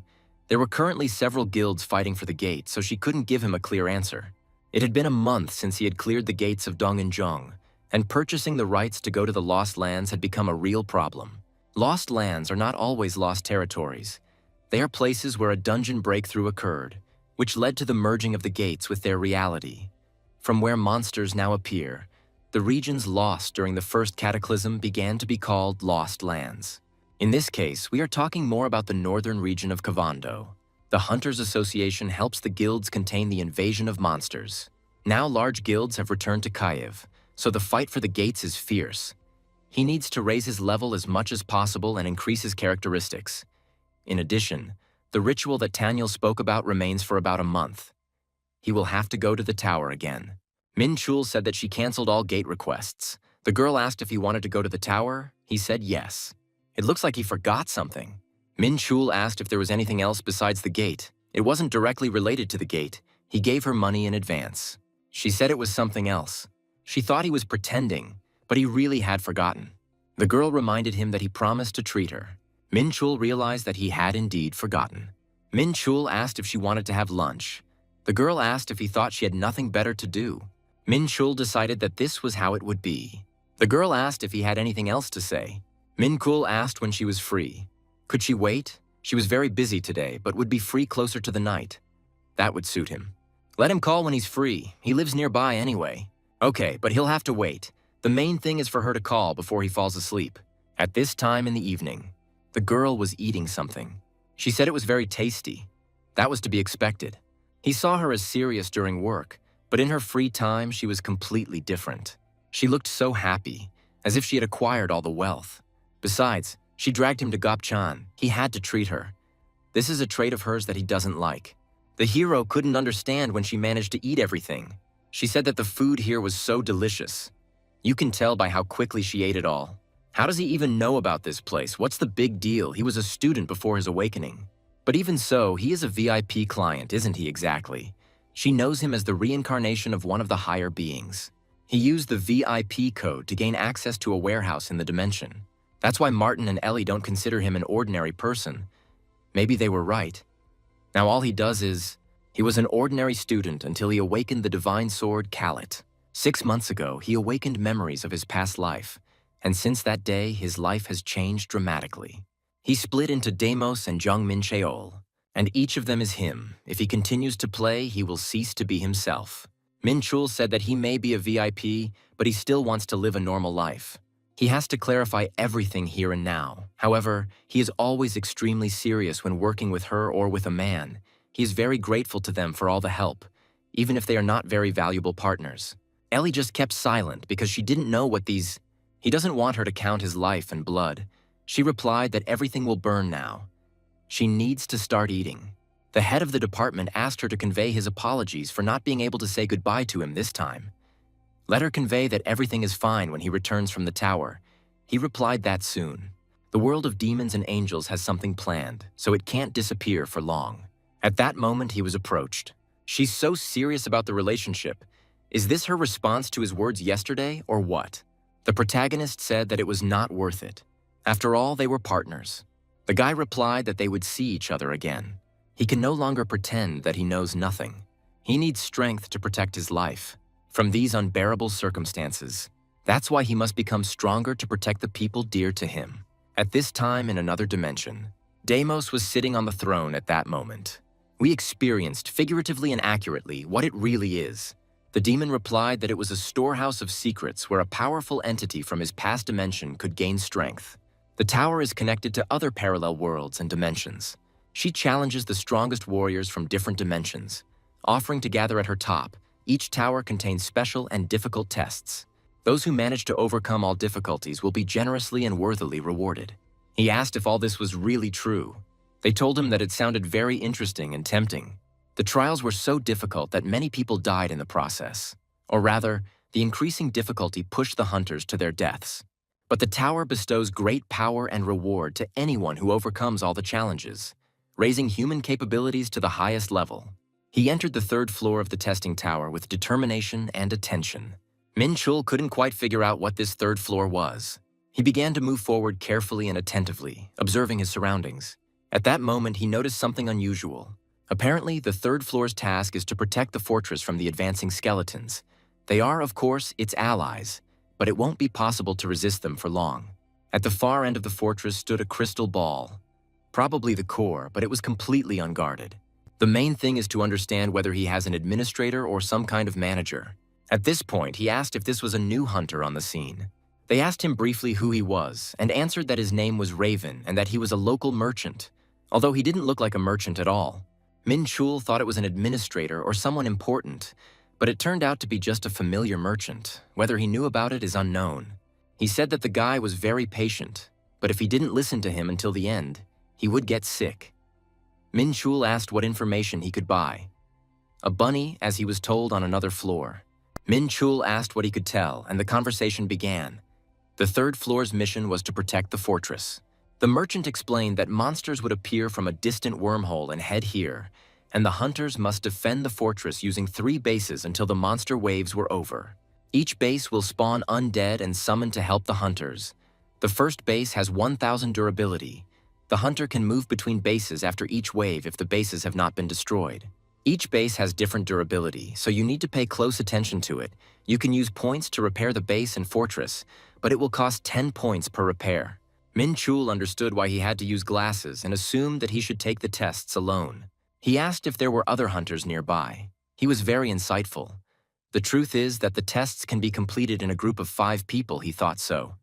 They kept quiet about other hunters so that he could get as many points as possible. He asked to tell about the way to assemble a group. The merchant said that about 12 hours ago, a group was undergoing tests, so it was useless to wait for other hunters on this floor. He offered a special product for those who wanted to go through the trials alone. Minchul refused, saying that he would not buy the product. He was not going to go alone. The merchant warned that it was too irresponsible for one to pass through alone. Minchul replied that if he didn't try, he wouldn't know. He left Pengu on the ground so only they could help and called his subordinates. Minchul said that he would not waste time on formalities. There was little time. Let 1 man handle first base, 3 men handle second base. He didn't care that she didn't have a group. He could replace her with something else. His goal was to destroy everyone. The tower's tests had begun. The first wave was approaching. The protagonist saw trolls in front of him and remembered that he had already fought them at the gates in the Palbok region. The first wave. 20 creatures. It's good that he chose the most destroyed base. Weak skeletons won't be able to stop even 1 troll. The only useful thing here is the ballista, but it does not damage trolls due to their fast regeneration. If he doesn't want to spend points on upgrading the ballista, he'll have to deal with everyone alone, and thanks to his infinite energy, he no longer has to worry about supplies. The creatures claimed that they would destroy the fortress. Minchul realized that these trolls were at least B rank, but he was cutting through their flesh like a knife through butter. At this rate, he could really handle it alone. Minchul decided not to waste time. At one point, he said he would blow their heads off. Then he grabbed one of them. At this moment, I used life absorption. The Almighty ordered to kill everyone. He did not doubt himself. But these trolls did not cease to amaze him. Thanks to his advantage in speed and size, as well as his immortal warriors, he won before the battle even began. But since only a few warriors guard the base, they might miss one or two monsters. You have to watch carefully. He ran at full speed. The first wave was successfully cleared. The next one will start in 60 minutes. The hero did not return to the fortress for long. Arriving at the first base, he saw how the immortal warrior was easily killed by trolls. But they couldn't handle 20 monsters at once, so some creatures managed to deal damage. It's a pity that he dealt with everyone thanks to the triple hidden plan, but he needs to come up with a more reliable one. Defending the fortress alone is not so easy if he wants to piss off the enemy. He does it well. You can even respect each other. The boss said that in that case he could start and offered to supply more ballistas, gave him a 10% discount. Judging by the condition, he would need at least 10 for each base. He could take them with him to the next floor. The Raven replied that of course not, and he really believed that it was possible. He will have to use glasses, but he doesn't want to. Too much power. Ballistas won't be able to defeat all the monsters. Is there really anything over 100? You never know when the test might end if you think about it. Someone gave him a useful thing. He had never seen anything like it. Where he got it from is unknown. The main edge said that it was none of his business. The key to the treasure room, which he received from the administrator of the ground floor. It was a fragment of Oron. If he used it, maybe he could find something worthwhile. At that moment, it started to work. He asked where this improvement leads to. Raven replied that it leads to the wormhole, a treasure room that is located there. If he goes there, he will be able to kill all the monsters in one go. Why didn't he think of this before? The chief edge said that it was clear. Raven immediately read his plans and warned him not to even think about it. He won't be able to pass through the wormhole, Minchul asked, so he understood everything. Raven said that he was not the only one who thought so. He had not been able to do it before because he guarded a strong bridge. This bridge is stronger than all the monsters attacking the fortress. No one will be able to cross it and escape back to the fortress. It's clear that if he can't kill the bridge guard, the tests will fail. He apologized and said he wanted to try. The usual hunter returned to base, but he is not like that. It would be foolish to go further without the key to the treasure room. Treasure is something else, something related to security, and it is located here. At that moment, someone told him not to take another step. He thought it was a powerful monster guarding the wormhole. Minchul realized it was Jang, and she said that he was very observant. Minchul said that she talks too much. Jang are corpses that have a special necromancy skill in the martial arts continent. They are controlled by medicine and spells. Jang just looked at him silently. She asked if he was from the martial arts continent. He said no, but he had some connection with it. Judging by his reddened skin, he was a bloody Jang from the blood cult. The bloody Jang terrorized the entire continent. People used martial artists and a special tincture of human blood to create them. They are very strong, and it takes at least 10 lives to resurrect them. They were the main weapon of the blood cult. But this was the first time he saw one alive. He asked if they were from the same homeland. No wonder Raven tried to dissuade him. His stats are higher than the maddened Fenfear. He said that someone is guarding this chat, but I couldn't even imagine that it would be a bloody Jang and one with a mercom at that. That was part of the contract. Minchul said that fate itself brought them together, but he would hardly be able to pass it. He replied that it was impossible. Let him not cross this line. He is a bloody Jang and he wouldn't want to shed innocent blood. Let him see how self-confident he is. Minchul said that he was talking as if he would help defeat him, so he shouldn't go any further because he was confident of victory. Everything was right. It was not worth risking precious lives in such a place. The main character demonstratively crossed the line and said so. Naturally, the enemy became furious after this. He started screaming loudly and using his powers. The main character also began to act. At that moment, several more creatures appeared behind. He already tensed up and called his comrades. There are only 5 of them, so the forces are equal. The main character ordered them to deal with the enemy. Jang just laughed in his face. Minchul asked when he would start, what he was waiting for. Let him attack him quickly. Jang oddly enough, began an attack at that very moment. The holy fire burned away the unclean energy, and the protagonist realized that he could not be harmed by conventional methods. He will have to strengthen the blade with his energy. Jang continued to attack fiercely, giving no respite. The main character was trying to find a weak spot at that moment. He wondered if Jang thought he was Scissorhands, or maybe Wolverine. He used poison and retreated, preparing to think about his next move. He couldn't understand if the great blood Zhang Shi was afraid of the metal that weakened his energy. Despite this, he continued to spit poison and generate new attacks. The enemy continued to laugh at his attempts. At this moment, Zhang Shi began to use his powers again. The protagonist noticed that it looked very dangerous.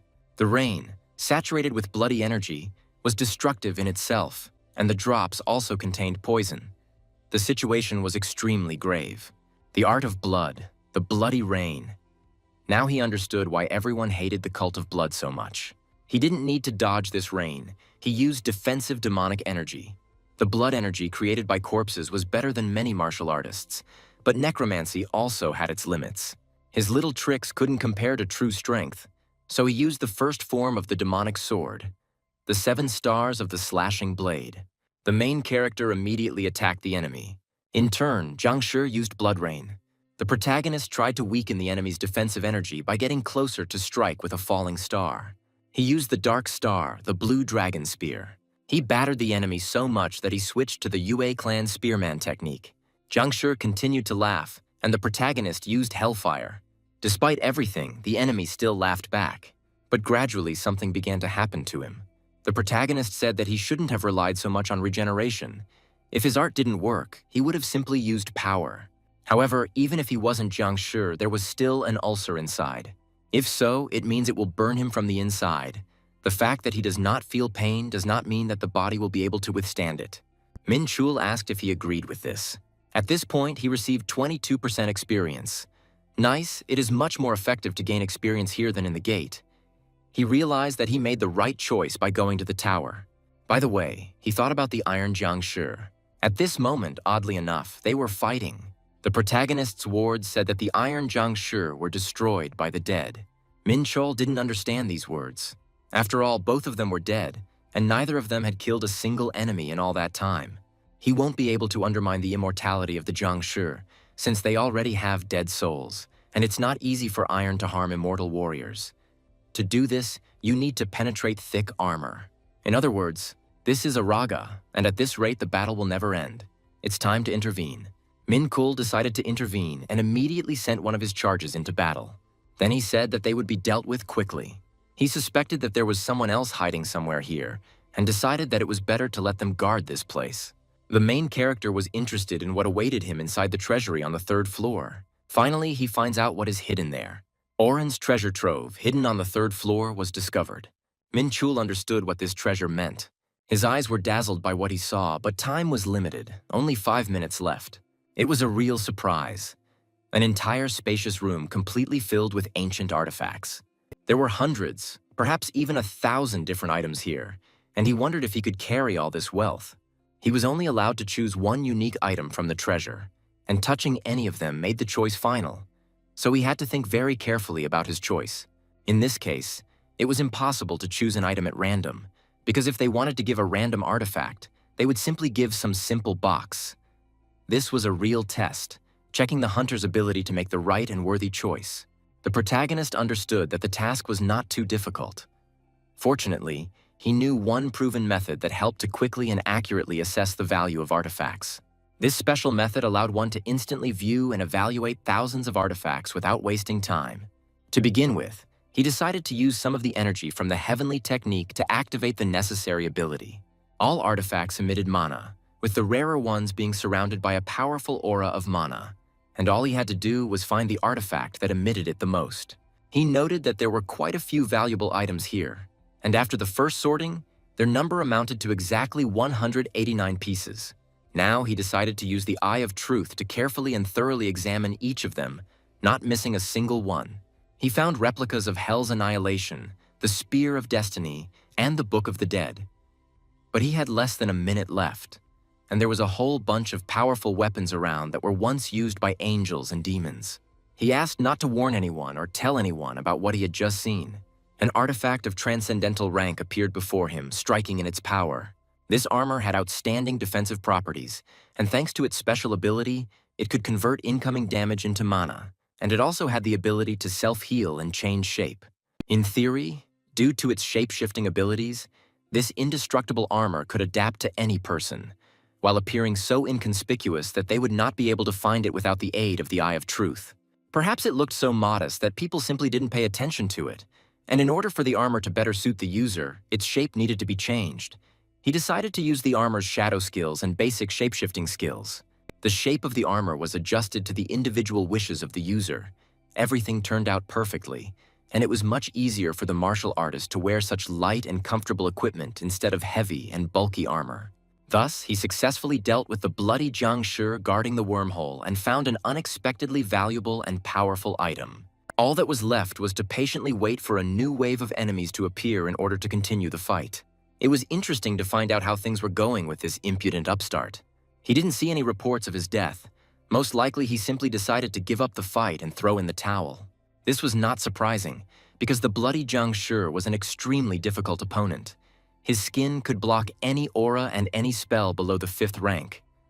When wounded, his blood became a dangerous poison, and his abilities were incredible and mysterious, so he could not lose unless the upstart had at least some kind of fire weapon. Fighting the bloody Jang was a true test for any warrior. It had been a long time and he was still missing. Defending 3 bases alone was almost impossible, so he would have to use points to enhance his capabilities. He got tired of sitting in one place. He decided to fly a little to change the environment. At that very moment, he noticed something strange and unusual. He saw that all 3 bases remained completely safe and in order.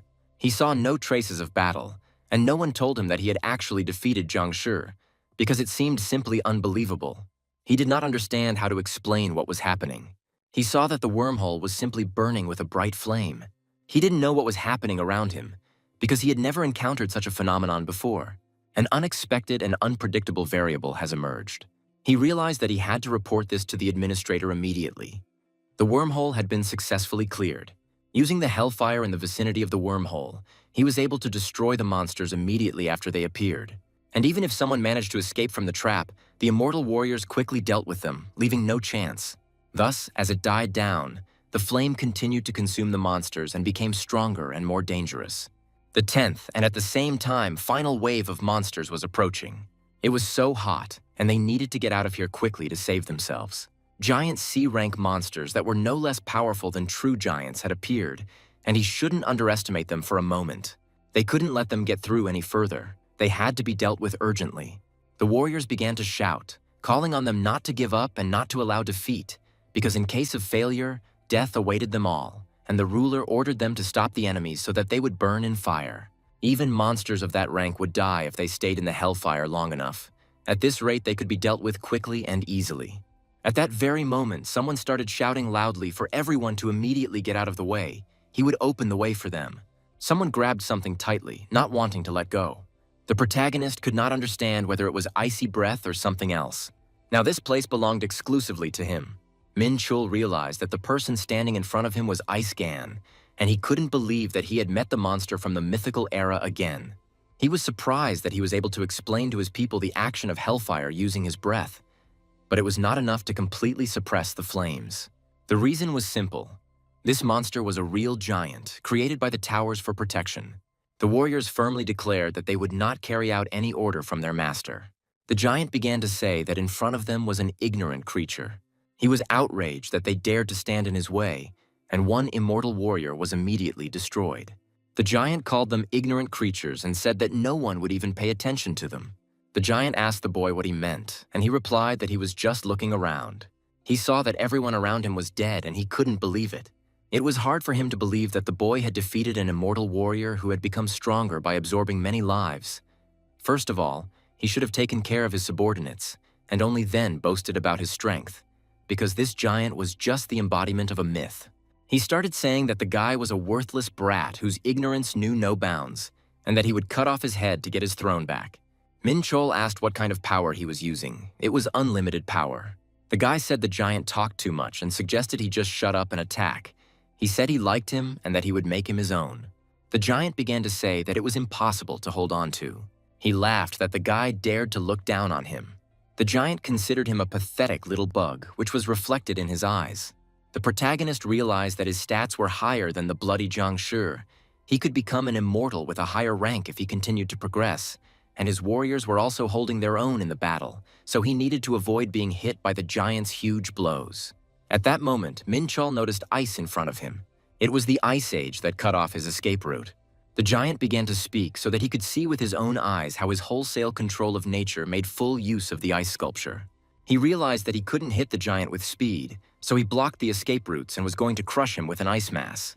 He really planned everything well, but he still missed something. He didn't know that Minchul had the answer. The Celestia Tree technique and the Holy Fire. Minchul couldn't understand whether the giant dared to consider himself a king. The guy replied that he was not a king and used hellfire. The giant began to say that the boy was a rat and an insignificant creature. The battle with him was like fighting a monster, and once the steps appeared, he decided to use them. He started asking what Minchul was going to do now. Minchul didn't respond, but immediately attacked the giant. The giant felt pain and called the guy a bastard. It wasn't that bad, but it was very boring. He was only large in size, but his fighting skills were simply terrible. He said that for the sake of the guy, he would end everything quickly. Minchul has gained 17% exp and has already leveled up 3 times since entering the 3rd floor. The warriors said that they would carry out any orders from him and their master, and Minchul was surprised that the 3 of them went out onto the battlefield. One of the immortal warriors was caught in the area of effect of one of the attacks and was destroyed. If these are all the losses, then the defense is working effectively. One of the 2 warriors remained. He will probably be able to replace the deceased.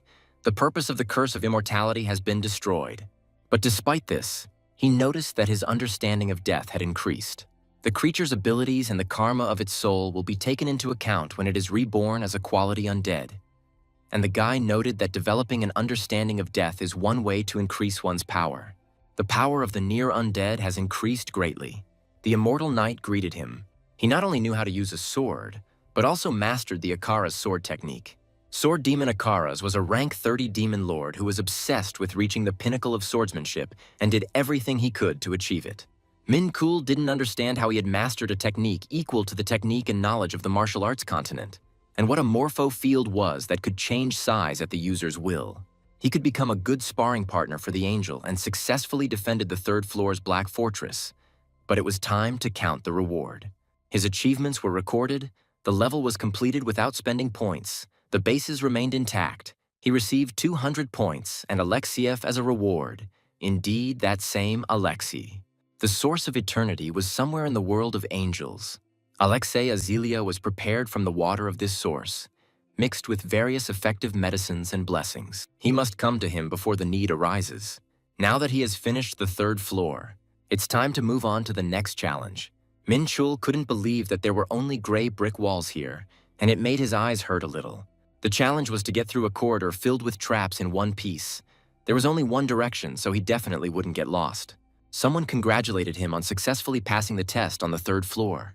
Minchul noticed that Celestia's ancient techniques had not detected anything. It was Administrator Rand, who apologized for catching him off guard. He still didn't see any information about the administrators and knew he had a long way to go. The administrator clearly liked to tease the others, so he decided to introduce himself first. The administrator in charge of floors 1 through 5 was Rand. He suggested just taking a look at this guy. Pretending to introduce himself, he cast some kind of magic on him with his gaze. The administrator of the ground floor said that this newcomer deserves attention, so he decided to take a closer look. The guy asked if this was the only reason for his presence, to which he received an affirmative answer. Minchul said that he understood everything now and assumed that he was considered the one who did not understand anything since he did not say anything. He kept silent only because the magic was harmless, but the administrator would make him regret what he had done. Avoiding the puddle won't be easy, as they don't show any bloodthirstiness. He can only get through this place using all 5 senses. At that very moment, something started to happen, and Minchul tensed up. Minchul noticed that something happened to the left. The guy didn't understand if it was a click. There was some gravity-enhancing magic used. There could have been a trap or something like that down there. His sword was stopped and he could not make an attack. At the moment, this area was under the protection of the tower system. He won't be able to pass the test using brute force, so he must move along the indicated path. He just thought that even the walls had system functions. At that moment, something started to crawl out, and you could see a hand. Minchul knew that the 3rd floor was too easy and didn't want him to relax. If he hadn't used the enhanced demonic defense energy, he would have definitely died. Because their attacks had half pierced the defense, the guy said that he wouldn't let himself be caught again. He was going to use Celestia's tree technique and holy fire at full power and be on guard at all times. At this moment, Minchul said and was surprised at the same time. He realized that the situation was becoming very serious. He didn't know how long this would last, but all his senses were strained to the limit due to the emergency he found himself in, and he received a special ability, a sixth sense. Minchul understood what the sixth sense was, because his senses were already more subtle than those who had just awakened it. The feature interacted with what he had already achieved. The sixth sense transformed into a super sense, and he received it here. At that moment, someone was watching everything that was happening. It was the administrator who used clairvoyance. He noticed that the guy had become a completely different person compared to the one who came here. In addition, his stats were at least twice as high as most A-rankers. Even the awakened sense did not allow him to avoid all the traps as if he knew about them in advance. He was surprised what kind of magic it was. He asked the Raven if he was the one who had reported this applicant. The Raven replied that he had not broken any rules during the test. That's how it was, a real ambush. He didn't expect anything like this when the ground floor administrator told him about the guy. He might have reached the rainbow level on par with the 7 emperors, but he couldn't believe that an ordinary earthling with no rank could achieve such a thing. At this moment, the main character turned to him. He couldn't tell if the guy was talking to him through the screen, but it seemed impossible. Minchul pointed at the screen and told him not to look away. Do they know Anomi?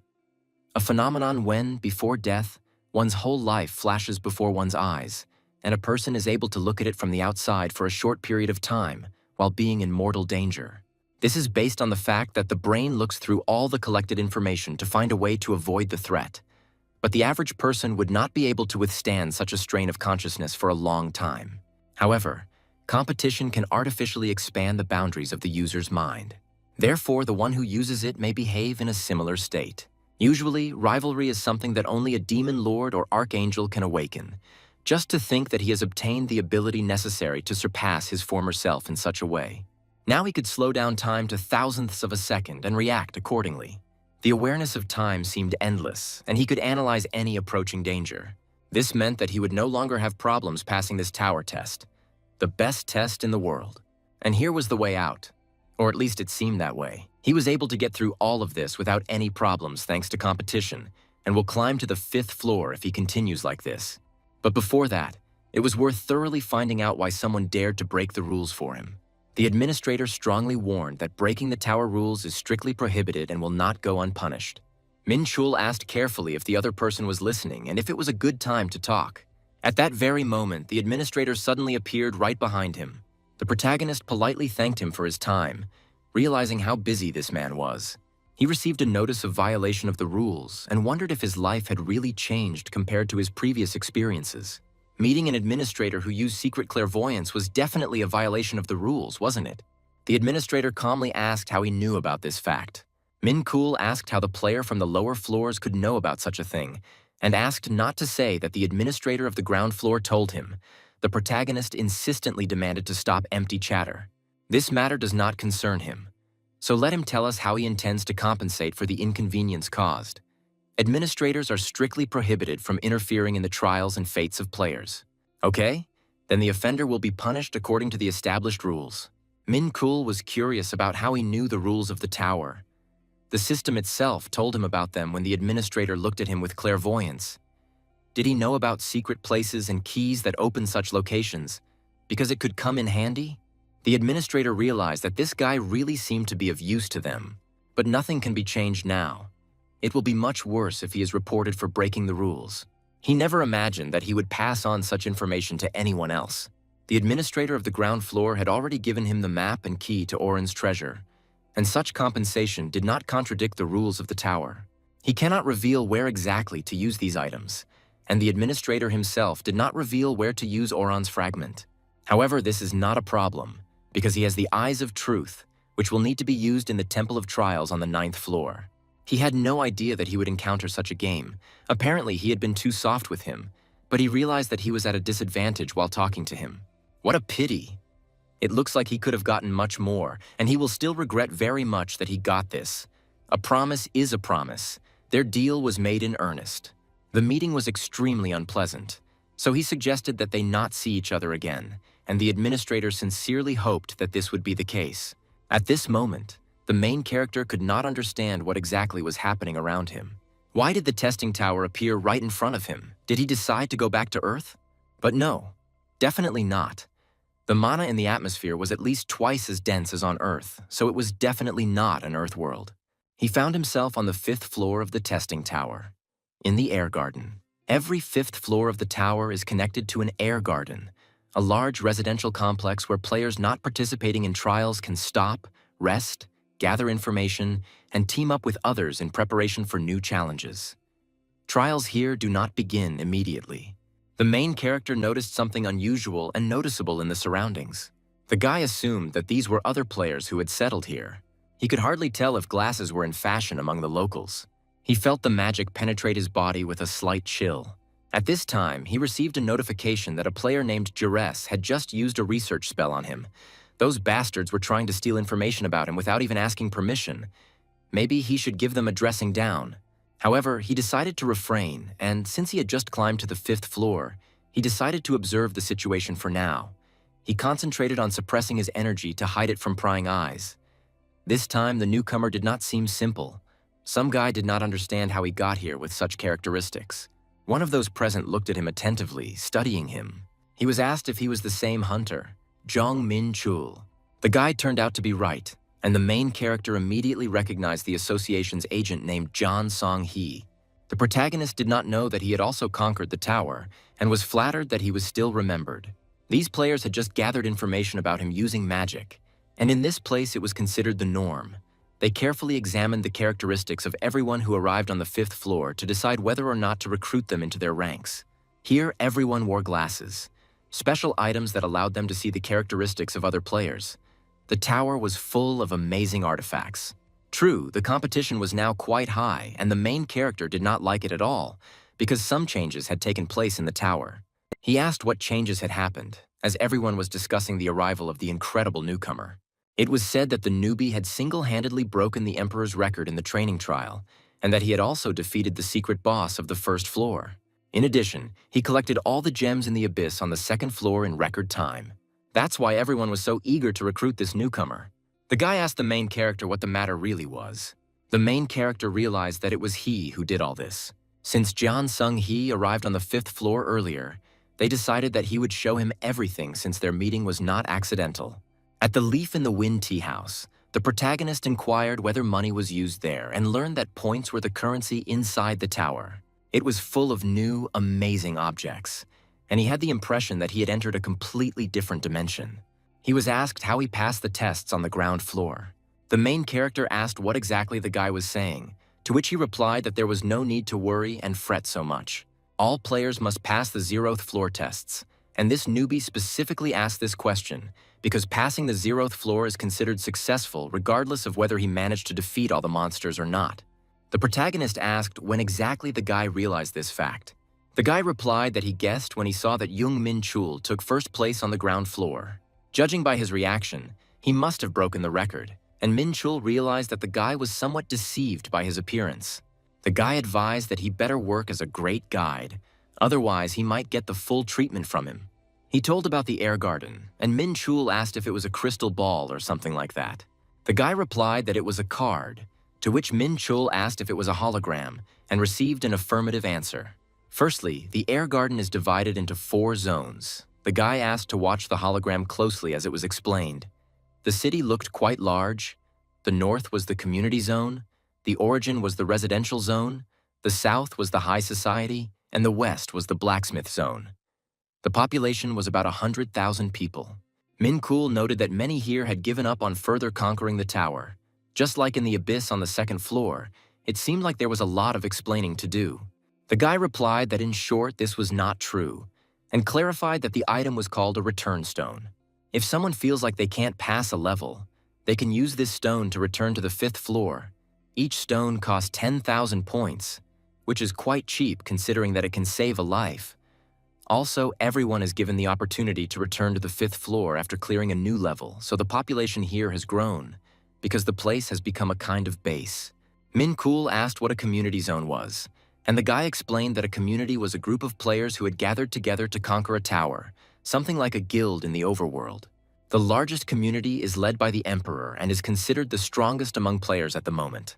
The only thing they want is to climb to the top of the tower, although their progress has been slowed down lately due to rivalry among themselves. The communities try to recruit strong newcomers like them who are rising to the 5th floor to increase their strength. If he doesn't intend to join any community, it's none of his business. He also wanted to accept him into his community after hearing about him from the community father. His community is connected to the association, and he is tasked with recruiting all the former colleagues from the association, so he waited here. What an amazing coincidence this is. The guy asked the main character to take from his hands what he was holding. It was the holographic map that he had just shown him. Fate had connected them, and he had decided to give it to the guy. Minchul asked in surprise why he was so generous with him. The guy replied that it was he who inspired him to make an important decision. He conquers the tower thanks to him, so giving him a map is a trifle. Isn't this their second meeting? It seems that even a short meeting is still predetermined by fate. He wasn't particularly concerned about his placement when he started climbing the tower, which turned out to be a serious mistake. Minchul didn't expect that the 5th floor would be the one where the players' rankings and achievements would be publicly announced. He couldn't believe that it actually brought so much attention to him. In any case, there was a lot of important information in what he had just heard. Blacksmiths were mentioned, and he thought he was in the right place. At this time, inside the room, there were blacksmiths inside. There were blacksmiths everywhere here. Although on a smaller scale, it reminded him of the armory in Pandemonium. There would certainly be someone skilled enough in this place to seal Jormungandr's cloak. He relied on Martin's words. It had to be an experienced blacksmith of at least the Maillard level. In such cases, it is best to... It's probably worth going into the tallest building. That's where the shopping center is located. Some man greeted the main character. He didn't understand who the visitor was. The place looked like it belonged to the Union, but the man didn't seem too important. The man asked the boy how he could help, and he replied that he needed to put a seal on an object. Minchul asked if there was a Maillard-level craftsman here. The man asked if he belonged to any community. Minchul replied that he was not a member of any community. It looks like he is really just a regular player. They are not accepting new orders at the moment as the queue is completely full. The man regretted that he could not fill out the order form in advance in case someone became available, and noticed that the order form was sloppily handwritten. The main character asked the man what his name was. The man replied that his name was Arton Hammerdon. At that moment, something started to happen, and the man was very surprised. The main character said that this is the very item that needs a seal. Since they couldn't do it here, he would have to go somewhere else, but the man immediately tried to stop him. The protagonist said that he would remember him and was not going to trust his things to someone who could determine their value but could not tell the price to the client. This impudent fellow probably already put some kind of seal on his pants. Now I wonder what will happen to him after that. If you think about it, there should be at least one maestro-level artisan here. And of course, if there really isn't one, he'll just return to the Bark Forge, where he'll most likely be met with due respect and understanding. A quick look around is enough to understand that the standards of other forges are also quite high, and even the goods displayed on the streets are already quite difficult to find on the ground in such quality. However, it is really difficult to find a real master who is extremely skilled and experienced. He has not yet seen a single craftsman of the level of a maestro, although he has met new masters of the level of a master from time to time. At this moment, the main character noticed something unusual around him. The hammer sounds coming from there were quite steady, as if it was an old, crumbling forge somewhere in the backyard that could make such sounds. The weapons displayed outside were also not impressive in their quality and appearance. Although it was considered quite high quality by the standards of even unique items, its function was limited. It was a deformed sword with obvious damage. The protagonist understood that this was insufficient care on the part of the blacksmith, who seemed to have deliberately reduced the functionality of the weapon. He wondered who the hell could have done this to that sword. At this point, someone asked the guy who this blacksmith was. The protagonist replied that he wanted to place an order and immediately recognized this blacksmith by his appearance. The blacksmith asked to tell him more about the order. At this time, inside the forge, but if he hadn't noticed, the blacksmith asked, because he had seen the items displayed in front of his shop before he decided to place an order. But he himself had little understanding of quality weapons. Minchul thought that a master of the maestro level shouldn't speak like that, but he didn't understand why the blacksmith was acting like that, although he was sure that he had his own reasons and circumstances. The blacksmith stated that he would not be held liable if the final product did not satisfy him. At this moment, the main character was very surprised. He couldn't understand where the guy got this item from. Minchul felt that he didn't have to explain it to him, but what was more important was that the cape was almost finished, and he wanted to know what exactly he wanted to do with it. The protagonist explained that it was an artifact that could only be completed by placing a seal, and he wanted the blacksmith to engrave it for him. The protagonist noticed that the blacksmith was hesitant because the material was rare and valuable, and any blacksmith would give his life to work with such material, so he needed to be provoked a little. He said that if a blacksmith is not sure that he can handle an order, he can simply refuse, and then he will go to others, for example, to the blacksmiths from Bark. At this point, the blacksmith began to say that he did not understand how one could be so fickle, but since the main character insisted that the blacksmith was able to fulfill the order, he agreed. He will need to pay for the materials needed for the job. The main character asked how much it would cost. The blacksmith replied that the cost would be 100,000 points, and he had already excluded the cost of his labor from this amount. This was only the price of materials, which was quite cheap considering the level of work.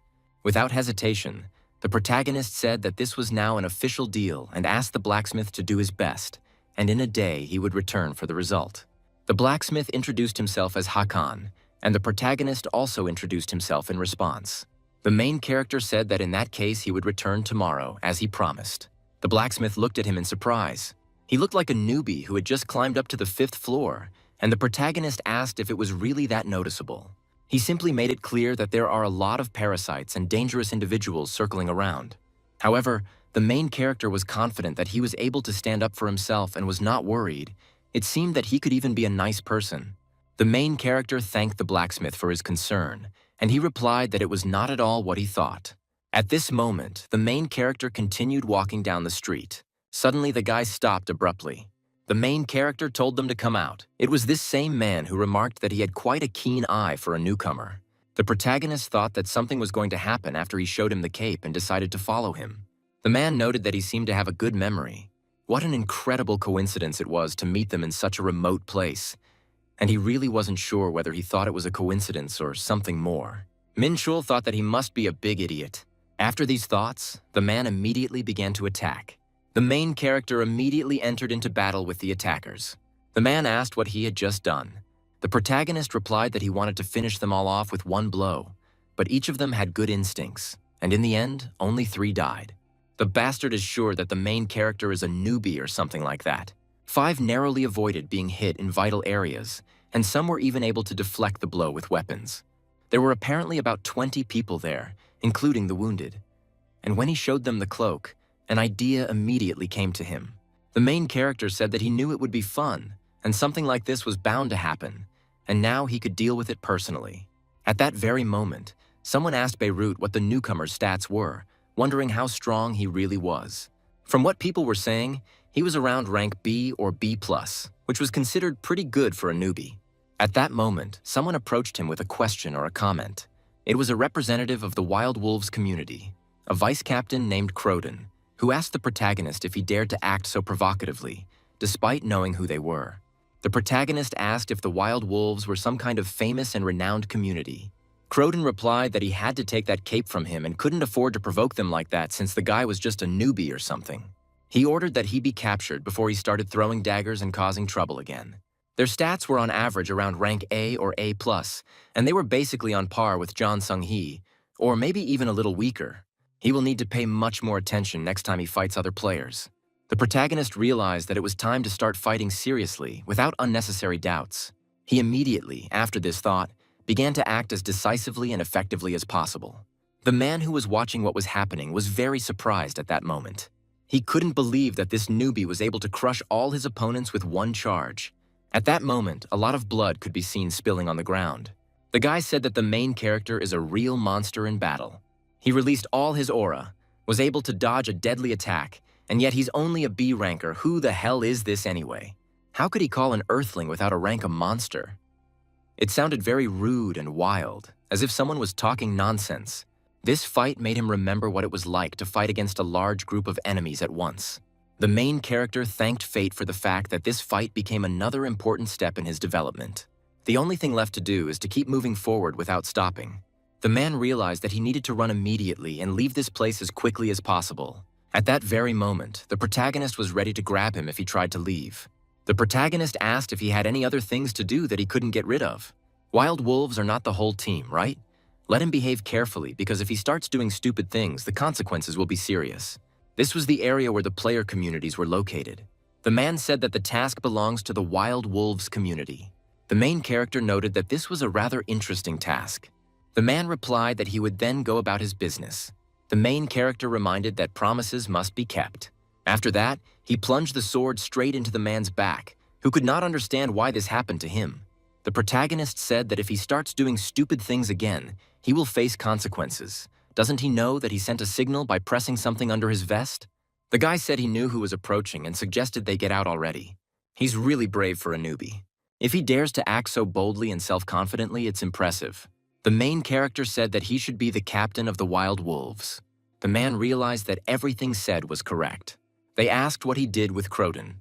Thanks to the main character, the position of vice captain in the Wild Wolves community has become vacant. What a horror, they really feel sorry for him. They asked if he had beaten him and noted that he liked that he was skilled and able to look at the situation from the outside soberly. If he joins them as vice captain, they will forgive him all his mistakes. Isn't that a great suggestion, but maybe it applies to all community members or something? How a dragon's head could fit on a snake's body was a question that seemed strange to everyone. It looks like the newbie needs to be taught a harsh lesson. At that moment, everyone simultaneously began to attack the main character. Attacks without using aura were nothing to him. He used enhanced defensive energy. Minchul told them to move forward, and that was very important. At that moment, some kind of portal appeared behind them. He told the knight that he was in charge and must lead the immortal warriors by infecting everyone with his fighting spirit. Worthless people, how dare they stand in the way of the ruler, thought the main character. The main character began to attack the main target with incredible force. The main character, with a slight grin, called her big-eared and, with a little impudence, asked if they wanted to dance together. She looked at him nervously and embarrassedly, trying to understand how seriously he was speaking. He behaved too brazenly for a newcomer, which was immediately noticeable to those around him. The attacks she used clearly required good physical fitness and endurance. Minchul didn't stop and continued to actively attack, not giving her a second to rest. Just think, she could control shadows at will. It was something completely unusual and impressive. She asked the protagonist if he was a player from the martial arts dimension, to which he replied that he was from Earth. She demanded that he stop lying, and at that moment she released the dark spirits, intensifying her attack. The protagonist tightly clutched the unicorn's horn in his hand, from which emanated a dark star, a powerful magical artifact. She continued to send various small but unpleasant spells his way, trying to drain his strength. At one point, she simply laughed, clearly enjoying her apparent victory. Using Miraga's pass, she tried to throw the protagonist off balance and break his will. She finally managed to trap him, and she felt her temporary advantage. She said that she would make him pay for everything he had done to her, her voice shaking with anger. It was a really well thought out and effective idea to break the enemy's resistance. At that moment, the main character easily escaped from her grip, demonstrating amazing agility and reaction. The girl tried her best to defend herself, using the powers and techniques available to her. Minchul asked if this was a side effect of the magic he had destroyed, since it hadn't affected him at all. The Shadow of Origin armor, a transcendental rank equipment, was indeed on another level. He didn't even use enhanced defense energy, but he received almost no damage. Naturally, she was furious about the failure of her plan and shouted at him, trying to throw him off balance. She called him an impudent newbie, trying to humiliate and irritate him. Minchul continued to confidently approach, ignoring all the magic bullets and troubles, moving only forward. She looked at him intently, and he stood there, looking ahead intently, as if he were not afraid of anything. Minchul firmly said that it was time to put an end to all of this once and for all. He asked Hakan if he had finished preparing for the sealing, noting that he had arrived just in time. Hakan smelled strongly of blood. He had been busy dealing with the idiots from yesterday who thought they could take him down with a crowd. To avoid problems later, he finished off all the wild wolves and dealt with those who fled the battlefield during the entire day. It is better to take care of those who might hold a grudge in advance. As soon as they showed their teeth, it became clear. This would not end until someone attacked first. To complete the seal, he had to open the cloak with his own blood, and he thanked her for her excellent work, noting that awkward conversations were also part of the experience, and he learned from them. At this moment, Minchul decided to complete the seal by dripping a few drops of his blood onto the fabric of the cloak. The magical seal began to interact with his energy, as if absorbing it and filling itself with power. His karma seemed to be imprinted on the cape, filling it with power and protection. The shape of the cape was transformed, completely obeying his desires and inner state. Minchul noted that he had incredible physical defense and complete immunity to poisons. His skills were at the highest level. This was quite expected for a player of such rank, and he will definitely not forget the generosity and help shown. The blacksmith said that if he needed more rare materials, he could always drop by his forge without warning. Minchul replied that he would definitely come in, because who else could he trust with such an important job if not this master? Minchul decided to act decisively, realizing that he still had one more important concern on the 5th floor. He remembered that he still had those fragments from the Chanho Gate and the auction that needed to be used. Minchul began to take out the fragments. There were 5 of them in total. It is unclear when and how they came together. Perhaps automatically when he climbed to the 5th floor, or it was the completed shingles. This mysterious object from the tower, which even the man could not identify, suddenly appeared on Earth. Too strange a coincidence to be considered accidental. Now he is unlikely to understand all these mysteries and secrets, but this should not stop him. So he decided to move forward without being distracted by unnecessary doubts and questions. Minchul looked to the side in surprise, trying to understand what was happening around him. There was something he didn't like, even though he didn't say it out loud.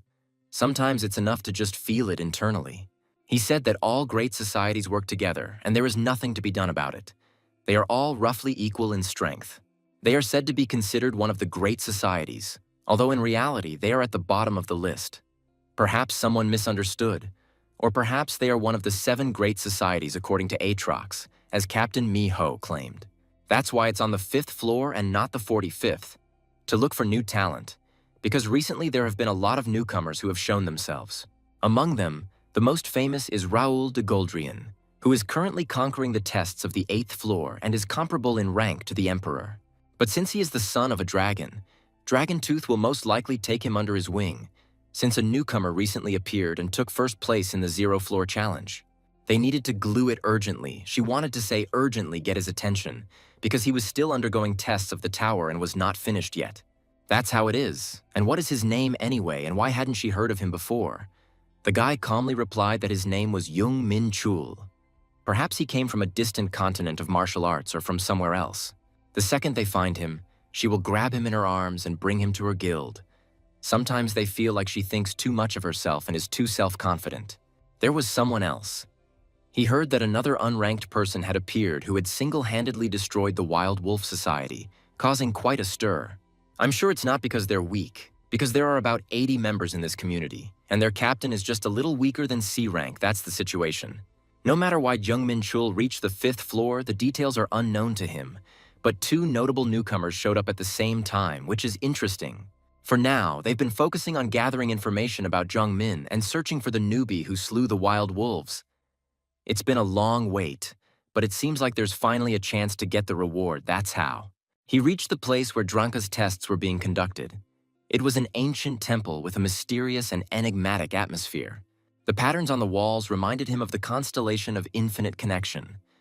Perhaps these symbols are somehow connected to each other and have a special meaning. It was clear to him that he needed to move forward without wasting time or being distracted by doubts. Minchul couldn't figure out if they had prepared something really interesting or if this was another difficult test. It was necessary to understand the confusing sequence of mana, which seemed very complex and incomprehensible at first glance. He had already solved something similar in another situation before, and now this experience could help him. The entrance to the Interstellar Union warehouse was somewhat similar in design and level of protection, which gave confidence. In the end, it shouldn't have been that difficult for him, given his skills and training. Minchul couldn't understand why he was only given 60 minutes to complete the test. It seemed too little. The guy was confident that he could handle it in just 10 minutes, because he was already quite experienced and strong. He completed the test in 11 minutes, just shy of his original plan. He wanted to finish in 10 minutes, but he was a bit rusty, perhaps focusing too much on strengthening his internal energy, which made it harder to control it like before. Now he clearly needs to pay more attention to managing the energy of chaos. His reward was 100,000 points and infinite space, a personal dimension that now belongs exclusively to him. That is, this personal dimension is intended exclusively for him, or there are some special conditions of use. If it holds 1,000 kilograms, isn't that twice as much as the storage bag the man gave him? Which is much better because now he can store a lot more stuff in there and he won't have to carry it all himself anymore. He decided to spend the 100,000 points he had just received on expanding his personal space to increase its capacity. Minchul noticed something unusual that immediately caught his eye and interested him. The guy realized that this was clearly not the end of the test, and that many more difficulties and mysteries awaited him ahead. There were some symbols on this stone that he had never seen before. It looked like ancient writing or something very old and mysterious. He was unable to decipher what was written because his skills were not developed enough to understand text of such a high level. And since he could not do it now, he would have to take the stone with him for now. He had to choose the right type of item, since this stone couldn't be placed inside the infinite space. Apparently, it couldn't be taken away since it was part of the quest. Since he can't take it with him, he'll have to somehow get around this restriction or leave the stone in place. Minchul began to take some action to solve the problem that had arisen and move forward. He began to use a special technique that could help him copy or remember the text on the stone. Minchul decided to simply copy the text, because one day he would definitely be able to unravel its true meaning and significance. He completed the sealing of the cloak that the peaceful serpent had given him, and at the same time received an ancient letter that he was not yet able to translate. To be honest, he gained a lot on the 5th floor, and this experience greatly increased his capabilities and knowledge. He would like to immediately begin conquering the 6th floor, but there is too little time left for this, and he needs to prepare carefully. The real difficulties start from the 6th floor. The test sites become much larger and the difficulty increases greatly, so it usually takes at least 6 months to complete. Now he has to take into account the actions of the Black Death Society and the Angel, so he can't devote so much time to conquering the tower. But there's nothing to be done. He has to protect what belongs to him. He can't allow the world of demons and angels to misbehave on his territory with impunity. For now, he has decided to returning back to his world to prepare and gain strength. It had been a week since he had returned from the tower and had begun to deal with current affairs. Verde and Taniel brought him fresh news about what was happening in the world and among the communities. Pandemonium, the Black Death Society, is a large underground family from China that operates in secret to strengthen its position and roots in Korea.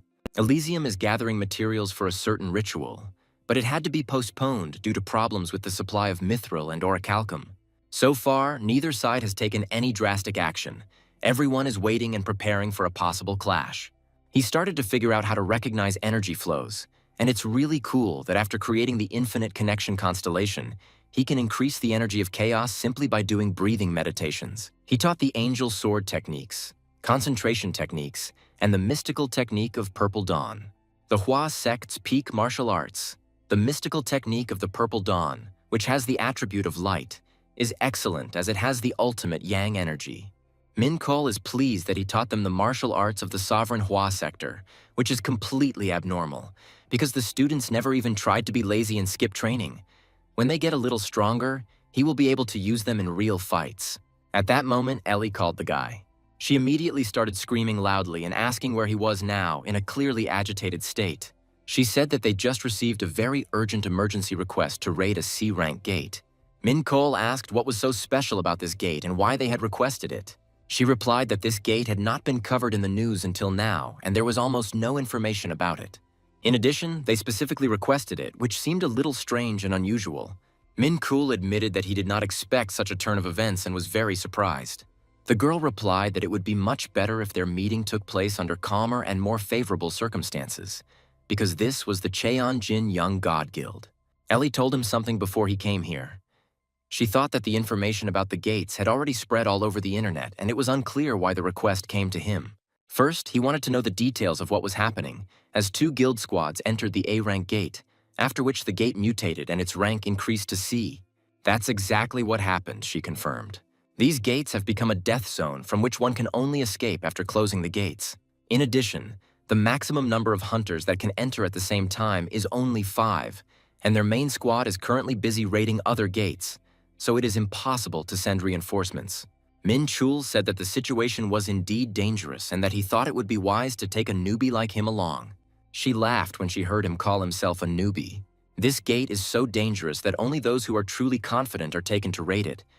One look at the report of clearing the gate of Dong and Jang is enough to understand this, because he entered the A-rank gate alone.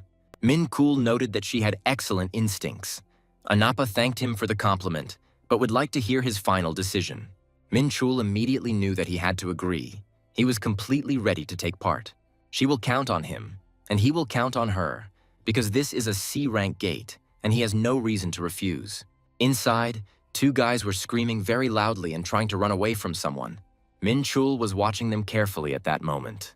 It was a black Tyrannos. The main character was surprised to see that there were 3 such monsters at once. Black Tyrannos with fangs about a meter long that moved faster than the blades. Powerful mana covered their entire body, and normal attacks left no scratches. This is an ancient monster that stands on par with mythical creatures. 3 such black monsters. The gate is truly a special and serious threat. Minchul said that it was not worth wasting all his strength yet, but apologized, explaining that these monsters were his target. The guy asked the boys what he was going to do because such huge monsters are much stronger than usual, and to win they need to work together. Minchul replied that only the weak fought like that, and immediately began the battle using the Dark Star, the Blue Dragon blade. Thanks to his hard training for a week, he could now use different techniques in each hand and decided to lead the others by taking on the 2 monsters. He used the power of immortality. The monsters immediately began to attack without mercy. The warriors reported that their master had given the order to kill everyone. The monsters rushed to look for the hunters. The protagonist realized that they were on a completely different level compared to the giants he had met in the testing tower, and that a direct confrontation would be very difficult. But since he sees all the moves through rivalry, it will be much easier to avoid attacks. The experience from the battle with Fenfear also comes in handy, and he decides to use the fire and needle techniques. The main character said that he would act a little differently. Nobody could believe that this was really happening now. He actually took on the black monster single-handedly and summoned allies that no one had ever seen before. The girl couldn't believe that he could actually deal with these monsters without any help. Even an A+ rank hunter wouldn't be able to handle Tyrannos so easily, but he's capable of defeating a mini C rank monster. It's not just physical strength. He can dodge at the very last moment, and his counterattacks are precise and deadly. But who the hell did he call? And the battle is far from over, although the advantage is already obvious. Everything they say about his achievements at the gate at Dong-In-Chan Station is not at all exaggerated. She needs to maintain a good business relationship with him. Minchul said it was a great job, and he was curious to see how much stronger he could become. They won the first battle against the black monsters without much difficulty. The immortal warriors took some damage, but were able to recover by absorbing life force. He liked that he got a lot of experience points. The Moon Susan Gate is different from what he was told. He never thought that its area would increase so much. Even after concentrating the chaos energy in his eyes, he couldn't see the end of this gate, and the length of this place was at least 11 kilometers. A medium-sized gate, or even more. The protagonist asked if they saw what he was telling them, and realized that it looked like he wouldn't be able to complete this raid quickly. After some time, they settled down nearby to prepare for further action. The girl asked Sun Tzu if he had figured out the details of this place, and he replied that he had. So let him begin the briefing. They roughly represent the width of the territory. About 15 kilometers. Such monsters and beasts as Tyrannos, White Centaur, and Dark Pteranodon live here.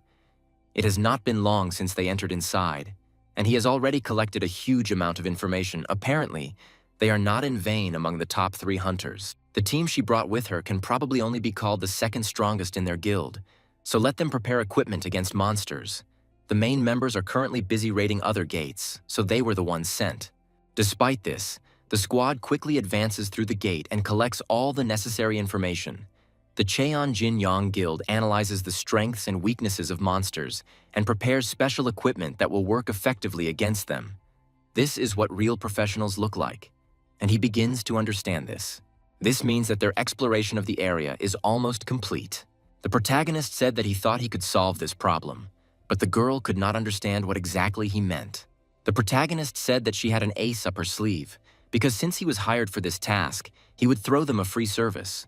He has guys who are useful in such difficult situations. He used the Army of Light and summoned the Einherjar. Finally, the time for action has come. Their master needs their strength. They are ready to carry out any order, even at the cost of their lives. It seems that he has forced them to train for a long time, so now they are eager to act, and he even feels a little sorry for them. They feel the power growing in their body. The power of the holy fire passes through Fennis's body. the power of beings that control the energy of light increases. All characteristics except light power are increased by 40%. Holy fire does indeed enhance combat abilities. Although there are some losses in effectiveness compared to using regular fire, a 40% increase in characteristics is still impressive. Hunters wander through these gates and they must find them.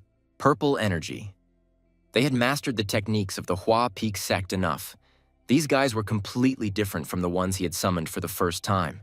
He can't believe that this entire 15-kilometer-wide area is inhabited by such monsters and beasts. The girl hopes that they are safe. The main character approached her and asked if they had found the hunters yet. The main character replied that no people were found within a radius of 1 kilometer. They decided to go there quickly. The main character asked if there was anyone else nearby, and they answered that there was not. The protagonist ordered to guard the perimeter. He will be there soon, and everyone understood the task. The main character said that they were here and could come out of hiding. They didn't understand whether reinforcements had arrived or whether he was here to help them. They survived, and it was a real relief. The protagonist asked if they didn't find it strange that a missing squad of 30 people had disappeared. Due to the sudden mutations in the gate, everyone is separated and no one knows where the others are. The situation became more complicated because even if they stayed together, they were still in danger, and they needed to find the others urgently. They found another group of people, 7 of them, but they were not in a better position. The protagonist explained that these people were fighting the Black Tyrannos. There is also a Black Tyrannos and a White Centaur, and he thinks that it will be difficult for them to win. But there is nothing to be done. We must help these hunters and buy them some time. Kaspar went in the opposite direction from Fennis alone. Even Einherjar can only stall for time. That's what's happening now. They have to save them as soon as possible. The road is quite long and there are many monsters on it, so they have to move forward even if they have to fight their way through. There are many monsters and a long distance. If they stumble, they will attract the attention of the crowd. What should they do then? They need to remain unnoticed by the monsters while they are walking towards that group. There is one way to do exactly that. He has the perfect artifact for it. They need to remain undetected by the monsters as they move towards the group. He has the perfect artifact for the task. Minchul used the cloak and activated his new item skill, Invisibility. In order to avoid the attention of the monsters and move quickly, he used the invisibility skill and moved forward, remaining unnoticed. When you use a potion or magic to become invisible, you usually don't get to disappear completely, but the cloak can make your body completely invisible. If he could learn martial arts techniques and use them with this cloak, it would be perfect. He asked Kaspar what the current situation was. So far, no one had died. They used a powerful iron wall and a glittering star shield to provide reliable and strong protection against enemy attacks. They also skillfully used long black tentacles for effective and rapid defense. They seemed to be doing quite well in containing and repelling attacks at this crucial moment. Their main task was to keep the strong monster in this key place. At the most critical and tense moment, someone suddenly and unexpectedly attacked him from an unexpected side. The angel was deeply surprised by such a sharp and unpredictable turn of events. He clearly understood that he needed to gain as much precious time as possible for preparation and maneuvers. He was determined that under no circumstances would he allow himself to die here and at this very moment. He contemptuously and defiantly called the monster a lizard, demonstrating his confident superiority. Let him now watch carefully this new powerful force which his mighty master has generously bestowed upon him. Let him hold on tightly to it. Who is this mysterious ally or something like that? The guy doesn't know for sure yet, but he feels that this ally is really very strong and reliable. However, even with such support, it will not be easy to deal with this powerful monster. He said that if he were cursed and got too close to the enemy, it could end very badly. He began to apologize to his master, because he had been recalled due to severe injuries and would only be able to summon him again in 12 hours. The protagonist said that there was no need to worry too much. He was quite useful in the fight. The 1 hour of time he earned was quite enough to successfully complete the task. He was able to knock out 2 opponents, although neither of them died. The protagonist asked if they were finally ready to start hunting monsters. Thanks to Kaspar's persistent efforts, he arrived on time and dealt with the black monster without any problems. After which the raid squad successfully united, and the tanks defeated by the Black Tyrannos received first aid. It is safe to say that this result was achieved thanks to the incredible mobility of the angels and their invisibility skills, while the Guild of Gods did not stand aside either. Of course, they also actively fought alongside the main character. The girl at that moment used the ancient Triceratops as a weapon and a shield. Apparently, she became the leader of her guild because she fought aggressively and confidently. The hunters she brought with her were also quite capable, not only creating a trap powerful enough to keep the jealous Triceratops in place, but they also skillfully wielded the mana cannon, using this expensive weapon for its intended purpose. The protagonist could easily leave this territory under their control. After this, the Einherjar scattered through the air and reported to him the locations of survivors at a distance from them. They then acted as bait when the situation began to deteriorate, allowing him to quickly assemble a second squad, and they managed to save everyone without a single loss. The girl thanked him, saying that they could not have managed without his help, and that this was only the beginning of a long journey. She replied that they needed some time to regroup and prepare for the next stage. Although everyone was saved, this was only the first stage of the raid, and they will have to defeat the boss if they want to get out of here alive. Moreover, some were seriously injured and needed at least a day to rest, heal, and recuperate. So she thought about it at this important moment. Minchul said that in that case, he would move out alone while the others recovered and apologized for such a decision. The protagonist explained that he was worried about the breakthrough and wanted to gather as much information as possible, asking to be given freedom of action. In fact, this is not the only reason, because these gates are teeming with monsters and beasts that give a huge amount of experience, like a real buffet of experience just for him. Just at that moment, some kind of monster rushed at the main character. This ancient Triceratops rushed at him in a completely different way than the black Tyrannosaurus. The main character was fully prepared for the attack. The guy rose into the air and began to use the hovering hidden blade. The main character said that the situation here is completely different. Like on Cordera, he used a double attack, the blue dragon blade and the Emperor's sword. Of course, it worked effectively against the enemy. At this moment, the monster was already dead. The main character noted that the monster also held up well until the very end. Enough warming up, time to get down to business. The main character gathered all his subordinates.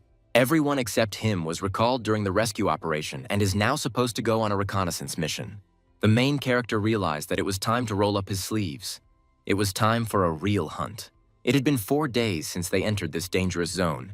During each vacation, he would go out into the rainforest alone to hunt monsters and was able to convince the God Guild to let him act on his own. His argument was that if the increase in monsters was ignored, the mana inside the gate would increase exponentially, causing the gate to crack, so it was necessary to periodically hunt monsters. The hunters of the Gods Guild were surprised by his persistence, because prey was almost impossible. Perhaps this is due to the fact that they put safety first for the sake of common benefit. This misunderstanding turned out to be interesting, which led to him being alone and leveling up 5 times already. Somehow, he reached level 43 and invested all the attribute points into strength and agility, and the power of chaos will increase naturally thanks to the constellation of infinite connection. Now that he is close to the 45th level, he thinks that he will soon be able to awaken the 3rd power. At this moment, someone called him. It was Jin Yeon, who said with a slight smile on her face that he had just returned, or something like that, as if she wanted to check his mood. How fortunate she was to run into him, because she just needed to discuss something important with him personally in order to agree on further plans. They are planning to make a decisive strike tomorrow and attack the main monster, which could change the course of events. At this moment, they walked slowly and carefully through the dense forest, carefully studying every sound around. He was ahead, because this territory belonged to the main monster, the Devilosaurus, a powerful creature with a dangerous aura.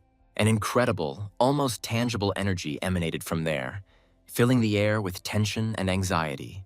They used some kind of magic ball to enhance their powers and defenses so they would be ready for battle. The protagonist watched what was happening carefully, assessing the situation and thinking about strategy. The girl said that no one from the outside would be able to find out what was going on here, since there was powerful magic blocking detection and surveillance. The exact details were their commercial secret, and she couldn't reveal them even to the main character himself. Creating illusions, blocking detection, and the ability to reduce the characteristics of specific targets. This is what they had been carefully preparing for the past 4 days, and the results of their training were truly impressive. At that moment, the girl laughed loudly, pleased with the level of training she had achieved. To think that he would see such a high efficiency despite the fact that Celestia's runic writing was not used this time, and this was truly an achievement of one of the 3 greatest guilds in Korea. The protagonist began to walk forward, warily studying the territory and preparing for possible danger.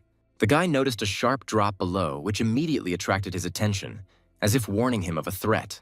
He said that the main monster protecting the core is right there, deep in that cliff, and is surrounded by many traps. This place was well guarded and hidden from prying eyes. Its size was almost the same as 2 black tyrannos combined, which inspired fear and respect. It was at this moment that the monster woke up, awakening from a long sleep. Of course, no one expected it to happen so quickly and suddenly, causing everyone to tense up.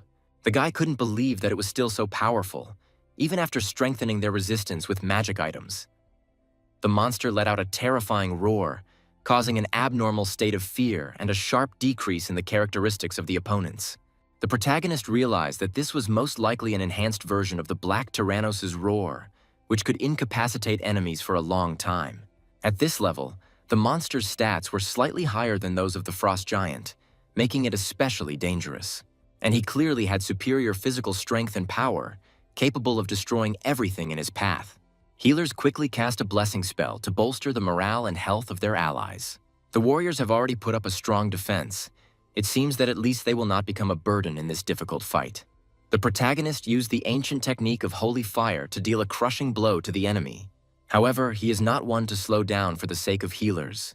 He will advance first, resolutely asking for support in battle. It is his direct duty and honor to lead this battle.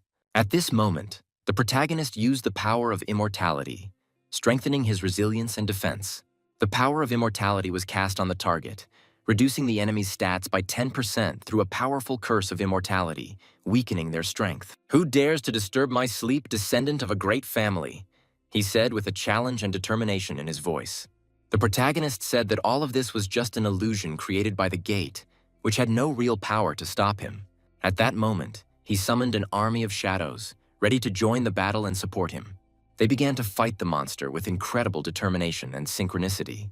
The protagonist also summoned an army created by the power of immortality to strengthen his power. Everyone unanimously declared that they had one goal: the complete destruction of the enemy. The monster was outraged and accused the hero of insolence and sabotage, daring to attack him. The magicians also sprang into action, using their powerful spells. They activated a large-scale containment circle that was supposed to restrict the monster's movement. Because of this, the monster's strength and agility decreased by 15%, which significantly weakened its combat capabilities. The protagonist realized that this was a magic circle prepared specifically for the raid on the boss, and appreciated the professionalism of the Guild of Gods. If they have prepared so well, it will be a real shame if they fail to win. They were impudent little bugs who dared to injure such a powerful monster. At this moment, several more similar creatures appeared, strengthening the enemy.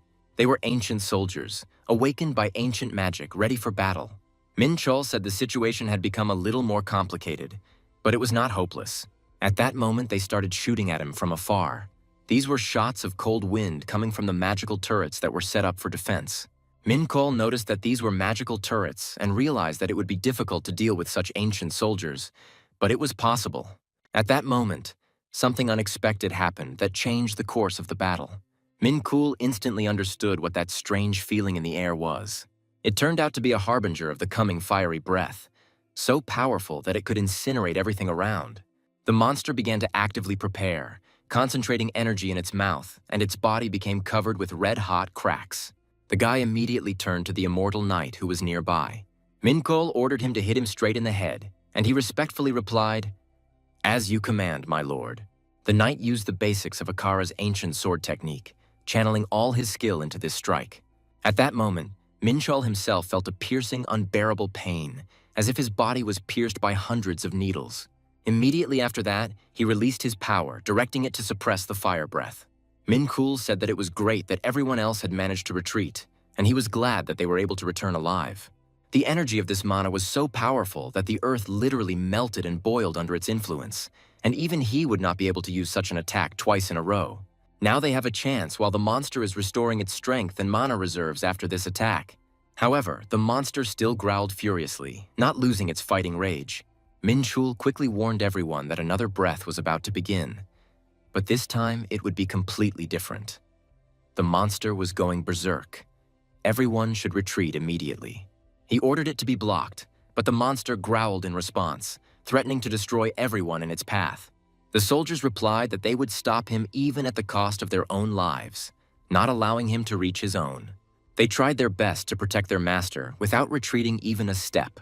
However, the monster, having gone mad, destroyed the immortal warriors with one monstrous blow.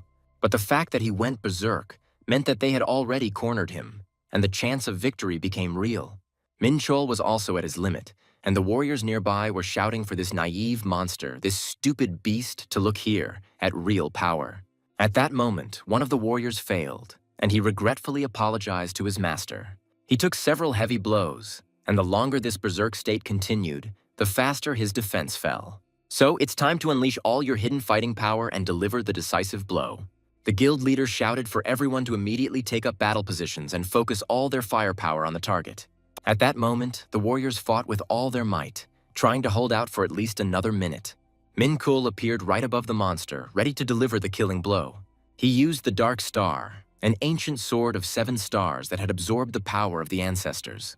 And then he activated the demonic sword's second form, Meteor Strike, bringing down crushing power from above. The monster was clearly surprised by this, because he did not expect such a strong and accurate blow at the most vulnerable moment. The guy couldn't believe what was happening. Not only that he was defeated, but also so powerfully. He began to wonder how the guild leader had recruited such a hunter in the first place, and who this guy really was. The raid was completed, the monsters were destroyed, the target of the Curse of Immortality was destroyed, and Minchul received 17% experience and discovered a new case, and his understanding of the concept of death increased. At that moment, the girl called him over to discuss something important. Minchul realized that he had almost taken the monster's body for his power of immortality. Although according to the terms of the raid, he was obliged to share the spoils with the Guild of Gods, and he breathed a sigh of relief.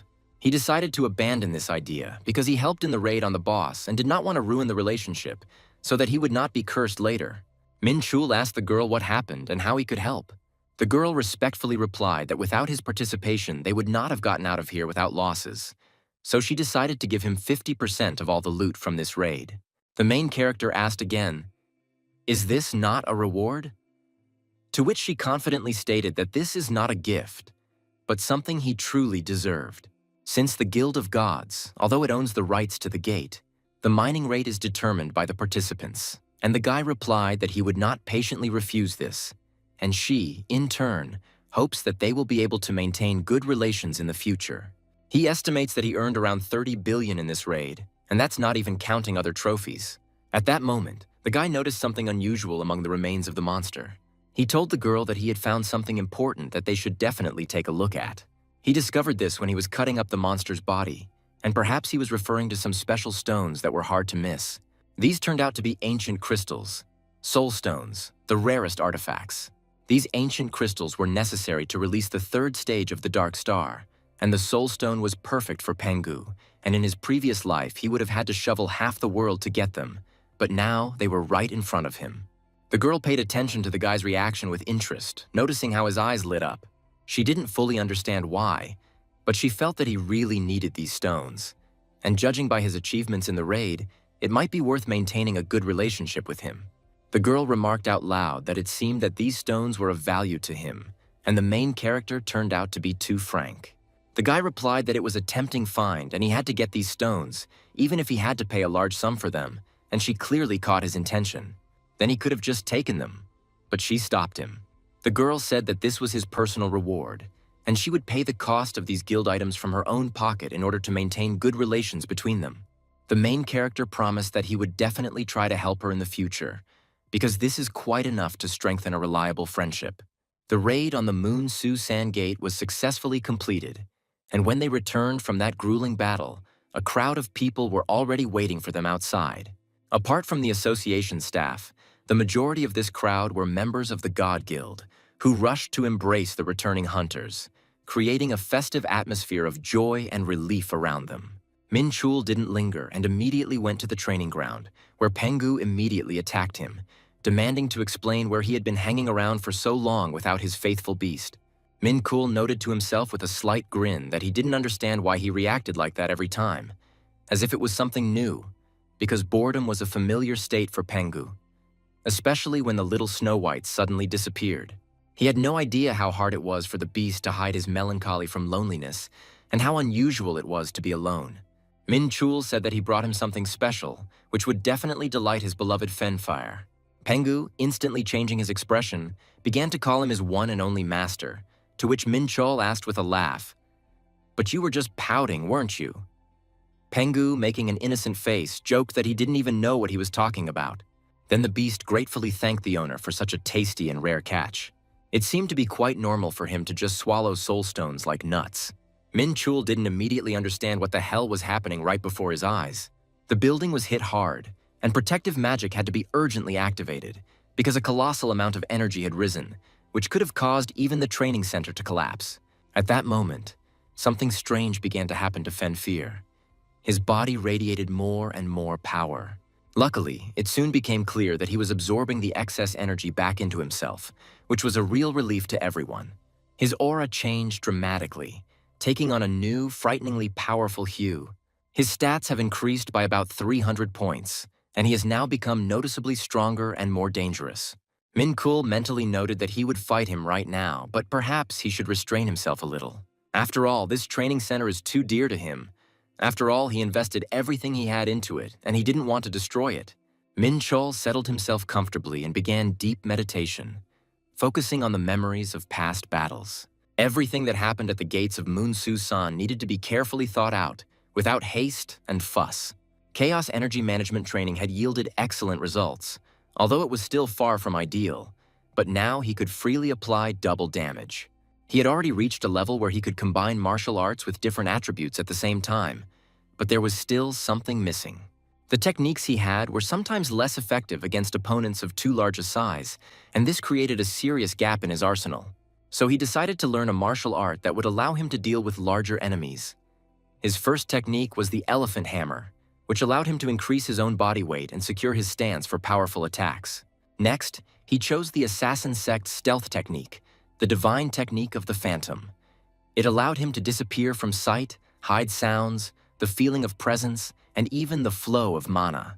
After that, the plan was to use the technique of penetrating strike at point-blank range, a unique martial art that transferred energy directly into the enemy's body, destroying it from the inside.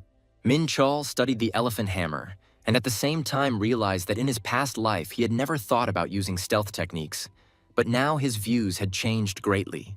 Now everyone had to see. Their master had reached a new level, and it was truly an amazing sight. The next step is to hone the learned techniques to perfection so that you can apply them flawlessly in real combat. The protagonist held his hand out in front of him, concentrating on the feeling of energy. And then he immediately began training, repeating the movements over and over again. The guy suddenly realized that he had gotten too carried away with training again.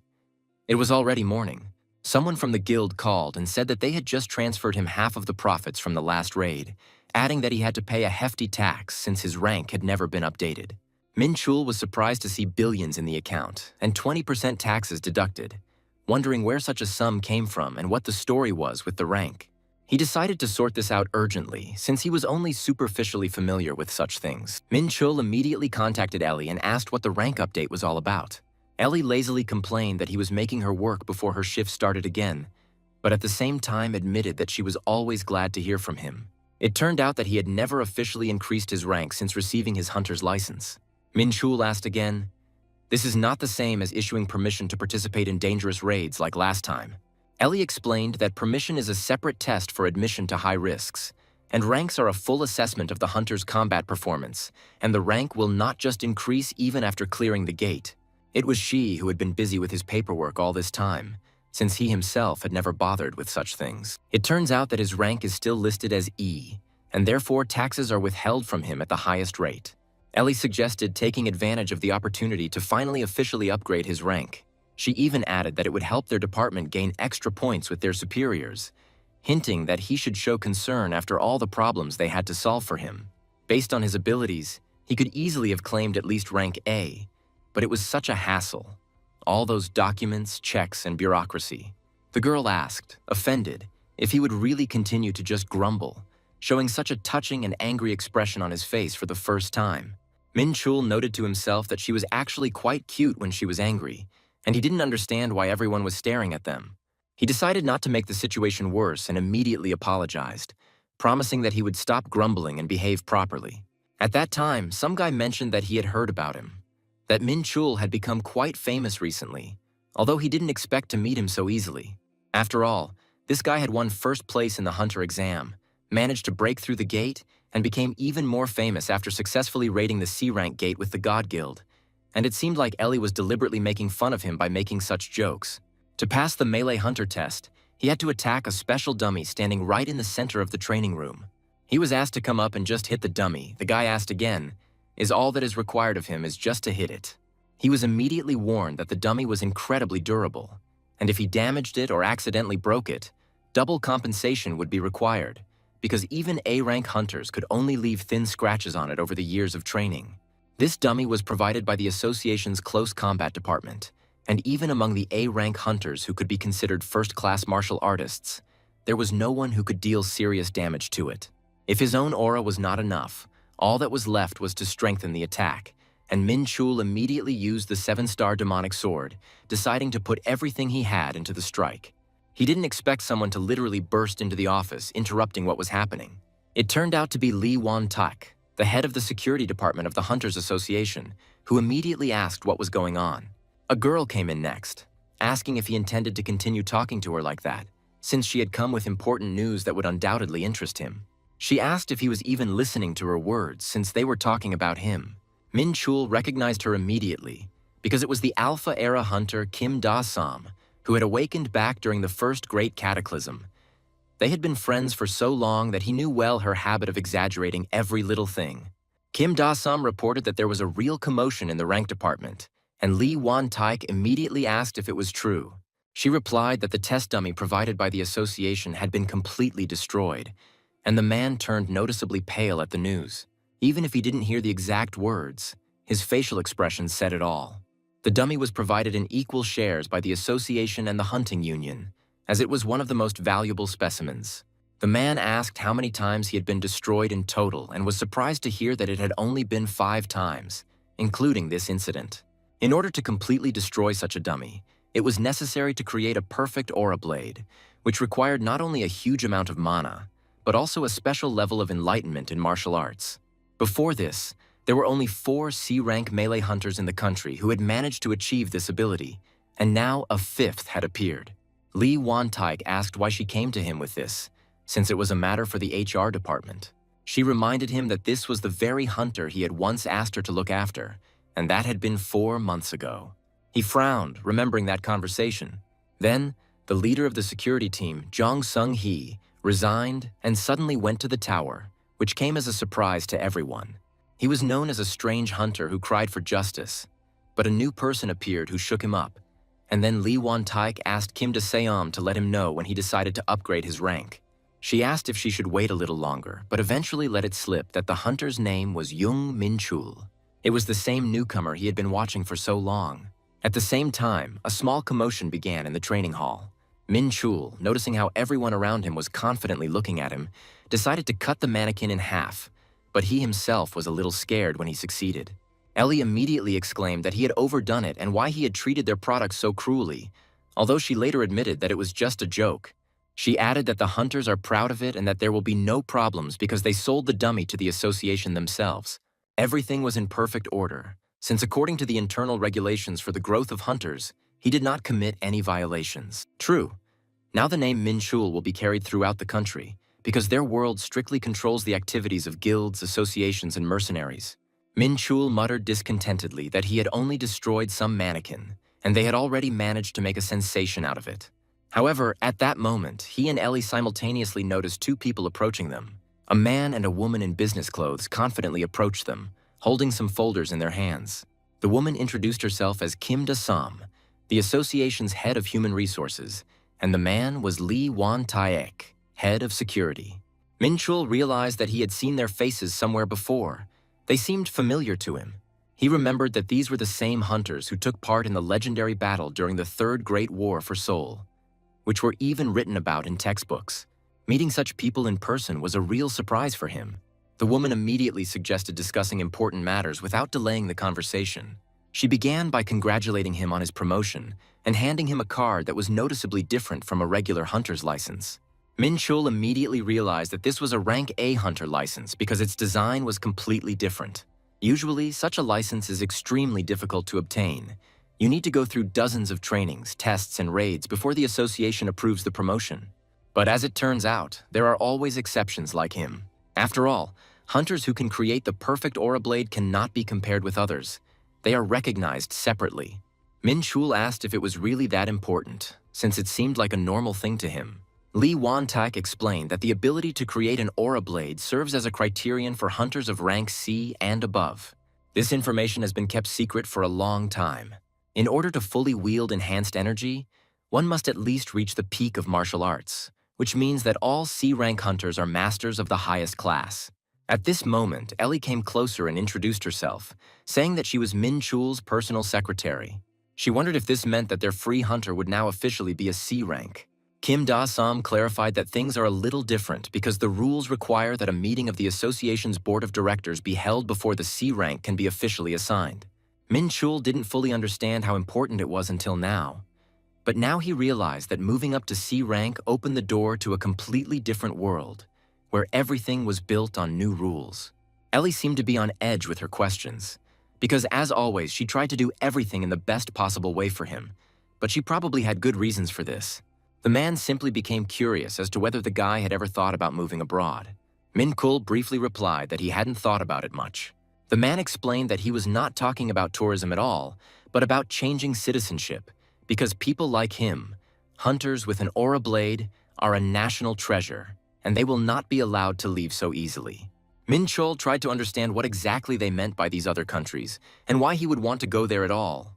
The man explained that this was because he could be offered much more favorable conditions abroad if he agreed. Minchul asked again if this was really why he should change his place of residence. The man replied that people usually love fame, money, and honor. Isn't he the same as everyone else?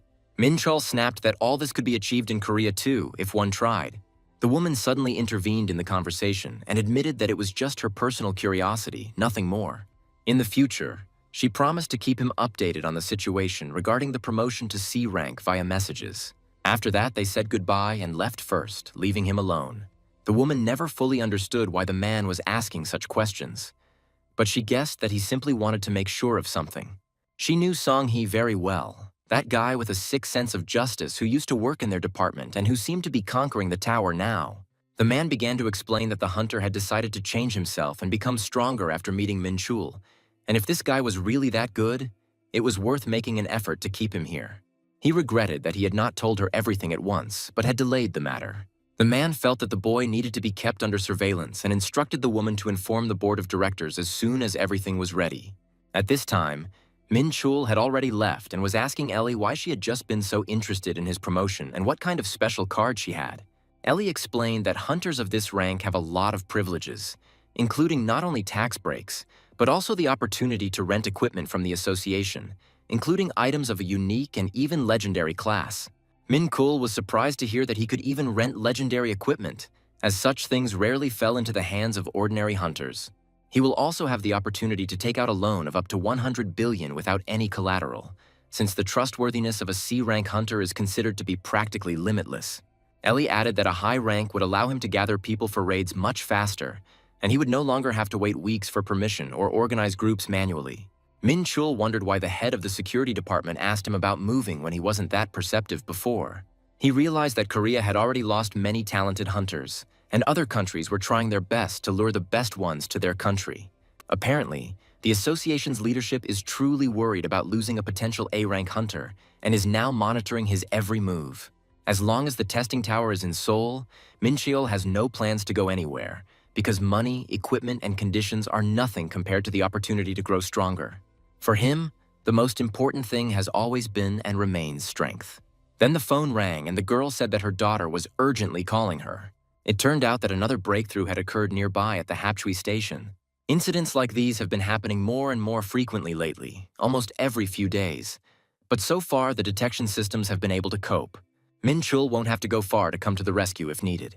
He only hoped that this time there would be no serious casualties or many wounded. Ellie suggested that they let him rest today since she had already worked so hard because of him. She really enjoyed working with him, even though she sometimes overindulged. Ellie promised to contact him tomorrow. Minchul decided that since there was nothing urgent right now, he would devote the remaining time to training. At that moment, his attention was drawn to something strange that flashed nearby. Minchul noticed a boy standing in the shadows in front of him. It turned out to be his subordinate named Verde. Verde said he had wanted to meet him for a long time. Then Furfin came up and asked if their master had returned. Furfin asked what kind of small creature was with them, to which Minchul replied that it was just a small animal, and its place was far from the front ranks. He even wondered what place Verde occupied on the list of subordinates. Fifth, although perhaps he should be made first. Verde was immediately overjoyed, realizing that he was now subordinate number 1. Minchul added that he could refuse this position if he did not want to, but not everyone gets such an honor. Seniors were expected to maintain friendship with their number 1 subordinate, and Verde was clearly flattered by this. Minchul asked why he was waiting for him so persistently. Verde responded that the Black Death Society had finally begun to act. Minchul asked where exactly, since rumors of strange occurrences were reaching him more and more often. Verde explained that all the recent unnatural incidents were the work of the Black Death Society. Doesn't he have to show everyone that there really is something impressive and worthy of attention here? The black circles mark the areas where the building acquired by the Black Death Society is located, and the red ones mark the places where the gates have been breached. Many of these zones overlap and were artificially caused. The protagonist was surprised by his amazing deduction, although this was exactly what was expected from such a subordinate. Apparently, the association will soon come to the same conclusions as he did, but it will not be an easy task for them. The society used many fake accounts to be able to disappear at any time, so the work of collecting information had to be significantly increased, and all this thanks to his wisdom and attentiveness. The secret order to study the situation was strictly classified.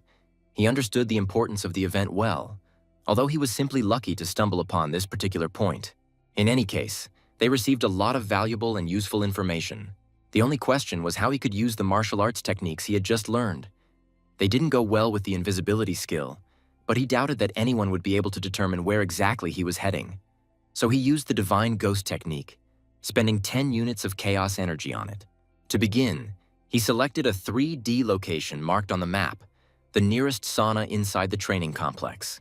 Verde couldn't figure out why the gates there weren't opening, and also noticed that in some places in the forest, the magic circles were being used for other purposes besides breaking through. Those damned demons from Kurtke were up to no good again. Magic circles and magic stones are used by squads to detect and close off spaces. But if he uses the Divine Ghost technique, it's a pity that even presence detection magic can't recognize the martial art of the assassin clan. I would never have thought that this was how the skill could be so effective. But thanks to it, he could calmly explore the territory. There were outlines of chains that he couldn't see from the outside. Not all of them led anywhere in particular. If he leaves here, this place, the main character did not understand whether they were going even deeper underground. There was no one in the basement either. If there had been someone here, they would have caught him by now. It would have been obvious. The main character found a magic circle. This magic circle was created without using techniques from the demon or angel world. This is its general outline. The main character paid close attention to this. What was that? The energy of chaos suddenly resonated. The magic circle reacted to what was in its center. He didn't find anything dangerous about it in that case. It should have been checked more thoroughly. The magic circle responded precisely to the energy of chaos. Minchul saw a fragment of chaos in front of him. This chaos energy reminded him of the time when the mutants that came out of the Black Gates also possessed the same chaos energy. He didn't understand what connected this place with the Black Gate, but he was sure of it. There is someone else besides him who can control the energy of chaos. Chaos is the source of pine energy, combining two energies, dark and light, constellations. But demons and angels do not know about it. Even he was only capable in this life, where people live who are able to use condensed energy in black waters. The main character could not understand whether it was possible to absorb this energy too. The guy didn't understand what all this meant. This magic circle was not created for its purpose, but to collect the energy of the tower and create a fragment. So he can take advantage of it. To begin with, you can't get out of here and think everything through carefully. He was completely immersed in thoughts about what was happening outside. Based on the documents provided by Verde, there are at least 10 magic circles in Seoul, which is quite a lot. In the basement, the magic circle reacted to his chaos energy and automatically produced a portion of the crystal. It seemed like all the magic circles had to simultaneously create crystals at a certain time. As he was told, these guys also drew several magic groups in the countryside. Their plans are to spread throughout the country and for some reason produce many chaos fragments from these magic groups. If he intercepts them, he will be able to significantly increase his chaos power, but for this he will need assistance. He will have to deal with the magic circles that are creating breaches throughout the province. But it will be difficult to do this alone. He also began to destroy the magic circles in advance so as not to alert the enemies, because if he let everyone who broke through the gates in, it would lead to many casualties. The mind cannot allow ordinary people to become innocent victims, and all this will require the help of water fighters and the first international call. The main character called someone. He told the secret prosecutor Tanyel that he had not spoken to him for a long time. Minchul realized that communicating with him was scary, as if he were dealing with a trigger ready to fire at any moment. He calls because he has an important order for him. Naturally, this interested the angel. He immediately said that the guy could rely on him and would gladly sacrifice his life if it was necessary to complete the task. Minchul didn't understand why he was putting his life on the line. The call was successfully completed on time and without any delays. The discovery confirmed that the demonic creatures had indeed penetrated the mountain, and now he must mobilize the archangels who can stop them. He acts solely for the sake of justice, deserving all the laurels and recognition. Minchul couldn't figure out how he would accomplish the task, but he managed to get his cooperation. In his opinion, he had previously said that he was able to mobilize 5 rank 8 angels, and each of them should be superior to an A-rank hunter in strength. He especially liked the way he spoke, like a real angel. After this, he began to carefully prepare for the upcoming events. He sent Verde to assist the Black Death Society and understand their plans, realizing how important this role was and how useful he would be. He arrived at the location to collect information provided by the society. There were 11 such places in total, where fragments of chaos were created. Among them, one location stood out, different from the others in its location and scale. This location was heavily guarded and significantly larger in size. There was something particularly important going on here, or the situation would get worse if they got inside, so he didn't see any point in taking any chances. Several days passed and Minchul carefully watched the body training process. Fenfear asked the owner if a real brawl was about to start, since he had just received a message from him. There were numerous gate breakthroughs throughout Korea. They opened in all buildings and areas controlled by the Black Death Society. Minchul replied that they have active events now. The plan was simple. Pengu and he had to collect all the fragments of chaos. The locations were distributed. He took the Gangbook area and Pengu took Gangnam. Verdi kept an eye on the demon's movements, although he was a little disappointed that he wasn't taking part in the surprise attacks. His role was to inform, and his actions were extremely important. Minchul couldn't believe how well they thought of him and what an important mission they had entrusted him with. He was afraid of letting them down. Chicken Wing penetrated the location of France's breakthrough outside the city, but the angels did not pay attention to them. Apparently, the manipulation methods of angels and demons were the same. Minchul was sure that he had been here before. All the windows were carefully blocked. Even the doors were securely locked and welded. Apparently, they blocked all possible entry points in advance, having prepared thoroughly. But that couldn't stop him.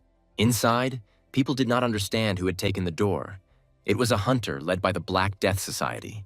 There were about 20 people here. Something happened. Someone came in, but I didn't see anyone. Everyone was of rank and above. They didn't use the invisibility skill. It seems like it's the leader of this group. The main thing was to understand who exactly was protecting this place. How could he even get in here without knowing who they were? He definitely went inside. He said it was the Black Death Society, and they seemed to relax when they saw him without a weapon. Unless he came in here by accident, they can't let him leave. It seemed like he was going to do something different. After this, he immediately ordered that not a drop of his blood should be left. They began using a fire spear and acid arrows against him. After a while, they couldn't figure out who had won. Someone said he was weak. Minchul realized that he didn't even need to fight it off. He used enhanced visibility and defensive energy. The Super Sense, the dark star of the Blue Dragon Glinnock, has been activated. He quickly put an end to it. After a while, there was a lot of blood around. The man asked the stranger who the hell he was. They were all from the Black Death Society. But what is the point of this information? Because they do not work for good, but for evil purposes. No criminal will remain quiet on the land of the demon world. They should have realized by now that someone has invaded their territory, so there is no point in leaving anyone alive and wasting time. You need to act quickly. His main task was to obtain the crystals immediately, and he was truly at his best. It is better to first reach the other locations, absorb them, so that the crystal does not remain alone, because in the infinite space, this is important. Suddenly, cracks appeared in the building. The magic circle automatically activated the destruction function. It cannot be used forever. Now that it had reached this point, everything would be completely his, and he would immediately head to the next location without delay.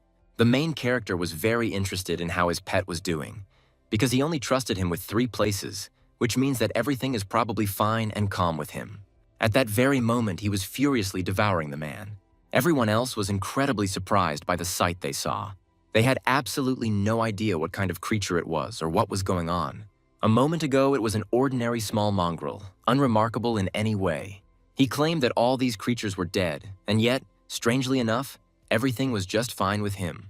At the same time, in another building, someone was standing motionless at that very moment where he knew for sure that his theory was absolutely correct. The fragment of chaos created by Iskander Jens, a part of the tower's energy, could now create a magic circle using the accumulated knowledge and materials obtained from the demon world. In addition, hacked types of circles are now available. Circles of strengthening, challenges, and others, and when all the possibilities are open, he could make his strengthening. The guy said that now was not the time to stand around in indecision and asked if something serious had happened. He replied that all gates that had been breached outside the city had been completely destroyed. He could understand this, after all the gates had to be at least B rank. There was no way they could be destroyed so easily. They soon discovered that a whole crowd of bastards was hunting them. He couldn't understand how those disgusting bastards were able to find the magic circles. Then the next stages will begin a little earlier than planned. The creation of fragments of chaos is only an intermediate stage. It looks like the next step will have to be done earlier than expected. The guy was able to understand what was going on here. They were informed that their magic circle had been attacked and destroyed. The third circle was attacked, and contact with it was completely lost. He couldn't understand why the Black Snake was transmitting such information. Did they really not even have information about the number of enemies? Communication with the second and fourth circles has also been lost. The alert level must be raised immediately. The professor said he was leaving. He would not stay to watch the process of creating a fragment of chaos. It seemed like the situation was unfavorable, so he didn't intend to take the fragment, but only held back the energy. If he used teleportation, everything would evaporate. He informed Zekit that he was leaving the fragment in his care. It was necessary for the master's next plan. Then he said that they would definitely see each other again. He was annoyed. If the master had not blessed him, he would have left long ago. He always dumps his work on him. Then he was informed about the intruder. There was only one of them here. Now he was right above them. There was only one here, and these Kurds were covered bastards. Where did the Black Snake even get such information? How dare he bring information here, even though he is here? At this time, a powerful explosion occurred from above. They were letting their guard down. Minchul was still alive, oddly enough. Almost everything was ready for the second round. The guy was pretty tense, but he managed to get rid of half of his pursuers as quickly as he could, even though rumors of attacks were spreading more and more. Before, when he came here, there were already a lot of guards, but now there are even more. After all, no orcs, even if they unite into a pack, will be able to defeat the dragon. Minchul smelled a familiar scent and realized it was sulfur. It was the special smell of dark mana that demons use. There were various demons here. Perhaps this was their main camp. It was in the right place. Minchul replied that he had come to eliminate a vile threat. There was clearly an evil demonic bastard present here. And if he took over this place, there was a high chance of preventing the other magic groups from getting information about the attacks. The man confirmed that he knew that the bastard had taken over the mountains and that he would do everything in his power to deal with him. Let everyone eat this and realize their mistake. Minchul realized that he had just eaten something. The boy realized that it was a dark pill. The circle of darkness was activated. All stats and attributes increased by 20%. Even small hunters suddenly started using dark mana. Interestingly, this black pill gave the demon the power to possess her. He called it Mountains Covered. I wonder what the ancestors will think when they see these demonic people. The main thing he thinks is that he considers himself an angel and hopes that it will continue to be so. He asked what this disgusting taste was. Then came a strict and immediate order to kill the main character without the slightest doubt or delay. The demonic technique that infused dark mana into the weapon was unable to use complex demonic combat techniques. It was almost no different from the ones he had seen before. Most likely, they were hunters of around A rank. However, he activated the Dark Star along with the Satin Glove, doubling their power. Having quickly finished analyzing the situation, he dealt a devastating blow with a powerful palm strike. The opponents could not understand what kind of holy power it was that was opposing the dark mana in such an unusual way. The main character began to fight decisively and furiously with all opponents at the same time. He broke through the dense encirclement of demonic creatures, which to him were more like monsters than ordinary people. Polkrab fought stubbornly with each of them, not giving the enemies a single chance. Despite the fact that all the opponents were hunters of approximately A rank, this was far from all that awaited the hero. This was not just a disorganized octopus that could not fight in a coordinated manner. The demonization was unusual, and no one thought that something like this could defeat him. They realized that they were facing a counterattack and wondered why their blows were not hitting their target. The main character finally saw his main rival. The moment had come when they entered into a decisive battle face-to-face. The enemy turned out to be Zahit Fitzgerald, a representative of the Ice Tribe race, who possesses the ability to transform into ice. The protagonist eagerly waited for Zahit to fully transform into an ice demon to test his strength and capabilities. Zahit instantly unleashed a powerful storm strike, aiming to crush the enemy. At that moment, the main character smiled, confident in his abilities and without fear. The boy responded with his own burst of hellfire, filling the air with hot energy. He dismissively said that the guy was an idiot, because the ice in the ice player, even with Mithril, was weak, and he himself felt an alien power, not understanding what was happening. All of Zekit's allies began to support him, ready to sacrifice themselves for the sake of victory. The protagonist used the Dark Star together with the Satin Glove, strengthening his attacks. He then used magnetic attraction in combination with Imperial Lightning and the Fist of Resolution. The main dragon delivered a powerful strike, increasing the pressure on the enemy. The guy couldn't understand what kind of mono-entity it was that appeared among the mountain of bastards. The main character wondered if he was a weakling and decided to quickly finish off the enemy before there were any witnesses. The demon responded by insulting him, calling him a bastard. The protagonist suddenly felt the appearance of dark mana, enhancing his abilities. The enemies asked if he was going to use this power at this moment. The circle of dark magic activated ice fusion, amplifying the ice energy. The main character was forced to accept this power because his ice energy became much stronger. Nothing can be done if it is necessary for the master's plans.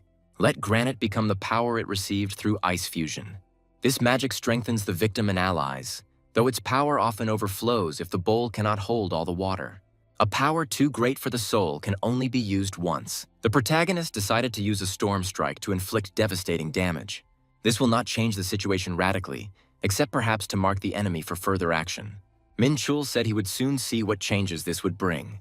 At that moment, something unusual and incomprehensible began to happen to him. His ice began to crumble and break into small pieces. After some time, the ice completely collapsed, depriving the enemy of protection.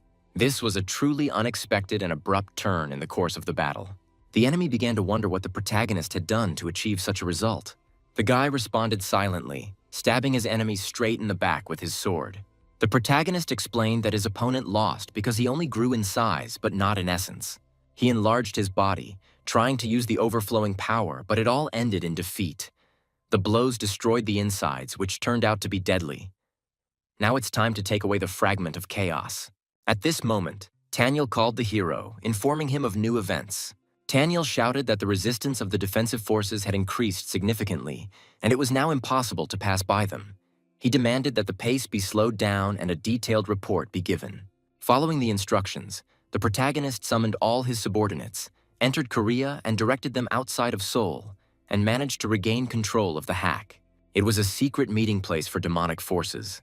After that, he returned to the city and headed to the secret meeting place to report everything. No one noticed the intruder. Now it's time to get rid of him without a trace. The angel dismissively called them foolish people, indignantly asking how they dared to unite with the servants of darkness and evil. He stated that they would definitely pay with death for their crimes, and there would be no mercy.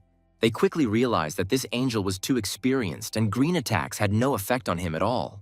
The angel replied that as long as he was disabled, his armor and faith would not work, but he would certainly deal them an iron blow of justice. At that moment, a black hand covered in dark energy and an ominous glow came off him. He asked warily who this round intruder was who had appeared among them. It turned out to be Verde, and the angel thought to himself that he had been so reckless in going out where there was real risk. Verde began to call upon the mighty force and ask it to protect him in this fierce battle. He summoned Gloria, a powerful being with incredible strength and light. The angel described Gloria as a cunning demon with quite powerful abilities. His words literally took the tongues of those gathered, because everyone expected an angel to appear here. They wondered whether they should report this to Ifrit, their powerful ally. But the angels, being their enemies, decided not to complicate an already difficult situation. He simply decided to get rid of Verde by using the art of mind-splitting right away. After this, a fierce battle began, filled with magic and power. The Soul Spear, Black Hand, Coca Laboma, and Weakening Ray were all used in the fight. In the name of the Holy Spirit, he offered up a prayer and focused on the attack. At that moment, he used a holy blast that tore apart the space around him. He realized that this green demon was unusual and different from those he had fought before, and he wondered who he served. Verde replied that it was not bad, but it would not work on him because he was using that power to revive Deimos, and victory was already on his side thanks to Ifrit's blessing. At this moment, someone sent additional demons to support the fighters. He could understand what was happening, although he didn't start to act particularly strangely, maintaining a cool head. He didn't know exactly what was going on, but he realized that this was his chance to take out his opponent as quickly as possible. However, he temporarily retreated, realizing that life was more precious and it was necessary to survive for further action. A challenge was thrown down and tensions reached their limits. Minchul realized that Verde's actions had worked much better than he had imagined.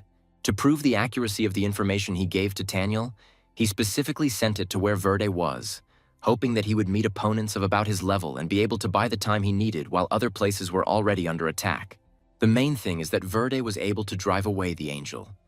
This meant a successful application of the art of dividing the mind. It was right that he learned this back then. It saved his life. By the way, it seemed like something happened during the infection, which they will ask about later. It's time to take your reward and strengthen your position. At this time, the main character stood in front of sparkling crystals. He wondered how much was left, since he already had enough chaos, which was essentially his power, not counting the fragments he had already stolen earlier. At that moment, Peng appeared and informed the owner that he was already here, ready to help. He asked if the protagonist had taken care of what he had asked for earlier. The main character asked to wait, giving time to prepare. He started doing something, focusing on the important task. Minchul began to talk to Pengu, asking Fenfear not to interfere and disturb them. Minchul didn't expect this at all and was pleasantly surprised. It turned out that Pengu has a storage facility inside himself, where many valuable and useful things are stored. Next time, he promised to give him a big bag of treasure. Pengu replied that he was fine as is, but Minchul insisted that he needed it. The fragment concentrated the energy of the tower. A huge piece of energy that began to absorb all this concentrated power. Minchul continued to sit quietly, feeling a surge of power. He felt filled with strength and energy, ready for new achievements. He received a huge stat boost, making him as strong as the martial artists of the revolutionary realm. If the masters of his continent knew about this, they would probably all be scared. At this level, he was able to defeat even mid-rank demons. Soon, he will be able to try to transform his body to become even stronger. 2 days later, in the VIP room, the guy thanked the main character for becoming smarter and stronger than before. It was a significant achievement to be the only demon who was able to protect a fragment of chaos from a powerful angel. For this, he was highly praised in the demon world and was rewarded with a rare elixir called the Fruit of Darkness France, which significantly increases the power of a demon. Thaniel also gained recognition for his understanding of demons' plans and their rapid border crossing, and was elevated to the rank of Frank among the angels.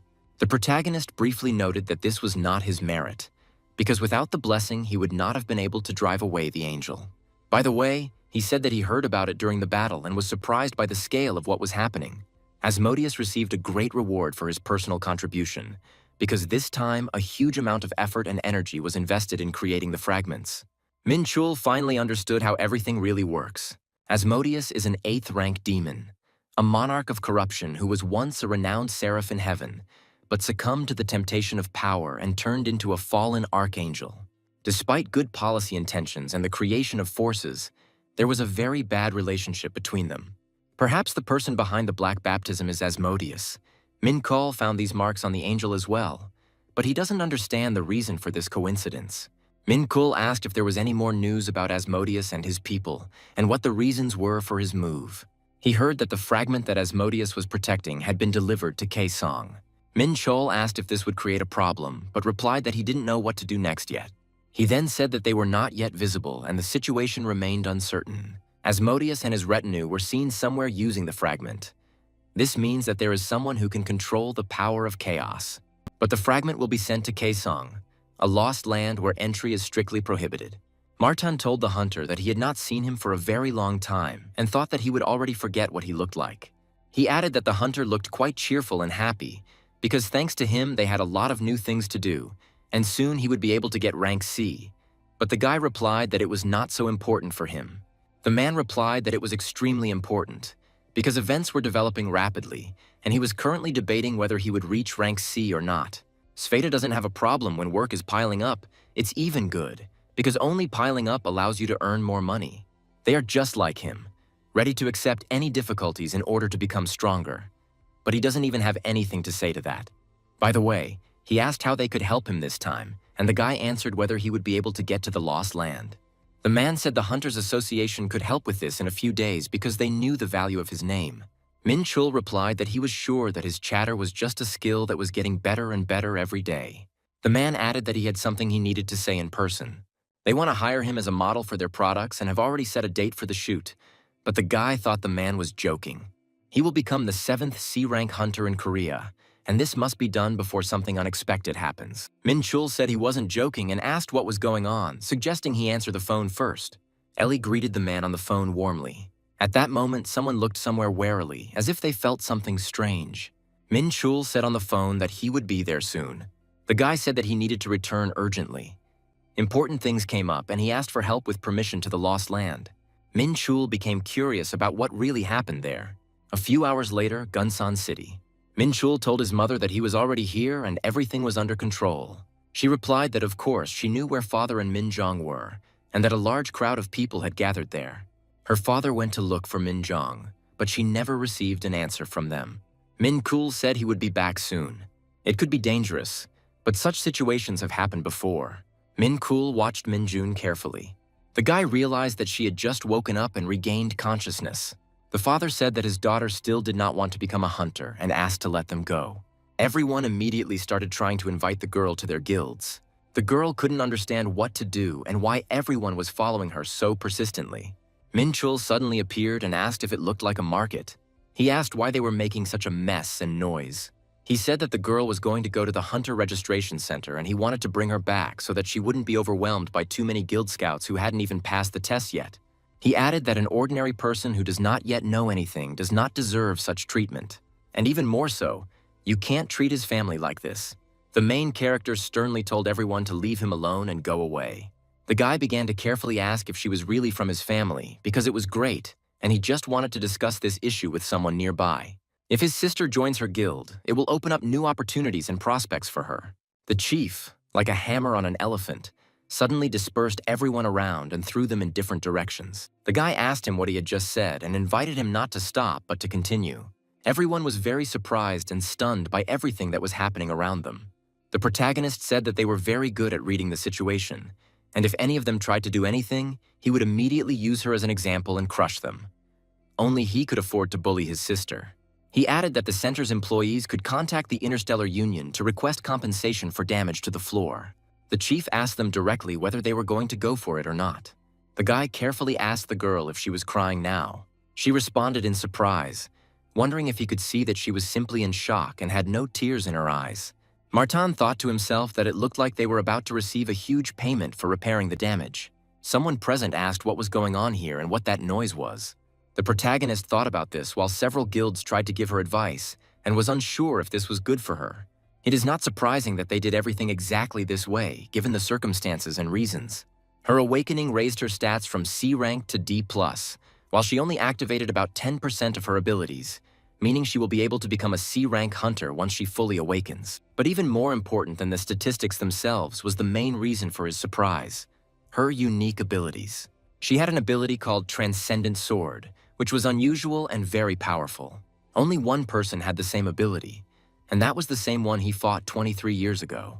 Strangely enough, he began to think again about that past life when he fell from the hero's blow right to the heart. And even when the hero was already very tired and wounded, he was not in a life-threatening condition anyway. History books said that he died with him and then reincarnated back to Earth. Minchul can't be the reincarnation of a hero or anything like that. It's just impossible. It must be just a coincidence. Reincarnations, demon wings, and heroes in the same family. It sounds so stupid that it's not even funny. She tried to explain to the boy that if Jang really became a hunter, he could help her find a suitable and good guild. She said she wanted to be a hunter, and by all accounts, that's what she wants most, viewing the decision in a positive and inspiring light. That's why, despite their attempts to stop her, it's only natural that they worry about her, because they don't yet know her true potential. He knows very well that she is very stubborn and will never listen to them, even if they try to interfere with her decision. In any case, everyone will take proper care of his sister and support her. The Interstellar Association wouldn't interfere if his sister communicated with them. No one would be able to suspect who he was, so that wouldn't work. This means there must be a guild with which he has some connections or acquaintances, where he knows a lot of people, and there is simply no other choice. He knows that there is only one right path. He tries to contact a divine guild where he has achieved considerable success, and where he already has some recognition or influence. The girl replied that they had no reason not to accept her. Fortunately, the conversation with Zhong Qiyan went very well, and Jang would be able to calmly continue his growth and development within the Divine Guild. The next day, the protagonist briefly announced that he was leaving, as he had several important matters that required immediate attention. At that moment, his sister called him to talk to him in person and thank him for everything.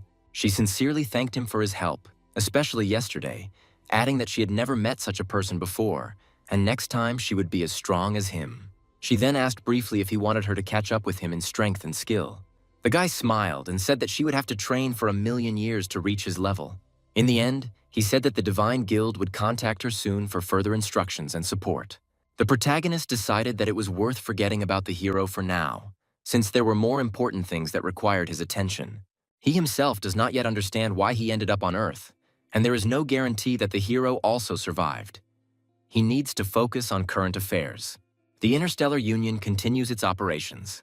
He finally met with Karin and asked her to help him analyze the magic circle, and also invested the 15 billion he got from the Povrats into a construction company. That's all he had left. The protagonist asked how all these things and the analysis went. Finally, official permission to leave was received. Now he can go to the Lost Land right now. Minchul said that the path to the Lost Land was straight ahead, through Paju, where the unified brain was in control. The Lost Land is a long stretch near the ceasefire site and can only be accessed via a joint bridge. The north side is also connected to Kaesong, especially at night.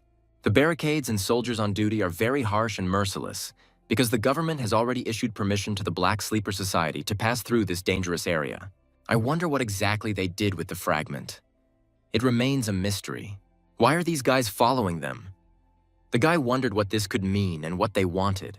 They replied that they had come to help him hunt monsters, but the reason for their sudden appearance remained a mystery. Frida was said to be a true expert in monster corpse disposal and tracking. However, he was not going to take this task on himself, because on the way to the Lost Land, Ellie and Martin could catch up with him to help. The girl noted that she is exceptionally good when it comes to surveillance. This is her main job in the Union. Then they started bringing in substitutes to cover the duties he had been asking for since he asked for help with game preparation. They were originally going to chase him, but now that everything is clear, it might be for the best that these two will be by his side. There is nothing that can be changed now. They need to move on because a fragment of chaos is at stake, and it cannot take outsiders with it. I wonder what kind of expression Ellie would have if she found out now that Peng was a physical being, since the atmosphere of the Lost Land had changed, as had the connecting bridge. The place looked very deserted and abandoned, a real lost land. They didn't know exactly where they were going yet, but Kaesong was the main landmark, because the protagonist remembered that the Black Death Society was heading there. The roads were badly damaged, and the option of sending an angel to scout the area was discussed. But the main character decided to just look at the map, after which they would go further along the planned route. At that moment, the girl asked him to take a look too. She noticed that someone had been here just a few days ago. The grass looked a little crushed, but he couldn't immediately figure out what exactly had caused such marks. Something was unusual and strange. If these tracks were indeed recent, then it was most likely the Black Society, and she could follow them if she wanted. Minchul decided to send one of his trackers. It seems like a really good option, and he is confident in his abilities. Despite this, he doubted that she was doing a bad job. With her skills, they would be able to track them faster. Ellie quickly got to work and began following the tracks without delay, her eyes carefully studying each print. She also used special boots that helped determine the direction in which the trail was moving. Soon they came to a narrow road. That's where these tracks lead. It seemed that many were moving forward, carefully overcoming obstacles. There, does he see it? That's where the tracks lead. He tries to make out details in the distance. These are traps set by the Shriekings, monsters that roam these lands, ready to attack at any moment. This is Frank Island, and while it's well guarded, the Black Deaths are currently its priority, so we'll have to ignore them for now. But he can go after them as soon as he intercepts the fragment so as not to miss an important moment. Minchul approached the girl, looking at her carefully. He told her to go back because it might be too dangerous ahead. Martin decided to support the hunter and help him in the upcoming battle. Minchul reassured everyone, saying that there was no need to panic. He was perfectly fine and ready to fight. Minchul told Peng that he wanted him to take these two under his protection and leave them to himself. Minchul ordered everyone to stand behind him since the attack was not directed at him and his supersensory abilities were activated. The guy realized that the situation was becoming too tense and his mind was starting to fade. Ellie is nearly injured in battle and barely manages to dodge the blow. Minchul began to fight the enemies decisively and without delay. The boy realized that these were not Shriekings, but Ents hiding among the trees. It was impossible to avoid them if they moved forward. Minchul ordered everyone to retreat and get out of this dangerous area. They used their lives to cover the two, becoming their shield in battle. If everyone will only protect them, what will happen to him then? But the guy confidently answered that everything is under control and he will cope. Minchul replied that he would be nearby, so let them go calmly, let them not worry, and return home. The Lost Land is a place where realities and gates are mixed.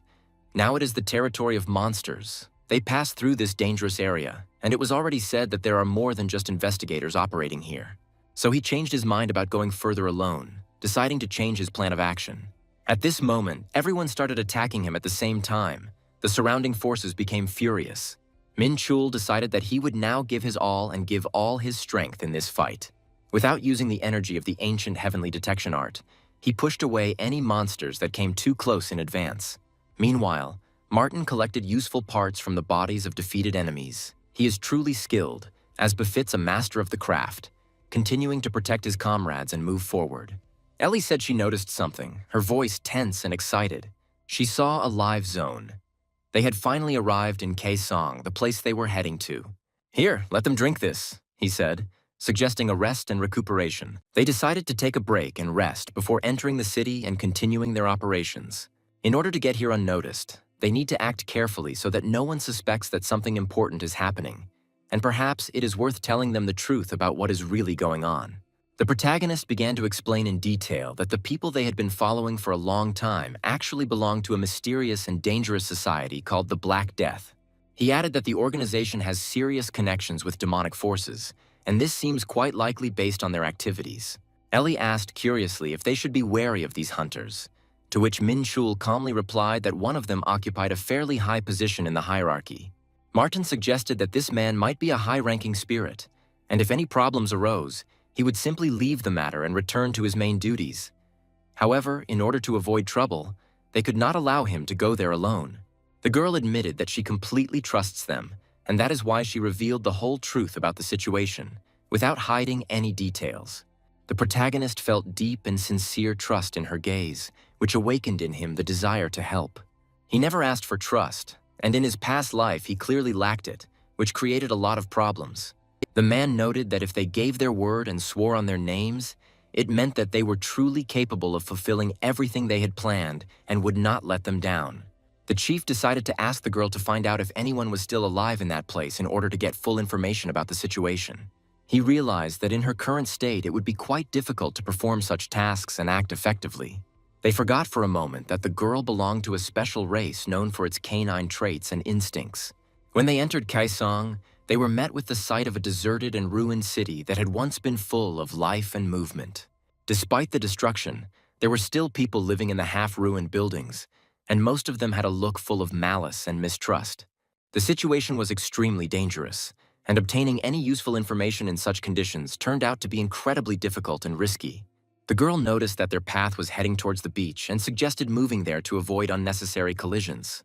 Minchul asked the man who was doing the tracking and reconnaissance if he wanted to continue watching, because the more he saw, the more exciting the situation became. The tracks they followed led down to the coast, indicating a definite direction of travel. They approached the port of Kaesong, which was a key location for controlling water traffic. There was a black boat on the pier, which apparently belonged to the Black Death Society, which was confirmed by the corresponding flag raised on it. Minchul asked if there was anyone hiding in the shadows, but the girl replied that everyone who was supposed to be on the boat was visible and there was no one extra.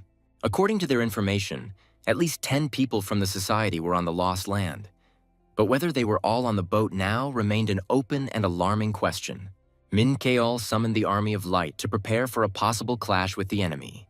He ordered that anyone who tried to hide or flee be dealt with, regardless of whether these creatures were alive or already dead. The remaining fighters were tasked with blocking all land routes so that no one could escape. Minchul entrusted Peng with the task of protecting those who were with them to prevent casualties among the allies. The guy confirmed that the plan was accepted and switched to preparing for the decisive battle. At this point, signal flares were launched from the boat, warning the allies of the attack. The enemies began to use fire and attack, but their attempts were in vain. They could not stop the decisive onslaught of the heroes. The main character confidently and easily moved forward, delivering powerful blows and not giving the enemies a chance to succeed. Martin noted with admiration that the guy confidently wins this fight, demonstrating incredible skills and strength. During the battle, an infection occurred when an adult monster infected a child, which was reminiscent of the same situation that happened when they first entered the city. It was hard to believe that the main character defeats enemies with such ease, calculating their every move and acting without the slightest mistake. He is truly a master of his craft. The enemies realized that they could not defeat him alone and began to retreat. The protagonist asked the opponents what exactly they were doing and what their plan of action was.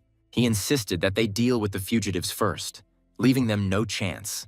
It was amazing to see how the enemies simultaneously summoned powerful forces filled with deadly energy, abilities of such a level the hero had never encountered before. Their goal was to lure the protagonist to their side, despite all the obstacles and dangers. Martin asked the hunter if he also possessed similar powerful abilities. The girl replied that Herman was most likely just an ordinary hunter, but the man doubted this and said that this was too naive an assumption. Even if that's true, is it bad that the hero trusts his allies so much? It seemed like the question was a bad one, and the girl taught him to give more precise and confident answers. At this point, everyone on the boat was already tied up and immobilized. Minchul watched what was happening carefully, not missing a single detail. He noted that there were more than 10 other people on the boat, but the fragment itself had not yet been found there. Instead, there was a magic enhancement catalyst and an emergency package, most of which were transferred elsewhere. It was probably a special device designed to be passed on to someone else. Minchul tried to contact someone via communication to get answers and find out what to do next. He knew that if he answered, he could save his life and avoid certain death. The guy thought that the whole situation seemed rather strange and confusing, like a game on the edge of reality and fantasy.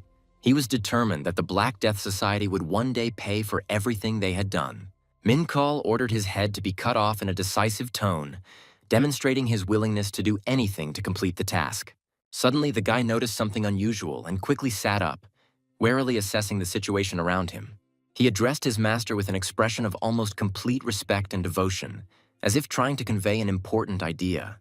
Minchul remembered that he saw his comrade's soul being locked in some kind of dungeon, and now he left the circles of reincarnation, not intending to suffer in endless lives anymore. In fact, he does not understand reincarnation, but is just bluffing to scare and gain an advantage. The guy wondered what they would all have to do now in this difficult situation. He decided that it would be better to let them ask him questions to clarify the details. He noted with satisfaction that their active response had been excellent, and now was the time to tell them the whole truth that they did not yet know. The situation was complicated by the fact that their lives and souls were already on the line, because they were connected to the mysterious Black Death Society, and he had to reveal to them everything he knew. First of all, he explained why this society came here, for the supply of rare and valuable materials. Among the delivered cargo were many catalysts and other important components that were intended to work with fragments of special energy. It is noteworthy that a couple of days ago they had already taken some of the supplies, but this was only a part of the entire cargo that was on the ship. The protagonist suggested that they were only able to take away a small portion of the fragment because someone else stole most of it, and therefore they did not have to use as many catalysts. At the same time, he asked them about the open actions of the Black Death Society and received an extremely unexpected answer from them. It turns out that General Kim Muk-won of North Korea, who rules Hwanghae-undo province, is somehow connected to this society, but no one knows exactly who he is. Minchul informed the man that once they finished the calculations here, they would come back for these guys, and promised that he would take care of it. Even though he had more information than he expected, he was a little worried that the supplies had already been taken 2 days ago, and there might not be enough time to catch up. He wondered if the girl would be able to catch up with them with her tracking skills. The man stated that they needed to clear the area, and as soon as the fighting began, signal fires were fired to warn of the enemy's approach. Given the range of these lights, about 10 kilometers, there are probably several more important areas in this range. The chief realized that this radius was a considerable distance, which meant that danger could come from several directions at once. Fenfear set the task to make sure that the mission was completed with maximum effort and did not go easily. Following the man's advice, he sent a scout angel to survey the area within a radius of 10 kilometers. The main goal was to find the source of the purity of chaos and find out where the random fragment that they now have is. He was informed that a place with a similar energy frequency had been found, a mountain located north of the city. Minchul ordered the girl and the man to wait there with the angels so as not to create a direct confrontation. He understood that an open battle with the enemy's headquarters could lead to unforeseen consequences, so it was wiser to reduce all risks to a minimum. According to reports, their appearance went unnoticed and the enemy was unaware of their approach. However, something unusual was still felt, as if a chill had run through him, and the guy wondered since when this place had become like this. Minchul noticed a bright glow coming from right above the mountain. He felt a huge power that filled all the space around him. The energy was active, but dark, saturated with demonic mana. At that moment, someone suddenly attacked him from ambush. His senses were heightened to the limit and he reacted instantly. It was obvious that the attack was organized by a ghostly scoundrel from the Black Death Society who dared to penetrate here. Along with her came demons or similar creatures ready to fight. One of them ordered the hero's limbs to be torn apart, considering him an uninvited guest. The demons were afraid of death, but the hero was not afraid and was ready to meet it with dignity. It turned out that the demons came here on their own, interfering in human affairs as before. The only difference was that this demoness was a C rank, meaning she belonged to the lowest level of demons. When Minchul announced that he had prepared a special dish for them, the demoness became furious. She couldn't believe how he dared to keep them in the dark and disrespect their powers. He seemed to underestimate their power, which was unbearable for her. Minchul asked what exactly he heard to clarify the situation. The hero called the demoness a creature with flapping wings without mincing words. This was her moment for a furious attack. Suddenly, a powerful explosion rang out in the night, breaking the silence. A heated argument ensued about how such behavior was overly self-confident. Minchul replied that he was fast and reactive enough to handle the challenge. He calculated that they had only about 1,000 years left until victory. Metaphorically speaking, about a long journey. This energy, similar to divine power, made him wonder why he would use such power against crooked weapons if there was a human behind it. Minchul asked if they were scared because he blocked everyone, and the young man did not have enough time in his life for this. He was ready to fight until his last breath. Minchul firmly ordered that all forces and resources be placed under his command without the slightest hesitation or delay. Fenfear walked ahead, carefully watching what was happening and preparing for any surprises. He looked at his enemies as if he was going to grind them into powder, wondering if they were thinking that they simply could not survive in this lower dimension. Fenfear promised death without mercy and without delay to anyone who would interfere with Asmodeus's plans. Fenfear challenged who these bastards were that dared to stand in his way, noting that despite their demonic nature, they were too weak to stand against him. He also made it clear that their chances of winning against him were 0. Fenfear then turned to the protagonist and asked if he could stroke the souls of his enemies, as if to subjugate them to his will. He admitted that it was because of these weaklings that he felt vulnerable so early on, and it was this that gave him a terrible premonition before the situation returned to normal. Demons that interfere in human affairs often manifest possession when they lose control. Usually, when their masters die, their souls leave this world and return to the demon realm. But before the devouring jaws of Fenfire, such rules were meaningless. He was a real force that could not be stopped. Minchul noted that he is becoming stronger and stronger with each passing moment. He decided it was worth learning more about the gang of enemies they would face. It turns out that they are the devil clones who were the first to accept Crimson Thunderfist, a demonic leader famous for his excessive pride. Minchul compared them to a clan where the brain was transferred to the muscles. They experienced pride in their own way, but it did not fit his ideas. He ordered not to kill everyone at once, but to leave one or two alive for interrogation. Minchul then asked if they had already killed everyone they planned to. Having received the answer that not all of them, he decided that the rest would be roasted later. It's time to choose the third ability, the one that unlocks every 15 levels. There he noticed the presence of the evil eye effect, and not the usual charm. Minchul couldn't immediately understand what exactly this charm meant.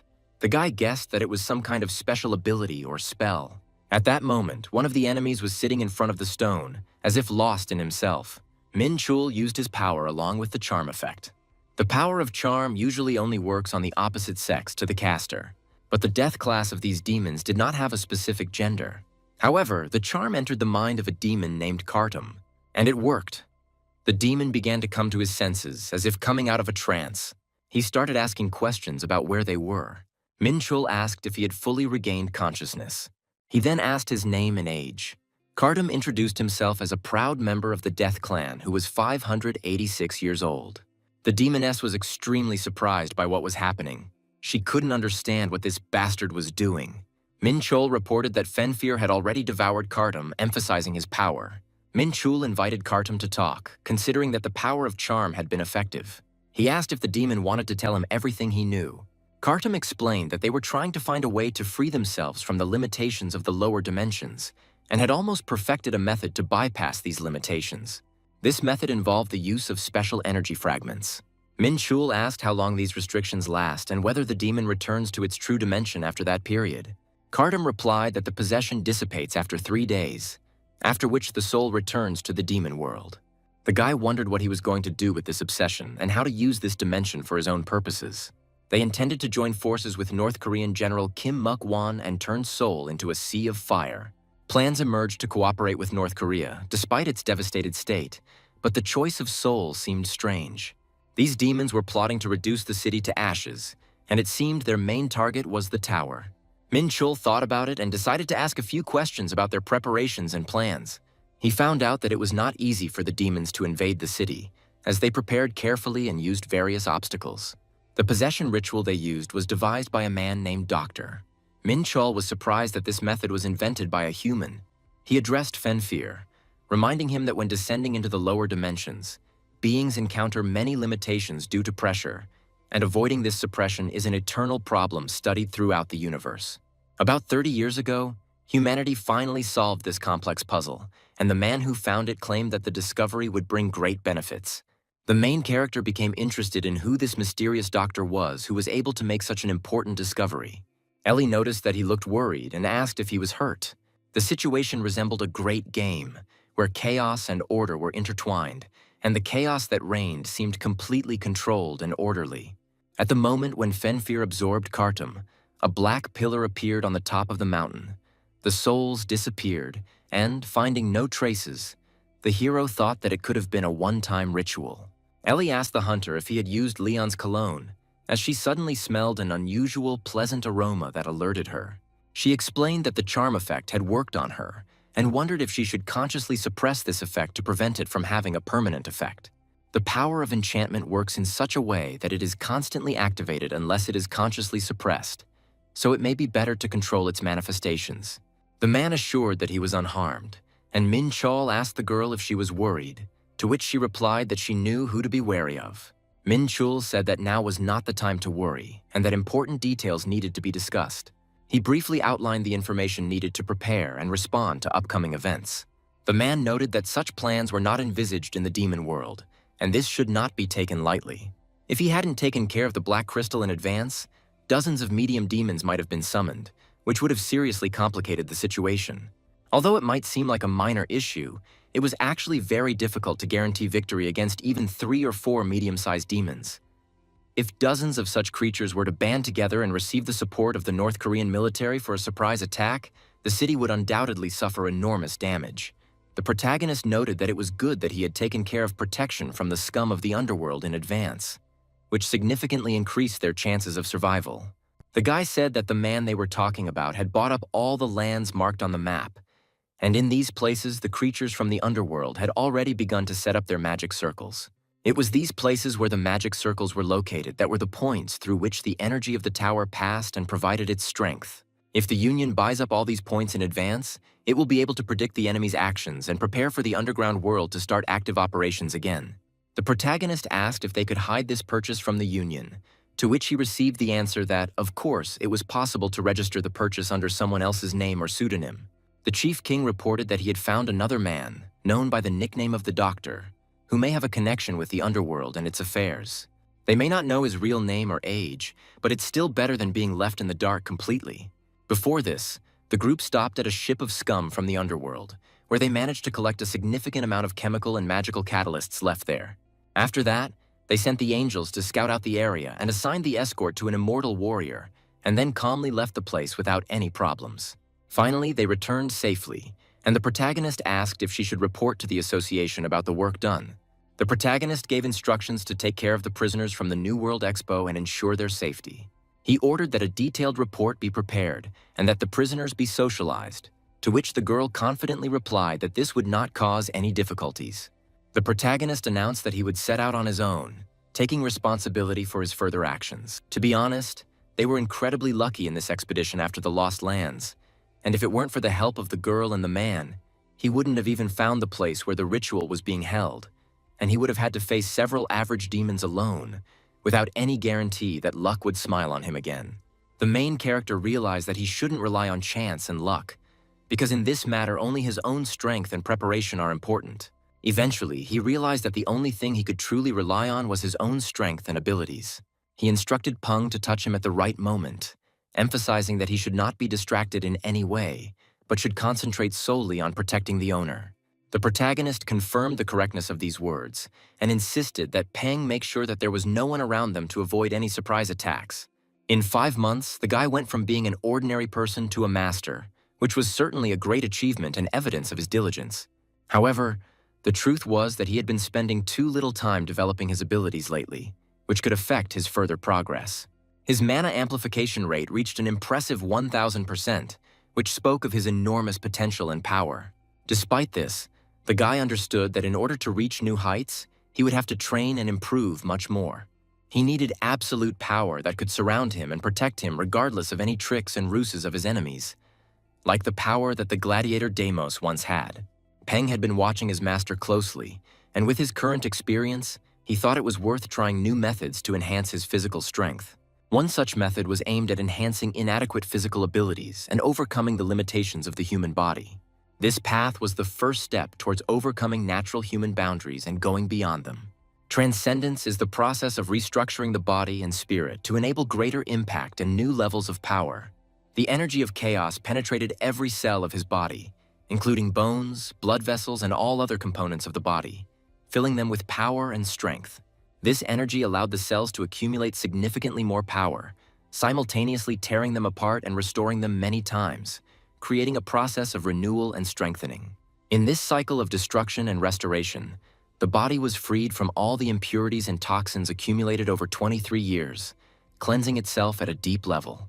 The microcosm created within his simulacrum was limitless, capable of emitting endless streams of energy. But the body's vessels were not yet ready to withstand such a load. So he had to take the next step forward by mastering the technique, which is the first stage of becoming such a being and allows him to overcome peers. The concept of mortality. Long hours of hard training and self-overcoming have passed. After this, the main character sank down heavily, feeling how his body and spirit had gone through a serious test. Finally, he reached the perfect state of the Arcanum, and this gave him a feeling of ease and harmony in matters that had previously seemed impossible. The imbalance between his internal energy and physical strength that he had been feeling all this time was partially eliminated, greatly increasing his fighting ability and endurance. He sternly told him not to touch him, So he just stood there, surprised and confused, because he thought he was about to catch fire from the tension and energy around him. What a disgusting smell hung in this room, thought the main character, and anxiously asked how bad it was if there was such a sharp and unpleasant aroma here. The protagonist quickly realized that this foul smell came from toxins poisoning the air and penetrating every corner of this place. All the harmful substances that had accumulated in the body over more than 20 years of life, in the cells, tubes, and wounds of the body, were now here, in the process of restoration and purification. By his order, everything was cleaned and tidied up to perfection, and now they had to return to training, using magical power to maintain order and clean up around them. Minchul decided to evaluate how much his condition had changed, and realized that the increase in strength was so significant, it was as if he had increased his skills by dozens of levels at once. With this level, he could teach combat forms that he had only had a superficial grasp of before, and he began to master the techniques of the Imperial Sword, an art that was only accessible after reaching at least the 6th level of mastery of the bow and sword. Currently, this skill was only at the 4th level, but all the forms of the Imperial Sword were stored deep in his soul, and he tried to recreate the essence of this technique based on his memories and intuition. From the smallest and most subtle movements to the perfect and precise use of energy, every action was measured and filled with power. Those around him thought it was amazing, because the master's aura had become unusually strong, almost perceptible even from a distance. Even just being near him felt like being immersed in a special energy field that radiated power and confidence. Minchul noticed and confirmed that his strength had indeed increased and become impressive. Its power could only be second to the Star Divine Sword, but in terms of energy consumption, this model was much more efficient and better. Like the Orthodox faction's martial arts, which required strict mastery and deep understanding, his skills gradually improved and deepened, becoming more and more sophisticated and powerful. He didn't know for sure that the concept of having previously mastered this art would be treated as a legacy. But even though his mastery of the bow and sword had dropped from rank 5 to rank 4, it was still an incredible achievement and a big step forward. With this level, he will be able to achieve a lot and master new horizons in martial arts and magic. He subsequently learned and mastered several more advanced martial arts techniques, expanding his capabilities and improving his fighting arsenal. He mastered an advanced skill, the Flame Circle, taken from the demonic blade song, which gave his attacks additional power and impact. In addition, he received the Scroll of the Heavenly Demon Overlord, a rare and dangerous artifact that could radically change the outcome of the battle. One of the escorts understood that this was no joke at all. It was a spell that controlled the surrounding space, giving incredible advantages in battle.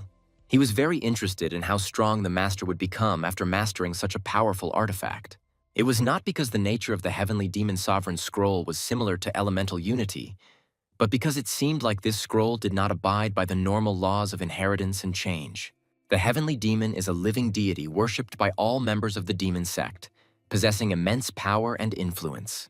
He never thought that he would learn the Heavenly Demon martial art, which made him feel both awe and respect. On the dark stone were carved several symbols of absolute beings who had ascended, failed to achieve enlightenment, and gone to the first kingdom given to them, leaving mystery and mysticism behind them. The inhabitants of the Dark Continent described the First Strange Realm as a true paradise. Although despite the existence of the Heavenly Realm, in reality there has never been a place called the Upper Realm in one dimension, giving rise to many mysteries and speculations. Where could those who claim to have achieved enlightenment or become a heavenly demon have gone is something that is difficult to understand and comprehend at first, leaving many questions unanswered. In any case, during this reincarnation, he completely surpassed his previous limits. Mastering new martial arts techniques and emitting internal energy became more natural and harmonious processes for him, which significantly increased his capabilities. At this level, he could even try to fight Fenfir, but he noticed that the master was looking at him with obvious suspicion and distrust. Minchul said that it was no big deal and realized that he was quite perceptive. At that moment, he suddenly received a call. It was Jung Jin Yog, and he couldn't figure out if she was planning to give them a new mission after the latest incidents with the enemies. Minchul picked up the phone, preparing to listen to important information. She began to tell that something serious had happened. The younger sister of the hunter Minchul was in danger. A few minutes ago, the Holy Guild branch received alarming news. The man, listening to the message, could not believe that such a thing could happen. It seemed simply impossible. She had received excellent marks in all subjects in the preliminary hunter training course. Wasn't that the first time that had happened in the history of their guild? Her level of comprehension was the highest among junior high students in history. Indeed, they made the right decision in agreeing to this request, because both of these brothers and sister looked like real monsters despite being newbies. At first, when he said he wanted to introduce his sister, she thought it was just a simple request. But as expected, her skills guaranteed her the status of a hunter. They might have missed out on some hunter, but they definitely couldn't miss out on Jang, this promising prospective hunter. They create all the conditions to be able to eliminate and satisfy the needs of students during the hunter exam, making the process as convenient and efficient as possible. If they only have to pass the practical part of the exam, then the preparation for it will be considered complete, and further theoretical classes will no longer be needed. This training is almost a real test, and the girl asked if she just needs to win the fight to pass it successfully. If she could defeat her opponent, the answer was clear. Yes, that would be enough to pass successfully. At that moment, a holographic warrior in the form of a lizard appeared in front of her, ready for battle, and immediately began to attack. He immediately began to furiously attack the girl, demonstrating aggressive and lightning-fast movements. The man explained that the score would be based on the results of the battle with the monster, despite the fact that it was just a hologram, because the monster had a difficulty rank of C, which was a serious challenge even for an ordinary person. The man watched in amazement as he watched what was happening ahead, amazed by the girl's skill and determination. He couldn't understand what tactics and position the girl had chosen for the fight, because her actions looked unusual and unconventional. She performed exceptionally well in all of her training courses, using the best and most effective techniques she could demonstrate in the situation. In an instant, she quickly cut the monster in half, showing amazing speed and precision. She did it very quickly and professionally, which caused admiration among all those watching. Then suddenly there was a powerful explosion, deafening and blinding, which changed the whole situation around. The girl continued to look at the gorge she had left, amazed by what she saw and thoughtful. She was very surprised by what had just happened, as if she couldn't believe her eyes. Minchul noticed the changes in himself and said that he would pay for the repairs, but the girl replied that it was not worth it. After all, it happened during training. He went to the guild to figure out what had happened and clarify the situation. Besides, he expected that after such chaos in the guild territory, no one would complain, not even a little. But the girl, on the contrary, looked completely different. She was clearly upset. The girl told the guy that she needed to go to the toilet to rest a little and get her thoughts in order. She looked very tense, compressed, as if she was holding something inside. The girl apologized and admitted that she had a request for him that she had not been able to express for a long time. She really wants Minjun's students to learn and grow like she does. Didn't they say that their knowledge was built to withstand even attacks from A-class hunters? But Minjun couldn't break through his defense. Please let her pass this request on to her sister. She began to speak about it with hope, but her reaction was much more serious than expected.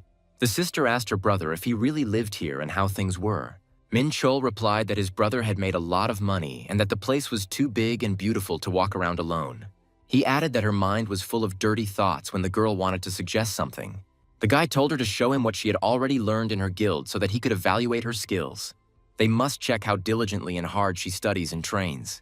Otherwise, she might regret it later, because the instructor said that she had outstanding talent. Minchul understood what regret meant.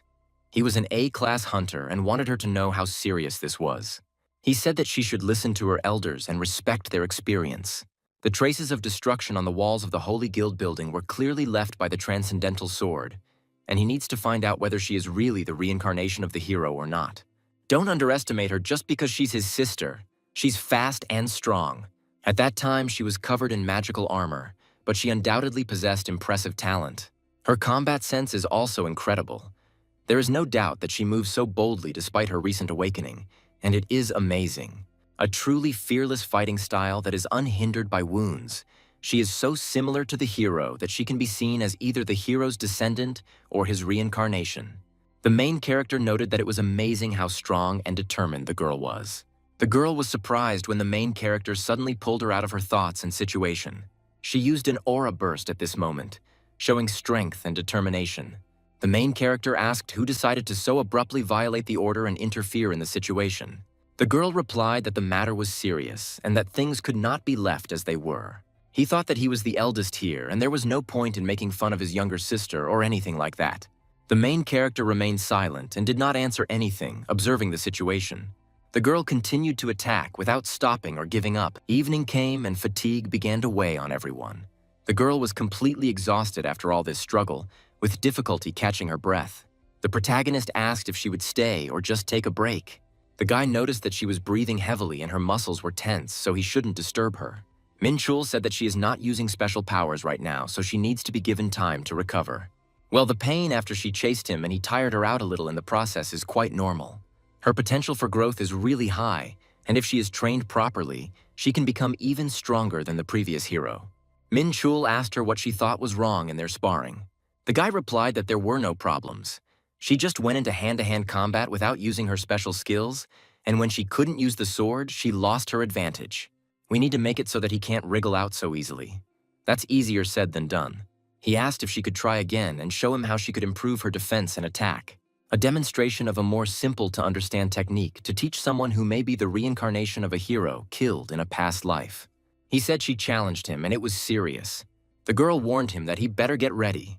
It wouldn't be easy. Minchul didn't understand if she was trying to deceive him with her movements and maneuvers. Even if she is the younger sister of the hero from his past life, he still has a lot to learn and grow to match her level. He didn't intend to teach her from a piece of paper, but everything was different from what she expected. He generally understood where she would attack. He read the movement of her muscles and the flow of mana. Minchul said that being able to read your opponent is an important skill for fighting. This is even more evident if he hits the target. Then he can teach her this method.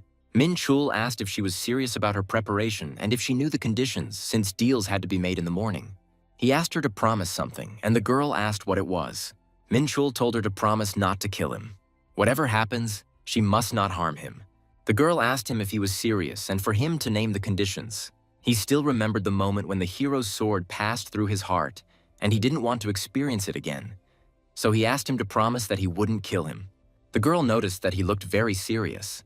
The hero said, "Okay, let her take responsibility like a big guy." They linked their fingers in agreement. The girl promised that she would never harm him. She asked if that was all. Minchul said yes. Nothing special? Great, the contract is signed? The contract is made through names, and as Minjun grows, their binding power will only grow stronger under the control of the staff. Minkul told her to undress first, but when she realized what he meant, she couldn't believe her ears. Minchul explained that if he was to teach her to use her inner power, her mana would have to be purified first. She started calling him a beast, and Minchul tried to explain that it was not so. Minchul began to teach her. The guy said he was going to teach her martial arts, although martial arts are not exactly this world's skills, so instructors don't teach them. The first will be a method of mana manipulation. She will collect energy inside herself and feel it. The girl simply remained silent, listening. He poured chaos energy into Minjun's back. Soon she would begin to develop according to the laws of martial arts. The martial art he was going to teach her was the Shaolin monk's law of inner chi heart, also known as the chi selection system. This martial art is related to ascension, even to the art of the heavenly level. The energy collected through this system is always pure, stable, and not subject to fluctuations under any circumstances. The study of the law of the heart strengthens the skin and makes the muscles strong. It is said that once one has mastered it to a certain level, one can become as strong as Vajra. And it is safe to say that the law of the heart is the most compatible with the fighting spirit of Minjun. In the beginning, a person must know the content of the text in the Shaolin Temple, as it includes the law of the heart and must be studied. The guy said that now that she had seen everything, let her repeat it. The path has been paved, but everything depends on how well the girl can control the energy. It was incredible, but she understood and was able to control the flow on the first try. She is really talented. Her senses were heightened. Her body was filled with strength. This is art. Minchul reminded her not to forget about the chi selection system, and she took it up with enthusiasm. A few hours later, she was exhausted but contented. Minkul asked what she expected anyway, and the girl admitted that she didn't know how she never hit him. Minchul said that he was not so kind as to allow a martial arts beginner to hit him. Although he said so, he was actually impressed by her progress. Although she only learned the basics of martial arts, the law of the heart, it does not enhance weapons and techniques, but only slightly increases physical and mental abilities. In terms of movements and all aspects, he is at least 5 times superior to the girl. But still, she's doing well and is growing. Even though it was only a moment, she was able to keep up with his movements. Of course, he wouldn't let her beat him. To think that she was able to understand all the subtleties in just a couple of battles. Her sister also has a truly outstanding talent. Minchul told Peng to bring her some water to help her recover. She didn't even know that he had such a cute baby. Let him drink and calm down. This Fenfear cub is popular with the girls if she sent him to her. Let him get up, he is a human. The girl suggested they take a rest, but he only pretended to be busy. The chief rat said that he was not joking and that he should get up right now. After that, he spent several more days training with her, teaching her the basics of combat, reading the enemy's movements and body movement techniques. He then sent her back to the Holy Guild. The guy had developed and trained hard. Now that he had laid the foundations, she could handle the rest herself. There was only one thing left. It was quite strange to hear something like that from a hunter. How things are going in the department? Good, even too good. And this has become a problem thanks to Hunter Minchul because they have a lot of tasks. The guy noted that the name of the hunter Minchul is not treated equally. The hero went to that doctor and said that something was wrong here. Even the hunters from the snow world didn't know anything about him. And Taishan said that she wouldn't file an official complaint to China and Pandenium about what happened. It was a regular office job. He was asked if he planned to go to the tower. Minchul said that as he thought, she was as perceptive as he thought she was. In fact, she had one more gift for him, which she would give if he returned safe and sound. He replied that it was fine and that he would pick it up soon. Someone would definitely come for it. After that, he sent a request through Ellie to check the fragments of the chaos magic circles of Heron, but also took on the minor work of managing the training grounds. Reincarnation, Minjun's training, Dashi's mission in the local union. Now that everything was completed, it's time to climb the tower again. Minchul returned to the tower. Before going up to the 6th floor, he looked at the information guild on the 5th floor to get some preliminary information.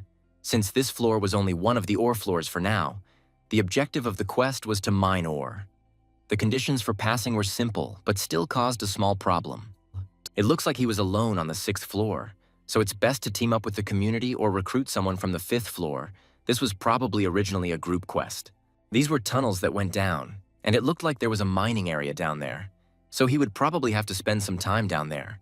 Minchul realized that real survival lay ahead. At that moment, something started to happen. At that moment, someone started telling him that this ore belonged to them. It was a great catch. The guy realized that these were monsters crawling out of the walls. It seems they were not awakened by his presence. The Information Guild didn't tell him about this and only provided the most basic information. The statistics ranged from A to B rank. They blocked the exits. There was no way to escape. All he could do was move forward. As far as the links go, their defense strength would not withstand the power of such a sword technique and an incredible amount of experience points. It looks like the hike is gradually narrowing. This time it was ants, and judging by their size, it was they who dug these tunnels. Min Keel grabbed a sword forged from the horn of the Imperial Unicorn. The hero used a ring-fighting style. It was a miracle not to get dirty because of this. The protagonist exhaled heavily and said that this seemed to be more effective than hunting in a company. There's still something left. The guy couldn't figure out if this was really a mining site. It didn't look like a mine. The main character couldn't understand what it meant to touch the wall to get ore. Don't you need tools like picks for this? It's amazing that the ore is mined only during touching, and you can't use one of your hands, which is why they recommended doing this in a group. This expedition seems to be different from the one he came from. The guy realized that he could meet other people here. The condition of his equipment should have been checked. Perhaps he was left alone on the 6th floor, Minchul asked. Wasn't it obvious? Even though he had matches instead of arms and legs, he still decided to go through it by himself. So what they want to say is that people like him always need to be on guard. Or not if he is as good a warrior as he is. He told his friend Mitrang that they had to go, but everyone was tired, so they needed to take a short break. He couldn't even move and returned to his useless chatter. They offered to watch over him while he mined. Was it really well-intentioned? Or there was some motive hidden here? He won't know. If he removes his hand, everything will stop. The mining of ore in the mine was completed. 17.5 kilograms of iron ore were obtained. If he mined more, the previously obtained ore disappeared. He realized that each mine had its own limit that needed to be mined in order to pass the tests and complete the training with a surprise. If he came here alone, It is better not to be too greedy and just go back, because the lower he goes, the more dangerous and unpredictable the path will become. The protagonist finally realized that the deeper he goes into the mine, the higher the quality of the ore he extracts becomes, which will undoubtedly bring him great benefit and reward. The man calmly replied that this was approximately true, confirming the importance of this fact for successfully passing the test. If luck is on their side, they will definitely meet again, but so far no final decision has been made about descending deeper into the dangerous tunnels.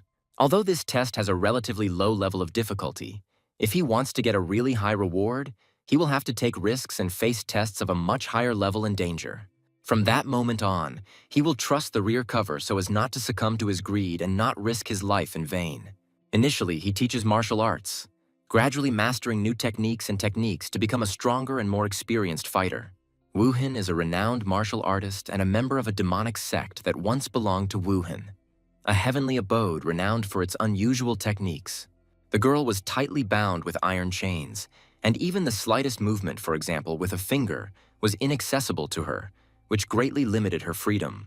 However, Woohin studied martial arts on his own and figured out how to use the chains that bound him to his advantage, giving birth to a new art called Golden Land Heaven Destroyer. The lightning-throwing technique proved to be particularly effective in dealing with the crystals, undead, and ants that were often found on the 6th floor of the tower. However, using hellfire in the confined space of caves was dangerous, as it could lead to irreversible consequences and harm the fighter himself. Therefore, the only correct and safe solution was to deeply study the Golden Land Heaven Destroyer art and improve the corresponding skills. No one dared to approach this place while he was undergoing training, and his question was answered in the negative, confirming its safety. The protagonist suggested going down deeper and trying to go in a different direction than the one the previous group had taken in order to avoid danger. He agreed with the plan and stated that they would try to go in a different direction, hoping for success and better results. The creature warned that he would not be able to take them, emphasizing the seriousness of the upcoming struggle. At that moment, the main character suddenly attacked the creature, leaving it no chance to counterattack. The battle began without further ado, immediately moving into active action. His rear was reliably covered by a loyal knight, providing protection from possible attacks from behind. If they continue to descend at the same rate, they will eventually reach the lowest floor of the tower. There, soldier ants were already waiting for them, modified and strengthened variations. The deeper they went, the more new and dangerous types of monsters appeared. Despite the variety of enemies, for him, they all remained just a source of good old experience points and did not pose much of a threat. The rule in the trials was that the rarer the ore found, the greater the reward, since rare ore could only be found by going deeper and deeper. So he decided to reach the very bottom floor to pass the trial flawlessly. It seems that the magic of the mountain affects the emotional state of a person, and the creatures living here are not going to make the passage easier, but on the contrary, create additional difficulties and problems. He must stop any disturbances that cause distortion of feelings in the House of Chaos in order to maintain balance and order. The next day, there was only a short distance to go, and the goal seemed almost achievable. At that decisive moment, a choice had to be made that would determine the further path. The man warned that this was Gehenna territory, and outsiders were strictly forbidden from mining ore here under threat of serious consequences. This mine belongs to a closed community, which consists only of the descendants of demons. He explained that it is a newly formed organization of demons with its own rules. Despite the desire to cut him in half right then and there, he decided not to create unnecessary problems, because he was one of the few who could keep the situation under control. He suggested waiting, since he had the opportunity to obtain mithril here, after which they set off on their journey with a prepared special squad. Mithril is a rare and valuable metal that is extremely difficult to mine in outer dimensions, and for the community, monopolizing such a resource was a very tempting prospect. The main problem was that the deeper he went, the rarer the ores became, meaning that the area was also controlled by the 7 great communities, making the task more difficult. If this was indeed the case, then the upcoming journey promised to be quite problematic and dangerous. It looks like someone recently made a passage here, leaving fresh traces of their presence. This passage had never been used by any traveler before, and it could be either a new opportunity or a dead end. It was worth at least checking this path to understand where it leads and what dangers might await there. Minchul sensed that there were monsters nearby, but it seemed like they were not fighting with him, but among themselves. Indeed, these creatures did not fight with people, but fought with each other, which came as a surprise to the hero. Apparently, The ants were outnumbered and their fall was inevitable, after which only the crystal dead remained to be dealt with. At that moment, some creature began to glow with a red fire, causing alarm in the hero. At that moment, a powerful explosion occurred, and Minchul realized that it was a suicidal destruction of the creature. He was very upset, because all the experience points he had accumulated over the days were lost in an instant. Now his task was to deal the last blow to the remaining enemies. At that moment, some creature showed surprise and confusion. The main character said confidently that he had done an excellent job, and now only the last opponent remained. The guy couldn't understand who said the mysterious word poof at that moment. He wondered what this could mean, because someone might have managed to get down here earlier, but their intentions remained unclear. At that moment, the creature said that their eyes finally met. The hero was surprised that this bug could talk. It was like she came out of an anime. This bug's name is Puff. She is the princess of Sisi. She is grateful that the hero saved her. But saving someone in trouble is natural. She did not think that in this world there is a prince on a white horse. She can smell the sweet pheromones emitted by the prince. Could it be that the hero's passive charm skill has also affected her? She has one request for the prince, which means the hero must suppress the passive charm skill even in the tower. She has a mother. She's still alive and well because she can live for 1,000 years. But she despises Poof because she has outstanding talents. Just as her mother set a trap by creating a new shaft during the battle and locked the Poof in it, she asks the prince for help to escape from this floor. His goal is to steal the adamantium stored in the Ant Empire, requiring Princess Sisi to survive. The reward is 30 kilograms of adamantium and 300,000 Princess Sisi points, a rare mineral that can compete with orichalcum, which the hero previously bought at auction. While orichalcum is known as the strongest metal in the universe, adamantium is known for its sensitivity to mana. With adamantium, the hero will be able to make new equipment and even strengthen powerful magic schemes. This is a very profitable task. He decides to help the princess escape from there. The hero really came on a white horse to save her. She asked to be called simply Sissy from now on, without using formal titles, and after these words, she immediately blushed. Sisi led the hero through the tangled tunnels, and with the help of telepathy, they managed to avoid battles with the ants that they encountered along the way. The main character was impressed by Sisi's authority among the ants, although she's more likely just cute than authoritative. As they moved forward, the hero killed the crystal dead. As Sisi expected, her prince turned out to be magnificent. Everything would be fine, but the main character would like the smaller Sisi to call him her prince. The deeper he goes, the more expensive it becomes for him to stop the dulling of his feelings. He asked if she was worried about going down into the mountain, but she had trouble understanding what the prince was saying. Apparently, the punishment in the form of dulling of the senses does not apply to ants. For others, simply descending into the depths was already an achievement. He asked how many people were able to climb into the deepest part of the mountain. Sisi remembers that there were very few of them. They met with her mother and had conversations. She always started the conversation by showing the guests a chainsaw, and the hero was surprised and wary. Those people from the communities know that in the event of the death of the Queen of the Ant Empire, they will always quickly find a replacement for her. The main character asked Sisi how much longer they had to go. She replied that they had reached the right place. There is a treasury there. Her mother keeps valuable things in that room. In order to strengthen her influence, she must obtain the adamantium and royal jelly stored there. The hero asked if telepathy would work on those ants standing at the door. They were her mother's guards, so it wouldn't be that easy. The hero found them to be quite strong. It seems he has some kind of plan to destroy these guards. In that case, he would make them part of his army. The target would be cursed with immortality. The ant guard was not particularly happy about being cursed. The chains that wrapped around the strong ant squeezed very tightly and crushed it into 2 parts. The target who received the curse of immortality died very quickly and painfully. Although reducing all stats by 10% is a pretty good debuff, Black Star Earth Chain Horned Spear. It's a shame that it can't be used on several creatures at once. He pierced the ant with a spear, saying that he too would become a soldier. In the distance, he heard the sounds of ants. It seemed that reinforcements had arrived.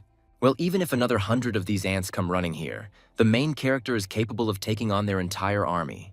He loudly told the ants that they were far from the only ones who had an army. For the hero, this was a chance to increase his military power. He ordered his army to attack the giant ants. He will defeat them and immediately resurrect them as immortal knights.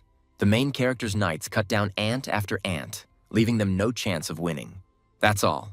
Now he has 4 knights and 4 warriors. In the future, he will be able to make 2 more warriors. The prince is truly incomparable. After the battle, Cece ran somewhere.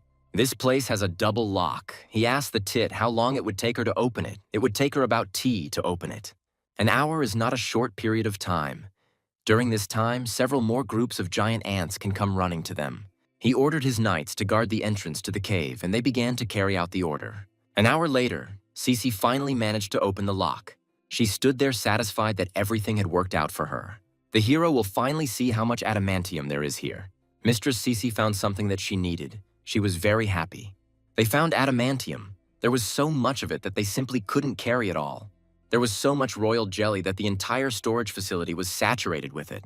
Cece said that she would take everything from here. Her joy knew no bounds. There are plenty of other treasures here besides adamantium, gold, and diamonds, and many other useful things. The main character asked Cece if he could take a little. She gave him consent because she is the heiress and also has the right to receive her mother's inheritance. Well, if this is the case, then the main character must increase the size of his limitless storage as much as possible. He will take everything he can carry. While the main character was raking up adamantium and other jewels, Mistress Cece screamed with joy. The hero asked Cece if she had taken everything she wanted, to which he responded with a joyful, yes, they had taken everything they could carry. Then all they had to do was get out of this cave, when suddenly the main character heard some distant sounds. And suddenly a giant ant with a large sword breaks through the walls. Those who dare to disturb the peace of Her Majesty must die. It was an ant guard with cosmic power. Not only does this monster's stats slightly surpass those of the immortal knight, but it also has an aura. This is Mom's guard. Why the hell did it even appear here? The guards include strong warriors who were personally selected by Princess Cece's mother. It seems that this ant is much stronger than the main character thought, but all of his abilities won't work on the hero. The ant was shocked by such a power that could overcome his aura. He had never heard of such a thing. As expected, the prince is magnificent. The hero asked the boobs to hold on tighter because from this moment on, the fight begins not for strength, but for endurance. The hero ordered his warriors to block the passage from the guards of Mama Cece. If there are hundreds of royal guards there who are not subject to the mountain's punishments, then it will be easy for the hero to leave there with the princess. Why these guards even came to the treasury, Cece doesn't know. They were supposed to be guarding the lower floors. It seems that Cece's mom was very angry. The paralyzing bomb. The immortal knights received heavy damage and were destroyed. All the main character's knights were killed. They only had to go through. The passage can't be blocked. The hero asked if this passage was really the right one. He asked Cece if there was another way out. There is, and they will have to make a small detour, but they are very close. The hero tried to calm the sissy down by saying that there is an expression in their world. At the end of the road that the hero goes, success always awaits him. He decides to break through the passage with the spell of the puncher. The wall explodes from the main character's powerful spell. Cece is delighted with her prince on a white horse who came there to save her. They were almost there. They were almost at the top. She asked the hero if he would help her climb another ladder. Luckily, they were able to reach the top without being captured, and the hero's enhanced senses were activated. Suddenly, 3 fireballs appeared in the sky in front of them. 3 silhouettes of people in black robes were hovering in the sky. One of them became interested in whether this was the player who was carrying out the secret mission. He looked quite skilled. Stop, but he is still alive. The people in robes were shocked by such a powerful force. He spoke as if he knew that the hero had taken on a secret mission. What a rude greeting. He did not expect the hooligans to appear. Oh, does the hero see? But they also received a secret mission here, so it's nothing personal. He asked the hero if he wanted to see what task they had been given. The hero thought that the ants and the players were at odds with each other. He would never have thought that the queen of the ants would give a task to the player. The task was to catch the thieves and kill the boobs. She gave this task to discipline the boobs, or she was offended that someone cleaned out her treasury. Cece asked him to leave her here and go away because he still had a chance to survive. These cloaks, they are the disciples of the Mobius clan, who have a contract with Cece's mother. The Mobius community is one of the 7 greatest communities. They have the support of the Archmages. Cece is now very worried about the main character. Archmages. This reminded the protagonist of the explanation on the 5th floor that Jang Soon-hee gave him. One of the 7 Archmages goes to the extremes of magic to achieve the state of ascension. The hero's grin suggests that there will be a tough fight now. Cece apparently thought that the main character would leave her here and run away. But these guys are not Archmages, but they can't run away from small fry like them. They have already erected a barrier so that no one can enter it, and they cannot contact the outside world outside the barrier. The hero began to slowly approach the archmages. In other words, they are in the same boat together. This is a martial art. He does not understand that his life is at stake. The enemy's strength is reduced by 10%. The hero took out the horned spear of the Dark Star. Combat power increased by 20%. The main character was surprised that they were 100% confident in themselves. Suppression activated. Target is weaker than owner. All its indicators were reduced by 20%. The people in robes began to express their discontent and threatened their incredibly powerful force. Summoned Ice Golem and summoned Stormbird. Since all the immortal knights were destroyed, the hero decides to use his secret power. He asked someone to deal with these fry for the sake of the main character. The hero summoned some angel who dealt with the Stormbird and the Ice Golem. The main character and Princess Cece stood and watched the destruction of the fry. Apparently, it's all about the holy light that resists magic. Einherjar is also doing a good job. It looks like he will soon be able to recall the Stormbird. But with the Ice Golem, it will take some time. The hero thinks that he can take a little rest and restore his strength. Hypersensitivity activated, thirst for murder. Someone attacked Cece and the protagonist. He ordered her to retreat back for safety. With the giant ability, he stops the giant ant. The thirst for murder is so powerful that the hero's hypersensitivity is activated. He is much stronger than the one he fought in the dungeon. How could a hero dare to refuse the honor of appearing before the gaze of an ant? Cece started talking about her mother from behind. The hero didn't understand what she meant. That's right, although the appearance is different, the aura is definitely my mother's. Princess Cece's mother has taken over the body of a guard. That's exactly it. The hero is an impudent person who drugged her daughter and sent her down the path of decay. She will personally kill him along with his daughter. The hero is afraid that he will not be able to allow her to do this, because the hero has obligations. Princess Cece was in a stupor and worried about her prince on a white horse. Cece stepped forward and asked the protagonist to provide it to her. She knows that things are not so simple here, but she has an ace up her sleeve. She launched an attack on her mother. Princess Cece activated the possession skill. Cece stood level with her mother and they began to fight. The copy of the tit takes over the mother, and the princess herself has to deal with the rest. How dare she attack the queen? Today she will beat all this bad temper out of her. It seems that the rumors about Sheshi's talent were not exaggerated. Although the hero surpasses her, she became strong enough to resist the queen. The main character asked to hold on for a little while. He would be back soon. There is not a minute left to lose. We need to deal with these mages as quickly as possible and return to the queen as soon as possible. Suddenly, a fog formed in the barrier. The hero was very surprised by this. And this is not a simple fog, it also suppresses vision. Is he planning something? They said that he was just a boy who had just reached the 6th floor, so they seemed to underestimate his strength. Well, they have no choice but to use that very power, but it's too dangerous. But if it continues like this, they will be killed. He created a barrier so they won't be able to get out of there. We need to somehow defeat him here and now before it's too late. The tower system has detected an external force, and a being with a divine essence from outside has been discovered inside the tower. External interference detected. Administrator confirmation required. If the administrator does not intervene, the divine entity will be eliminated in 10 minutes. It seems that the hero summoned him. The creature's name is Thor, the god of thunder. To summon a god into one's own body, the blood of the thunder god must flow in one's blood. He is truly worthy of the title of God. In terms of the strength of his soul, he belongs to the highest class. But it is still a parody of a true miracle. Even the silver crescent of the Dark Star resists its greatness thanks to the technology of the Celestial Vault. The god of thunder finds it funny to hear the words spoken by the main character. Looks like I'll have to show him the difference in their levels. The main character got into a fighting stance to fight the god of thunder. They began an incredible duel. Indeed, lightning charged with divine power cannot withstand such pressure with internal energy alone. God is delighted that the hero withstood the lightning strike with divinely enhanced power. With the avatar skill, the hero can only use a small portion of his true power. But even a small portion is far superior to anything the hero has encountered so far. If everything continues in the same spirit, he will not last even 10 minutes. His mind will not cope with the load and he will simply die.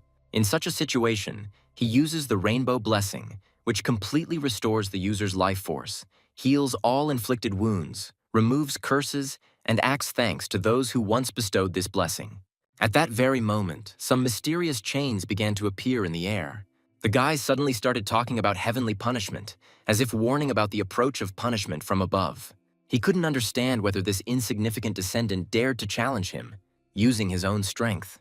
It turned out that this man's power was so great that it even affected himself, and this seemed truly amazing. At that moment, the protagonist used the lightning blade technique, putting all his determination into it. He still couldn't believe that these puny techniques weren't working, and if that was all he could do, then he shouldn't continue. At that moment, he felt deep surprise, not expecting such a development of events. He couldn't comprehend how this hero dared to show insolence and strike him. The main character said that he had prepared a special skill for him because it was time to rewrite the established myths.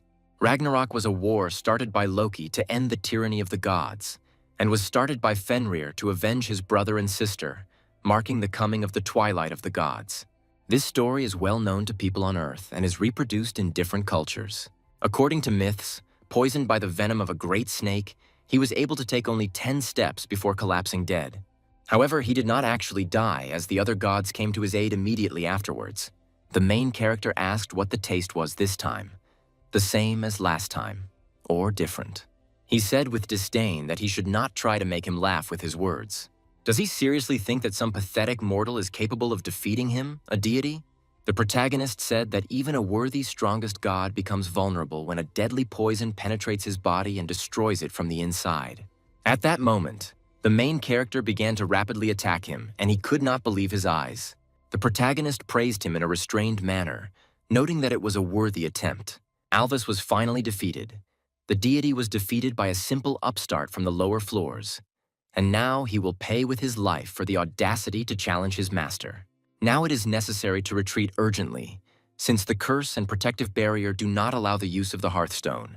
And yet, he did not defeat a real deity, but only his avatar, which in itself is incredible, considering the experience and rewards he received. The main character understood that without a special cloak, he would not have succeeded, and the outcome would have been completely different. Even though there was someone in the tower who was able to accept the divine power, without this cloak obtained on the second floor, he would not have been able to achieve victory. In addition, 10 lightning-style blades were sacrificed to distract the enemy, but at least they served him faithfully until the end. Be that as it may, this enemy is now finished. There is only one goal left to be achieved. At this moment, something strange and inexplicable began to happen. The creature said that it was experiencing severe pain. He said that his poison was so merciless that it did not spare even his own mother, and it was time to end it all. She replied that this was not the end, and the fight was just beginning. The protagonist admitted that she held herself with dignity despite everything that was happening. The creature could not understand whose voice was sounding in his head and where it came from. The protagonist asked if this was not the one she expected to see, since she had now become stronger and turned into a queen with a terrifying body. He was confident that he could destroy her with one blow. The screams sounded too realistic, especially considering it wasn't her own body. This is because when she moved in, she felt pain just like her host. Most likely, his mother had already lost consciousness from severe shock. The protagonist stated that it was time for them to leave. They needed to leave this floor as soon as possible. And yet, doesn't she care that her mother is suffering? And by the way, who are all these valiant knights surrounding her? The angel began to ask if he should really feel afraid, since it was the duty of any knight to protect the lady. But the protagonist interrupted him, telling them to stop chatting nonsense and for everyone to take their place. The main character said that he was going to the 7th floor, but she seemed hesitant. She replied that she wanted to go too, and then the protagonist asked if she was really going with him. Thus, the task will continue on the 7th floor, which was an unexpected turn of events. The protagonist said that Tanya should get up immediately. Otherwise, at best, his words would simply not be heard. If you also take into account the treasures taken from the treasury, you can say that they hit the jackpot. The 45th floor of the test tower, an archipelago of dimensions where fate is decided. How did it happen that it is on these stones that the souls of the fallen rest? 3 red-ranked disciples were found dead under unclear circumstances. Based on the residual energy of their souls, they were last seen on the 6th floor, where they went to the Gohias area to mine the rare resource Mithras, meaning someone intentionally interrupted their mission. The master asked if it was necessary to send out search parties, to which he, without hesitation, ordered that this be done immediately. The 6th floor of the tower was specially set aside for the extraction of rare minerals. It is a neutral zone, protected by the agreement of all families and unions. And if there is someone specific behind what happened, he will not escape severe punishment. The situation was clearly getting out of control, so he ordered his fourth executor to go there immediately. He immediately initiated the formation of a search party, transmitting all known information, including data on the last known location. One of the men confirmed his words, not doubting their veracity. He added that everything that was happening was organized in the name of searching for truth and accumulating knowledge. The main character could not understand where this unbearable heat was coming from, as if enveloping the entire space. According to the informant, the external environment was an exact copy of the Catacon dimension, and here it was necessary to stay alive for 28 days. This dangerous dimension is home to only predatory and deadly monsters, including beings from higher dimensions, and even they have a hard time surviving in these harsh conditions. Previously, he was here alone, and there were no particular problems, but now he had the responsibility for others on his shoulders, and a special artifact hung around his neck. In addition, another serious and unaccounted threat has emerged. He had no idea that all the food and water would be affected by the ban, all the stored provisions would become useless, and it seemed that it would no longer be possible to sit in a secluded place for the entire 28 days. Realizing the hopelessness of the situation, the protagonist cast a spell and summoned an angel. He instructed them to scout the surrounding area and gather as much information as possible about the fauna, potential threats, and safe zones. He also asked that these noble knights take responsibility for her protection. The protagonist asked where she planned to set up a base, to which she replied that the final decision had not yet been made and was still under discussion. The protagonist said that he thought so, and reminded that despite the abundance of tasks, they need to be solved gradually, setting priorities. He noted that the first step would be to find a safe shelter, because he already had similar experience of surviving in such extreme conditions, and he knew where to start. Since this area was so reminiscent of the Catacon dimension, one had to be extremely careful. Everything could be an illusion. He asked if she noticed that lonely palm tree in the distance. The protagonist told her to keep her eyes on the object and watch it as closely as possible. The protagonist was surprised to see how the palm tree suddenly recoiled, as if reacting to his gaze. Shishi was truly surprised by what was happening, not believing her eyes. She warned the boy that he should be especially careful, because even the trees here could be dangerous. At this moment, the protagonist activated his combat skills and used a technique called the moving mountain. She immediately realized that even the seemingly harmless trees in this place could turn out to be aggressive monsters. The protagonist continued to strike at these trees, not giving them the opportunity to attack first. To combat such creatures, specialized tools are best suited rather than conventional weapons. These trees lure victims with their nutritious fruits and then attack quickly, using their roots as traps. And there are a great many such monsters here. Do they realize the scale of the threat they face? She calmly replied that she would follow his every order without asking questions. At that moment, the protagonist heard someone call his name and realized that the reconnaissance was over. The angels returned from their mission, bringing with them the information they had collected. One of them reported that the object was so huge that it was impossible to determine its boundaries. It was at least 3 times larger than the size of the portal from which the monsters had previously burst out. Among the interesting objects they found was a high hill and a river flowing nearby, with the height of the hill being about 300 meters. The main character was surprised to hear the number 300 meters, because from such a height you can get an excellent observation point. He said that he would immediately move to the designated location to assess the situation. At that moment, the silhouette of some large monster could be seen in the distance. It turned out that this was the territory belonging to Ayo the bear, one of the most dangerous creatures of this dimension. Since this is a copy of the original dimension, it is quite possible to meet the corresponding monsters here, albeit weakened, as is the case with all creatures of the Tower of Trials. However, compared to the original, this monster looked like a pathetic parody. The protagonist ordered Shesha to take his carcass to later use it for food purposes. Now that the provisions for the first time were finished, he gave orders to set up camp. The ants began building a shelter that would provide them with safety. Angels will stand guard over the camp, but 4 warriors may not be enough. The protagonist replied that he would soon join them and take command. On the 6th floor, his army of immortals helped to assemble a new squad, and he himself marked all nearby monsters with immortality crystals. After this, he personally destroyed each of the marked creatures. A new carrier was identified, and with it, his understanding of the nature of death began to grow at an incredible rate. They bowed their heads and greeted their master. Now he had 50 death warriors at his disposal. The protagonist noticed that he was tired to the point of exhaustion, as if he was exhausted like a dog after a long fight. A few minutes later, he added that it was time to have something to eat to restore his strength. If you think about it, since he first met Sheshi, he hadn't really eaten. The blessing of the rainbow helped restore his physical strength, but hunger and weakness still made themselves felt. He understood that now his new death warriors would patrol the perimeter, and he could at least allow himself to relax for a little while. At that moment, someone was secretly watching them from the thick bushes, remaining in the shadows. The main character said that it was time to try the local food. One of his death warriors, named Poneje, could not understand what these strange creatures were in front of them. He wondered what kind of creatures these were and why he had never seen anything like them before. This forest turned out to be so huge that he was sure that they were the only ones here. The protagonist noted that apparently their actions on his territory, especially the ascent to his mountain, consist of a whole chain of planned provocations. He said that these strangers probably didn't even know about the supply shipment, but it didn't matter since they had become his competitors. They were not destined to survive. The main character said that apparently a fight could no longer be avoided. At that moment, he caught something unusual and immediately paid attention to it.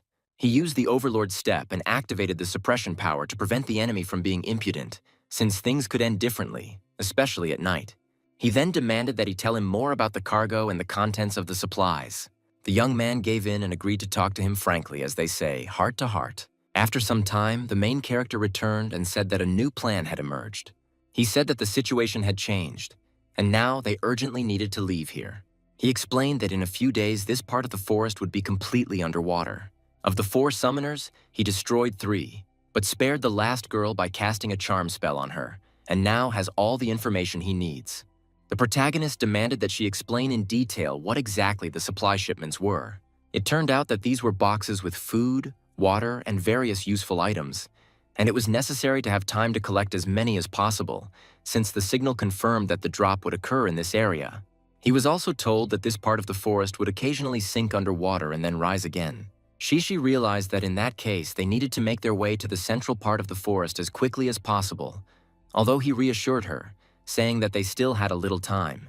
The main character suggested eating first and then hitting the road. First lunch, and then we can head to the mountains. He said the meat of the bear they defeated was a real delicacy. The angel was genuinely surprised by the taste and quality of this food. Then the angel told the main character that some object was falling from the sky.